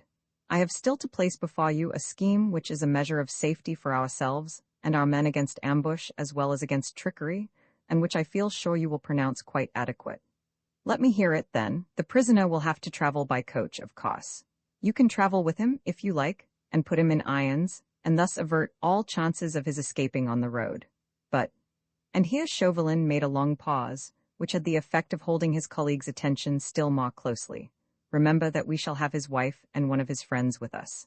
Before we finally leave Paris tomorrow, we will explain to the prisoner that at the first attempt to escape on his part, at the slightest suspicion that he has tricked us for his own ends or is leading us into an ambush, at the slightest suspicion, I say, you, Citizen Heron, will order his friend first, and then Marguerite Blakeney herself, to be summarily shot before his eyes. Heron gave a long, low whistle. Instinctively, he threw a furtive, backward glance at the prisoner, then he raised his shifty eyes to his colleague. There was unbounded admiration expressed in them. One blackguard had met another, a greater one than himself, and was proud to acknowledge him as his master. By Lucifer, Citizen Chauvelin, he said at last, I should never have thought of such a thing myself. Chauvelin put up his hand with a gesture of self-deprecation. I certainly think that measure ought to be adequate, he said with a gentle air of assumed modesty, unless you would prefer to arrest the woman and lodge her here, keeping her here as an hostage. No, no, said Heron with a gruff laugh. That idea does not appeal to me nearly so much as the other. I should not feel so secure on the way. I should always be thinking that that cursed woman had been allowed to escape. No, no, I would rather keep her under my own eye, just as you suggest, Citizen Chauvelin, and under the prisoners, too, he added with a coarse jest. If he did not actually see her, he might be more ready to try and save himself at her expense. But of course, he could not see her shot before his eyes. It is a perfect plan, citizen, and does you infinite credit. And if the Englishman tricked us, he concluded with a fierce and savage oath, and we did not find Capet at the end of the journey, I would gladly strangle his wife and his friend with my own hands. A satisfaction which I would not begrudge you, citizen, said Chauvelin dryly. Perhaps you are right. The woman had best be kept under your own eye. The prisoner will never risk her safety on that, I would stake my life. We'll deliver our final either, or the moment that she has joined our party, and before we start further on our way. Now, Citizen Heron, you have heard my advice. Are you prepared to follow it? To the last letter, replied the other, and their two hands met in a grasp of mutual understanding. Two hands already indelibly stained with much innocent blood, more deeply stained now, with 17 past days of inhumanity and miserable treachery to come. Roman 38 Capitulation, what occurred within the inner cell of the conciergerie prison, within the next half-hour of that 16th day of Pluvios, in the year Roman II of the Republic, is, perhaps, too well known to history to need or bear overfull repetition. Chroniclers intimate with the inner history of those infamous days have told us how the chief agent of the Committee of General Security gave orders 1 hour after midnight that hot soup, white bread and wine be served to the prisoner, who for close on 14 days previously had been kept on short rations of black bread and water. The sergeant in charge of the guardroom watch for the night also received strict orders that that same prisoner was on no account to be disturbed until the hour of 6 in the morning, when he was to be served with anything in the way of breakfast that he might fancy. All this we know, and also that Citizen Heron, having given all necessary orders for the morning's expedition, returned to the conciergerie and found his colleague Chauvelin waiting for him in the guardroom. Well, he asked with febrile impatience, the prisoner? He seems better and stronger, replied Chauvelin. Not too well, I hope? No, no, only just well enough. You have seen him since his supper? Only from the doorway. It seems he ate and drank hardly at all, and the sergeant had some difficulty in keeping him awake until you came. Well, now for the letter, concluded Heron with the same mocked feverishness of manner which sat so curiously on his uncouth personality. Pen, ink, and paper, sergeant, he commanded. On the table in the prisoner's cell, citizen, replied the sergeant. He preceded the two citizens across the guardroom to the doorway and raised for them the iron bar, lowering it back after them. The next moment Heron and Chauvelin were once more face to face with their prisoner. Whether by accident or design, the lamp had been so placed that as the two men approached its light fell full upon their faces, while that of the prisoner remained in shadow. He was leaning forward with both elbows on the table, his thin, tapering fingers toying with the pen and inkhorn which had been placed close to his hand. I trust that everything has been arranged for your comfort, Sir Percy, Chauvelin asked with a sarcastic little smile. I thank you, sir, replied Blakeney politely. You feel refreshed, I hope? Greatly so, I assure you, but I am still demmed sleepy, and if you would kindly be brief. You have not changed your mind, sir? Queried Chauvelin, and a note of anxiety, which he vainly tried to conceal, quivered in his voice. No, my good Chamberlain, replied Blakeney with the same urbane courtesy. I have not changed my mind. A sigh of relief escaped the lips of both the men. The prisoner certainly had spoken in a clearer and firmer voice, but whatever renewed strength wine and food had imparted to him, he apparently did not mean to employ in renewed obstinacy. Chauvelin, after a moment's pause, resumed more calmly, You are prepared to direct us to the place where little Capet lies hidden? I am prepared to do anything, sir, to get out of this hole. Very well. My colleague, Citizen Heron, has arranged for an escort of 20 men picked from the best regiment of the Garde de Paris to accompany us, yourself, him and me, to wherever you will direct us. Is that clear? Perfectly, sir. You must not imagine for a moment that we, on the other hand, guarantee to give you your life and freedom even if this expedition prove unsuccessful. I would not venture on suggesting such a wild proposition, sir, said Blakeney placidly. Chauvelin looked keenly on him. There was something in the tone of that voice that he did not altogether like, something that reminded him of an evening at Calais, and yet again of a day at Boulogne. He could not read the expression in the eyes, so with a quick gesture he pulled the lamp forward so that its light now fell full on the face of the prisoner. "Ah, that is certainly better, is it not, my dear Chamberlain?" said Sir Percy, beaming on his adversary with a pleasant smile. His face, though still of the same ashen hue, looked serene if hopelessly wearied. The eyes seemed to mock. But this Chauvelin decided in himself must have been a trick of his own overwrought fancy. After a brief moment's pause, he resumed dryly. "If, however, the expedition turns out successful in every way, if little Capet, without much trouble to our escort, falls safe and sound into our hands, if certain contingencies which I am about to tell you all fall out as we wish, then, Sir Percy, I see no reason why the government of this country should not exercise its prerogative of mercy towards you after all. An exercise, my dear Chamberlain, which must have wearied through frequent repetition," retorted Blakeney with the same imperturbable smile. "The contingency at present is somewhat remote. When the time comes we'll talk this matter over. I will make no promise, and anyhow, we can discuss it later. At present we are but wasting our valuable time over so trifling a matter. If you'll excuse me, sir, I am so demmed fatigued. Then you will be glad to have everything settled quickly, I am sure." "Exactly, sir." Héron was taking no part in the present conversation. He knew that his temper was not likely to remain within bounds, and though he had nothing but contempt for his colleague's courtly manners, yet vaguely, in his stupid, blundering way, he grudgingly admitted that mayhap it was better to allow citizen Chauvelin to deal with the Englishman. There was always the danger that if his own violent temper got the better of him, he might even at this 11th hour order this insolent prisoner to summary trial and the guillotine, and thus lose the final chance of the more important capture.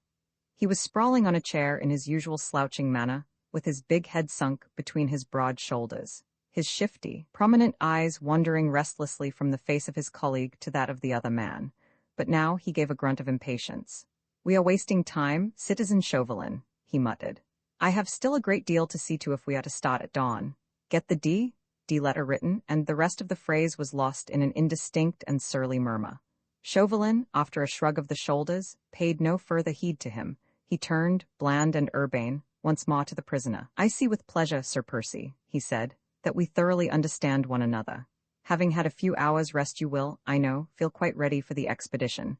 Will you kindly indicate to me the direction in which we will have to travel?" "Northwards all the way." "Towards the coast? The place to which we must go is about 7 leagues from the sea. Our first objective then will be Beauvais, Amiens, Abbeville, Crécy, and so on?" "Precisely. As far as the forest of Boulogne, shall we say? Where we shall come off the beaten track, and you will have to trust to my guidance. We might go there now, Sir Percy, and leave you here. You might, but you would not then find the child. 7 leagues is not far from the coast. He might slip through your fingers, and my colleague Héron, being disappointed, would inevitably send you to the guillotine." "Quite so," rejoined the prisoner placidly. "Methought, sir, that we had decided that I should lead this little expedition. Surely," he added, "it is not so much the Dauphin whom you want as my share in this betrayal." "You are right as usual, Sir Percy. Therefore let us take that as settled. We go as far as Crécy, and thence place ourselves entirely in your hands. The journey should not take more than 3 days, sir, during which you will travel in a coach in the company of my friend Héron. I could have chosen pleasanter company, sir, still it will serve. This being settled, Sir Percy, I understand that you desire to communicate with one of your followers. Someone must let the others know, those who have the Dauphin in their charge." "Quite so. Therefore I pray you write to one of your friends that you have decided to deliver the Dauphin into our hands in exchange for your own safety." "You said just now that this you would not guarantee," interposed Blakeney quietly. "If all turns out well," retorted Chauvelin with a show of contempt, "and if you will write the exact letter which I shall dictate, we might even give you that guarantee. The quality of your mercy, sir, passes belief. Then I pray you write, which of your followers will have the honor of the communication? My brother-in-law, Amundsen, he is still in Paris, I believe. He can let the others know." Chauvelin made no immediate reply. He paused a while, hesitating. Would Sir Percy Blakeney be ready, if his own safety demanded it, to sacrifice the man who had betrayed him. In the momentous either, that was to be put to him by and by, would he choose his own life and leave Amundsen just to perish? It was not for Chauvelin, or any man of his stamp, to judge of what Blakeney would do under such circumstances, and had it been a question of St. Just alone, mayhap Chauvelin would have hesitated still more at the present juncture. But the friend as hostage was only destined to be a minor leverage for the final breaking up of the League of the Scarlet Pimpernel through the disgrace of its chief.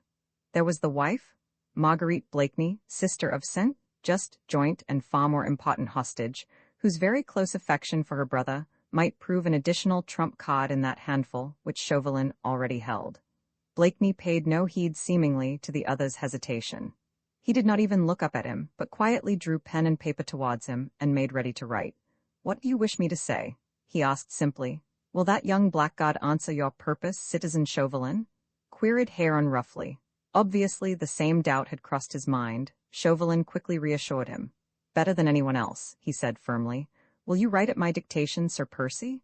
"I am waiting to do so, my dear sir." "Begin your letter as you wish, then. Now continue." And he began to dictate slowly, watching every word as it left Blakeney's pen. "I cannot stand my present position any longer. Citizen Heron, and also M. Chauvelin, yes, Sir Percy Chauvelin, not Chambertin, Chauvelin, that is quite right, have made this prison a perfect hell for me." Sir Percy looked up from his writing, smiling. "You wrong yourself, my dear M. Chambertin," he said. "I have really been most comfortable. I wish to place the matter before your friends in as indulgent a manner as I can," retorted Chauvelin dryly. "I thank you, sir. Pray proceed." "A perfect hell for me," resumed the other.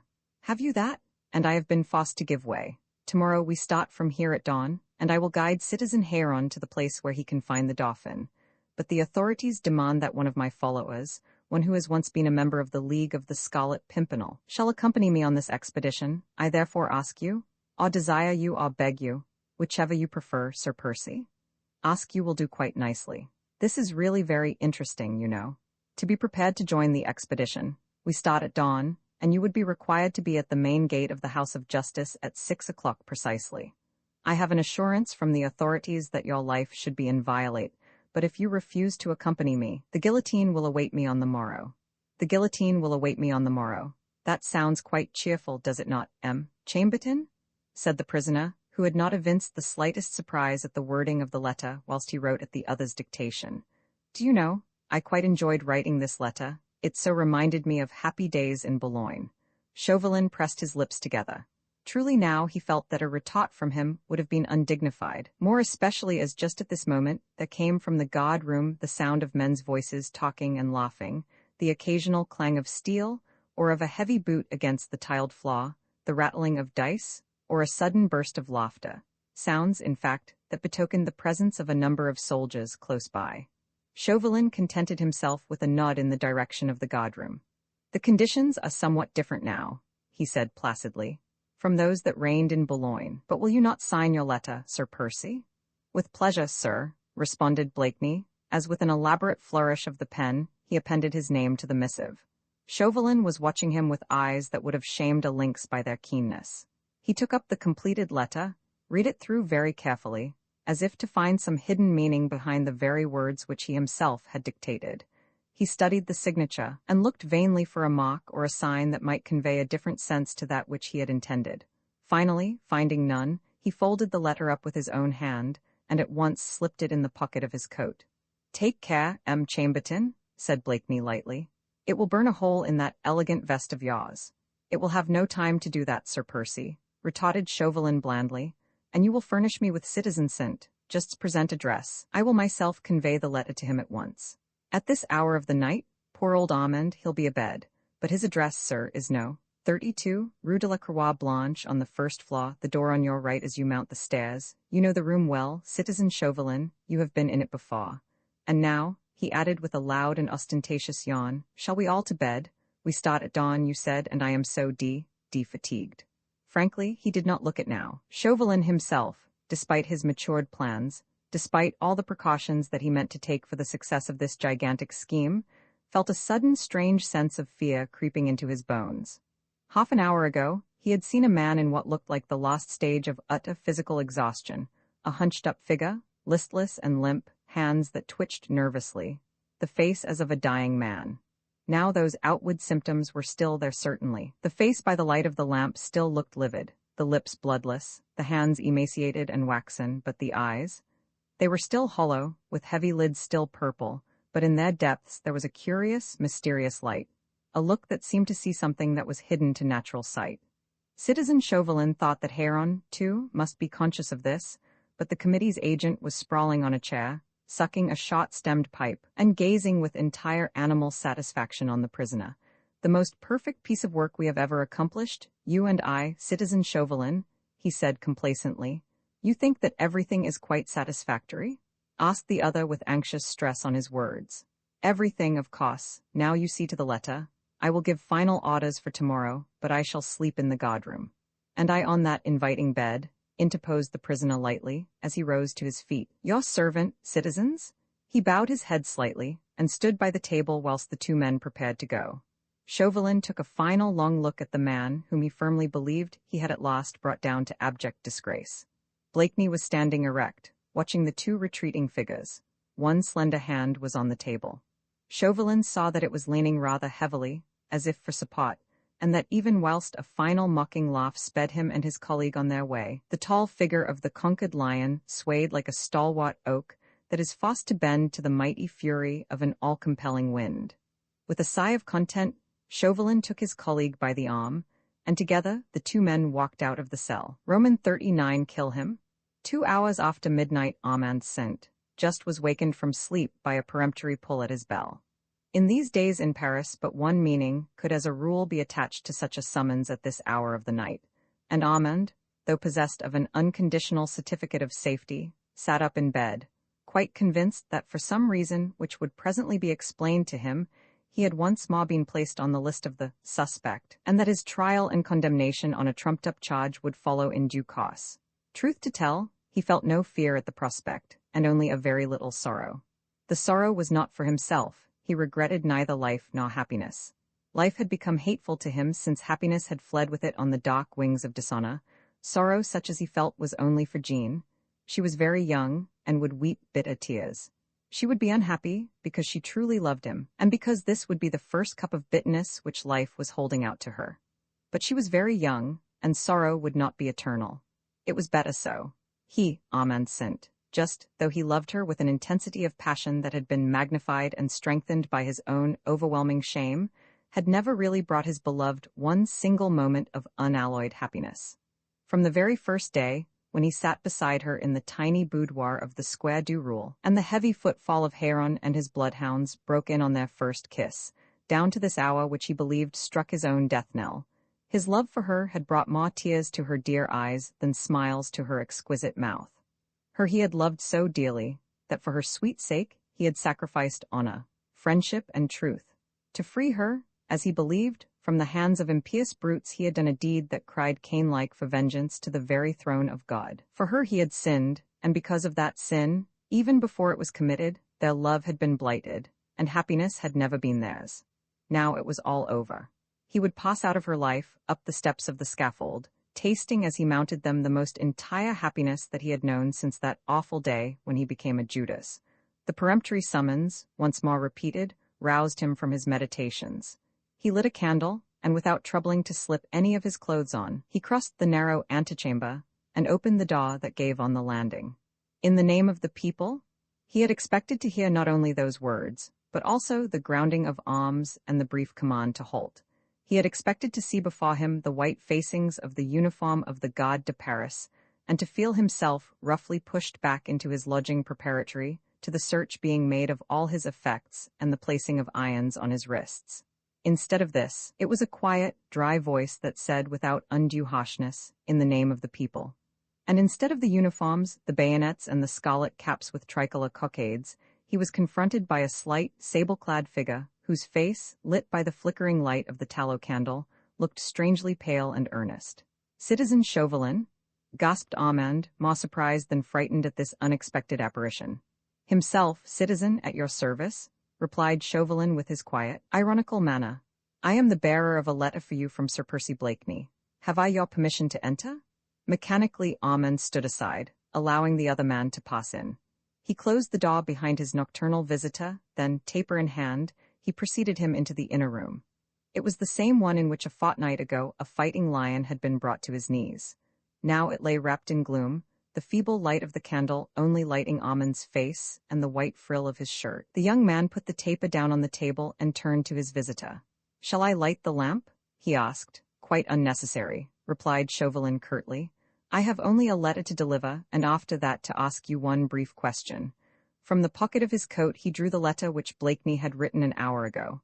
"The prisoner wrote this in my presence," he said as he handed the letter over to Amand. "Will you read it?" Amand took it from him and sat down close to the table. Leaning forward, he held the paper near the light and began to read. He read the letter through very slowly to the end, then once again from the beginning. He was trying to do that which Chauvelin had wished to do an hour ago. He was trying to find the inner meaning which he felt must inevitably lie behind these words, which Percy had written with his own hand. That these bare words were but a blind to deceive the enemy Amand never doubted for a moment. In this, he was as loyal as Marguerite would have been herself. Never for a moment did the suspicion cross his mind that Blakeney was about to play the part of a coward, but he, Amand, felt that as a faithful friend and follower, he ought by instinct to know exactly what his chief intended, what he meant him to do. Swiftly his thoughts flew back to that other letter, the one which Marguerite had given him, the letter full of pity and of friendship which had brought him hope and a joy and peace which he had thought at one time that he would never know again. And suddenly, one sentence in that letter stood out so clearly before his eyes that it blurred the actual, tangible ones on the paper, which even now rustled in his hand. "But if at any time you receive another letter from me, be its contents what they may, act in accordance with the letter, but send a copy of it at once to F. Fawkes or to Marguerite." Now everything seemed at once quite clear. His duty, his next actions, every word that he would speak to Chauvelin. Those that Percy had written to him were already indelibly graven on his memory. Chauvelin had waited with his usual patience, silent and imperturbable, while the young man read. Now, when he saw that Amand had finished, he said quietly, "Just one question, citizen, and I need not detain you longer. But first, will you kindly give me back that letter? It is a precious document which will forever remain in the archives of the nation." But even while he spoke, Amand, with one of those quick intuitions that come in moments of acute crisis, had done just that which he felt Blakeney would wish him to do. He had held the letter close to the candle. A corner of the thin, crisp paper immediately caught fire, and before Chauvelin could utter a word of anger, or make a movement to prevent the conflagration, the flames had licked up fully one half of the letter, and Amand had only just time to throw the remainder on the floor and to stamp out the blaze with his foot. "I am sorry, citizen," he said calmly. "An accident. A useless act of devotion," interposed Chauvelin, who already had smothered the oath that had risen to his lips. "The Scarlet Pimpernel's actions in the present matter will not lose their merited publicity through the foolish destruction of this document." "I had no thought, citizen," retorted the young man, "of commenting on the actions of my chief, or of trying to deny them that publicity which you seem to desire for them almost as much as I do." "More, citizen, a great deal more. The impeccable Scarlet Pimpernel, the noble and gallant English gentleman, has agreed to deliver into our hands the uncrowned King of France, in exchange for his own life and freedom. Methinks that even his worst enemy would not wish for a better ending to a career of adventure, and a reputation for bravery unequaled in Europe. But no more of this, time is pressing. I must help Citizen Heron with his final preparations for his journey. You, of course, Citizen St. Just, will act in accordance with Sir Percy Blakeney's wishes?" "Of course," replied Amand. "You will present yourself at the main entrance of the House of Justice at 6 o'clock this morning. I will not fail you. A coach will be provided for you. You will follow the expedition as hostage for the good faith of your chief." "I quite understand." That's brave. You have no fear, Citizen St. Just." "Fear of what, sir?" "You will be a hostage in our hands, citizen. Your life a guarantee that your chief has no thought of playing us false." Now I was thinking of certain events which led to the arrest of Sir Percy Blakeney. "Of my treachery, you mean?" rejoined the young man calmly, even though his face had suddenly become pale as death. "Of the damnable lie wherewith you cheated me into selling my honor and made me what I am, a creature scarce fit to walk upon this earth." "Oh," protested Chauvelin blandly. "The damnable lie," continued Amand more vehemently, "that hath made me one with Cain and the Iscariot. When you goaded me into the hellish act, Jean Lange was already free. Free, but not safe. A lie, man, a lie, for which you are thrice accursed. Great God, is it not you that should have cause for fear? Methinks were I to strangle you now, I should suffer less of remorse, and would be rendering your ex-chief but a sorry service," interposed Chauvelin with quiet irony. "Sir Percy Blakeney is a dying man, Citizen St. Just. He'll be a dead man at dawn if I do not put in an appearance by 6 o'clock this morning. This is a private understanding between Citizen Heron and myself. We agreed to it before I came to see you. Oh, you take care of your own miserable skin well enough, but you need not be afraid of me. I take my orders from my chief, and he has not ordered me to kill you." "That was kind of him. Then we may count on you? You are not afraid? Afraid that the Scarlet Pimpernel would leave me in the lurch because of the immeasurable wrong I have done to him," retorted Armand, proud and defiant in the name of his chief. "No, sir, I am not afraid of that. I have spent the last fortnight in praying to God that my life might yet be given for his. I think it most unlikely that your prayers will be granted, citizen. Prayers, I imagine, so very seldom are, but I don't know, I never pray myself. In your case now, I should say that you have not the slightest chance of the deity interfering in so pleasant a manner. Even were Sir Percy Blakeney prepared to wreak personal revenge on you, he would scarcely be so foolish as to risk the other life, which we shall also hold as hostage for his good faith." "The other life?" "Yes, your sister, Lady Blakeney, will also join the expedition tomorrow. This Sir Percy does not yet know, but it will come as a pleasant surprise for him. At the slightest suspicion of false play on Sir Percy's part, at his slightest attempt at escape, your life and that of your sister are forfeit. You will both be summarily shot before his eyes. I do not think that I need be more precise, Citizen St. Just?" The young man was quivering with passion. A terrible loathing for himself, for his crime which had been the precursor of this terrible situation, filled his soul to the verge of sheer physical nausea. A red film gathered before his eyes, and through it he saw the grinning face of the inhuman monster who had planned this hideous, abominable thing. It seemed to him as if in the silence and the hush of the night, above the feeble, flickering flame that threw weird shadows around, a group of devils were surrounding him, and were shouting, "Kill him now, rid the earth of this hellish brute." No doubt if Chauvelin had exhibited the slightest sign of fear, if he had moved an inch towards the door, Armand, blind with passion, driven to madness by agonizing remorse more even than by rage, would have sprung at his enemy's throat and crushed the life out of him as he would out of a venomous beast. But the man's calm, his immobility, recalled St. Just to himself. Reason, that had almost yielded to passion again, found strength to drive the enemy back this time, to whisper a warning, an admonition, even a reminder.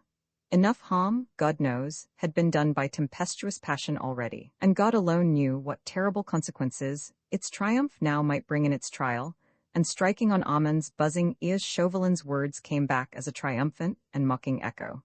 "He'll be a dead man at dawn if I do not put in an appearance by 6 o'clock. The red film lifted, the candle flickered low, the devils vanished, only the pale face of the terrorist gazed with gentle irony out of the gloom. "I think that I need not detain you any longer, Citizen St. Just," he said quietly. "You can get 3 or 4 hours rest yet before you need make a start, and I still have a great many things to see to. I wish you good night, citizen." "Good night," murmured Armand mechanically. He took the candle and escorted his visitor back to the door. He waited on the landing, taper in hand, while Chauvelin descended the narrow, winding stairs. There was a light in the concierge's lodge. No doubt the woman had struck it when the nocturnal visitor had first demanded admittance. His name and tricolour scarf of office had ensured him the full measure of her attention, and now she was evidently sitting up waiting to let him out. St. Just, satisfied that Chauvelin had finally gone, now turned back to his own rooms. Roman 4 Mademoiselle Lange, the green room was crowded when de Batz and St. Just arrived there after the performance. The older man cast a hasty glance through the open door. The crowd did not suit his purpose, and he dragged his companion hurriedly away from the contemplation of Emile. Lange, sitting in a far corner of the room, surrounded by an admiring throng, and by innumerable floral tributes offered to her beauty and to her success. De Batz, without a word, led the way back towards the stage. Here, by the dim light of tallow candles fixed in sconces against the surrounding walls, the scene shifters were busy moving drop scenes, back cloths and wings, and paid no heed to the 2 men who strolled slowly up and down silently, each wrapped in his own thoughts. Armand walked with his hands buried in his breeches pockets, his head bent forward on his chest.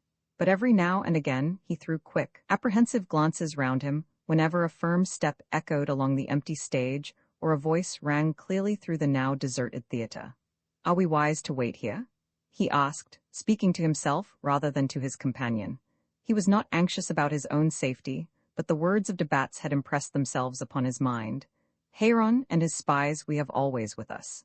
From the green room a separate foyer and exit led directly out into the street. Gradually the sound of many voices, the loud laughter and occasional snatches of song, which for the past half-hour had proceeded from that part of the house, became more subdued and more rare. One by one the friends of the artists were leaving the theatre, after having paid the usual banal compliments to those whom they favored, or presented the accustomed offering of flowers to the brightest star of the night. The actors were the first to retire, then the older actresses, the ones who could no longer command a crowd of admirers round them.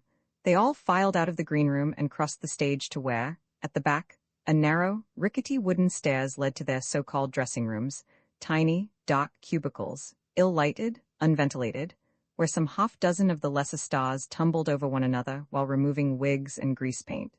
Armand and de Batz watched this exodus, both with equal impatience. Emile Lange was the last to leave the green room. For some time, since the crowd had become thinner round her, Armand had contrived to catch glimpses of her slight, elegant figure.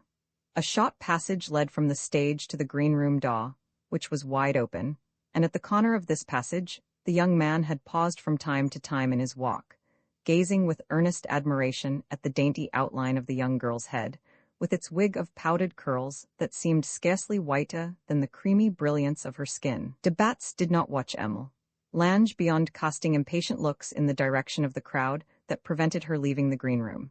He did watch Armand, however, noted his eager look, his brisk and alert movements, the obvious glances of admiration which he cast in the direction of the young actress, and this seemed to afford him a considerable amount of contentment. The best part of an hour had gone by since the fall of the curtain before Emile Lange finally dismissed her many admirers, and de Batz had the satisfaction of seeing her running down the passage, turning back occasionally in order to bid gay good nights to the loiterers who were loath to part from her. She was a child in all her movements, quite unconscious of self or of her own charms, but frankly delighted with her success. She was still dressed in the ridiculous hoops and paniers pertaining to her part, and the powdered peruke hid the charm of her own hair. The costume gave a certain stilted air to her unaffected personality, which, by this very sense of contrast, was essentially fascinating. In her arms she held a huge sheaf of sweet-scented narcissi, the spoils of some favored spot far away in the south. Armand thought that never in his life had he seen anything so winsome or so charming.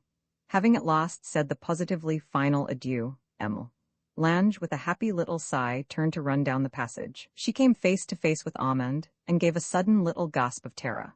It was not good these days to come on any loiterer unawares. But already de Batz had quickly joined his friend, and his smooth, pleasant voice and pudgy, beringed hand extended towards Emile Lange were sufficient to reassure her. "You were so surrounded in the green room, mademoiselle," he said courteously. "I did not venture to press in among the crowd of your admirers, yet I had the great wish to present my respectful congratulations in person."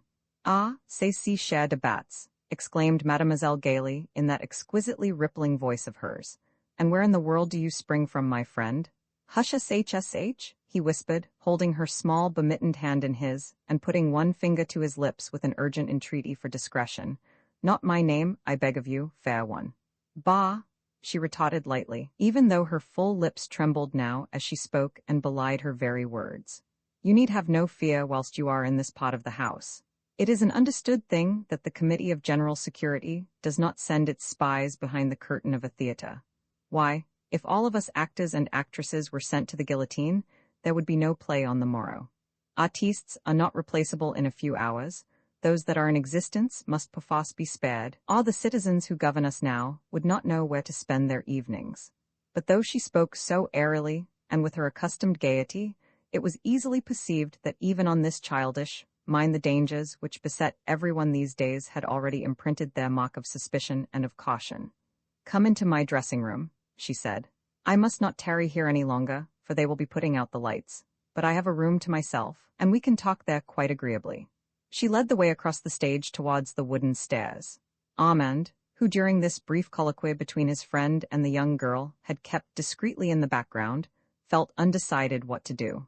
But at a peremptory sign from de Batz he, too, turned in the wake of the gay little lady, who ran swiftly up the rickety steps, humming snatches of popular songs the while, and not turning to see if indeed the two men were following her. She had the sheaf of narcissi still in her arms, and the door of her tiny dressing-room being open, she ran straight in and threw the flowers down in a confused, sweet-scented mass upon the small table that stood at one end of the room, littered with pots and bottles, letters, mirrors, powder puffs, silk stockings, and cambric handkerchiefs. Then she turned and faced the two men, a merry look of unalterable gaiety dancing in her eyes. "Shut the door, mon ami," she said to de Batz, "and after that sit down where you can, so long as it is not on my most precious pot of unguent or a box of costliest powder." While de Batz did as he was told, she turned to Armand and said with a pretty tone of interrogation in her melodious voice, "Monsieur? Saint, just at your service, mademoiselle," said Armand, bowing very low in the most approved style obtaining at the English cot. "Saint just?" she repeated, a look of puzzlement in her brown eyes. "Surely, a kinsman of citizen Saint just, whom no doubt you know, mademoiselle," he exclaimed. "My friend Armand Saint just," interposed de Batz, "is practically a newcomer in Paris. He lives in England habitually." "In England?" she exclaimed. "Oh, do tell me all about England. I would love to go there. Perhaps I may have to go some day." "Oh, do sit down, de Batz," she continued, talking rather volubly, even as a delicate blush heightened the color in her cheeks under the look of obvious admiration from Armand Saint Just's expressive eyes. She swept a handful of delicate cambric and silk from off a chair, making room for de Batz's portly figure. Then she sat upon the sofa, and with an inviting gesture and a call from the eyes she bade Armand sit down next to her. She leaned back against the cushions, and the table being close by, she stretched out a hand and once more took up the bunch of narcissi, and while she talked to Armand, she held the snow-white blooms quite close to her face. So close, in fact, that he could not see her mouth and chin, only her dark eyes shone across at him over the heads of the blossoms. "Tell me all about England," she reiterated, settling herself down among the cushions like a spoilt child who is about to listen to an oft-told favorite story. Armand was vexed that de Batz was sitting there. He felt he could have told this dainty little lady quite a good deal about England if only his pompous, fat friend would have had the good sense to go away. As it was, he felt unusually timid and gauche, not quite knowing what to say, a fact which seemed to amuse Emile Lange not a little. "I am very fond of England," he said lamely. "My sister is married to an Englishman, and I myself have taken up my permanent residence there." "Among the society of émigrés?" she queried. Then, as Armand made no reply, de Batz interposed quickly. "Oh, you need not fear to admit it, my good Armand. Mademoiselle Lange has many friends among the émigrés. Have you not, mademoiselle?" "Yes, of course," she replied lightly. "I have friends everywhere. Their political views have nothing to do with me. Artistes, I think, should have naught to do with politics. You see, citizen Saint, just, I never inquired of you what were your views. Your name and kinship would proclaim you a partisan of citizen Robespierre, yet I find you in the company of M. de Batz, and you tell me that you live in England." "He is no partisan of citizen Robespierre," again interposed de Batz. "In fact, mademoiselle, I may safely tell you I think that my friend has but one ideal on this earth, whom he has set up in a shrine, and whom he worships with all the ardor of a Christian for his God." "How romantic," she said, and she looked straight at Armand. "Tell me, monsieur, is your ideal a woman or a man?" His look answered her, even before he boldly spoke the two words, "a woman." She took a deep draught of sweet, intoxicating scent from the narcissi, and his gaze once more brought blushes to her cheeks. De Batz's good-humored laugh helped her to hide this unwanted access of confusion. "That was well turned, friend Armand," he said lightly, "but I assure you, mademoiselle, that before I brought him here tonight his ideal was a man." "A man?" she exclaimed with a contemptuous little pout. "Who was it?" "I know no other name for him but that of a small, insignificant flower, the Scarlet Pimpernel," replied de Batz. "The Scarlet Pimpernel?" she ejaculated, dropping the flowers suddenly and gazing on Armand with wide, wondering eyes. "And do you know him, monsieur?" He was frowning despite himself, despite the delight which he felt at sitting so close to this charming little lady, and feeling that in a measure his presence and his personality interested her. But he felt irritated with de Batz, and angered at what he considered the latter's indiscretion. To him, the very name of his leader was almost a sacred one. He was one of those enthusiastic devotees who only care to name the idol of their dreams with bated breath, and only in the ears of those who would understand and sympathize. Again he felt that if only he could have been alone with Mademoiselle, he could have told her all about the Scarlet Pimpernel, knowing that in her he would find a ready listener, a helping and a loving heart, but as it was he merely replied tamely enough. Yes, Mademoiselle, I do know him. You have seen him? She queried eagerly. Spoken to him? Yes. Oh, do tell me all about him. You know, quite a number of us in France have the greatest possible admiration for your national hero. We know, of course, that he is an enemy of our government, but oh, we feel that he is not an enemy of France because of that. We are a nation of heroes, too, monsieur, she added with a pretty, proud toss of the head. We can appreciate bravery and resource, and we love the mystery that surrounds the personality of your Scarlet Pimpernel. But since you know him, monsieur, tell me, what is he like? Armand was smiling again. He was yielding himself up wholly to the charm which emanated from this young girl's entire being, from her gaiety and her unaffectedness, her enthusiasm, and that obvious artistic temperament which caused her to feel every sensation with superlative keenness and thoroughness. What is he like? She insisted. That, mademoiselle, he replied, I am not at liberty to tell you. Not at liberty to tell me? She exclaimed. But monsieur, if I command you, at risk of falling forever under the ban of your displeasure, mademoiselle, I would still remain silent on that subject. She gazed on him with obvious astonishment. It was quite an unusual thing for this spoilt darling of an admiring public to be thus openly thwarted in her whims. How tiresome and pedantic, she said, with a shrug of her pretty shoulders and a moue of discontent. And, oh, how ungallant! You have learnt ugly, English ways, monsieur. For there, I am told, men hold their womenkind in very scant esteem. There, she added, turning with a mock air of hopelessness towards de Batz, am I not a most unlucky woman? For the past 2 years I have used my best endeavours to catch sight of that interesting Scarlet Pimpernel. Here do I meet monsieur, who actually knows him, so he says, and he is so ungallant that he even refuses to satisfy the first cravings of my just curiosity. Citizen Saint just will tell you nothing now, mademoiselle, rejoined de Batz with his good-humoured laugh. It is my presence, I assure you, which is setting a seal upon his lips. He is, believe me, aching to confide in you, to share in your enthusiasm, and to see your beautiful eyes glowing in response to his ardor when he describes to you the exploits of that prince of heroes. En tête-à-tête one day, you will, I know, worm every secret out of my discreet friend Armand. Mademoiselle made no comment on this, that is to say, no audible comment, but she buried the whole of her face for a few seconds among the flowers, and Armand, from amongst those flowers, caught sight of a pair of very bright brown eyes which shone on him with a puzzled look. She said nothing more about the Scarlet Pimpernel or about England just then, but after a while she began talking of more indifferent subjects.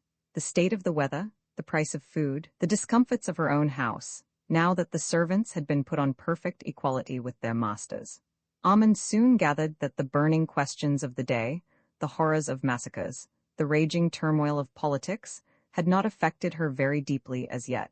She had not troubled her pretty head very much about the social and humanitarian aspect of the present seething revolution. She did not really wish to think about it at all. An artiste to her fingertips, she was spending her young life in earnest work, striving to attain perfection in her art, absorbed in study during the day, and in the expression of what she had learnt in the evenings. The terrors of the guillotine affected her a little, but somewhat vaguely still. She had not realized that any dangers could assail her whilst she worked for the artistic delectation of the public. It was not that she did not understand what went on around her, but that her artistic temperament and her environment had kept her aloof from it all. The horrors of the Place de la Révolution made her shudder, but only in the same way as the tragedies of M. Racine or of Sophocles which she had studied caused her to shudder, and she had exactly the same sympathy for poor Queen Marie Antoinette as she had for Mary Stuart, and shed as many tears for King Louis as she did for Polyeucte. Once de Batz mentioned the Dauphin, but mademoiselle put up her hand quickly and said in a trembling voice, whilst the tears gathered in her eyes, "Do not speak of the child to me, de Batz. What can I, a lonely, hard-working woman, do to help him? I try not to think of him, for if I did, knowing my own helplessness, I feel that I could hate my countrymen and speak my bitter hatred of them across the footlights, which would be more than foolish," she added naively, "for it would not help the child, and I should be sent to the guillotine. But oh, sometimes I feel that I would gladly die if only that poor little child Martha were restored to those who love him and given back once more to joy and happiness. But they would not take my life for his, I am afraid," she concluded, smiling through her tears. My life is of no value in comparison with his. Soon after this, she dismissed her 2 visitors. De Batz, well content with the result of this evening's entertainment, wore an urbane, bland smile on his rubicund face. Armand, somewhat serious and not a little in love, made the hand kiss with which he took his leave last as long as he could. "You will come and see me again, Citizen Saint, just?" she asked after that preliminary leave-taking. "At your service, mademoiselle," he replied with alacrity. "How long do you stay in Paris? I may be called away at any time." "Well then, come tomorrow. I shall be free towards 4 o'clock. Square du rule, you cannot miss the house. Anyone there will tell you where lives citizeness lange." "At your service, mademoiselle," he replied. The words sounded empty and meaningless, but his eyes, as they took final leave of her, spoke the gratitude and the joy which he felt. Excel, God help us all, he carefully locked the outer door. Then he lit the lamp, for the candle gave but a flickering light, and he had some important work to do. Firstly, he picked up the charred fragment of the letter, and smoothed it out carefully and reverently as he would a relic. Tears had gathered in his eyes, but he was not ashamed of them, for no one saw them, but they eased his heart and helped to strengthen his resolve. It was a mere fragment that had been spared by the flame, but Armand knew every word of the letter by heart. He had pen, ink, and paper ready to his hand, and from memory wrote out a copy of it. To this he added a covering letter from himself to Marguerite. "This, which I had from Percy through the hands of Chauvelin, I neither question nor understand. He wrote the letter, and I have no thought but to obey. In his previous letter to me he enjoined me, if ever he wrote to me again, to obey him implicitly, and to communicate with you. To both these commands do I submit with a glad heart. But of this must I give you warning, little mother. Chauvelin desires you also to accompany us tomorrow. Percy does not know this yet, else he would never start. But those fiends fear that his readiness is a blind, and that he has some plan in his head for his own escape and the continued safety of the Dauphin. This plan they hope to frustrate through holding you and me as hostages for his good faith. God only knows how gladly I would give my life for my chief, but your life, dear little mother, is sacred above all. I think that I do right in wanting you. God help us all." Having written the letter, he sealed it, together with the copy of Percy's letter which he had made. Then he took up the candle and went downstairs. There was no longer any light in the concierge's lodge, and Armand had some difficulty in making himself heard. At last, the woman came to the door. She was tired and cross after 2 interruptions of her night's rest, but she had a partiality for her young lodger, whose pleasant ways and easy liberality had been like a pale ray of sunshine through the squalor of everyday misery. "It is a letter, citoyenne," said Armand, with earnest entreaty, "for my sister. She lives in the Rue de Charonne, near the fortifications, and must have it within an hour. It is a matter of life and death to her, to me, and to another who is very dear to us both." The concierge threw up her hands in horror. "Rue de Charonne, near the fortifications," she exclaimed, "and within an hour? By the Holy Virgin, citizen, that is impossible. Who will take it? There is no way." "A way must be found, citoyenne," said Armand firmly, "and at once. It is not far, and there are 5 golden louis waiting for the messenger." 5 golden louis? The poor, hard-working woman's eyes gleamed at the thought. 5 louis meant food for at least 2 months if one was careful. And, "Give me the letter, citizen," she said. "Time to slip on a warm petticoat and a shawl, and I'll go myself. It's not fit for the boy to go at this hour." "You will bring me back a line from my sister in reply to this?" said Armand, whom circumstances had at last rendered cautious. "Bring it up to my rooms that I may give you the 5 louis in exchange." He waited while the woman slipped back into her room. She heard him speaking to her boy, the same lad who a fortnight ago had taken the treacherous letter which had lured Blakeney to the house into the fatal ambuscade that had been prepared for him. Everything reminded Armand of that awful night. Every hour that he had since spent in the house had been racking torture to him. Now at last he was to leave it, and on an errand which might help to ease the load of remorse from his heart. The woman was soon ready.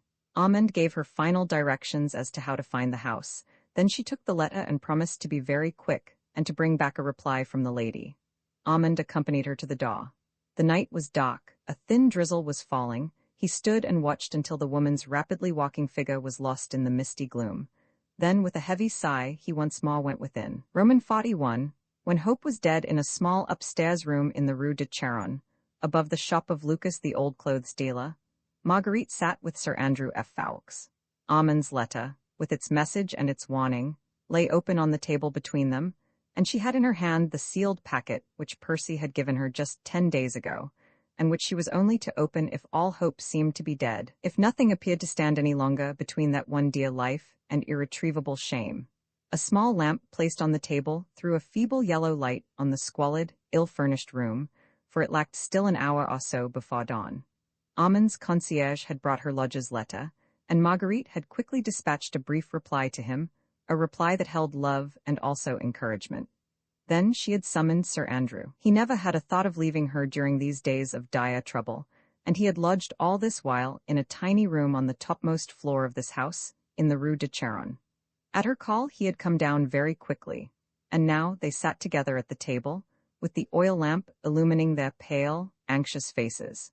She the wife and he the friend holding a consultation together in this most miserable hour that preceded the cold wintry dawn.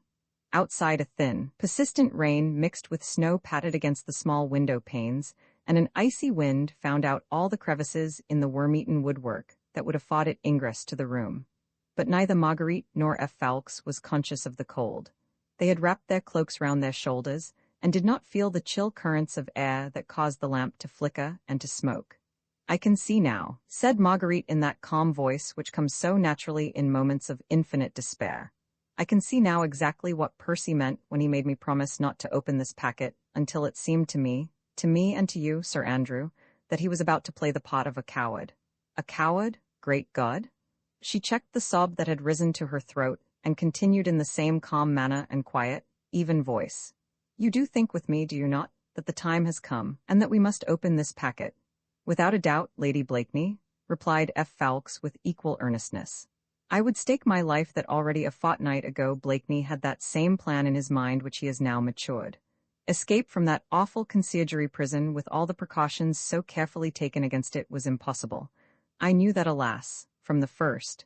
But in the open, all might yet be different. I'll not believe it that a man like Blakeney is destined to perish at the hands of those curs."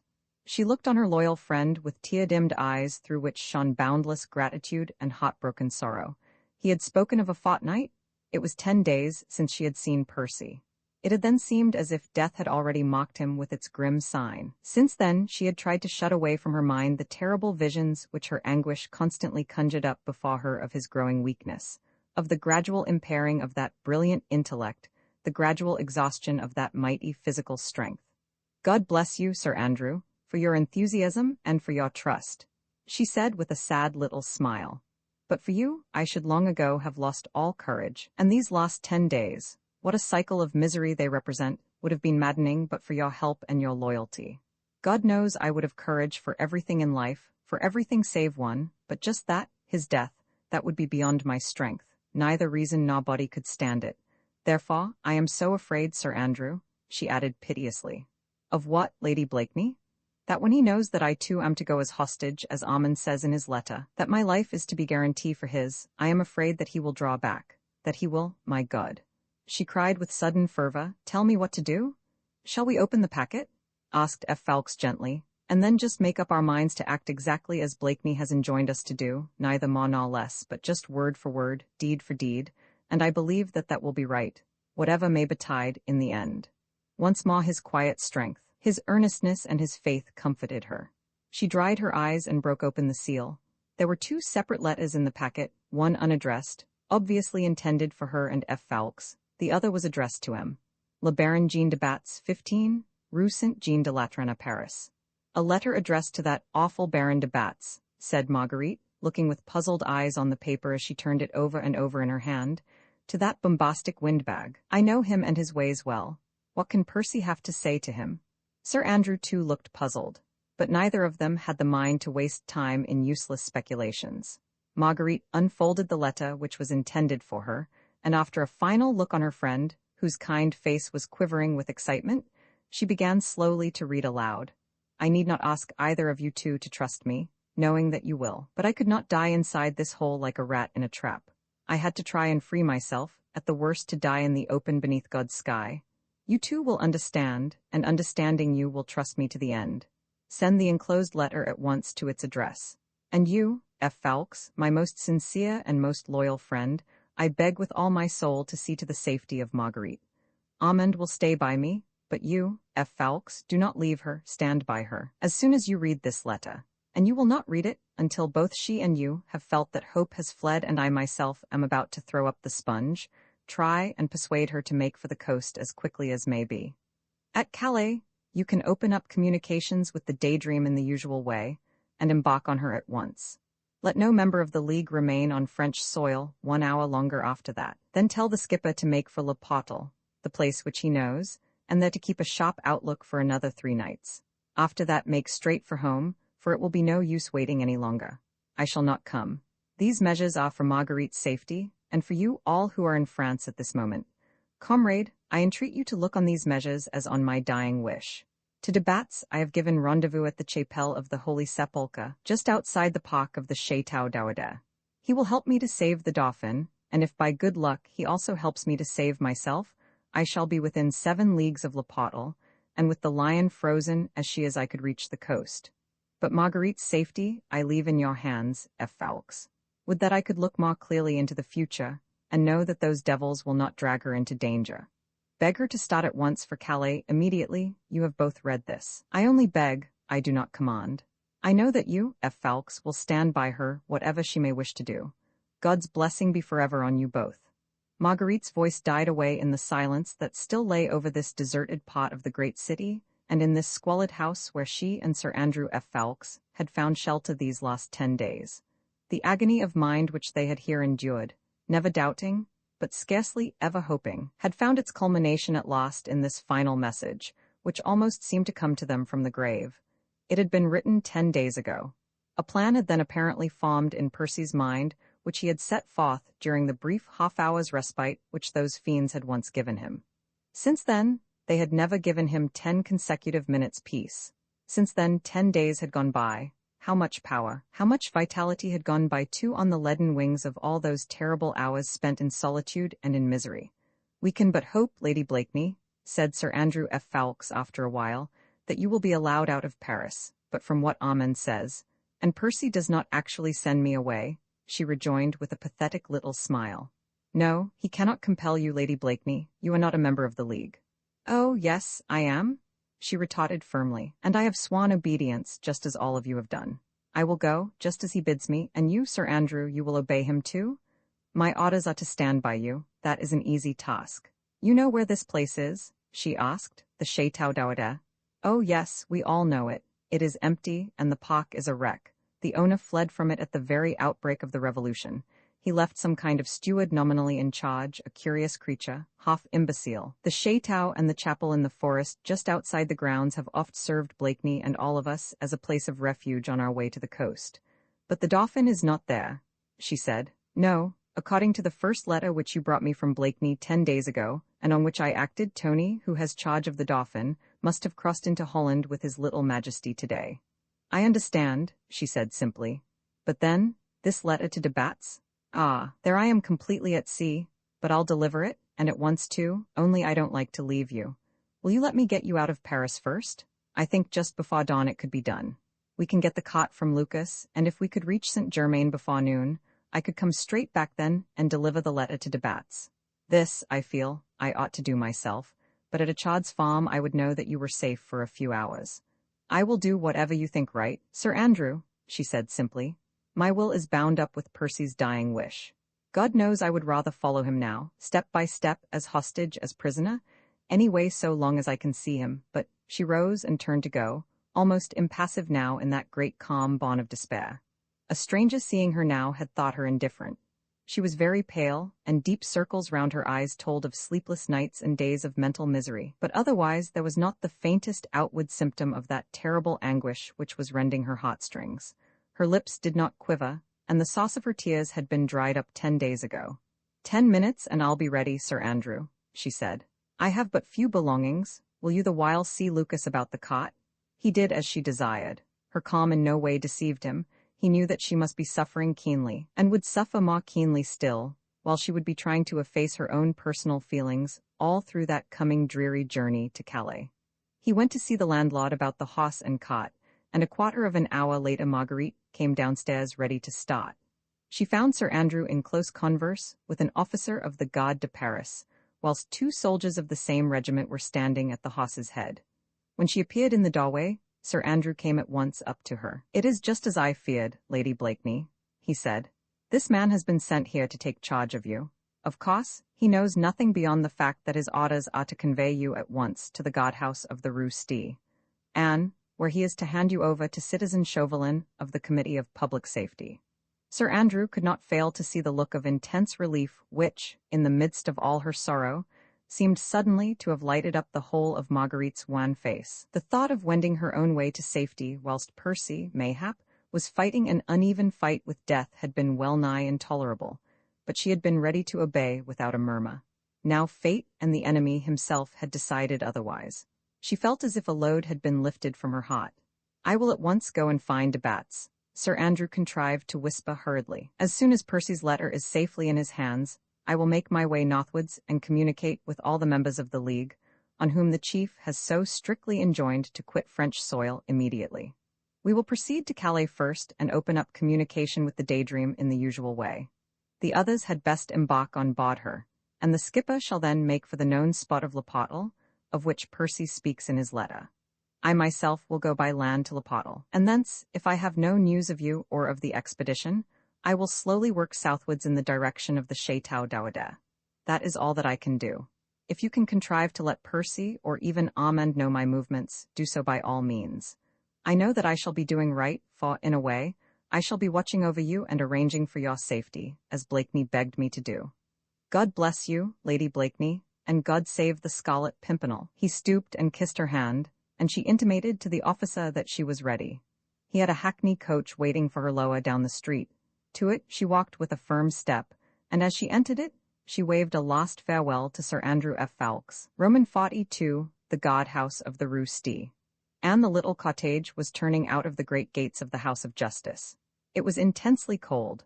A bitter northeasterly gale was blowing from across the heights of Montmartre, driving sleet and snow and half-frozen rain into the faces of the men, and finding its way up their sleeves, down their collars, and round the knees of their threadbare breeches.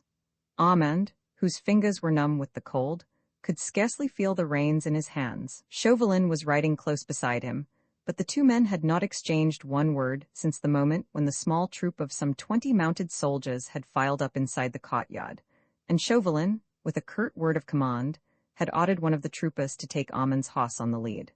A hackney coach brought up the rear of the cottage, with a man riding at either door, and two more following at a distance of 20 paces. Héron's gaunt, ugly face, crowned with a battered sugarloaf hat, appeared from time to time at the window of the coach. He was no horseman, and moreover, preferred to keep the prisoner closely under his own eye.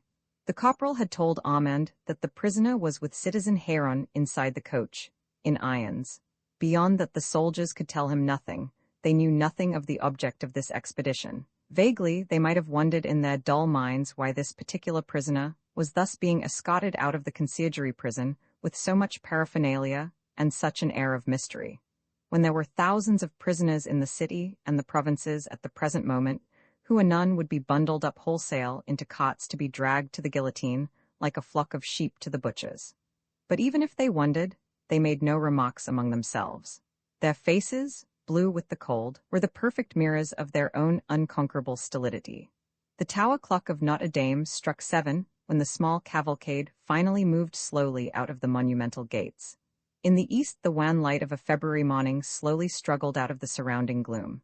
Now the towers of many churches loomed ghost-like against the dull gray sky, and down below, on the right, the frozen river, like a smooth sheet of steel, wound its graceful curves round the islands and past the facade of the Louvre's palace, whose walls looked grim and silent, like the mausoleum of the dead giants of the past. All around the great city gave signs of awakening. The business of the day renewed its course every 24 hours, despite the tragedies of death and of dishonor that walked with it hand in hand. From the Place de la Révolution, the intermittent roll of drums came from time to time, with its muffled sound striking the ear of the passerby. Along the quay opposite, an open-air camp was already astir. Men, women, and children engaged in the great task of clothing and feeding the people of France, armed against tyranny, were bending to their task, even before the wintry dawn had spread its pale gray tints over the narrowest streets of the city. Armand shivered under his cloak. This silent ride beneath the leaden sky, through the veil of half-frozen rain and snow, seemed like a dream to him.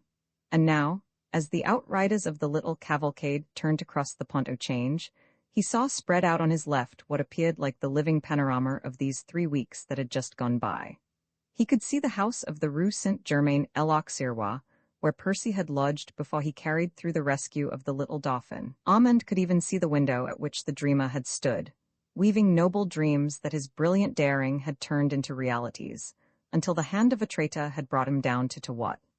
Armand would not have dared at this moment to look back at that hideous, vulgar hackney coach wherein that proud, reckless adventurer, who had defied fate and mocked death, sat, in chains, beside a loathsome creature whose very propinquity was an outrage. Now they were passing under the very house on the Quai de la Ferraille, above the saddler's shop, the house where Marguerite had lodged 10 days ago, whither Armand had come, trying to fool himself into the belief that the love of little mother could be deceived into blindness against his own crime. He had tried to draw a veil before those eyes which he had scarcely dared encounter, but he knew that that veil must lift one day, and then a curse would send him forth, outlawed and homeless, a wanderer on the face of the earth. Soon as the little cottage wended its way northwards, it filed out beneath the walls of the Temple prison. There was the main gate with its sentry standing at attention, there the archway with the guichet of the concierge, and beyond it the paved courtyard. Armand closed his eyes deliberately. He could not bear to look. No wonder that he shivered and tried to draw his cloak closer around him. Every stone, every street corner was full of memories. The chill that struck to the very marrow of his bones came from no outward cause. It was the very hand of remorse that, as it passed over him, froze the blood in his veins and made the rattle of those wheels behind him sound like a hellish knell. At last, the more closely populated quarters of the city were left behind. On ahead, the first section of the guard had turned into the Rue Sainte-Anne. The houses became more sparse, intersected by narrow pieces of terrains vagues, or small weed-covered bits of kitchen garden. Then a halt was called. It was quite light now, as light as it would ever be beneath this leaden sky. Rain and snow still fell in gusts, driven by the blast. Someone ordered Armand to dismount. It was probably Chauvelin. He did as he was told, and a trooper led him to the door of an irregular brick building that stood isolated on the right, extended on either side by a low wall, and surrounded by a patch of uncultivated land, which now looked like a sea of mud. On ahead was the line of fortifications dimly outlined against the gray of the sky, and in between brown, sodden earth, with here and there a detached house, a cabbage patch, a couple of windmills deserted and desolate. The loneliness of an unpopulated outlying quarter of the great mother city, a useless limb of her active body, an ostracized member of her vast family. Mechanically, Armand had followed the soldier to the door of the building. Here Chauvelin was standing, and bade him follow. A smell of hot coffee hung in the dark, narrow passage in front. Chauvelin led the way to a room on the left, still that smell of hot coffee. Ever after it was associated in Armand's mind with this awful morning in the guardhouse of the Rue Sti. And, when the rain and snow beat against the windows, and he stood there in the low guardroom, shivering and half-numbed with cold. There was a table in the middle of the room, and on it stood cups of hot coffee. Chauvelin bade him drink, suggesting, not unkindly, that the warm beverage would do him good. Armand advanced further into the room and saw that there were wooden benches all round against the wall.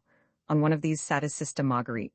When she saw him, she made a sudden, instinctive movement to go to him, but Chauvelin interposed in his usual bland, quiet manner. "Not just now, citizeness," he said. She sat down again, and Armand noted how cold and stony seemed her eyes, as if life within her was at a standstill, and a shadow that was almost like death had atrophied every emotion in her. "I trust you have not suffered too much from the cold, Lady Blakeney," resumed Chauvelin politely. "We ought not to have kept you waiting here for so long, but delay at departure is sometimes inevitable." She made no reply, only acknowledging his reiterated inquiry as to her comfort with an inclination of the head. Armand had forced himself to swallow some coffee, and for the moment he felt less chilled. He held the cup between his 2 hands, and gradually some warmth crept into his bones. "Little mother," he said in English, "try and drink some of this, it will do you good." "Thank you, dear," she replied. "I have had some, I am not cold." Then a door at the end of the room was pushed open, and Heron stalked in. "Are we going to be all day in this confounded hole?" he queried roughly. Armand, who was watching his sister very closely, saw that she started at the sight of the wretch, and seemed immediately to shrink still further within herself, whilst her eyes, suddenly luminous and dilated, rested on him like those of a captive bird upon an approaching cobra. But Chauvelin was not to be shaken out of his suave manner. "One moment, Citizen Heron," he said. "This coffee is very comforting. Is the prisoner with you?" he added lightly. Heron nodded in the direction of the other room. "In there," he said curtly. "Then, perhaps, if you will be so good, citizen, to invite him thither, I could explain to him his future position and our own." Heron muttered something between his fleshy lips, then he turned back towards the open door, solemnly spat twice on the threshold, and nodded his gaunt head once or twice in a manner which apparently was understood from within. "No, Sergeant, I don't want you," he said gruffly. "Only the prisoner." A second or two later Sir Percy Blakeney stood in the doorway. His hands were behind his back, obviously handcuffed, but he held himself very erect, though it was clear that this caused him a mighty effort. As soon as he had crossed the threshold, his quick glance had swept right round the room. He saw Armand, and his eyes lit up almost imperceptibly. Then he caught sight of Marguerite, and his pale face took on suddenly a more ashen hue. Chauvelin was watching him with those keen, light-colored eyes of his. Blakeney, conscious of this, made no movement, only his lips tightened, and the heavy lids fell over the hollow eyes, completely hiding their glance. But what even the most astute, most deadly enemy could not see was that subtle message of understanding that passed at once between Marguerite and the man she loved. It was a magnetic current, intangible, invisible to all save to her and to him. She was prepared to see him, prepared to see in him all that she had feared. The weakness, the mental exhaustion, the submission to the inevitable. Therefore she had also schooled her glance to express to him all that she knew she would not be allowed to say. The reassurance that she had read his last letter, that she had obeyed it to the last word, save where fate and her enemy had interfered with regard to herself. With a slight, imperceptible movement, imperceptible to everyone save to him, she had seemed to handle a piece of paper in her kerchief. Then she had nodded slowly, with her eyes, steadfast, reassuring, fixed upon him, and his glance gave answer that he had understood. But Chauvelin and Heron had seen nothing of this. They were satisfied that there had been no communication between the prisoner and his wife and friend. "You are no doubt surprised, Sir Percy," said Chauvelin after a while, "to see Lady Blakeney here. She, as well as Citizen St. Just, will accompany our expedition to the place where you will lead us. We none of us know where that place is. Citizen Heron and myself are entirely in your hands. You might be leading us to certain death, or again to a spot where your own escape would be an easy matter to yourself. You will not be surprised, therefore, that we have thought fit to take certain precautions both against any little ambuscade which you may have prepared for us, or against your making one of those daring attempts at escape for which the noted Scarlet Pimpernel is so justly famous." He paused, and only Heron's low chuckle of satisfaction broke the momentary silence that followed. Blakeney made no reply. Obviously, he knew exactly what was coming. He knew Chauvelin and his ways, knew the kind of tortuous conception that would find origin in his brain. The moment that he saw Marguerite sitting there, he must have guessed that Chauvelin once more desired to put her precious life in the balance of his intrigues. "Citizen Heron is impatient, Sir Percy," resumed Chauvelin after a while, "so I must be brief. Lady Blakeney, as well as Citizen St. Just, will accompany us on this expedition to whithersoever you may lead us. They will be the hostages which we will hold against your own good faith. At the slightest suspicion, a mere suspicion perhaps, that you have played us false, at a hint that you have led us into an ambush, or that the whole of this expedition has been but a trick on your part to effect your own escape, or if merely our hope of finding Capet at the end of our journey is frustrated, the lives of our two hostages belong to us, and your friend and your wife will be summarily shot before your eyes." Outside, the rain patted against the window panes, the gale whistled mournfully among the stunted trees, but within this room not a sound stirred the deadly stillness of the air, and yet at this moment hatred and love, savage lust and sublime self-abnegation, the most powerful passions the heart of man can know, held three men here enchained, each a slave to his dominant passion, each ready to stake his all for the satisfaction of his master. Heron was the first to speak. "Well," he said with a fierce oath, "what are we waiting for? The prisoner knows how he stands. Now we can go." "One moment, citizen," interposed Chauvelin, his quiet manner contrasting strangely with his colleague's savage mood. "You have quite understood, Sir Percy," he continued, directly addressing the prisoner, "the conditions under which we are all of us about to proceed on this journey." "All of us?" said Blakeney slowly. "Are you taking it for granted, then, that I accept your conditions, and that I am prepared to proceed on the journey?" "If you do not proceed on the journey," cried Heron with savage fury, "I'll strangle that woman with my own hands, now." Blakeney looked at him for a moment or two through half-closed lids, and it seemed then to those who knew him well, to those who loved him and to the man who hated him, that the mighty sinews almost cracked with the passionate desire to kill. Then the sunken eyes turned slowly to Marguerite, and she alone caught the look. It was a mere flash of a humble appeal for pardon. It was all over in a second. Almost immediately the tension on the pale face relaxed, and into the eyes there came that look of acceptance, nearly akin to fatalism, an acceptance of which the strong alone are capable, for with them it only comes in the face of the inevitable. Now he shrugged his broad shoulders, and once more turning to Heron, he said quietly, "You leave me no option in that case. As you have remarked before, Citizen Heron, why should we wait any longer? Surely we can now go." Roman 43, the dreary journey rain, incessant, monotonous and dreary. The wind had changed round to the southwest. It blew now in great gusts that sent weird, sighing sounds through the trees, and drove the heavy showers into the faces of the men as they rode on, with heads bent forward against the gale. The rain-sodden bridles slipped through their hands, bringing out sores and blisters on their palms.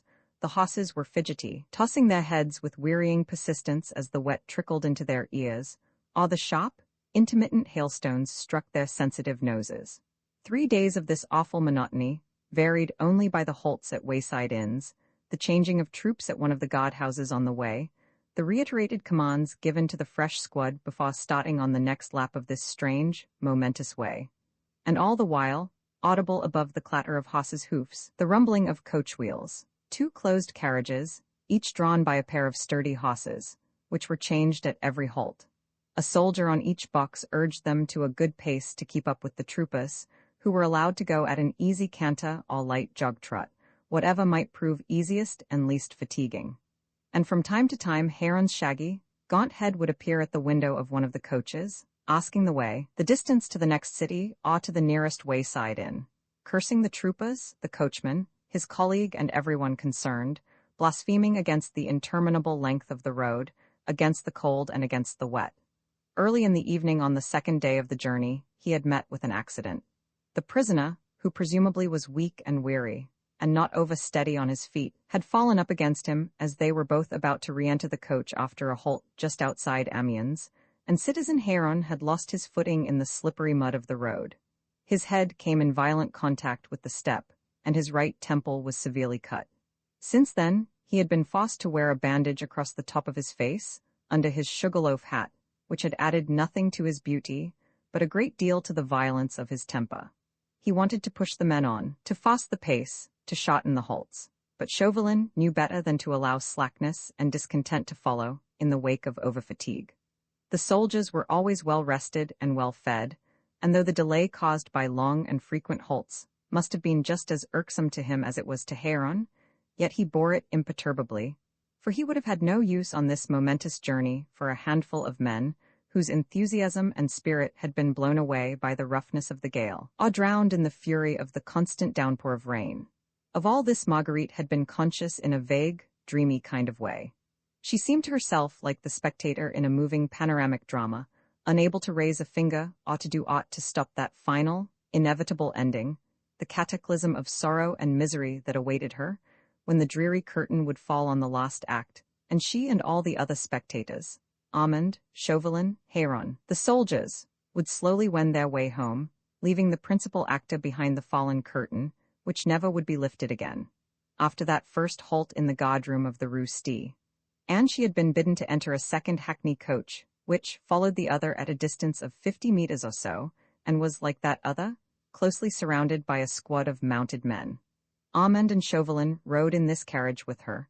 All day she sat looking out on the endless monotony of the road, on the drops of rain that patted against the window glass, and ran down from it like a perpetual stream of tears. There were 2 halts called during the day, one for dinner and one midway through the afternoon, when she and Armand would step out of the coach and be led, always with soldiers close around them, to some wayside inn, where some sort of a meal was served, where the atmosphere was close and stuffy and smelt of onion soup and of stale cheese. Armand and Marguerite would in most cases have a room to themselves, with sentinels posted outside the door, and they would try and eat enough to keep body and soul together, for they would not allow their strength to fall away before the end of the journey was reached. For the night halt, once at Beauvais and the second night at Abbeville, they were escorted to a house in the interior of the city, where they were accommodated with moderately clean lodgings. Sentinels, however, were always at their doors. They were prisoners in all but name, and had little or no privacy. For at night they were both so tired that they were glad to retire immediately, and to lie down on the hard beds that had been provided for them, even if sleep fled from their eyes, and their hearts and souls were flying through the city in search of him who filled their every thought. Of Percy they saw little or nothing. In the daytime, food was evidently brought to him in the carriage, for they did not see him get down. And on those 2 nights at Beauvais and Abbeville, when they caught sight of him stepping out of the coach outside the gates of the barracks, he was so surrounded by soldiers that they only saw the top of his head and his broad shoulders towering above those of the men. Once Marguerite had put all her pride, all her dignity by, and asked Citizen Chauvelin for news of her husband. "He is well and cheerful, Lady Blakeney," he had replied with his sarcastic smile. "Ah," he added pleasantly, "those English are remarkable people. We, of Gallic breed, will never really understand them. Their fatalism is quite oriental in its quiet resignation to the decree of fate. Did you know, Lady Blakeney, that when Sir Percy was arrested, he did not raise a hand? I thought, and so did my colleague, that he would have fought like a lion. And now, that he has no doubt realized that quiet submission will serve him best in the end, he is as calm on this journey as I am myself. In fact," he concluded complacently, "whenever I have succeeded in peeping into the coach, I have invariably found Sir Percy Blakeney fast asleep." "He," she murmured, for it was so difficult to speak to this callous wretch, who was obviously mocking her in her misery. You are not keeping him in irons?" "No, oh no," replied Chauvelin with perfect urbanity. "You see, now that we have you, Lady Blakeney, and Citizen St. Just with us, we have no reason to fear that elusive Pimpernel will spirit himself away." A hot retort had risen to Armand's lips. The warm Latin blood in him rebelled against this intolerable situation, the man's sneers in the face of Marguerite's anguish. But her restraining, gentle hand had already pressed his. What was the use of protesting, of insulting this brute, who cared nothing for the misery which he had caused so long as he gained his own ends? And Armand held his tongue and tried to curb his temper, tried to cultivate a little of that fatalism which Chauvelin had said was characteristic of the English. He sat beside his sister, longing to comfort her, yet feeling that his very presence near her was an outrage and a sacrilege. She spoke so seldom to him, even when they were alone, that at times the awful thought which had more than once found birth in his weary brain became crystallized and more real. Did Marguerite guess? Had she the slightest suspicion that the awful cataclysm to which they were tending with every revolution of the creaking coach wheels had been brought about by her brother's treacherous hand? And when that thought had lodged itself quite snugly in his mind, he began to wonder whether it would not be far more simple, far more easy, to end his miserable life in some manner that might suggest itself on the way. When the coach crossed one of those dilapidated, parapetless bridges, over abysses 50 meters deep, it might be so easy to throw open the carriage door and to take one final jump into eternity. So easy, but so damnably cowardly. Marguerite's near presence quickly brought him back to himself. His life was no longer his own to do with as he pleased. It belonged to the chief whom he had betrayed, to the sister whom he must endeavor to protect. Of Jean now he thought but little. He had put even the memory of her by, tenderly, like a sprig of lavender pressed between the faded leaves of his own happiness. His hand was no longer fit to hold that of any pure woman. His hand had on it a deep stain, immutable, like the brand of Cain.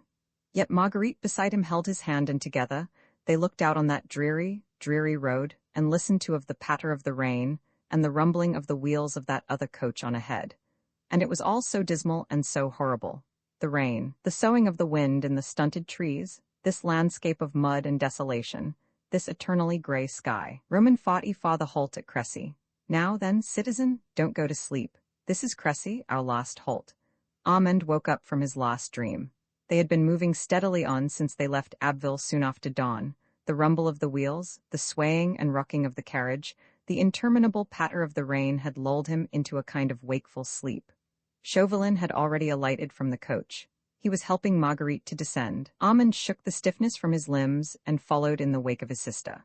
Always those miserable soldiers round them, with their dank coats of rough blue cloth, and the red caps on their heads. Armand pulled Marguerite's hand through his arm and dragged her with him into the house. The small city lay damp and grey before them.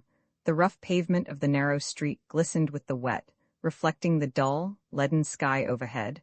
The rain beat into the puddles. The slate roofs shone in the cold wintry light. This was Cressy, the last halt of the journey, so Chauvelin had said.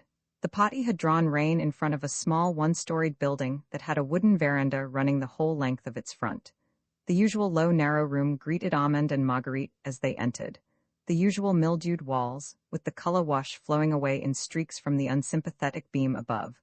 The same device, Libet, Egolite, Fraternite, scribbled in charcoal above the black iron stove. The usual musty, close atmosphere, the usual smell of onion and stale cheese, the usual hard straight benches and central table with its soiled and tattered cloth. Marguerite seemed dazed and giddy.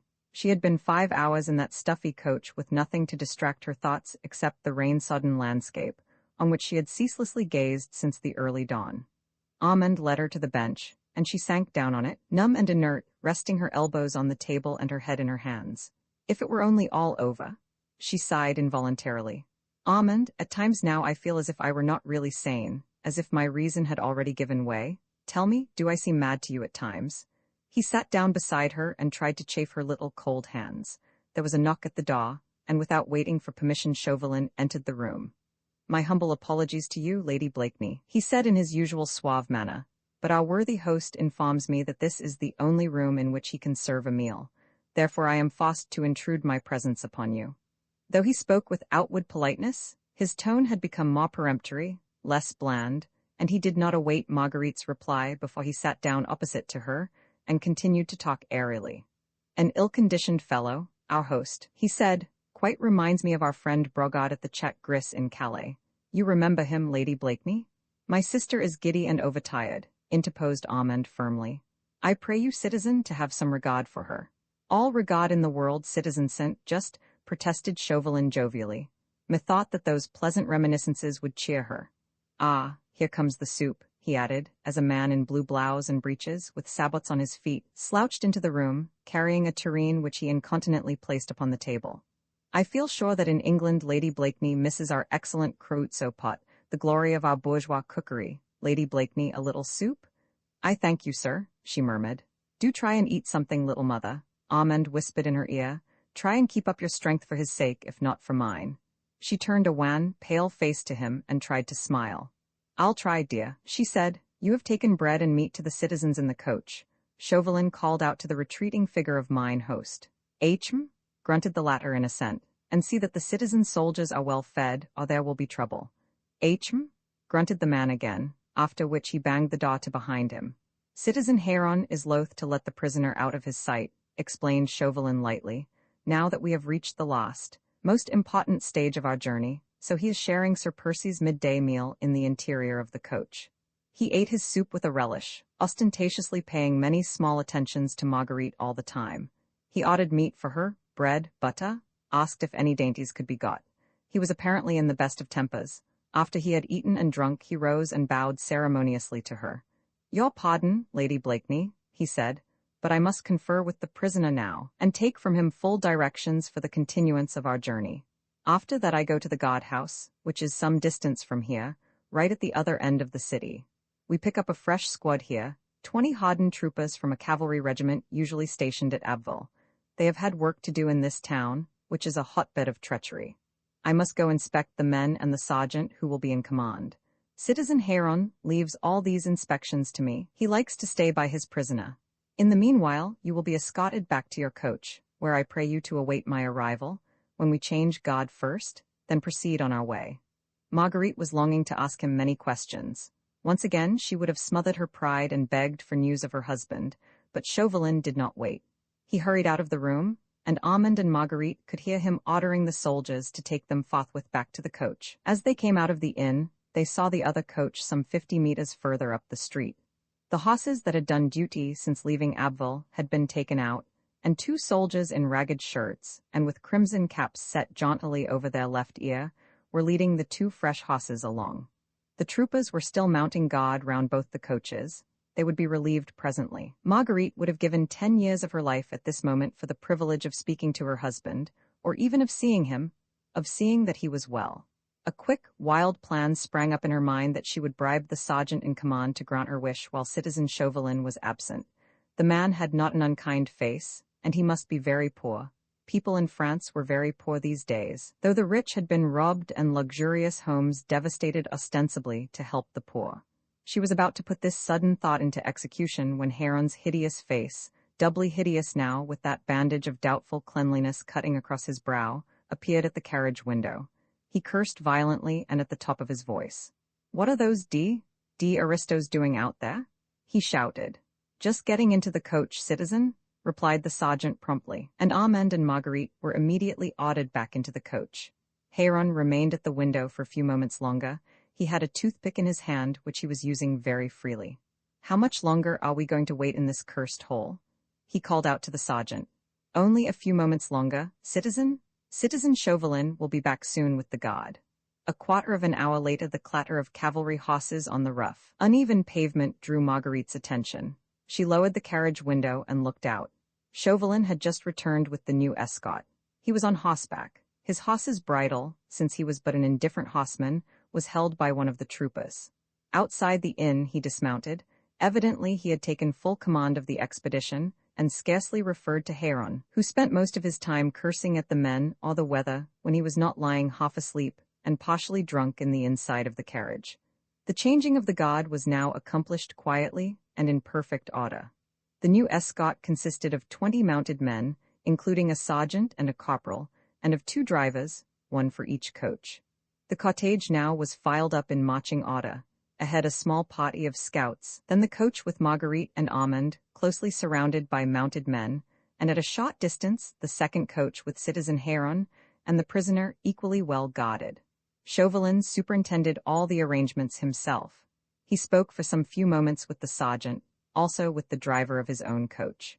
He went to the window of the other carriage, probably in order to consult with Citizen Heron, or to take final directions from the prisoner, for Marguerite, who was watching him, saw him standing on the step and leaning well forward into the interior, whilst apparently he was taking notes on a small tablet which he had in his hand. A small knot of idlers had congregated in the narrow street. Men in blouses and boys in ragged breeches lounged against the veranda of the inn and gazed with inexpressive, stolid eyes on the soldiers, the coaches, the citizen who wore the tricolor scarf. They had seen this sort of thing before now. Aristos being conveyed to Paris under arrest, prisoners on their way to or from Amiens. They saw Marguerite's pale face at the carriage window. It was not the first woman's face they had seen under like circumstances, and there was no special interest about this aristo. They were smoking or spitting, or just lounging idly against the balustrade. Marguerite wondered if none of them had wife, sister, or mother, or child, if every sympathy, every kind of feeling in these poor wretches had been atrophied by misery or by fear. At last, everything was in order, and the small party ready to start. "Does anyone here know the chapel of the Holy Sepulchre, close by the park of the Château d'Audet?" asked Chauvelin, vaguely addressing the knot of gaffers that stood closest to him. The men shook their heads. Some had dimly heard of the Château d'Audet. It was some way in the interior of the forest of Boulogne, but no one knew about a chapel. People did not trouble about chapels nowadays. With the indifference so peculiar to local peasantry, these men knew no more of the surrounding country than the 12 or 15 league circle that was within a walk of their sleepy little town. One of the scouts on ahead turned in his saddle and spoke to Citizen Chauvelin. "I think I know the way pretty well, Citizen Chauvelin," he said. "At any rate, I know it as far as the forest of Boulogne." Chauvelin referred to his tablets. "That's good," he said. "Then when you reach the milestone that stands on this road at the confine of the forest, bear sharply to your right and skirt the wood until you see the hamlet of La something. Yes, La Croc, that sit in the valley below." "I know La Croc, I think," said the trooper. "Very well then. At that point it seems that a wide road strikes at right angles into the interior of the forest. You follow that until a stone chapel with a colonnaded porch stands before you on your left, and the walls and gates of a park on your right. That is so, is it not, Sir Percy?" he added, once more turning towards the interior of the coach. Apparently the answer satisfied him, for he gave the quick word of command, "En avant." then turned back towards his own coach and finally entered it.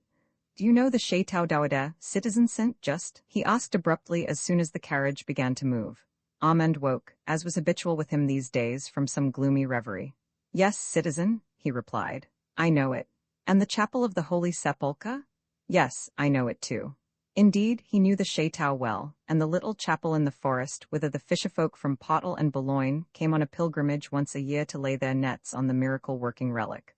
The chapel was disused now. Since the owner of the chateau had fled, no one had tended it, and the fisherfolk were afraid to wander out, lest their superstitious faith be counted against them by the authorities who had abolished le bon Dieu. But Armand had found refuge there 18 months ago, on his way to Calais, when Percy had risked his life in order to save him, Armand, from death. He could have groaned aloud with the anguish of this recollection. But Marguerite's aching nerves had thrilled at the name. The Chateau d'Aude, the Chapel of the Holy Sepulchre, that was the place which Percy had mentioned in his letter, the place where he had given rendezvous to de Batz. Sir Andrew had said that the Dauphin could not possibly be there, yet Percy was leading his enemies thither, and had given the rendezvous there to de Batz. And this despite that whatever plans, whatever hopes, had been born in his mind when he was still immured in the conciergerie prison, must have been set at naught by the clever counterplot of Chauvelin and Héron.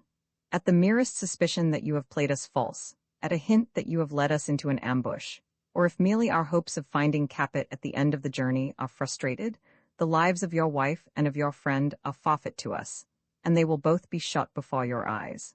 With these words, with this precaution, those cunning fiends had effectually not only tied the schemer's hands, but forced him either to deliver the child to them, or to sacrifice his wife and his friend. The impasse was so horrible that she could not face it even in her thoughts. A strange, fever-like heat coursed through her veins, yet left her hands icy cold. She longed for, yet dreaded, the end of the journey, that awful grappling with the certainty of coming death. Perhaps, after all, Percy, too, had given up all hope. Long ago he had consecrated his life to the attainment of his own ideals, and there was a vein of fatalism in him.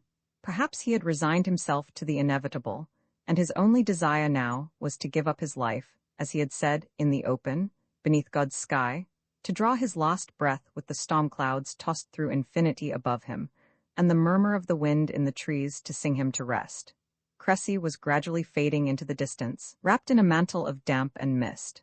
For a long while Marguerite could see the sloping slate roofs glimmering like steel in the grey afternoon light, and the quaint church tower with its beautiful lantern, through the pierced stonework of which shone patches of the leaden sky. Then, a sudden twist of the road hid the city from view.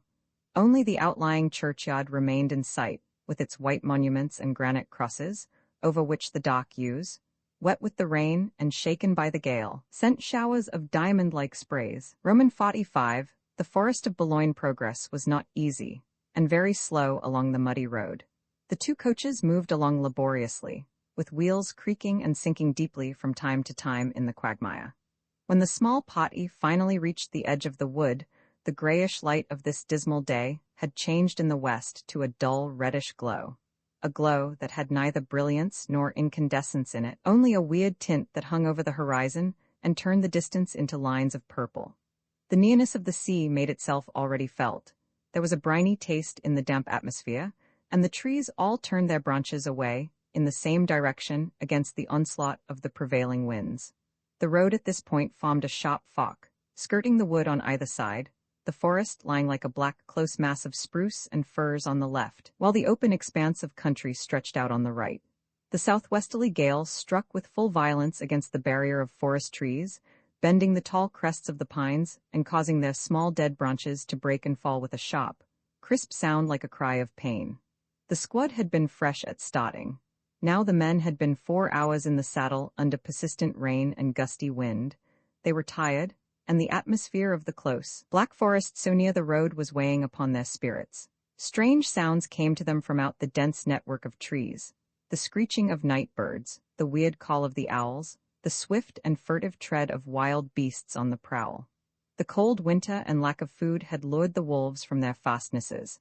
Hunger had emboldened them, and now, as gradually the gray light fled from the sky, dismal howls could be heard in the distance, and now and then a pair of eyes, bright with the reflection of the lurid western glow, would shine momentarily out of the darkness like tiny glowworms, and as quickly vanish away. The men shivered, more with vague superstitious fear than with cold. They would have urged their horses on, but the wheels of the coaches stuck persistently in the mud, and now and again a halt had to be called so that the spokes and axles might be cleared. They rode on in silence. No one had a mind to speak, and the mournful soughing of the wind in the pine trees seemed to check the words on every lip.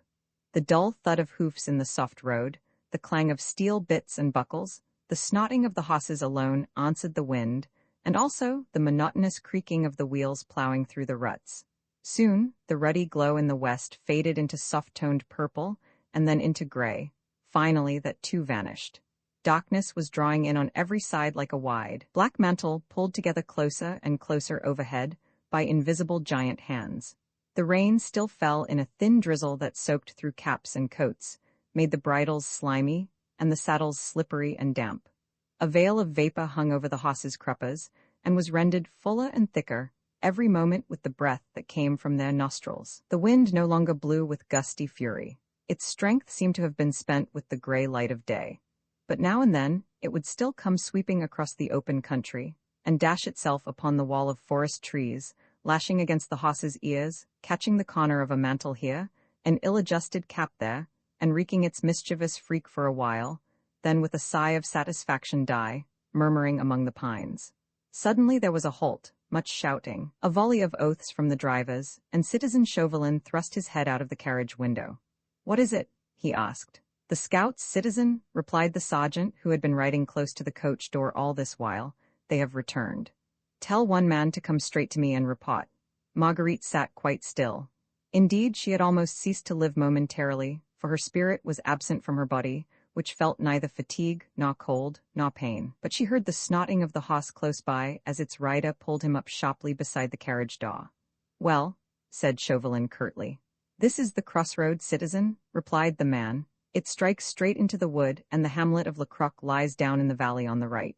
Did you follow the road in the wood?" "Yes, citizen. About 2 leagues from here there is a clearing with a small stone chapel, more like a large shrine, nestling among the trees. Opposite to it the angle of a high wall with large wrought iron gates at the corner, and from these a wide drive leads through a park. Did you turn into the drive?" "Only a little way, citizen. We thought we had best report first that all is safe." "You saw no one?" "No one." "The chateau, then, lies some distance from the gates." "A league or more, citizen. Close to the gates there are outhouses and stabling, the disused buildings of the home farm, I should say." "Good. We are on the right road, that is clear. Keep ahead with your men now, but only some 200 meters or so. Stay," he added, as if on second thoughts. "Ride down to the other coach and ask the prisoner if we are on the right track." The rider turned his horse sharply round. Marguerite heard the clang of metal and the sound of retreating hoofs.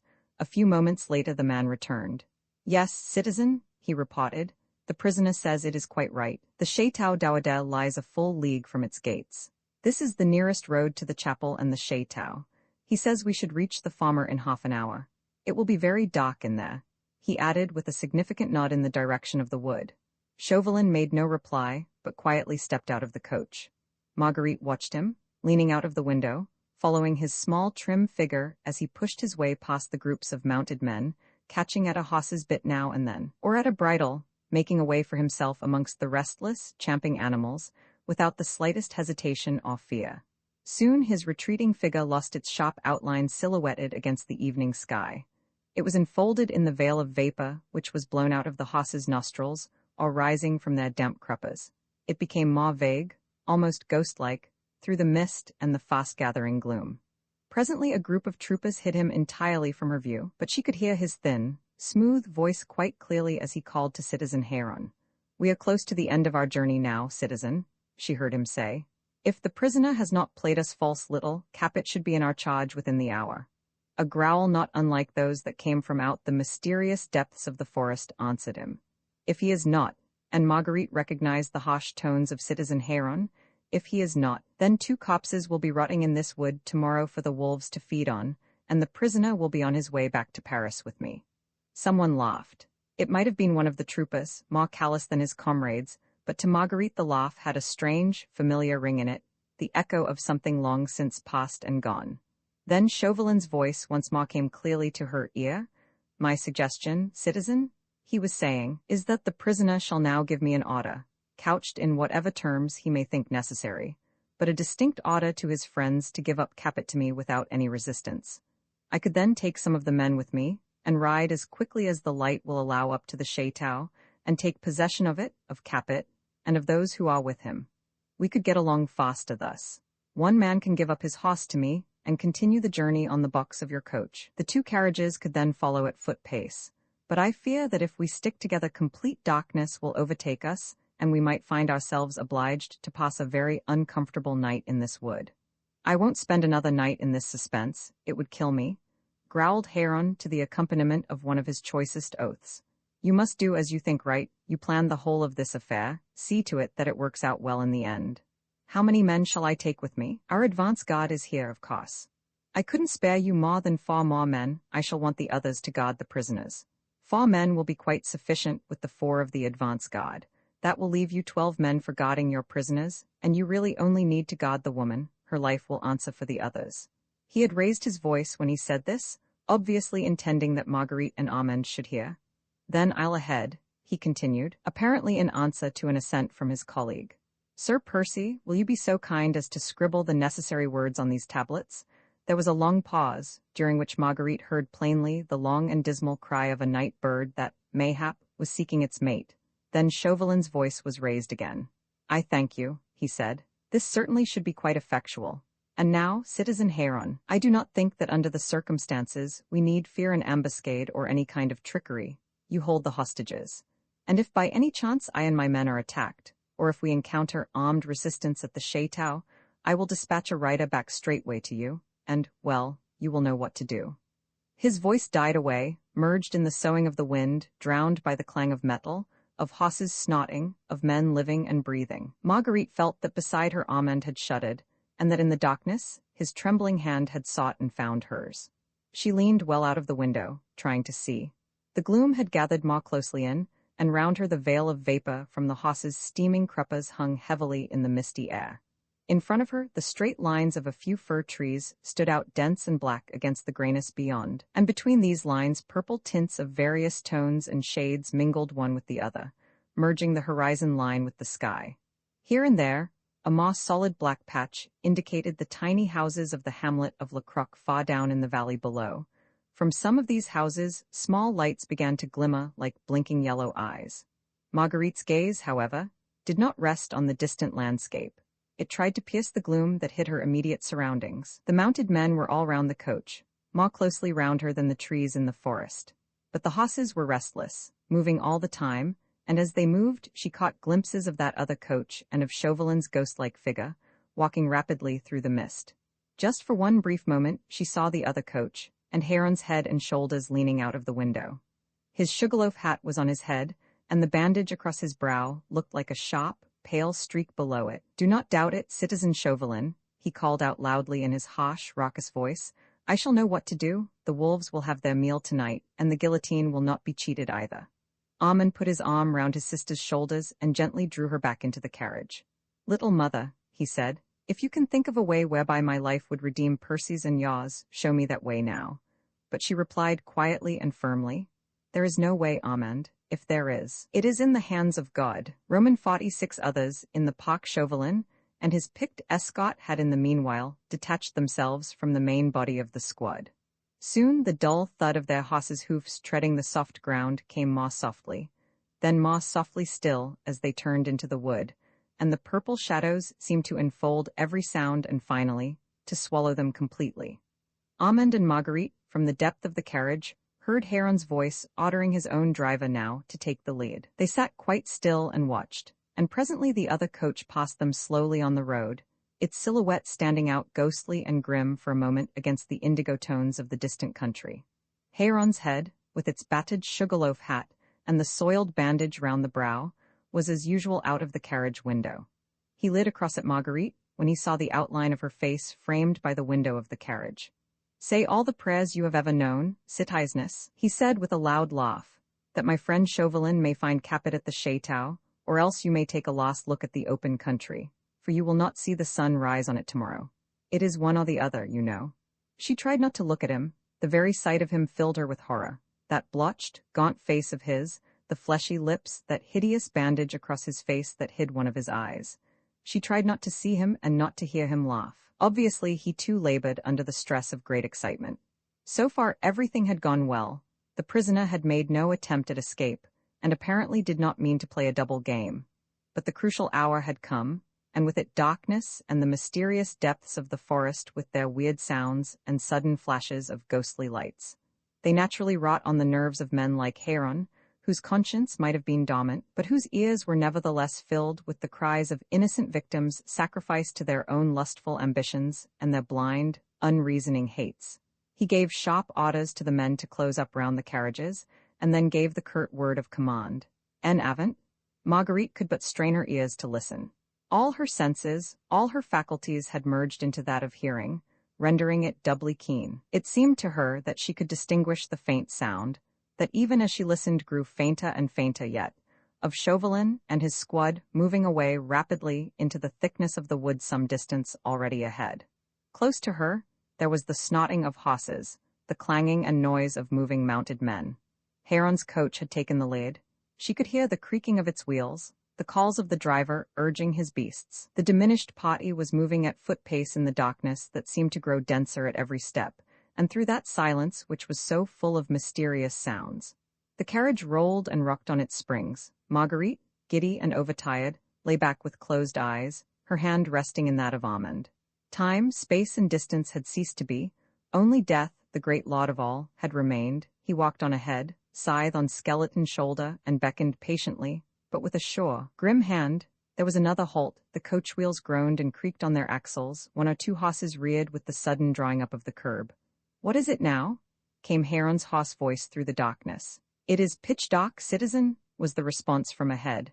"The drivers cannot see their horses' ears. They wait to know if they may light their lanterns and then lead their horses."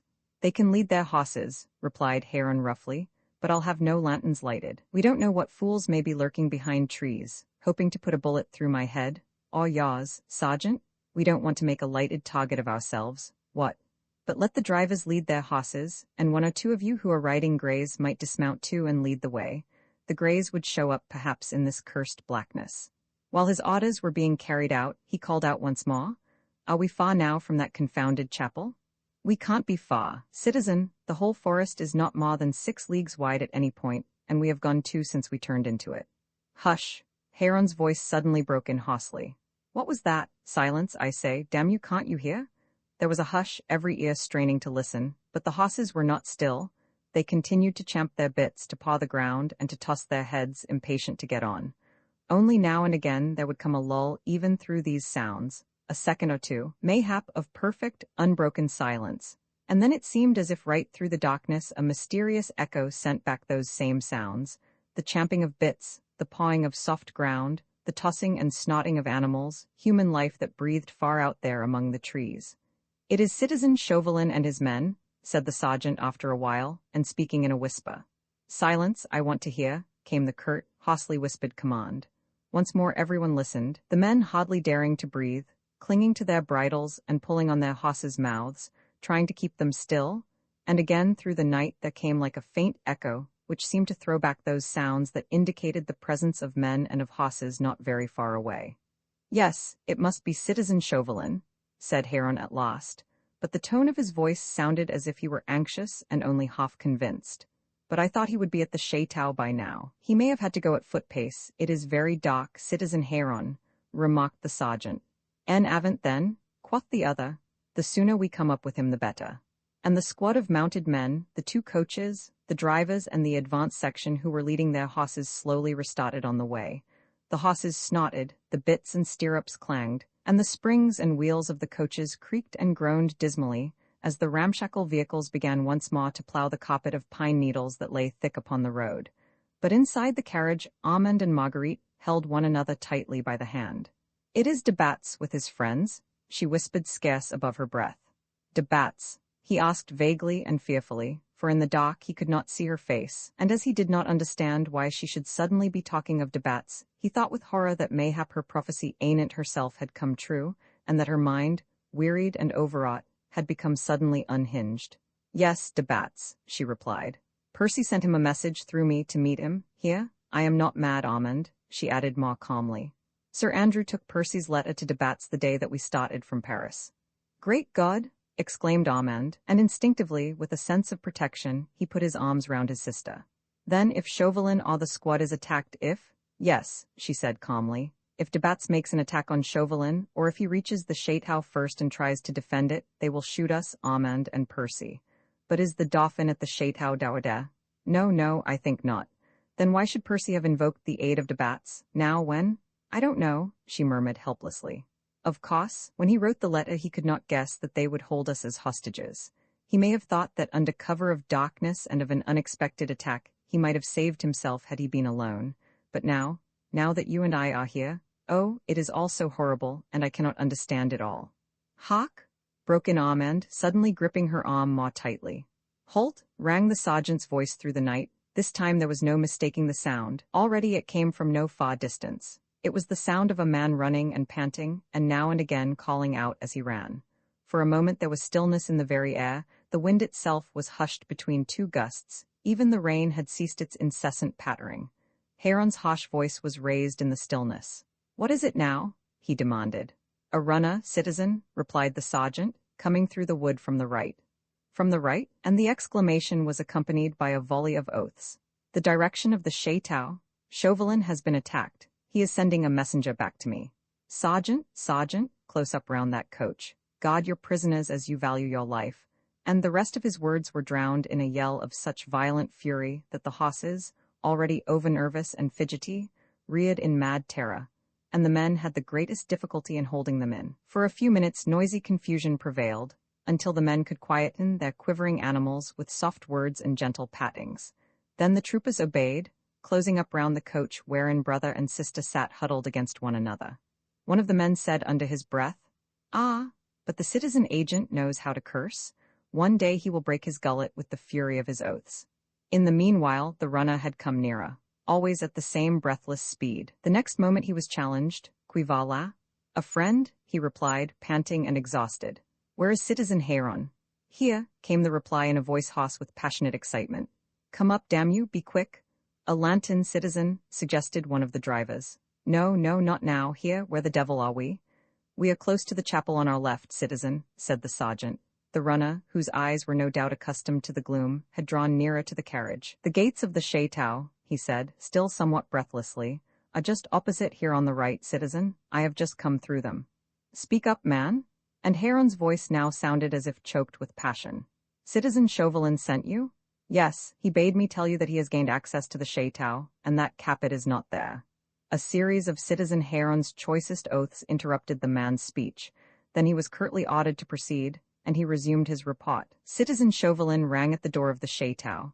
After a while he was admitted by an old servant, who appeared to be in charge, but the place seemed otherwise absolutely deserted. Only what? Go on, what is it? As we rode through the park it seemed to us as if we were being watched and followed. We heard distinctly the sound of horses behind and around us, but we could see nothing. And now, when I ran back, again I heard. There are others in the park tonight besides us. Citizen. There was silence after that. It seemed as if the flood of Heron's blasphemous eloquence had spent itself at last. Others in the park. And now his voice was scarcely above a whisper, hoarse and trembling. How many? Could you see? No, citizen, we could not see, but there are horsemen lurking round the Chateau now. Citizen Chauvelin took 4 men into the house with him, and left the others on guard outside. He bade me tell you that it might be safer to send him a few more men if you could spare them. There are a number of disused farm buildings quite close to the gates, and he suggested that all the horses be put up there for the night, and that the men come up to the Chateau on foot. It would be quicker and safer, for the darkness is intense. Even while the man spoke, the forest in the distance seemed to wake from its solemn silence. The wind on its wings brought sounds of life and movement different from the prowling of beasts or the screeching of night birds. It was the furtive advance of men, the quick whispers of command, of encouragement, of the human animal preparing to attack his kind, but all in the distance still, all muffled, all furtive as yet. Sergeant? It was Heron's voice, but it too was subdued and almost calm now. Can you see the chapel? More clearly, citizen, replied the sergeant. It is on our left, quite a small building, I think. Then dismount and walk all round it. See that there are no windows or door in the rear. There was a prolonged silence, during which those distant sounds of men moving, of furtive preparations for attack, struck distinctly through the night. Marguerite and Armand, clinging to one another, not knowing what to think nor yet what to fear, heard the sounds mingling with those immediately round them, and Marguerite murmured under her breath, "It is de Batz and some of his friends, but what can they do? What can Percy hope for now?" But of Percy she could hear and see nothing. The darkness and the silence had drawn their impenetrable veil between his unseen presence and her own consciousness. She could see the coach in which he was, but Heron's hideous personality, his head with its battered hat and soiled bandage, had seemed to obtrude itself always before her gaze, blotting out from her mind even the knowledge that Percy was there not 50 yards away from her. So strong did this feeling grow in her that presently the awful dread seized upon her that he was no longer there, that he was dead, worn out with fatigue and illness brought on by terrible privations, or if not dead that he had swooned, that he was unconscious, his spirit absent from his body. She remembered that frightful yell of rage and hate which Heron had uttered a few minutes ago. Had the brute vented his fury on his helpless, weakened prisoner, and stilled forever those lips that, mayhap, had mocked him to the last? Marguerite could not guess. She hardly knew what to hope. Vaguely, when the thought of Percy lying dead beside his enemy floated through her aching brain, she was almost conscious of a sense of relief at the thought that at least he would be spared the pain of the final, inevitable cataclysm. Roman 47, the chapel of the Holy Sepulchre. The sergeant's voice broke in upon her misery. The man had apparently done as the citizen agent had ordered, and had closely examined the little building that stood on the left, a vague, black mass more dense than the surrounding gloom. "It is all solid stone, citizen," he said. "Iron gates in front, closed but not locked, rusty key in the lock, which turns quite easily, no windows or door in the rear." "You are quite sure?" "Quite certain, citizen. It is plain, solid stone at the back, and the only possible access to the interior is through the iron gate in front." "Good." Marguerite could only just hear Heron speaking to the sergeant. Darkness enveloped every form and deadened every sound. Even the harsh voice which she had learned to loathe and to dread sounded curiously subdued and unfamiliar. Heron no longer seemed inclined to storm, to rage, or to curse. The momentary danger, the thought of failure, the hope of revenge, had apparently cooled his temper, strengthened his determination, and forced his voice down to a little above a whisper. He gave his orders clearly and firmly, and the words came to Marguerite on the wings of the wind with strange distinctness, bound to her ears by the darkness itself, and the hush that lay over the wood. "Take 6 men with you, sergeant," she heard him say, "and join citizen Chauvelin at the Chateau. You can stable your horses in the farm buildings close by, as he suggests, and run to him on foot. You and your men should quickly get the best of a handful of midnight prowlers. You are well armed, and they only civilians. Tell citizen Chauvelin that I in the meanwhile will take care of our prisoners. The Englishman I shall put in irons and lock up inside the chapel, with 5 men under the command of your corporal to guard him. The other 2 I will drive myself straight to Cressy with what is left of the escort. You understand?" "Yes, citizen. We may not reach Cressy until 2 hours after midnight, but directly I arrive I will send citizen Chauvelin further reinforcements, which, however, I hope may not necessary, but which will reach him in the early morning. Even if he is seriously attacked, he can, with 14 men he will have with him, hold out inside the castle through the night. Tell him also that at dawn 2 prisoners who will be with me will be shot in the courtyard of the guardhouse at Cressy, but that whether he has got hold of Capet or not he had best pick up the Englishman in the chapel in the morning and bring him straight to Cressy, where I shall be awaiting him ready to return to Paris. You understand?" "Yes, citizen." "Then repeat what I said. I am to take 6 men with me to reinforce citizen Chauvelin now." "Yes." "And you, citizen, will drive straight back to Cressy, and will send us further reinforcements from there, which will reach us in the early morning." "Yes. We are to hold the Chateau against those unknown marauders, if necessary, until the reinforcements come from Cressy. Having routed them, we return here, pick up the Englishman whom you will have locked up in the chapel under a strong guard commanded by Corporal Cassad, and join you forthwith at Cressy. This, whether citizen Chauvelin has got hold of Capet or not." "Yes, citizen, I understand," concluded the sergeant imperturbably, "and I am also to tell citizen Chauvelin that the 2 prisoners will be shot at dawn in the courtyard of the guardhouse at Cressy." "Yes, that is all. Try to find the leader of the attacking party and bring him along to Cressy with the Englishman, but unless they are in very small numbers, do not trouble about the others. Now, en avant, citizen Chauvelin might be glad of your help. And stay, Order all the men to dismount and take the horses out of one of the coaches, then let the men you are taking with you each lead a horse, or even two, and stable them all in the farm buildings. I shall not need them, and could not spare any of my men for the work later on. Remember that, above all, silence is the order. When you are ready to start, come back to me here." The sergeant moved away, and Marguerite heard him transmitting the citizen agent's orders to the soldiers. The dismounting was carried on in wonderful silence, for silence had been one of the principal commands. Only one or two words reached her ears. First section and first half of second section fall in, right wheel. First section each take 2 horses on the lead. Quietly now there, don't tug at his bridle, let him go.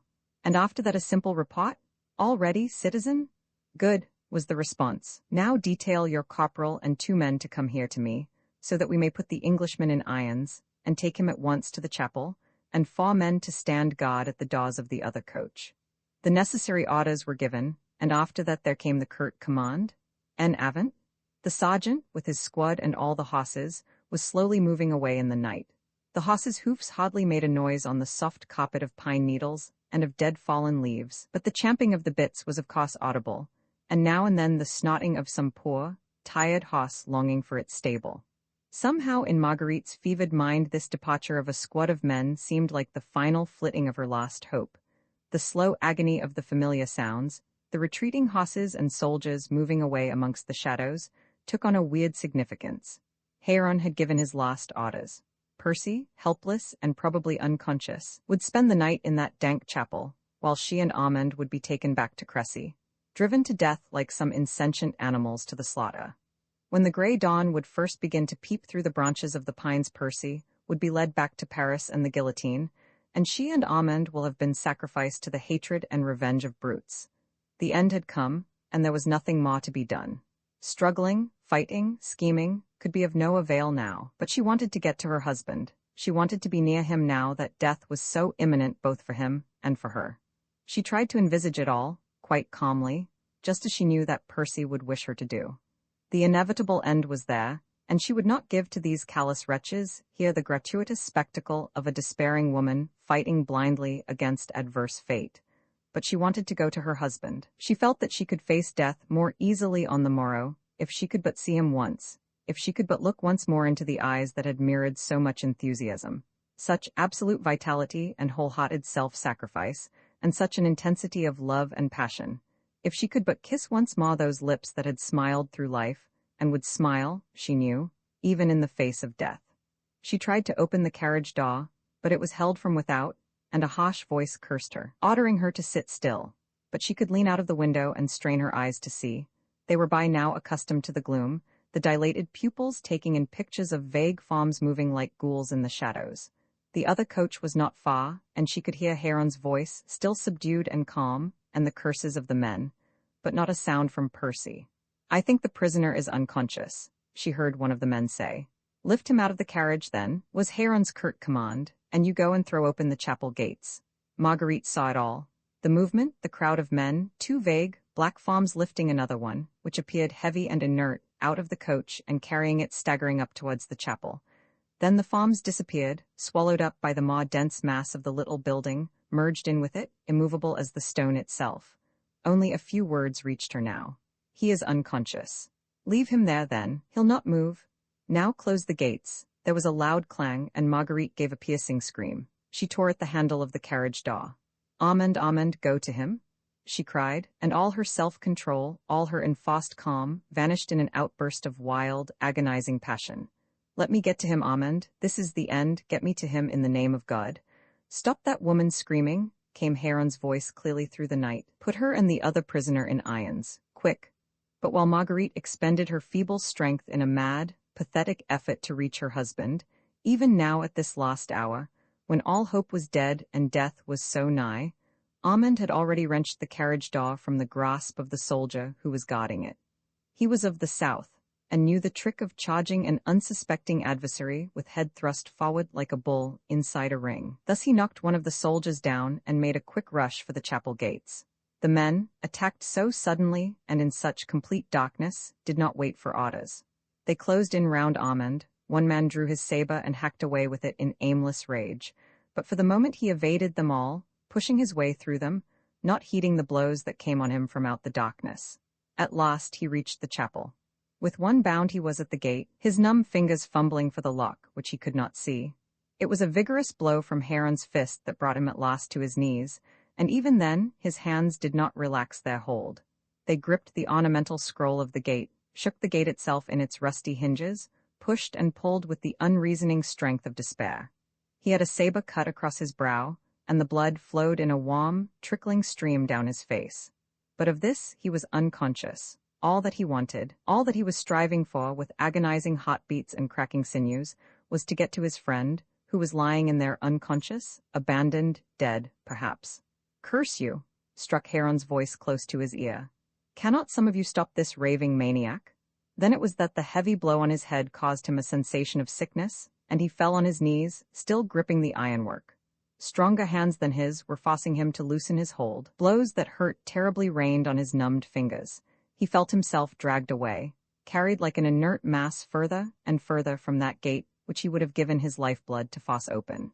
And Marguerite heard all this from the inside of the coach, where she was imprisoned as effectually as was Percy's unconscious body inside that dark chapel.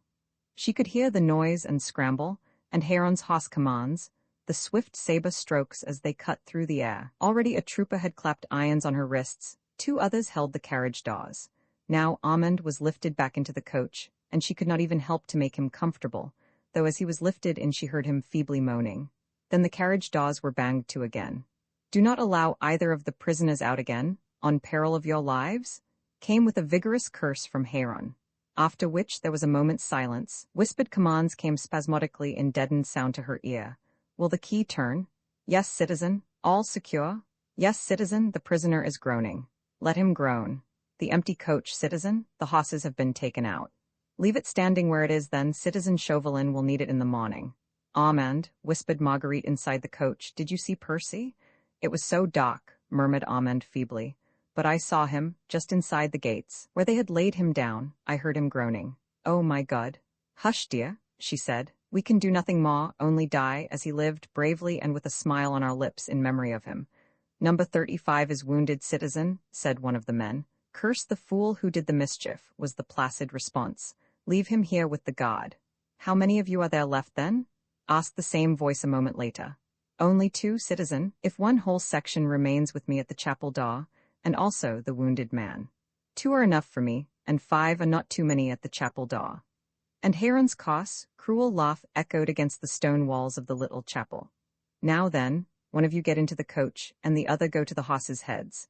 And remember, Corporal Cassad, that you and your men who stay here to guard that chapel door are answerable to the whole nation with your lives for the safety of the Englishmen." The carriage door was thrown open, and a soldier stepped in and sat down opposite Marguerite and Armand. Heron, in the meanwhile, was apparently scrambling up the box. Marguerite could hear him muttering curses as he groped for the reins, and finally gathered them into his hand. The springs of the coach creaked and groaned as the vehicle slowly swung round. The wheels plowed deeply through the soft carpet of dead leaves. Marguerite felt Armand's inert body leaning heavily against her shoulder. "Are you in pain, dear?" she asked softly. He made no reply, and she thought that he had fainted. It was better so. At least the next dreary hours would flit by for him in the blissful state of unconsciousness. Now, at last, the heavy carriage began to move more evenly. The soldier at the horses' heads was stepping along at a rapid pace. Marguerite would have given much even now to look back once more at the dense black mass, blacker and denser than any shadow that had ever descended before on God's earth, which held between its cold, cruel walls all that she loved in the world. But her wrists were fettered by the irons, which cut into her flesh when she moved. She could no longer lean out of the window, and she could not even hear. The whole forest was hushed, the wind was lulled to rest. Wild beasts and night birds were silent and still. And the wheels of the coach creaked in the ruts, bearing Marguerite with every turn further and further away from the man who lay helpless in the chapel of the Holy Sepulchre. Roman 48, the waning moon. Armand had wakened from his attack of faintness, and brother and sister sat close to one another, shoulder touching shoulder. That sense of nearness was the one tiny spark of comfort to both of them on this dreary, dreary way. The coach had lumbered on unceasingly since all eternity, so it seemed to them both. Once there had been a brief halt, when Heron's rough voice had ordered the soldier at the horses' heads to climb on the box beside him, and once, It had been a very little while ago. A terrible cry of pain and terror had rung through the stillness of the night. Immediately after that the horses had been put at a more rapid pace, but it had seemed to Marguerite as if that one cry of pain had been repeated by several others which sounded more feeble, and soon appeared to be dying away in the distance behind. The soldier who sat opposite to them must have heard the cry too, for he jumped up, as if wakened from sleep, and put his head out of the window. "Did you hear that cry, citizen?" he asked, but only a curse answered him, and a peremptory command not to lose sight of the prisoners by poking his head out of the window. "Did you hear the cry?" asked the soldier of Marguerite as he made haste to obey. "Yes, what could it be?" she murmured. "It seems dangerous to drive so fast in this darkness," muttered the soldier, after which remark he, with the stolidity peculiar to his kind, figuratively shrugged his shoulders, detaching himself, as it were, of the whole affair. "We should be out of the forest by now," he remarked in an undertone a little while later. "The way seemed shorter before." Just then the coach gave an unexpected lurch to one side, and after much groaning and creaking of axles and springs, it came to a standstill, and the citizen agent was heard cursing loudly, and then scrambling down from the box. The next moment the carriage door was pulled open from without, and the harsh voice called out peremptorily, "Citizen soldier, here, quick, quick, curse you, we'll have one of the horses down if you don't hurry." The soldier struggled to his feet. It was never good to be slow in obeying the citizen agent's commands. He was half asleep and no doubt numb with cold and long sitting still. To accelerate his movements, he was suddenly gripped by the arm and dragged incontinently out of the coach. Then the door was slammed to again, either by a rough hand or a sudden gust of wind. Marguerite could not tell. She heard a cry of rage and one of terror, and Héron's raucous curses. She cowered in the corner of the carriage with Armand's head against her shoulder, and tried to close her ears to all those hideous sounds. Then suddenly all the sounds were hushed, and all around everything became perfectly calm and still, so still that at first the silence oppressed her with a vague, nameless dread. It was as if nature herself had paused that she might listen, and the silence became more and more absolute, until Marguerite could hear Armand's soft, regular breathing close to her ear. The window nearest to her was open, and as she leaned forward with that paralyzing sense of oppression, a breath of pure air struck full upon her nostrils, and brought with it a briny taste as if from the sea. It was not quite so dark, and there was a sense as of open country stretching out to the limits of the horizon. Overhead, a vague grayish light suffused the sky, and the wind swept the clouds in great rolling banks right across that light. Marguerite gazed upward with a more calm feeling that was akin to gratitude. That pale light, though so wan and feeble, was thrice welcome after that ink-eye blackness wherein shadows were less dark than the lights. She watched eagerly the bank of clouds driven by the dying gale. The light grew brighter and faintly golden. Now the banks of clouds, storm-tossed and fleecy, raced past one another, parted and reunited like veils of unseen giant dancers waved by hands that controlled infinite space, advanced and rushed and slackened speed again, united and finally torn asunder to reveal the waning moon, honey-colored and mysterious, rising as if from an invisible ocean far away. The wan pale light spread over the wide stretch of country, throwing over it, as it spread, dull tones of indigo and of blue. Here and there sparse, stunted trees with fringed gaunt arms bending to prevailing winds proclaimed the neighborhood of the sea. Marguerite gazed on the picture which the waning moon had so suddenly revealed, but she gazed with eyes that knew not what they saw.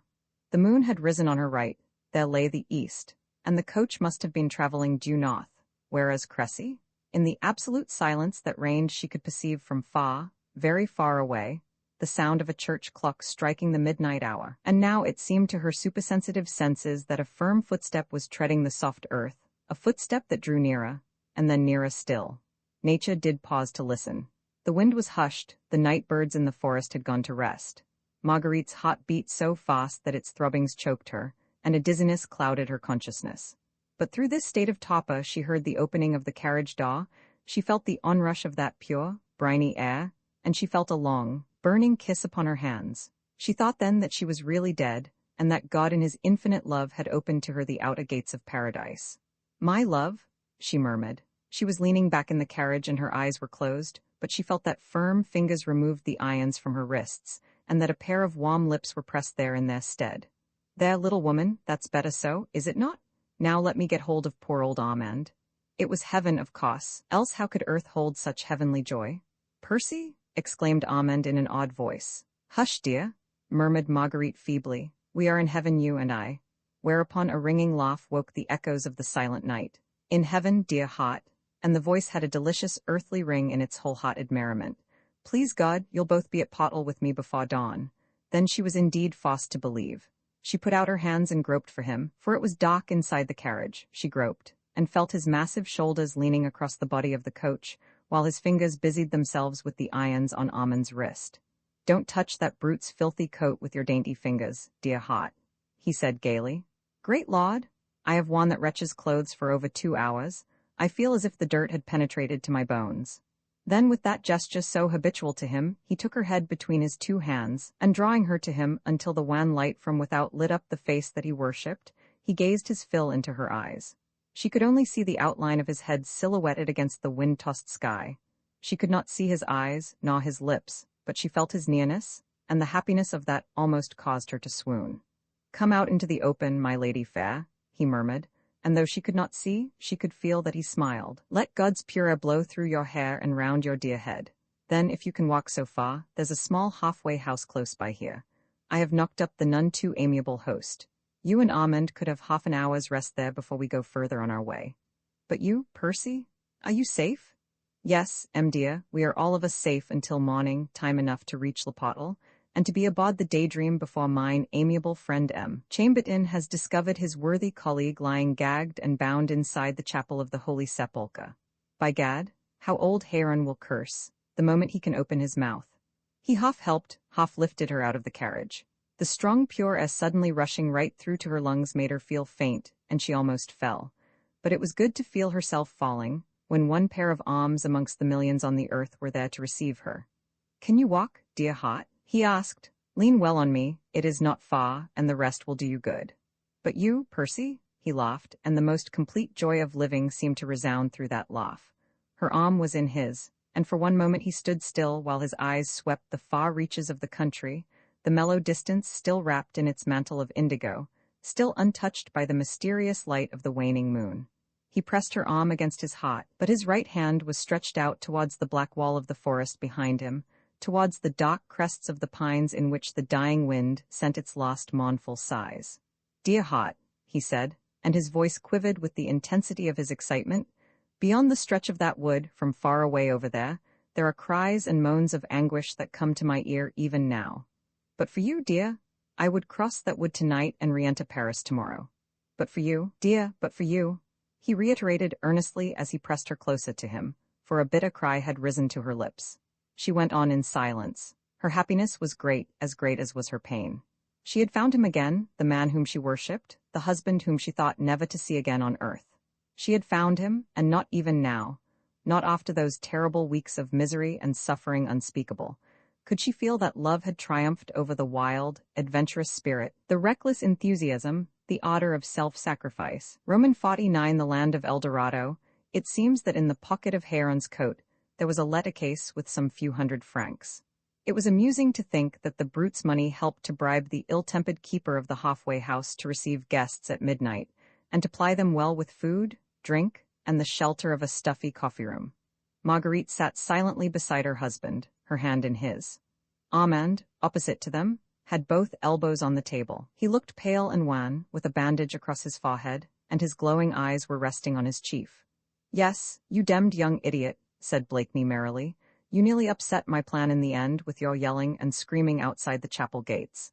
I wanted to get to you, Percy. I thought those brutes had got you there inside that building. Not they, he exclaimed. It was my friend Heron whom they had trussed and gagged, and whom my amiable friend Chambertin will find in there tomorrow morning. By gad, I would go back if only for the pleasure of hearing Heron curse when first the gag is taken from his mouth. But how was it all done, Percy? And there was de Batz. De Batz was part of the scheme I had planned for mine own escape, before I knew that those brutes meant to take Marguerite and you as hostages for my good behavior. What I hoped then was that under cover of a tussle or a fight I could somehow or other contrive to slip through their fingers. It was a chance, and you know my belief in bald-headed fortune, with the one solitary hair. Well, I meant to grab that hair, and at the worst, I could but die in the open and not caged in that awful hole like some noxious vermin. I knew that de Batz would rise to the bait. I told him in my letter that the Dauphin would be at the Château d'Auder this night, but that I feared the revolutionary government had got wind of this fact, and were sending an armed escort to bring the lad away.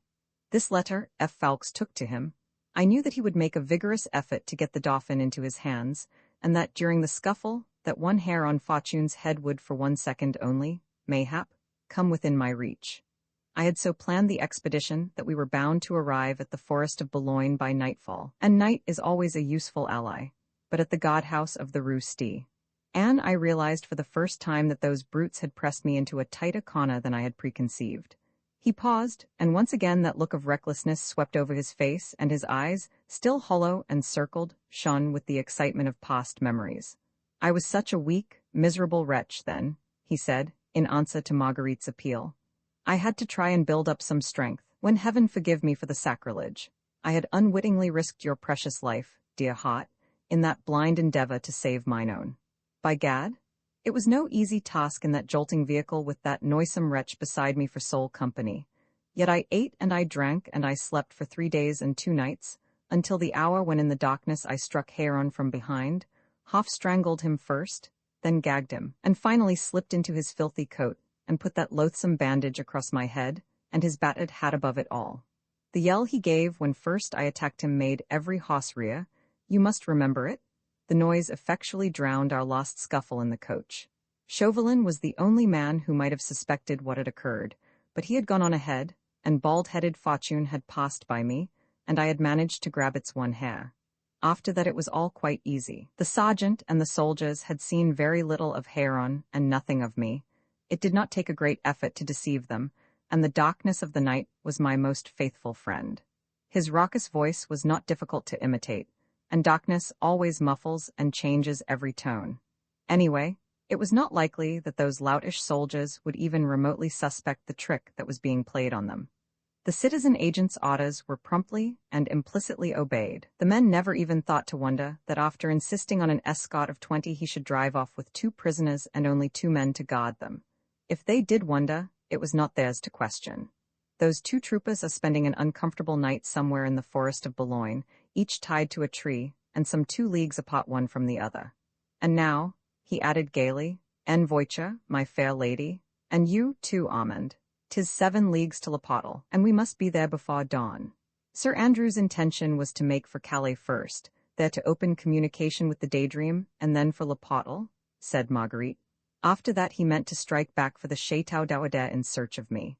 Then we'll still find him at Le Potel.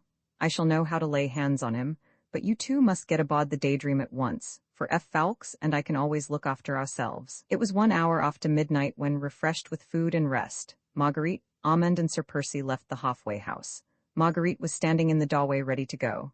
Percy and Armand had gone ahead to bring the coach along. Percy, whispered Armand, Marguerite does not know? Of course she does not, you young fool, retorted Percy lightly. If you try and tell her, I think I would smash your head. But you, said the young man with sudden vehemence, can you bear the sight of me? My God, when I think? Don't think, my good Armand, not of that anyway. Only think of the woman for whose sake you committed a crime. If she is pure and good, woo her and win her. Not just now, for it were foolish to go back to Paris after her, but anon, when she comes to England and all these past days are forgotten.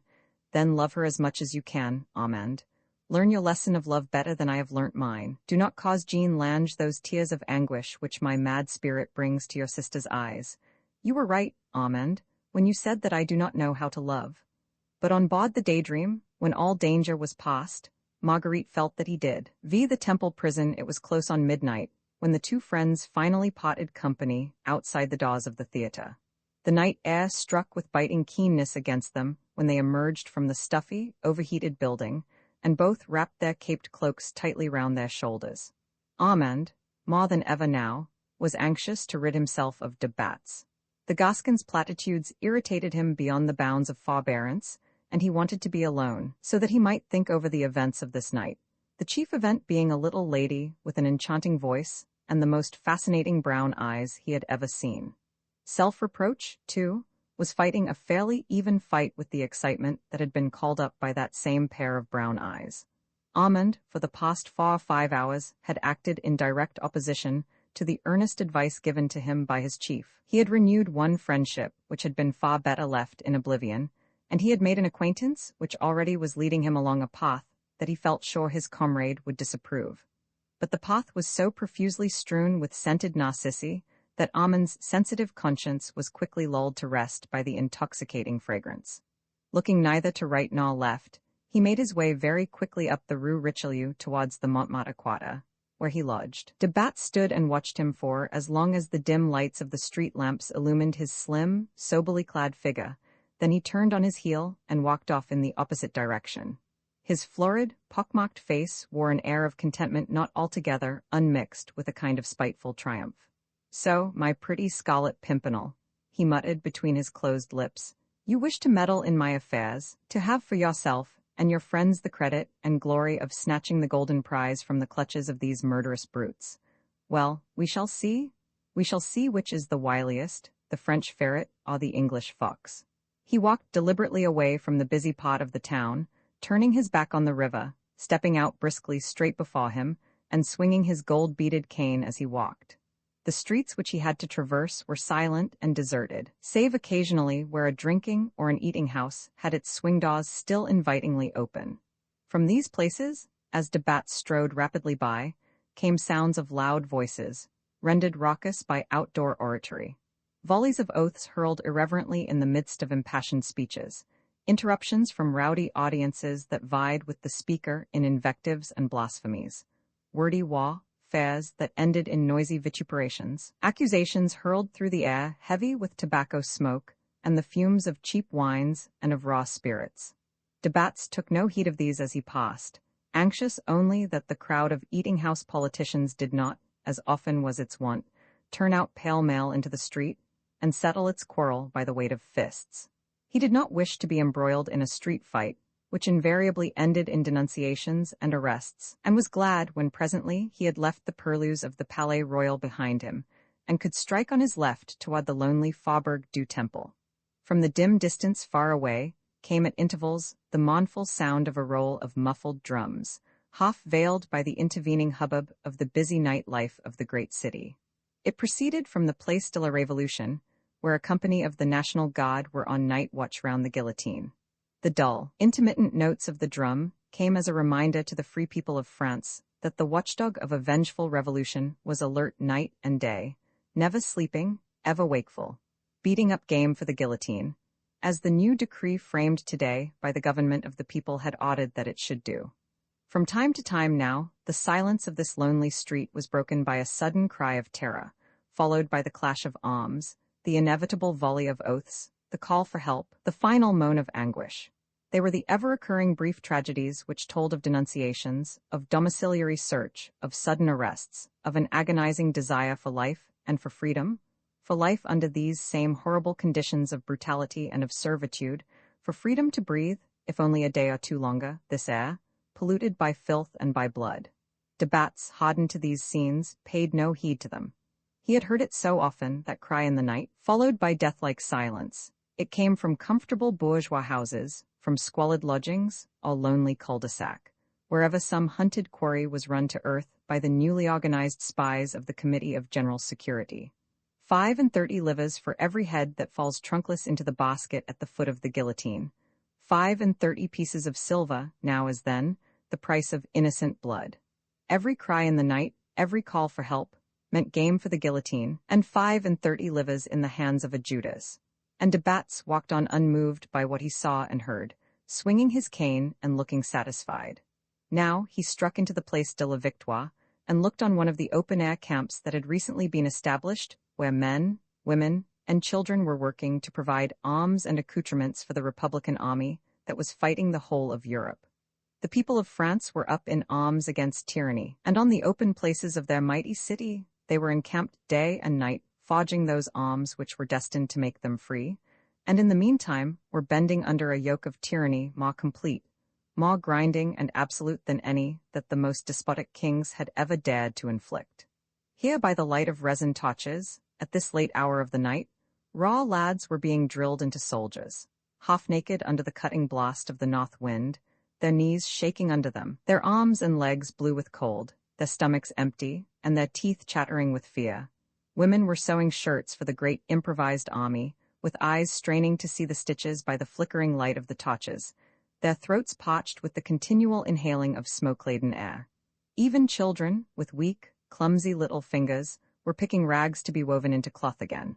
All these slaves were working far into the night, tired, hungry, and cold, but working unceasingly as the country had demanded it.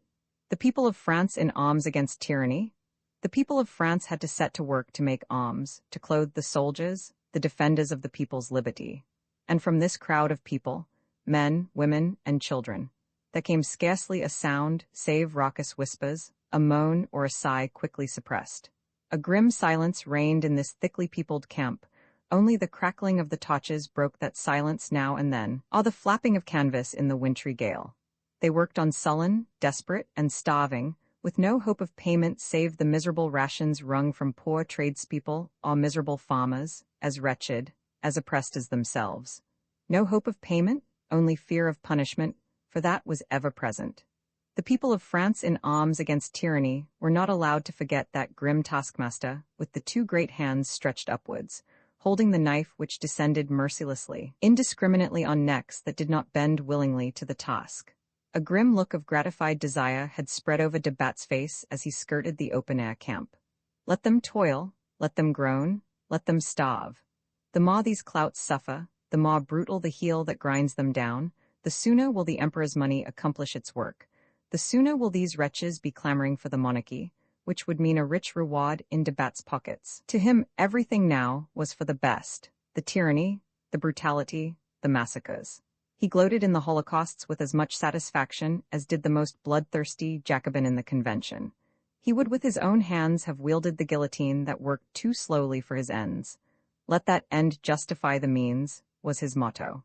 What matter if the future King of France walked up to his throne over steps made of headless corpses and rendered slippery with the blood of martyrs? The ground beneath de Bat's feet was hard and white with the frost. Overhead the pale, wintry moon looked down serene and placid on this giant city wallowing in an ocean of misery. There had been but little snow as yet this year, and the cold was intense. On his right now, the Cimetière des SS, Innocents lay peaceful and still beneath the wan light of the moon. A thin covering of snow lay evenly alike on grass mounds and smooth stones. Here and there, a broken cross with chipped arms still held pathetically outstretched, as if in a final appeal for human love, bore mute testimony to senseless excesses and spiteful desire for destruction. But here within the precincts of the dwelling of the Eternal Master, a solemn silence reigned. Only the cold north wind shook the branches of the yew, causing them to send forth a melancholy sigh into the night, and to shed a shower of tiny crystals of snow like the frozen tears of the dead. And round the precincts of the lonely graveyard, and down narrow streets or open places, the night watchmen went their rounds, lantern in hand, and every 5 minutes their monotonous call rang clearly out in the night, "Sleep, citizens? Everything is quiet and at peace." We may take it that de Batz did not philosophize overmuch on what went on around him.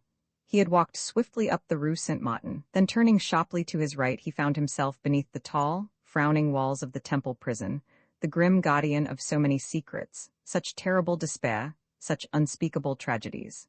Here, too, as in the Place de la Révolution, an intermittent roll of muffled drums proclaimed the ever-watchful presence of the National Guard. But with that exception not a sound stirred round the grim and stately edifice. There were no cries, no calls, no appeals around its walls. All the crying and wailing was shut in by the massive stone that told no tales. Dim and flickering lights shone behind several of the small windows in the facade of the huge labyrinthine building. Without any hesitation de Batz turned down the Rue du Temple, and soon found himself in front of the main gates which gave on the courtyard beyond. The sentinel challenged him, but he had the password, and explained that he desired to have speech with Citizen Héron. With a surly gesture, the guard pointed to the heavy bell-pull up against the gate, and de Batz pulled it with all his might. The long clang of the brazen bell echoed and reechoed round the solid stone walls. Anon a tiny Judas in the gate was cautiously pushed open, and a peremptory voice once again challenged the midnight intruder. De Batz, more peremptorily this time, asked for Citizen Héron, with whom he had immediate and important business, and a glimmer of a piece of silver which he held up close to the Judas secured him the necessary admittance. The massive gates slowly swung open on their creaking hinges, and as de Batz passed beneath the archway, they closed again behind him. The concierge's lodge was immediately on his left. Again he was challenged, and again gave the password. But his face was apparently known here, for no serious hindrance to proceed was put in his way. A man, whose wide, lean frame was but ill-covered by a threadbare coat and ragged breeches, and with soleless shoes on his feet, was told off to direct the citoyen to Citizen Heron's rooms. The man walked slowly along with bent knees and arched spine, and shuffled his feet as he walked. The bunch of keys which he carried rattled ominously in his long, grimy hands. The passages were badly lighted, and he also carried a lantern to guide himself on the way. Closely followed by de Batz, he soon turned into the central corridor, which is open to the sky above, and was spectrally alight now, with flagstones and walls gleaming beneath the silvery sheen of the moon, and throwing back the fantastic elongated shadows of the two men as they walked. On the left, heavily barred windows gave on the corridor, as did here and there the massive oaken doors, with their gigantic hinges and bolts, on the steps of which squatted groups of soldiers wrapped in their cloaks, with wild, suspicious eyes beneath their capotes, peering at the midnight visitor as he passed. There was no thought of silence here. The very walls seemed alive with sounds, groans and tears, loud wails and murmured prayers. They exuded from the stones and trembled on the frost-laden air. Occasionally, at one of the windows, a pair of white hands would appear, grasping the heavy iron bar, trying to shake it in its socket, and mayhap, above the hands, the dim vision of a haggard face, a man's or a woman's, trying to get a glimpse of the outside world, a final look at the sky, before the last journey to the place of death tomorrow. Then one of the soldiers, with a loud, angry oath, would struggle to his feet, and with the butt end of his gun strike at the thin, wan fingers till their hold on the iron bar relaxed, and the pallid face beyond would sink back into the darkness with a desperate cry of pain. A quick, impatient sigh escaped de Batz's lips. He had skirted the wide courtyard in the wake of his guide, and from where he was, he could see the great central tower, with its tiny windows lighted from within, the grim walls behind which the descendant of the world's conquerors, the bearer of the proudest name in Europe, and wearer of its most ancient crown, had spent the last days of his brilliant life in abject shame, sorrow, and degradation. The memory had swiftly surged up before him of that night, when he all but rescued King Louis and his family from this same miserable prison. The god had been bribed, the keeper corrupted, everything had been prepared, save the reckoning with the one irresponsible factor, chance. He had failed then and had tried again, and again had failed. A fortune had been his reward if he had succeeded. He had failed, but even now, when his footsteps echoed along the flagged courtyard, over which an unfortunate king and queen had walked on their way to their last ignominious Calvary, he hugged himself with the satisfying thought that where he had failed at least no one else had succeeded. Whether that meddlesome English adventurer, who called himself the Scarlet Pimpernel, had planned the rescue of King Louis or of Queen Marie Antoinette at any time or not, that he did not know. But on one point at least he was more than ever determined, and that was that no power on earth should snatch from him the golden prize offered by Austria for the rescue of the little Dauphin. I would sooner see the child perish, if I cannot save him myself, was the burning thought in this man's tortuous brain. And let that accursed Englishman look to himself, and to his D confederates, he added, muttering a fierce oath beneath his breath. A winding, narrow stone stair, another length or two of corridor, and his guide's shuffling footsteps paused beside a low, iron-studded door let into the solid stone. De Batz dismissed his ill-clothed guide and pulled the iron bell handle which hung beside the door. The bell gave forth a dull and broken clang, which seemed like an echo of the wails of sorrow that peopled the huge building with their weird and monotonous sounds. De Batz, a thoroughly unimaginative person, waited patiently beside the door until it was opened from within, and he was confronted by a tall stooping figure, wearing a greasy coat of snuff-brown cloth, and holding high above his head a lantern that threw its feeble light on de Batz's jovial face and form. "It is even I, Citizen Heron," he said, breaking in swiftly on the other's ejaculation of astonishment, which threatened to send his name echoing the whole length of corridors and passages, until round every corner of the labyrinthine house of sorrow the murmur would be borne on the wings of the cold night breeze. Citizen Heron is in parley with ci-devant Baron de Batz, a fact which would have been equally unpleasant for both these worthies. "Enter," said Heron curtly.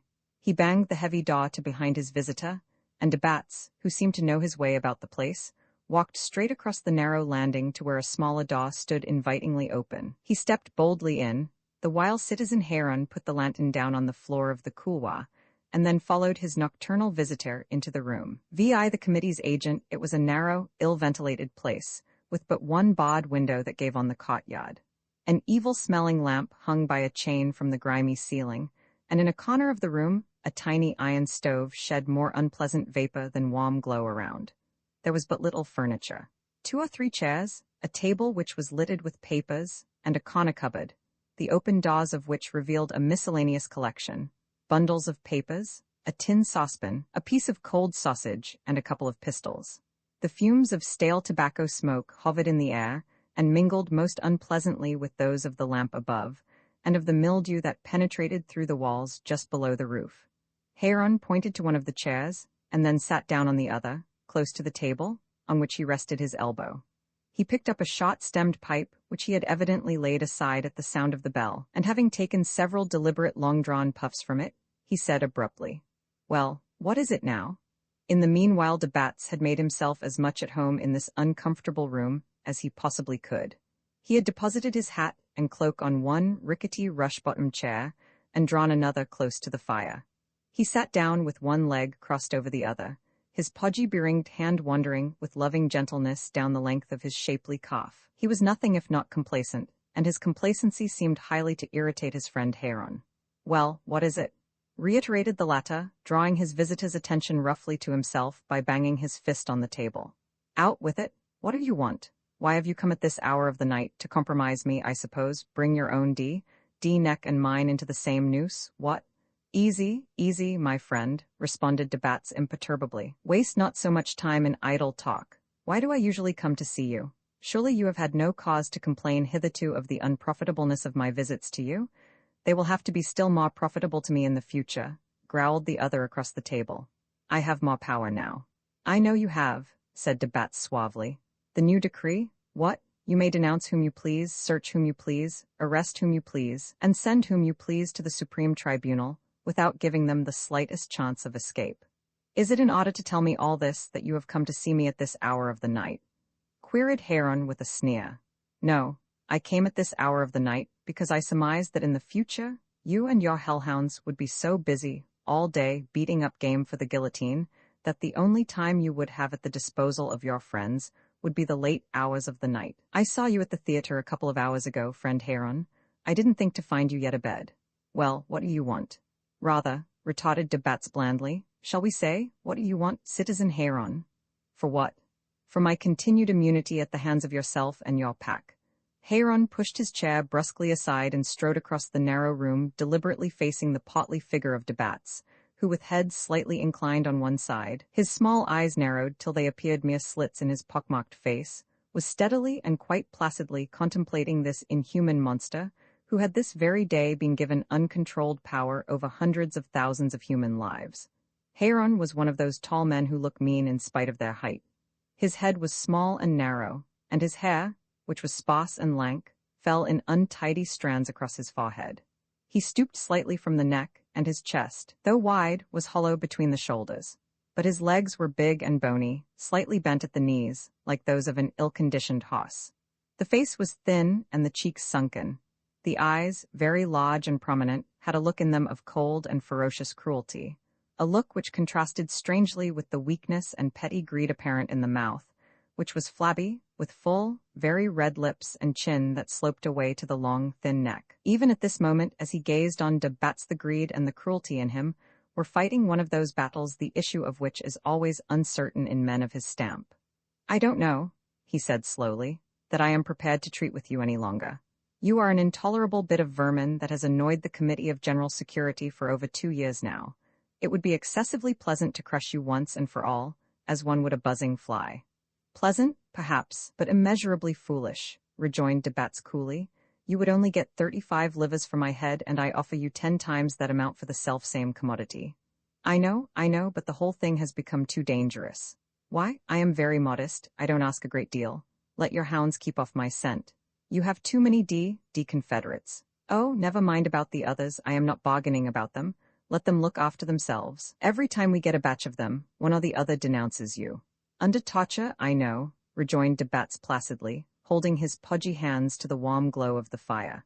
For you have started torture in your house of justice now, eh, friend Heron? You and your friend the public prosecutor have gone the whole gamut of devilry, eh? What's that to you? Retorted the other gruffly. Oh, nothing, nothing. I was even proposing to pay you 3,500 livres for the privilege of taking no further interest in what goes on inside this prison.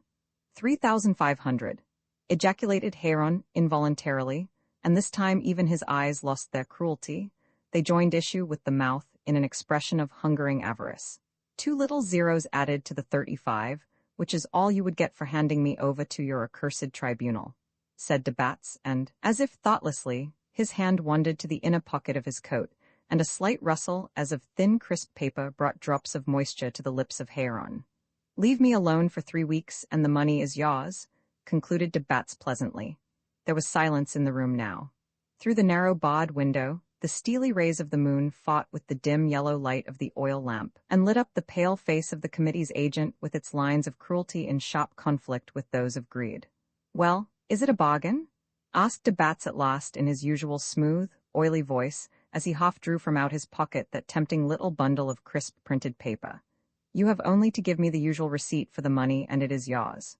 Heron gave a vicious snarl. It is dangerous, I tell you. That receipt, if it falls into some cursed meddler's hands, would send me straight to the guillotine. The receipt could only fall into alien hands, rejoined de Batz blandly, if I happen to be arrested, and even in that case they could but fall into those of the chief agent of the Committee of General Security, and he hath name Heron. You must take some risks, my friend. I take them too.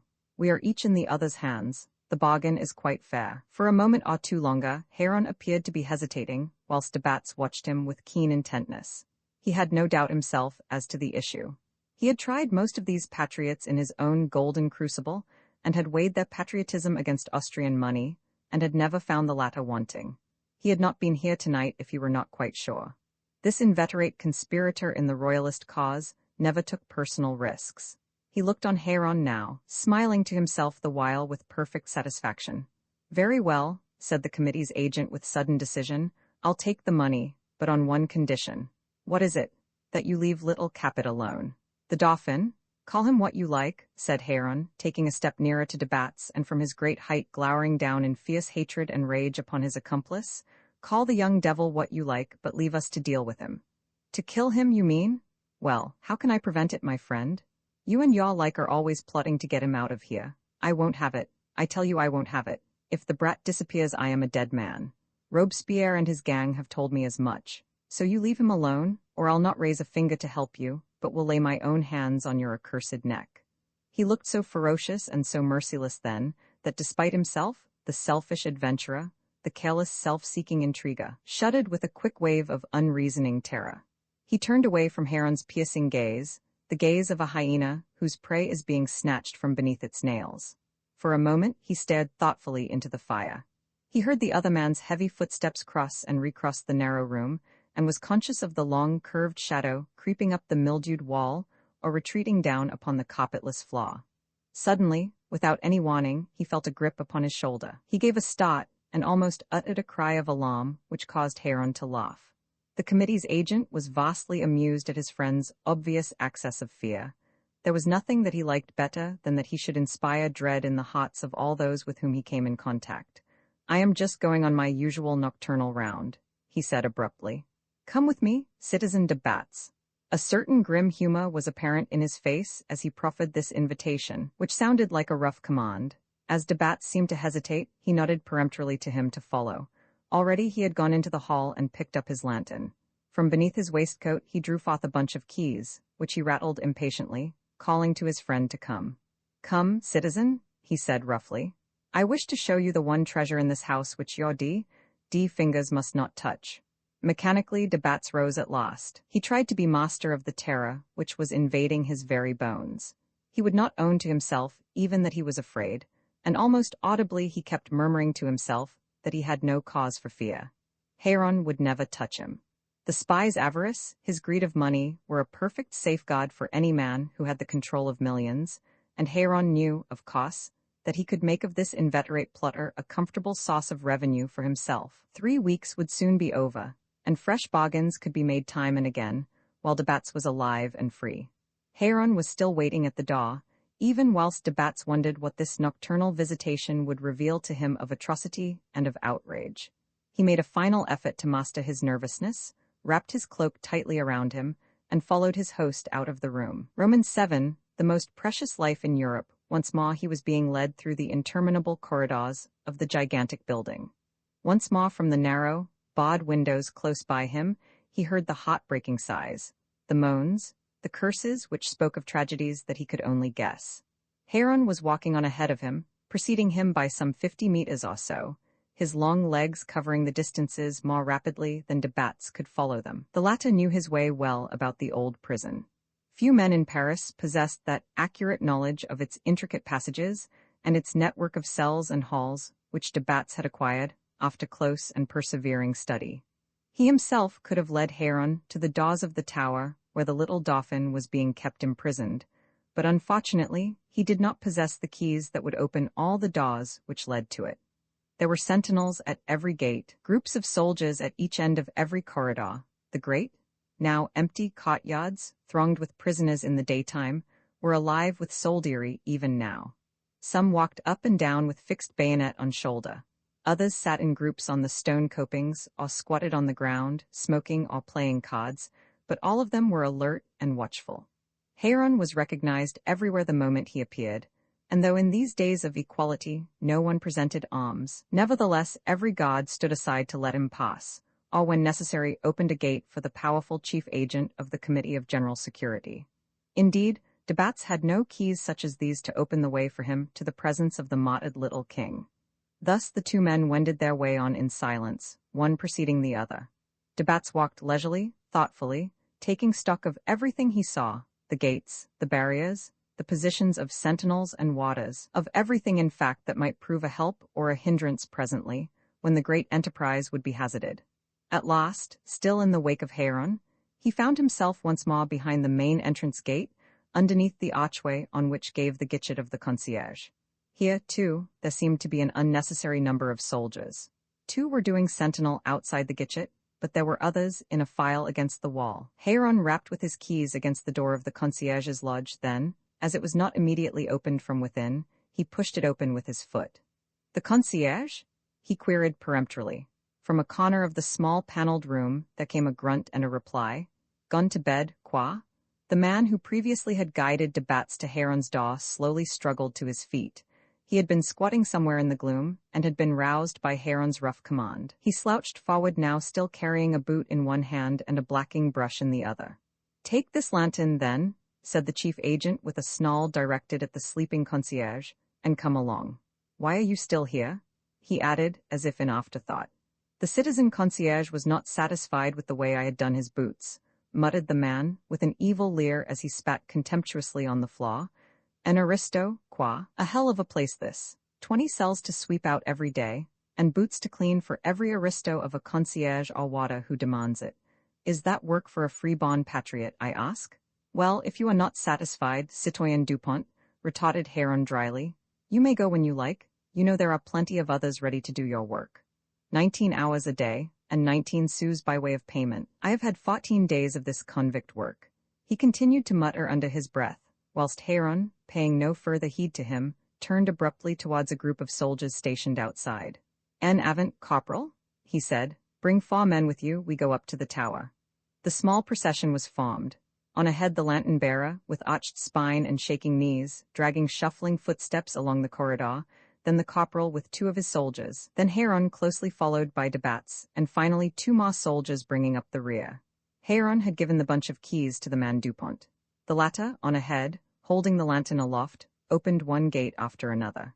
At each gate he waited for the little procession to file through, then he relocked the gate and passed on. Up 2 or 3 flights of winding stairs set in the solid stone, and the final heavy door was reached. De Batz was meditating. Heron's precautions for the safeguarding of the most precious life in Europe were more complete than he had anticipated. What lavish liberality would be required? What superhuman ingenuity and boundless courage in order to break down all the barriers that had been set up round that young life that flickered inside this grim tower. Of these three requisites, the corpulent, complacent intriguer possessed only the first in a considerable degree. He could be exceedingly liberal with the foreign money which he had at his disposal. As for courage and ingenuity, he believed that he possessed both, but these qualities had not served him in very good stead in the attempts which he had made at different times to rescue the unfortunate members of the royal family from prison. His overwhelming egotism would not admit for a moment that in ingenuity and pluck the Scarlet Pimpernel and his English followers could outdo him, but he did wish to make quite sure that they would not interfere with him in the highly remunerative work of saving the Dauphin. Heron's impatient call roused him from these meditations. The little party had come to a halt outside a massive iron-studded door. At a sign from the chief agent, the soldiers stood at attention. He then called de Batz and the lantern-bearer to him. He took a key from his breeches pocket, and with his own hand unlocked the massive door. He curtly ordered the lantern-bearer and de Batz to go through, then he himself went in, and finally once more relocked the door behind him, the soldiers remaining on guard on the landing outside. Now the three men were standing in a square antechamber, dank and dark, devoid of furniture save for a large cupboard that filled the whole of one wall. The others, mildewed and stained, were covered with a grayish paper, which here and there hung away in strips. Heron crossed this antechamber, and with his knuckles rapped against a small door opposite. "Hola!" he shouted, "Simon Monville, tu es là?" From the inner room came the sound of voices, a man's and a woman's, and now, as if in response to Heron's call, the shrill tones of a child. There was some shuffling, too, of footsteps and some pushing about of furniture. Then the door was opened, and a gruff voice invited the belated visitors to enter. The atmosphere in this further room was so thick that at first de Batz was only conscious of the evil smells that pervaded it, smells which were made up of the fumes of tobacco, of burning coke, of a smoky lamp, and of stale food, and mingling through it all the pungent odor of raw spirits. Heron had stepped briskly in, closely followed by de Batz. The man Dupont, with a mutter of satisfaction, put down his lantern and curled himself up in a corner of the antechamber. His interest in the spectacle so favored by citizen Heron had apparently been exhausted by constant repetition. De Batz looked round him with keen curiosity with which disgust was ready enough to mingle. The room itself might have been a large one.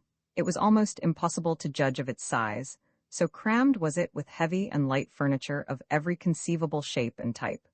There was a monumental wooden bedstead in one corner, a huge sofa covered in black horsehair in another. A large table stood in the center of the room, and there were at least 4 capacious armchairs round it. There were wardrobes and cabinets, a diminutive washstand, and a huge pier-glass. There were innumerable boxes and packing cases, cane-bottomed chairs and whatnots everywhere. The place looked like a depot for second-hand furniture. In the midst of all the litter, de Batz at last became conscious of 2 people who stood staring at him and at Heron. He saw a man before him, somewhat fleshy of build, with smooth, mouse-colored hair brushed away from a central parting and ending in a heavy curl above each ear. The eyes were wide open and pale in color, the lips unusually thick and with a marked downward droop. Close beside him stood a youngish-looking woman, whose unwieldy bulk, however, and pallid skin revealed the sedentary life and the ravages of ill health. Both appeared to regard Heron with a certain amount of awe, and de Batz with a vast measure of curiosity.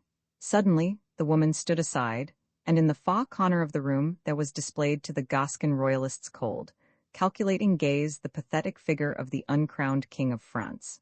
"How is it Capet is not yet in bed?" queried Heron as soon as he caught sight of the child. "He wouldn't say his prayers this evening," replied Simon with a coarse laugh, "and wouldn't drink his medicine. Bah," he added with a snarl, "this is a place for dogs and not for human folk." "If you are not satisfied, Monville," retorted Heron curtly, "you can send in your resignation when you like. There are plenty who will be glad of the place." The ex-gobbler gave another surly growl and expectorated on the floor in the direction where stood the child. "Little vermin," he said, "he is more trouble than man or woman can bear." The boy in the meanwhile seemed to take but little notice of the vulgar insults put upon him by his guardian. He stood, a quaint, impassive little figure, more interested apparently in de Batz, who was a stranger to him, than in the 3 others whom he knew. De Batz noted that the child looked well nourished, and that he was warmly clad in a rough woolen shirt and cloth breeches, with coarse grey stockings and thick shoes, but he also saw that the clothes were indescribably filthy, as were the child's hands and face. The golden curls, among which a young and queenly mother had once loved to pass her slender perfumed fingers, now hung bedraggled, greasy, and lank round the little face, from the lines of which every trace of dignity and of simplicity had long since been erased. There was no look of the martyr about this child now, even though, mayhap, his small back had often smarted under his vulgar tutor's rough blows. Rather did the pale young face wear the air of sullen indifference and an abject desire to please, which would have appeared heartbreaking to any spectator less self-seeking and egotistic than was this Gascon conspirator. Madame Simon had called him to her, while her man and the citizen Heron were talking, and the child went readily enough, without any sign of fear. She took the corner of her coarse dirty apron in her hand, and wiped the boy's mouth and face with it. "I can't keep him clean," she said with an apologetic shrug of the shoulders and a look at de Batz. "There now," she added, speaking once more to the child, "drink like a good boy, and say your lesson to please mammon, and then you shall go to bed." She took a glass from the table, which was filled with a clear liquid that de Batz at first took to be water, and held it to the boy's lips. He turned his head away and began to whimper. "Is the medicine very nasty?" queried de Batz. "Mon Dieu! But no, citizen," exclaimed the woman. "It is good strong eau de vie, the best that can be procured. Capet likes it really, don't you, Capet?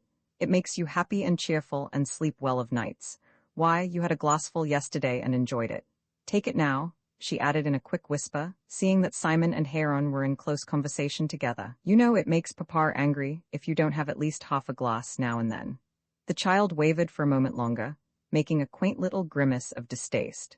But at last, he seemed to make up his mind that it was wisest to yield over so small a matter, and he took the glass from Madame Simon. And thus did de Batz see the descendant of St. Louis quaffing a glass of raw spirit at the bidding of a rough cobbler's wife, whom he called by the fond and foolish name sacred to childhood, Mammon. Selfish egoist though he was, de Batz turned away in loathing. Simon had watched the little scene with obvious satisfaction. He chuckled audibly when the child drank the spirit, and called Heron's attention to him, whilst a look of triumph lit up his wide, pale eyes. "And now, mon petit," he said jovially, "let the citizen hear you say your prayers." He winked toward de Batz, evidently anticipating a good deal of enjoyment for the visitor from what was coming. From a heap of litter in a corner of the room, he fetched out a greasy red bonnet adorned with a tricolour cockade, and a soiled and tattered flag, which had once been white, and had golden fleur-de-lis embroidered upon it. The cap he set on the child's head, and the flag he threw upon the floor. "Now, Capet, your prayers?" he said with another chuckle of amusement. All his movements were rough, and his speech almost ostentatiously coarse. He banged against the furniture as he moved about the room, kicking a footstool out of the way or knocking over a chair. De Batz instinctively thought of the perfumed stillness of the rooms at Versailles, of the army of elegant high-born ladies who administered to the wants of this child, who stood there now before him, a cap on his yellow hair, and his shoulder held up to his ear with that gesture of careless indifference peculiar to children when they are sullen or uncared for. Obediently, quite mechanically it seemed, the boy trod on the flag which Henry Roman IV had borne before him at Ivry, and Leroy Soleil had flaunted in the face of the armies of Europe. The son of the Bourbons was spitting on their flag, and wiping his shoes upon its tattered folds. With shrill, cracked voice, he sang the Carmagnole. Sar ira, les aristos à la lanterne, until de Batz himself felt inclined to stop his ears and to rush from the place in horror. Louis Roman XVII, whom the hearts of many had proclaimed King of France by the grace of God, the child of the Bourbons, the eldest son of the Church, was stepping a vulgar dance over the flag of St. Louis, which he had been taught to defile. His pale cheeks glowed as he danced, his eyes shone with the unnatural light kindled in them by the intoxicating liquor. With one slender hand he waved the red cap with the tricolour cockade, and shouted, "Vive la République!" Madame Simon was clapping her hands, looking on the child with obvious pride, and a kind of rough maternal affection. Simon was gazing on Heron for approval, and the latter nodded his head, murmuring words of encouragement and of praise. "Thy catechism now, Capet, thy catechism?" shouted Simon in a hoarse voice. The boy stood at attention, cap on head, hands on his hips, legs wide apart and feet firmly planted on the fleur-de-lis, the glory of his forefathers. "Thy name?" queried Simon. "Louis Capet," replied the child in a clear, high-pitched voice. "What art thou?" a citizen of the Republic of France. What was thy father? Louis Capet, ci-devant king, a tyrant who perished by the will of the people. What was thy mother? De Batz involuntarily uttered a cry of horror. Whatever the man's private character was, he had been born a gentleman, and his every instinct revolted against what he saw and heard. The scene had positively sickened him. He turned precipitately towards the door. "How now, citizen?" queried the committee's agent with a sneer. "Are you not satisfied with what you see? Mayhap the citizen would like to see Capet sitting in a golden chair," interposed Simon the cobbler with a sneer, "and me and my wife kneeling and kissing his hand. What? 'Tis the heat of the room," stammered de Batz, who was fumbling with the lock of the door. My head began to swim. "Spit on their accursed flag, then, like a good patriot like Capet," retorted Simon gruffly. "Here, Capet, my son," he added, pulling the boy by the arm with a rough gesture. "Get thee to bed. Thou art quite drunk enough to satisfy any good Republican." By way of a caress, he tweaked the boy's ear and gave him a prod in the back with his bent knee. He was not willfully unkind, for just now he was not angry with the lad. Rather was he vastly amused with the effect Capet's prayer and Capet's recital of his catechism had had on the visitor. As to the lad, the intensity of excitement in him was immediately followed by an overwhelming desire for sleep. Without any preliminary of undressing or of washing, he tumbled, just as he was, on to the sofa. Madame Simon, with quite pleasing solicitude, arranged a pillow under his head, and the very next moment the child was fast asleep. "'Tis well, citoyen Simon," said Heron in his turn, going towards the door. "I'll report favorably on you to the Committee of Public Security. As for the citoyenne, she had best be more careful," he added, turning to the woman Simon with a snarl on his evil face. There was no cause to arrange a pillow under the head of that vermin's spawn. Many good patriots have no pillows to put under their heads. Take that pillow away, and I don't like the shoes on the brat's feet. Sabots are quite good enough. Citoyenne Simon made no reply. Some sort of retort had apparently hovered on her lips, but had been checked, even before it was uttered, by a peremptory look from her husband. Simon the cobbler, snarling in speech but obsequious in manner, prepared to accompany the citizen agent to the door. De Batz was taking a last look at the sleeping child. The uncrowned king of France was wrapped in a drunken sleep, with the last spoken insult upon his dead mother still hovering on his childish lips. "Roman 8 Arcades Ambo, that is the way we conduct our affairs, citizen," said Heron gruffly, as he once more led his guest back into his office. It was his turn to be complacent now. De Batz, for once in his life cowed by what he had seen, still wore a look of horror and disgust upon his florid face. "What devils you all are," he said at last. "We are good patriots," retorted Heron, "and the tyrant's spawn leads but the life that hundreds of thousands of children led whilst his father oppressed the people. Nay, what am I saying? He leads a far better, far happier life. He gets plenty to eat and plenty of warm clothes. Thousands of innocent children, who have not the crimes of a despot father upon their conscience, have to starve whilst he grows fat." The leer in his face was so evil that once more de Batz felt that eerie feeling of terror creeping into his bones. Here were cruelty and bloodthirsty ferocity personified to their utmost extent. At thought of the Bourbons, or of all those whom he considered had been in the past the oppressors of the people, Heron was nothing but a wild and ravenous beast, hungering for revenge, longing to bury his talons and his fangs into the body of those whose heels had once pressed on his own neck. And de Batz knew that even with millions or countless money at his command, he could not purchase from this carnivorous brute the life and liberty of the son of King Louis. No amount of bribery would accomplish that. It would have to be ingenuity pitted against animal force, the wiliness of the fox against the power of the wolf. Even now Heron was darting savagely suspicious looks upon him. "I shall get rid of the Simons," he said. "There's something in that woman's face which I don't trust. They shall go within the next few hours, or as soon as I can lay my hands upon a better patriot than that mealy-mouthed cobbler. And it will be better not to have a woman about the place. Let me see, today is Thursday, or else Friday morning. By Sunday I'll get those Simons out of the place. Methought I saw you ogling that woman," he added, bringing his bony fist crashing down on the table so that papers, pen, and ink rattled loudly. "And if I thought that you—" De Batz thought it well at this point to finger once more nonchalantly the bundle of crisp paper in the pocket of his coat. "Only on that one condition," reiterated Heron in a hoarse voice. "If you try to get at Capet, I'll drag you to the tribunal with my own hands." "Always presuming that you can get me, my friend," murmured de Batz, who was gradually regaining his accustomed composure. Already his active mind was busily at work. One or two things which he had noted in connection with his visit to the Dauphin's prison had struck him as possibly useful in his schemes. But he was disappointed that Héron was getting rid of the Simons. The woman might have been very useful and more easily got at than a man. The avarice of the French bourgeois would have proved a promising factor.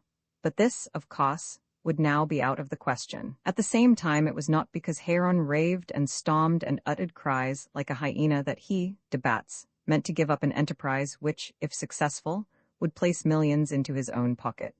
As for that meddling Englishman, the Scarlet Pimpernel, and his crack-brained followers, they must be effectually swept out of the way first of all. De Batz felt that they were the most likely hindrance to his schemes. He himself would have to go very cautiously to work, since apparently Héron would not allow him to purchase immunity for himself in that one matter, and whilst he was laying his plans with necessary deliberation, so as to ensure his own safety, that accursed Scarlet Pimpernel would mayhap snatch the golden prize from the Temple prison right under his very nose. When he thought of that, the Gascon royalist felt just as vindictive as did the chief agent of the Committee of General Security. While these thoughts were coursing through de Batz's head, Héron had been indulging in a volley of vituperation.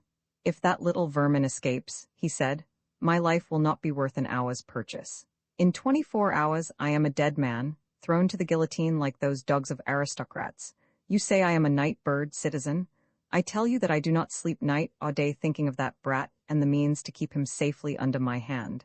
I have never trusted those Simons." "Not trusted them?"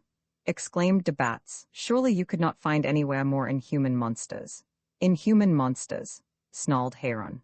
"Bah, they don't do their business thoroughly. We want the tyrant's spawn to become a true republican and a patriot, to make of him such a one that even if you and your cursed confederates got him by some hellish chance, he would be no use to you as a king, a tyrant to set above the people, to set up in your Versailles, your Louvre, to eat off golden plates and wear satin clothes. You have seen the brat. By the time he is a man he should forget how to eat save with his fingers and get roaring drunk every night. That's what we want. To make him so that he shall be no use to you, even if you did get him away. But you shall not. You shall not if I have to strangle him with my own hands." He picked up his short-stemmed pipe and pulled savagely at it for a while. De Batz was meditating. "My friend," he said after a little while, "you are agitating yourself quite unnecessarily, and gravely jeopardizing your prospects of getting a comfortable little income through keeping your fingers off my person. Who said I wanted to meddle with the child?" "You had best not," growled Héron. "Exactly. You have said that before. But do you not think that you would be far wiser, instead of directing your undivided attention to my unworthy self, to turn your thoughts a little to one whom, believe me, you have far greater cause to fear?" "Who is that?" "The Englishman. You mean the man they call the Scarlet Pimpernel?" "Himself. Have you not suffered from his activity, friend Héron? I fancy that Citizen Chauvelin and Citizen Collot would have quite a tale to tell about him. They ought both to have been guillotined for that blunder last autumn at Boulogne. Take care that the same accusation be not laid at your door this year, my friend," commented de Batz placidly. "Bah, the Scarlet Pimpernel is in Paris even now. The devil he is. And on what errand, think you?" There was a moment's silence, and then de Batz continued with slow and dramatic emphasis, "That of rescuing your most precious prisoner from the Temple." "How do you know?" Héron queried savagely. "I guessed." "How?" "I saw a man in the Theatre National today." "Well, who is a member of the League of the Scarlet Pimpernel?" "D. him? Where can I find him?" "Will you sign a receipt for the 3,500 livres, which I am pining to hand over to you, my friend, and I will tell you?" "Where's the money?" "In my pocket." Without further words, Héron dragged the incon and a sheet of paper towards him, took up a pen, and wrote a few words rapidly in a loose, scrawly hand. He strewed sand over the writing, then handed it across the table to de Batz. "Will that do?" he asked briefly. The other was reading the note through carefully. "I see you only grant me a fortnight," he remarked casually. "For that amount of money it is sufficient. If you want an extension, you must pay more." "So be it," assented de Batz coolly, as he folded the paper across. "On the whole, a fortnight's immunity in France these days is quite a pleasant respite, and I prefer to keep in touch with you, friend Héron. I'll call on you again this day fortnight." He took out a letter case from his pocket. Out of this, he drew a packet of banknotes, which he laid on the table in front of Héron. Then he placed the receipt carefully into the letter case, and this back into his pocket. Héron, in the meanwhile, was counting over the banknotes. The light of ferocity had entirely gone from his eyes. Momentarily, the whole expression of the face was one of satisfied greed. "Well," he said at last, when he had assured himself that the number of notes was quite correct, and he had transferred the bundle of crisp papers into an inner pocket of his coat. "Well, what about your friend?" "I knew him years ago," rejoined de Batz coolly. "He is a kinsman of Citizen St. Just. I know that he is one of the confederates of the Scarlet Pimpernel." "Where does he lodge?" "That is for you to find out. I saw him at the theatre, and afterwards in the green room. He was making himself agreeable to the Citizeness Lange. I heard him ask for leave to call on her tomorrow at 4 o'clock. You know where she lodges, of course?" He watched Heron while the latter scribbled a few words on a scrap of paper, then he quietly rose to go. He took up his cloak and once again wrapped it round his shoulders. There was nothing more to be said, and he was anxious to go. The leave-taking between the two men was neither cordial nor more than barely courteous. De Batz nodded to Heron, who escorted him to the outside door of his lodging, and then called loudly to a soldier who was doing sentinel at the further end of the corridor. "Show this citizen the way to the gitchet," he said curtly. "Good night, citizen," he added finally, nodding to de Batz.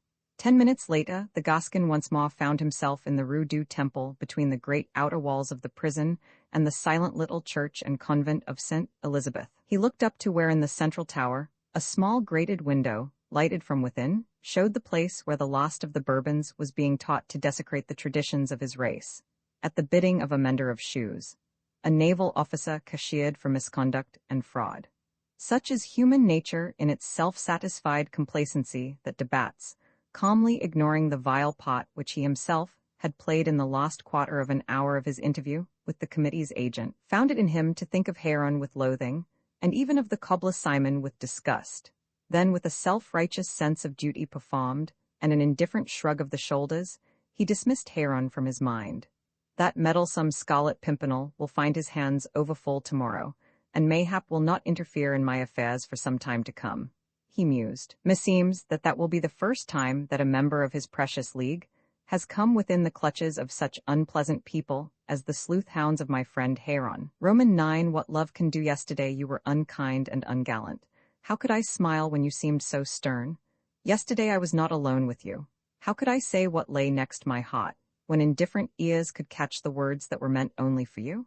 Ah, monsieur, do they teach you in England how to make pretty speeches?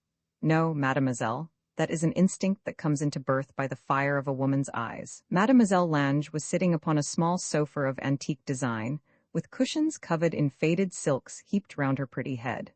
Armand thought that she looked like that carved cameo which his sister Marguerite possessed. He himself sat on a low chair at some distance from her. He had brought her a large bunch of early violets, for he knew that she was fond of flowers, and these lay upon her lap, against the opalescent gray of her gown. She seemed a little nervous and agitated, his obvious admiration bringing a ready blush to her cheeks. The room itself appeared to Armand to be a perfect frame for the charming picture which she presented. The furniture in it was small and old. Tiny tables of antique Vernise martin, softly faded tapestries, a pale-toned Aubusson carpet. Everything mellow and in a measure pathetic. Mademoiselle Lange, who was an orphan, lived alone under the dueniship of a middle-aged relative, a penniless hanger-on of the successful young actress, who acted as her chaperone, housekeeper, and maid, and kept unseemly or overbold gallants at bay. She told Armand all about her early life, her childhood in the backshop of Maître Mézières, the jeweler, who was a relative of her mother's, of her desire for an artistic career, her struggles with the middle-class prejudices of her relations, her bold defiance of them, and final independence. She made no secret of her humble origin, her want of education in those days. On the contrary, she was proud of what she had accomplished for herself. She was only 20 years of age, and already held a leading place in the artistic world of Paris. Armand listened to her chatter, interested in everything she said, questioning her with sympathy and discretion. She asked him a good deal about himself, and about his beautiful sister Marguerite, who, of course, had been the most brilliant star in that most brilliant constellation, the Comédie Française. She had never seen Marguerite St. Just act, but, of course, Paris still rang with her praises, and all art lovers regretted that she should have married and left them to mourn for her. Thus the conversation drifted naturally back to England. Mademoiselle professed a vast interest in the citizen's country of adoption. I had always, she said, thought it an ugly country, with the noise and bustle of industrial life going on everywhere, and smoke and fog to cover the landscape, and to stunt the trees. Then, in future, mademoiselle, he replied, must you think of it as one carpeted with verdure, where in the spring the orchard trees covered with delicate blossom would speak to you of fairyland, where the dewy grass stretches its velvety surface in the shadow of ancient monumental oaks, and ivy-covered towers rear their stately crowns to the sky. And the Scarlet Pimpernel, tell me about him, monsieur. Ah, mademoiselle, what can I tell you that you do not already know? The Scarlet Pimpernel is a man who has devoted his entire existence to the benefit of suffering mankind. He has but one thought, and that is for those who need him. He hears but one sound, the cry of the oppressed. But they do say, monsieur, that philanthropy plays but a sorry part in your hero's schemes. They aver that he looks on his own efforts and the adventures through which he goes only in the light of spot. Like all Englishmen, mademoiselle, the Scarlet Pimpernel is a little ashamed of sentiment. He would deny its very existence with his lips, even whilst his noble heart brimmed over with it. Spot? Well, mayhap the spotting instinct is as keen as that of charity, the race for lives, the tussle for the rescue of human creatures, the throwing of a life on the hazard of a die. They fear him in France, monsieur. He has saved so many whose death had been decreed by the Committee of Public Safety. Please God, he will save many yet. Ah, monsieur, the poor little boy in the Temple prison. He has your sympathy, mademoiselle? Of every right-minded woman in France, monsieur. Oh, she added with a pretty gesture of enthusiasm, clasping her hands together, and looking at Armand with large eyes filled with tears. If your noble Scarlet Pimpernel will do aught to save that poor innocent lamb, I would indeed bless him in my heart, and help him with all my humble might if I could. May God's saints bless you for those words, mademoiselle, he said, whilst, carried away by her beauty, her charm, her perfect femininity, he stooped towards her until his knee touched the carpet at her feet. I had begun to lose my belief in my poor misguided country, to think all men in France vile, and all women base. I could thank you on my knees for your sweet words of sympathy, for the expression of tender motherliness that came into your eyes when you spoke of the poor forsaken dauphin in the Temple. She did not restrain her tears. With her they came very easily, just as with a child, and as they gathered in her eyes and rolled down her fresh cheeks, they in no way marred the charm of her face. One hand lay in her lap fingering a diminutive bit of cambric, which from time to time she pressed to her eyes. The other she had almost unconsciously yielded to Armand. The scent of the violets filled the room. It seemed to emanate from her, a fitting attribute of her young, wholly unsophisticated girlhood. The citizen was goodly to look at. He was kneeling at her feet, and his lips were pressed against her hand. Armand was young, and he was an idealist. I do not for a moment imagine that just at this moment he was deeply in love. The stronger feeling had not yet risen up in him. It came later when tragedy encompassed him and brought passion to sudden maturity. Just now, he was merely yielding himself up to the intoxicating moment, with all the abandonment, all the enthusiasm of the Latin race. There was no reason why he should not bend the knee before this exquisite little cameo, that by its very presence was giving him an hour of perfect pleasure and of aesthetic joy. Outside the world continued its hideous, relentless way. Men butchered one another, fought and hated. Here in this small, old-world salon, with its faded satins and bits of ivory-tinted lace, the outer universe had never really penetrated. It was a tiny world, quite apart from the rest of mankind, perfectly peaceful and absolutely beautiful.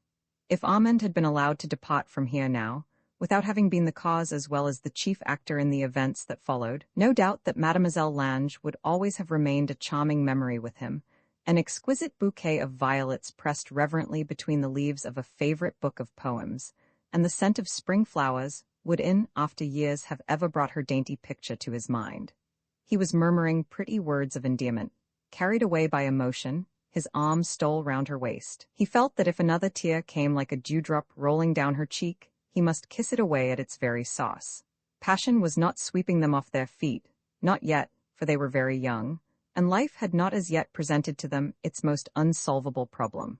But they yielded to one another, to the springtime of their life, calling for love, which would come presently hand in hand with his grim attendant, sorrow. Even as Amand's glowing face was at last lifted up to hers asking with mute lips for that first kiss which she already was prepared to give, there came the loud noise of men's heavy footsteps tramping up the old oak stairs, then some shouting, a woman's cry, and the next moment Madame Belhomme, trembling, wide-eyed, and in obvious terror, came rushing into the room. "Jean, Jean, my child, it is awful, it is awful. Mon Dieu, mon Dieu, what is to become of us? She was moaning and lamenting even as she ran in, and now she threw her apron over her face and sank into a chair, continuing her moaning and her lamentations. Neither Mademoiselle nor Armand had stirred. They remained like graven images, he on one knee, she with large eyes fixed upon his face. They had neither of them looked on the old woman. They seemed even now unconscious of her presence, but their ears had caught the sound of that measured tramp of feet up the stairs of the old house, and the halt upon the landing. They had heard the brief words of command. Open, in the name of the people.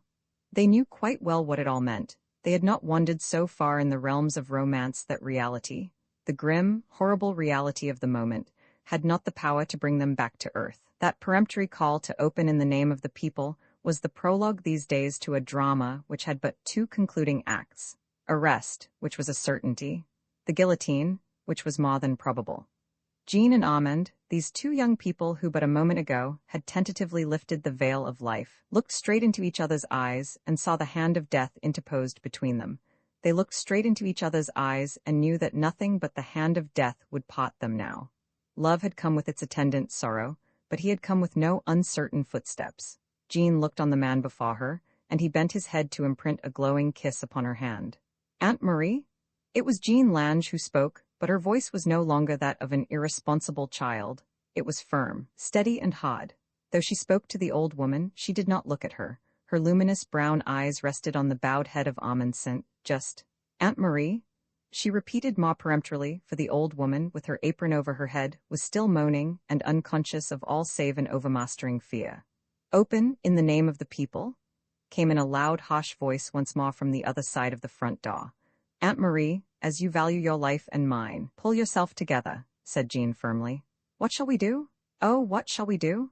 moaned Madame Belhomme.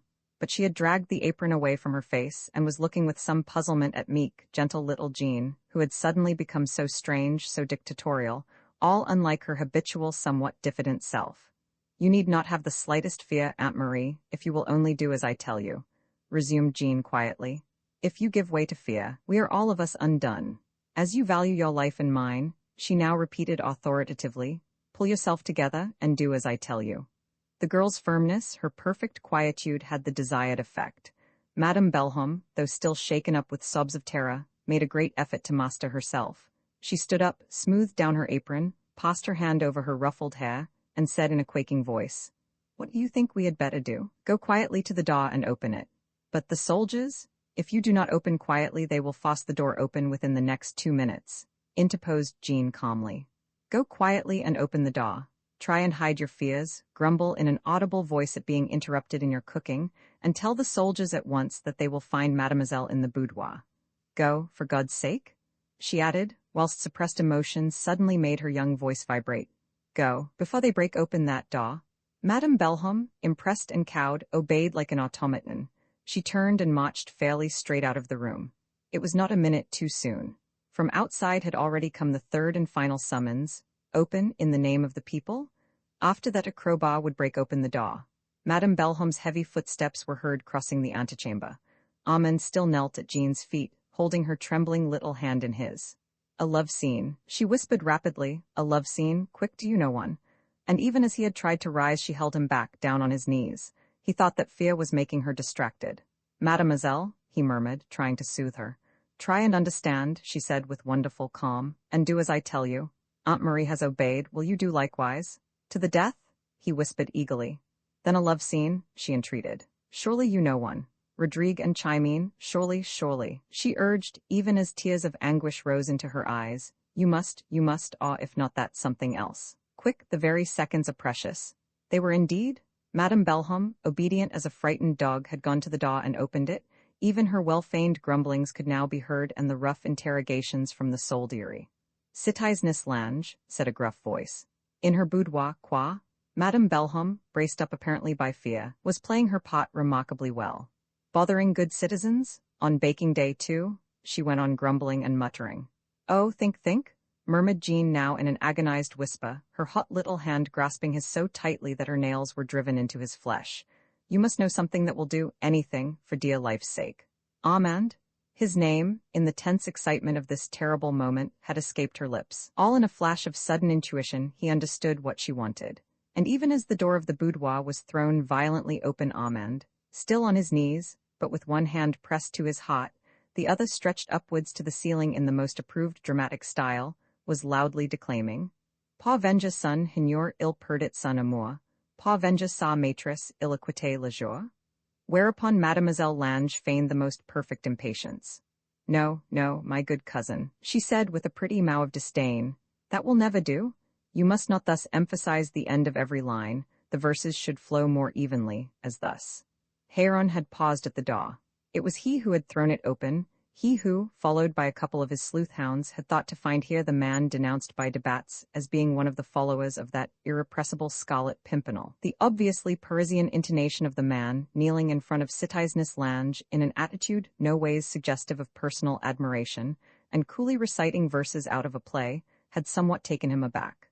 "What does this mean?" he asked gruffly, striding forward into the room and glaring first at Mademoiselle, then at Armand. Mademoiselle gave a little cry of surprise. "Why, if it isn't Citizen Héron?" she cried, jumping up with a dainty movement of coquetry and embarrassment. "Why did not Aunt Marie announce you? It is indeed remiss of her, but she is so ill-tempered on baking days, I dare not even rebuke her. Won't you sit down, Citizen Héron? And you, cousin," she added, looking down airily on Armand, "I pray you maintain no longer that foolish attitude." The febrileness of her manner, the glow in her cheeks were easily attributable to natural shyness in face of this unexpected visit. Héron, completely bewildered by this little scene, which was so unlike what he expected, and so unlike those to which he was accustomed in the exercise of his horrible duties, was practically speechless before the little lady who continued to prattle along in a simple, unaffected manner. "Cousin," she said to Armand, who in the meanwhile had risen to his knees, "this is Citizen Héron, of whom you have heard me speak. My cousin Belhomme," she continued, once more turning to Héron, "is fresh from the country, citizen. He hails from Orléans, where he has played leading parts in the tragedies of the late Citizen Corneille. But, ah me, I fear that he will find Paris audiences vastly more critical than the good Orléanese. Did you hear him, citizen, declaiming those beautiful verses just now? He was murdering them, say I, yes, murdering them, the Gaby." Then only did it seem as if she realized that there was something amiss, that Citizen Héron had come to visit her, not as an admirer of her talent who would wish to pay his respects to a successful actress, but as a person to be looked on with dread. She gave a quaint, nervous little laugh, and murmured in the tones of a frightened child, "La citizen, how glum you look. I thought you had come to compliment me on my latest success. I saw you at the theatre last night, though you did not afterwards come to see me in the green room. Why, I had a regular ovation. Look at my flowers," she added more gaily, pointing to several bouquets in vases about the room. "Citizen Danton brought me the violets himself, and Citizen Santerre the narcissi, and that laurel wreath, is it not charming? That was a tribute from Citizen Robespierre himself." She was so artless, so simple, and so natural that Héron was completely taken off his usual mental balance. He had expected to find the usual setting to the dramatic episodes which he was wont to conduct, screaming women, a man either at bay, sword in hand, or hiding in a linen cupboard or up a chimney. Now everything puzzled him. De Batz, he was quite sure, had spoken of an Englishman, a follower of the Scarlet Pimpernel. Every thinking French patriot knew that all the followers of the Scarlet Pimpernel were Englishmen with red hair and prominent teeth, whereas this man, Armand, who deadly danger had primed in his improvised role, was striding up and down the room declaiming with ever-varying intonations, "Joignes tous vos efforts contre un espoir si doux pour en venir about, c'est trop peu de vous." "No, no," said Mademoiselle impatiently. "You must not make that ugly pause midway in the last line. Pour en venir about, c'est trop peu de vous?" She mimicked Armand's diction so quaintly, imitating his stride, his awkward gesture, and his faulty phraseology with such funny exaggeration that Héron laughed in spite of himself. "So that is a cousin from Orléans, is it?" he asked, throwing his lanky body into an armchair, which creaked dismally under his weight. "Yes, a regular Gaby, what?" she said archly. "Now, Citizen Héron, you must stay and take coffee with me. Aunt Marie will be bringing it in directly. Hector," she added, turning to Armand, "come down from the clouds and ask Aunt Marie to be quick." This certainly was the first time in the whole of his experience that Héron had been asked to stay and drink coffee with the quarry he was hunting down. Mademoiselle's innocent little ways, Her desire for the prolongation of his visit further addled his brain. De Batz had undoubtedly spoken of an Englishman, and the cousin from Orléans was certainly a Frenchman, every inch of him. Perhaps had the denunciation come from anyone else but de Batz, Héron might have acted and thought more circumspectly. But of course, the chief agent of the Committee of General Security was more suspicious of the man from whom he took a heavy bribe than of anyone else in France. The thought had suddenly crossed his mind that mayhap de Batz had sent him on a fool's errand in order to get him safely out of the way of the Temple prison at a given hour of the day. The thought took shape, crystallized, caused him to see a rapid vision of de Batz sneaking into his lodgings and stealing his keys, the guard being slack, careless, inattentive, allowing the adventurer to pass barriers that should have been closed against all comers. Now Héron was sure of it. It was all a conspiracy invented by de Batz. He had forgotten all about his theories that a man under arrest is always safer than a man that is free. Had his brain been quite normal, and not obsessed, as it always was now by thoughts of the Dauphin's escape from prison, no doubt he would have been more suspicious of Armand, but all his worst suspicions were directed against de Batz. Armand seemed to him just a fool, an acte quoi, and so obviously not an Englishman. He jumped to his feet, curtly declining Mademoiselle's offers of hospitality. He wanted to get away at once. Actors and actresses were always, by tacit consent of the authorities, more immune than the rest of the community. They provided the only amusement in the intervals of the horrible scenes around the scaffolds. They were irresponsible, harmless creatures who did not meddle in politics. Jean the while was gaily prattling on, her luminous eyes fixed upon the all-powerful enemy, striving to read his thoughts, to understand what went on behind those cruel, prominent eyes, the chances that Armand had of safety and of life. She knew, of course, that the visit was directed against Armand. Someone had betrayed him, that odious de Batz mayhap, and she was fighting for Armand's safety, for his life. Her armory consisted of her presence of mind, her cool courage, her self-control. She used all these weapons for his sake, though at times she felt as if the strain on her nerves would snap the thread of life in her. The effort seemed more than she could bear, but she kept up her part, rallying Héron for the shortness of his visit, begging him to tarry for another 5 minutes at least, throwing out, with subtle feminine intuition, just those very hints ain't little Capet's safety that were most calculated to send him flying back towards the temple. "I felt so honored last night, citizen," she said coquettishly, "that you even forgot little Capet in order to come and watch my debut as Salamine." "Forget him," retorted Héron, smothering a curse. "I never forget the vermin. I must go back to him. There are too many cats nosing round my mouse. Good day to you, citizeness. I ought to have brought flowers, I know, but I am a busy man, a harassed man." "G.T. Croix," she said with a grave nod of the head, "but do come to the theatre tonight. I am playing Camille, such a fine part, one of my greatest successes." "Yes, yes, I'll come, mayhap, but I'll go now. Glad to have seen you, citizeness. Where does your cousin lodge?" he asked abruptly. "Here," she replied boldly on the spur of the moment. "Good, let him report himself tomorrow morning at the conciergerie and get his certificate of safety. It is a new decree, and you should have one too." "Very well then. Hector and I will come together, and perhaps Aunt Marie will come too. Don't send us to Mammon Guillotine yet a while, citizen," she said lightly. "You will never get such another Camille, nor yet so good a Salamine." She was gay, artless to the last. She accompanied Héron to the door herself, chaffing him about his escort. "You are an aristo, citizen," she said, gazing with well-feigned admiration on the 2 sleuth-hounds who stood in wait in the anteroom. "It makes me proud to see so many citizens at my door. Come and see me play Camille. Come tonight, and don't forget the green room door. It will always be kept invitingly open for you." She bobbed him a curtsy, and he walked out, closely followed by his 2 men. Then at last she closed the door behind them. She stood there for a while, her ear glued against the massive panels, listening for their measured tread down the oak staircase. At last it rang more sharply against the flagstones of the courtyard below. Then she was satisfied that they had gone, and went slowly back to the boudoir.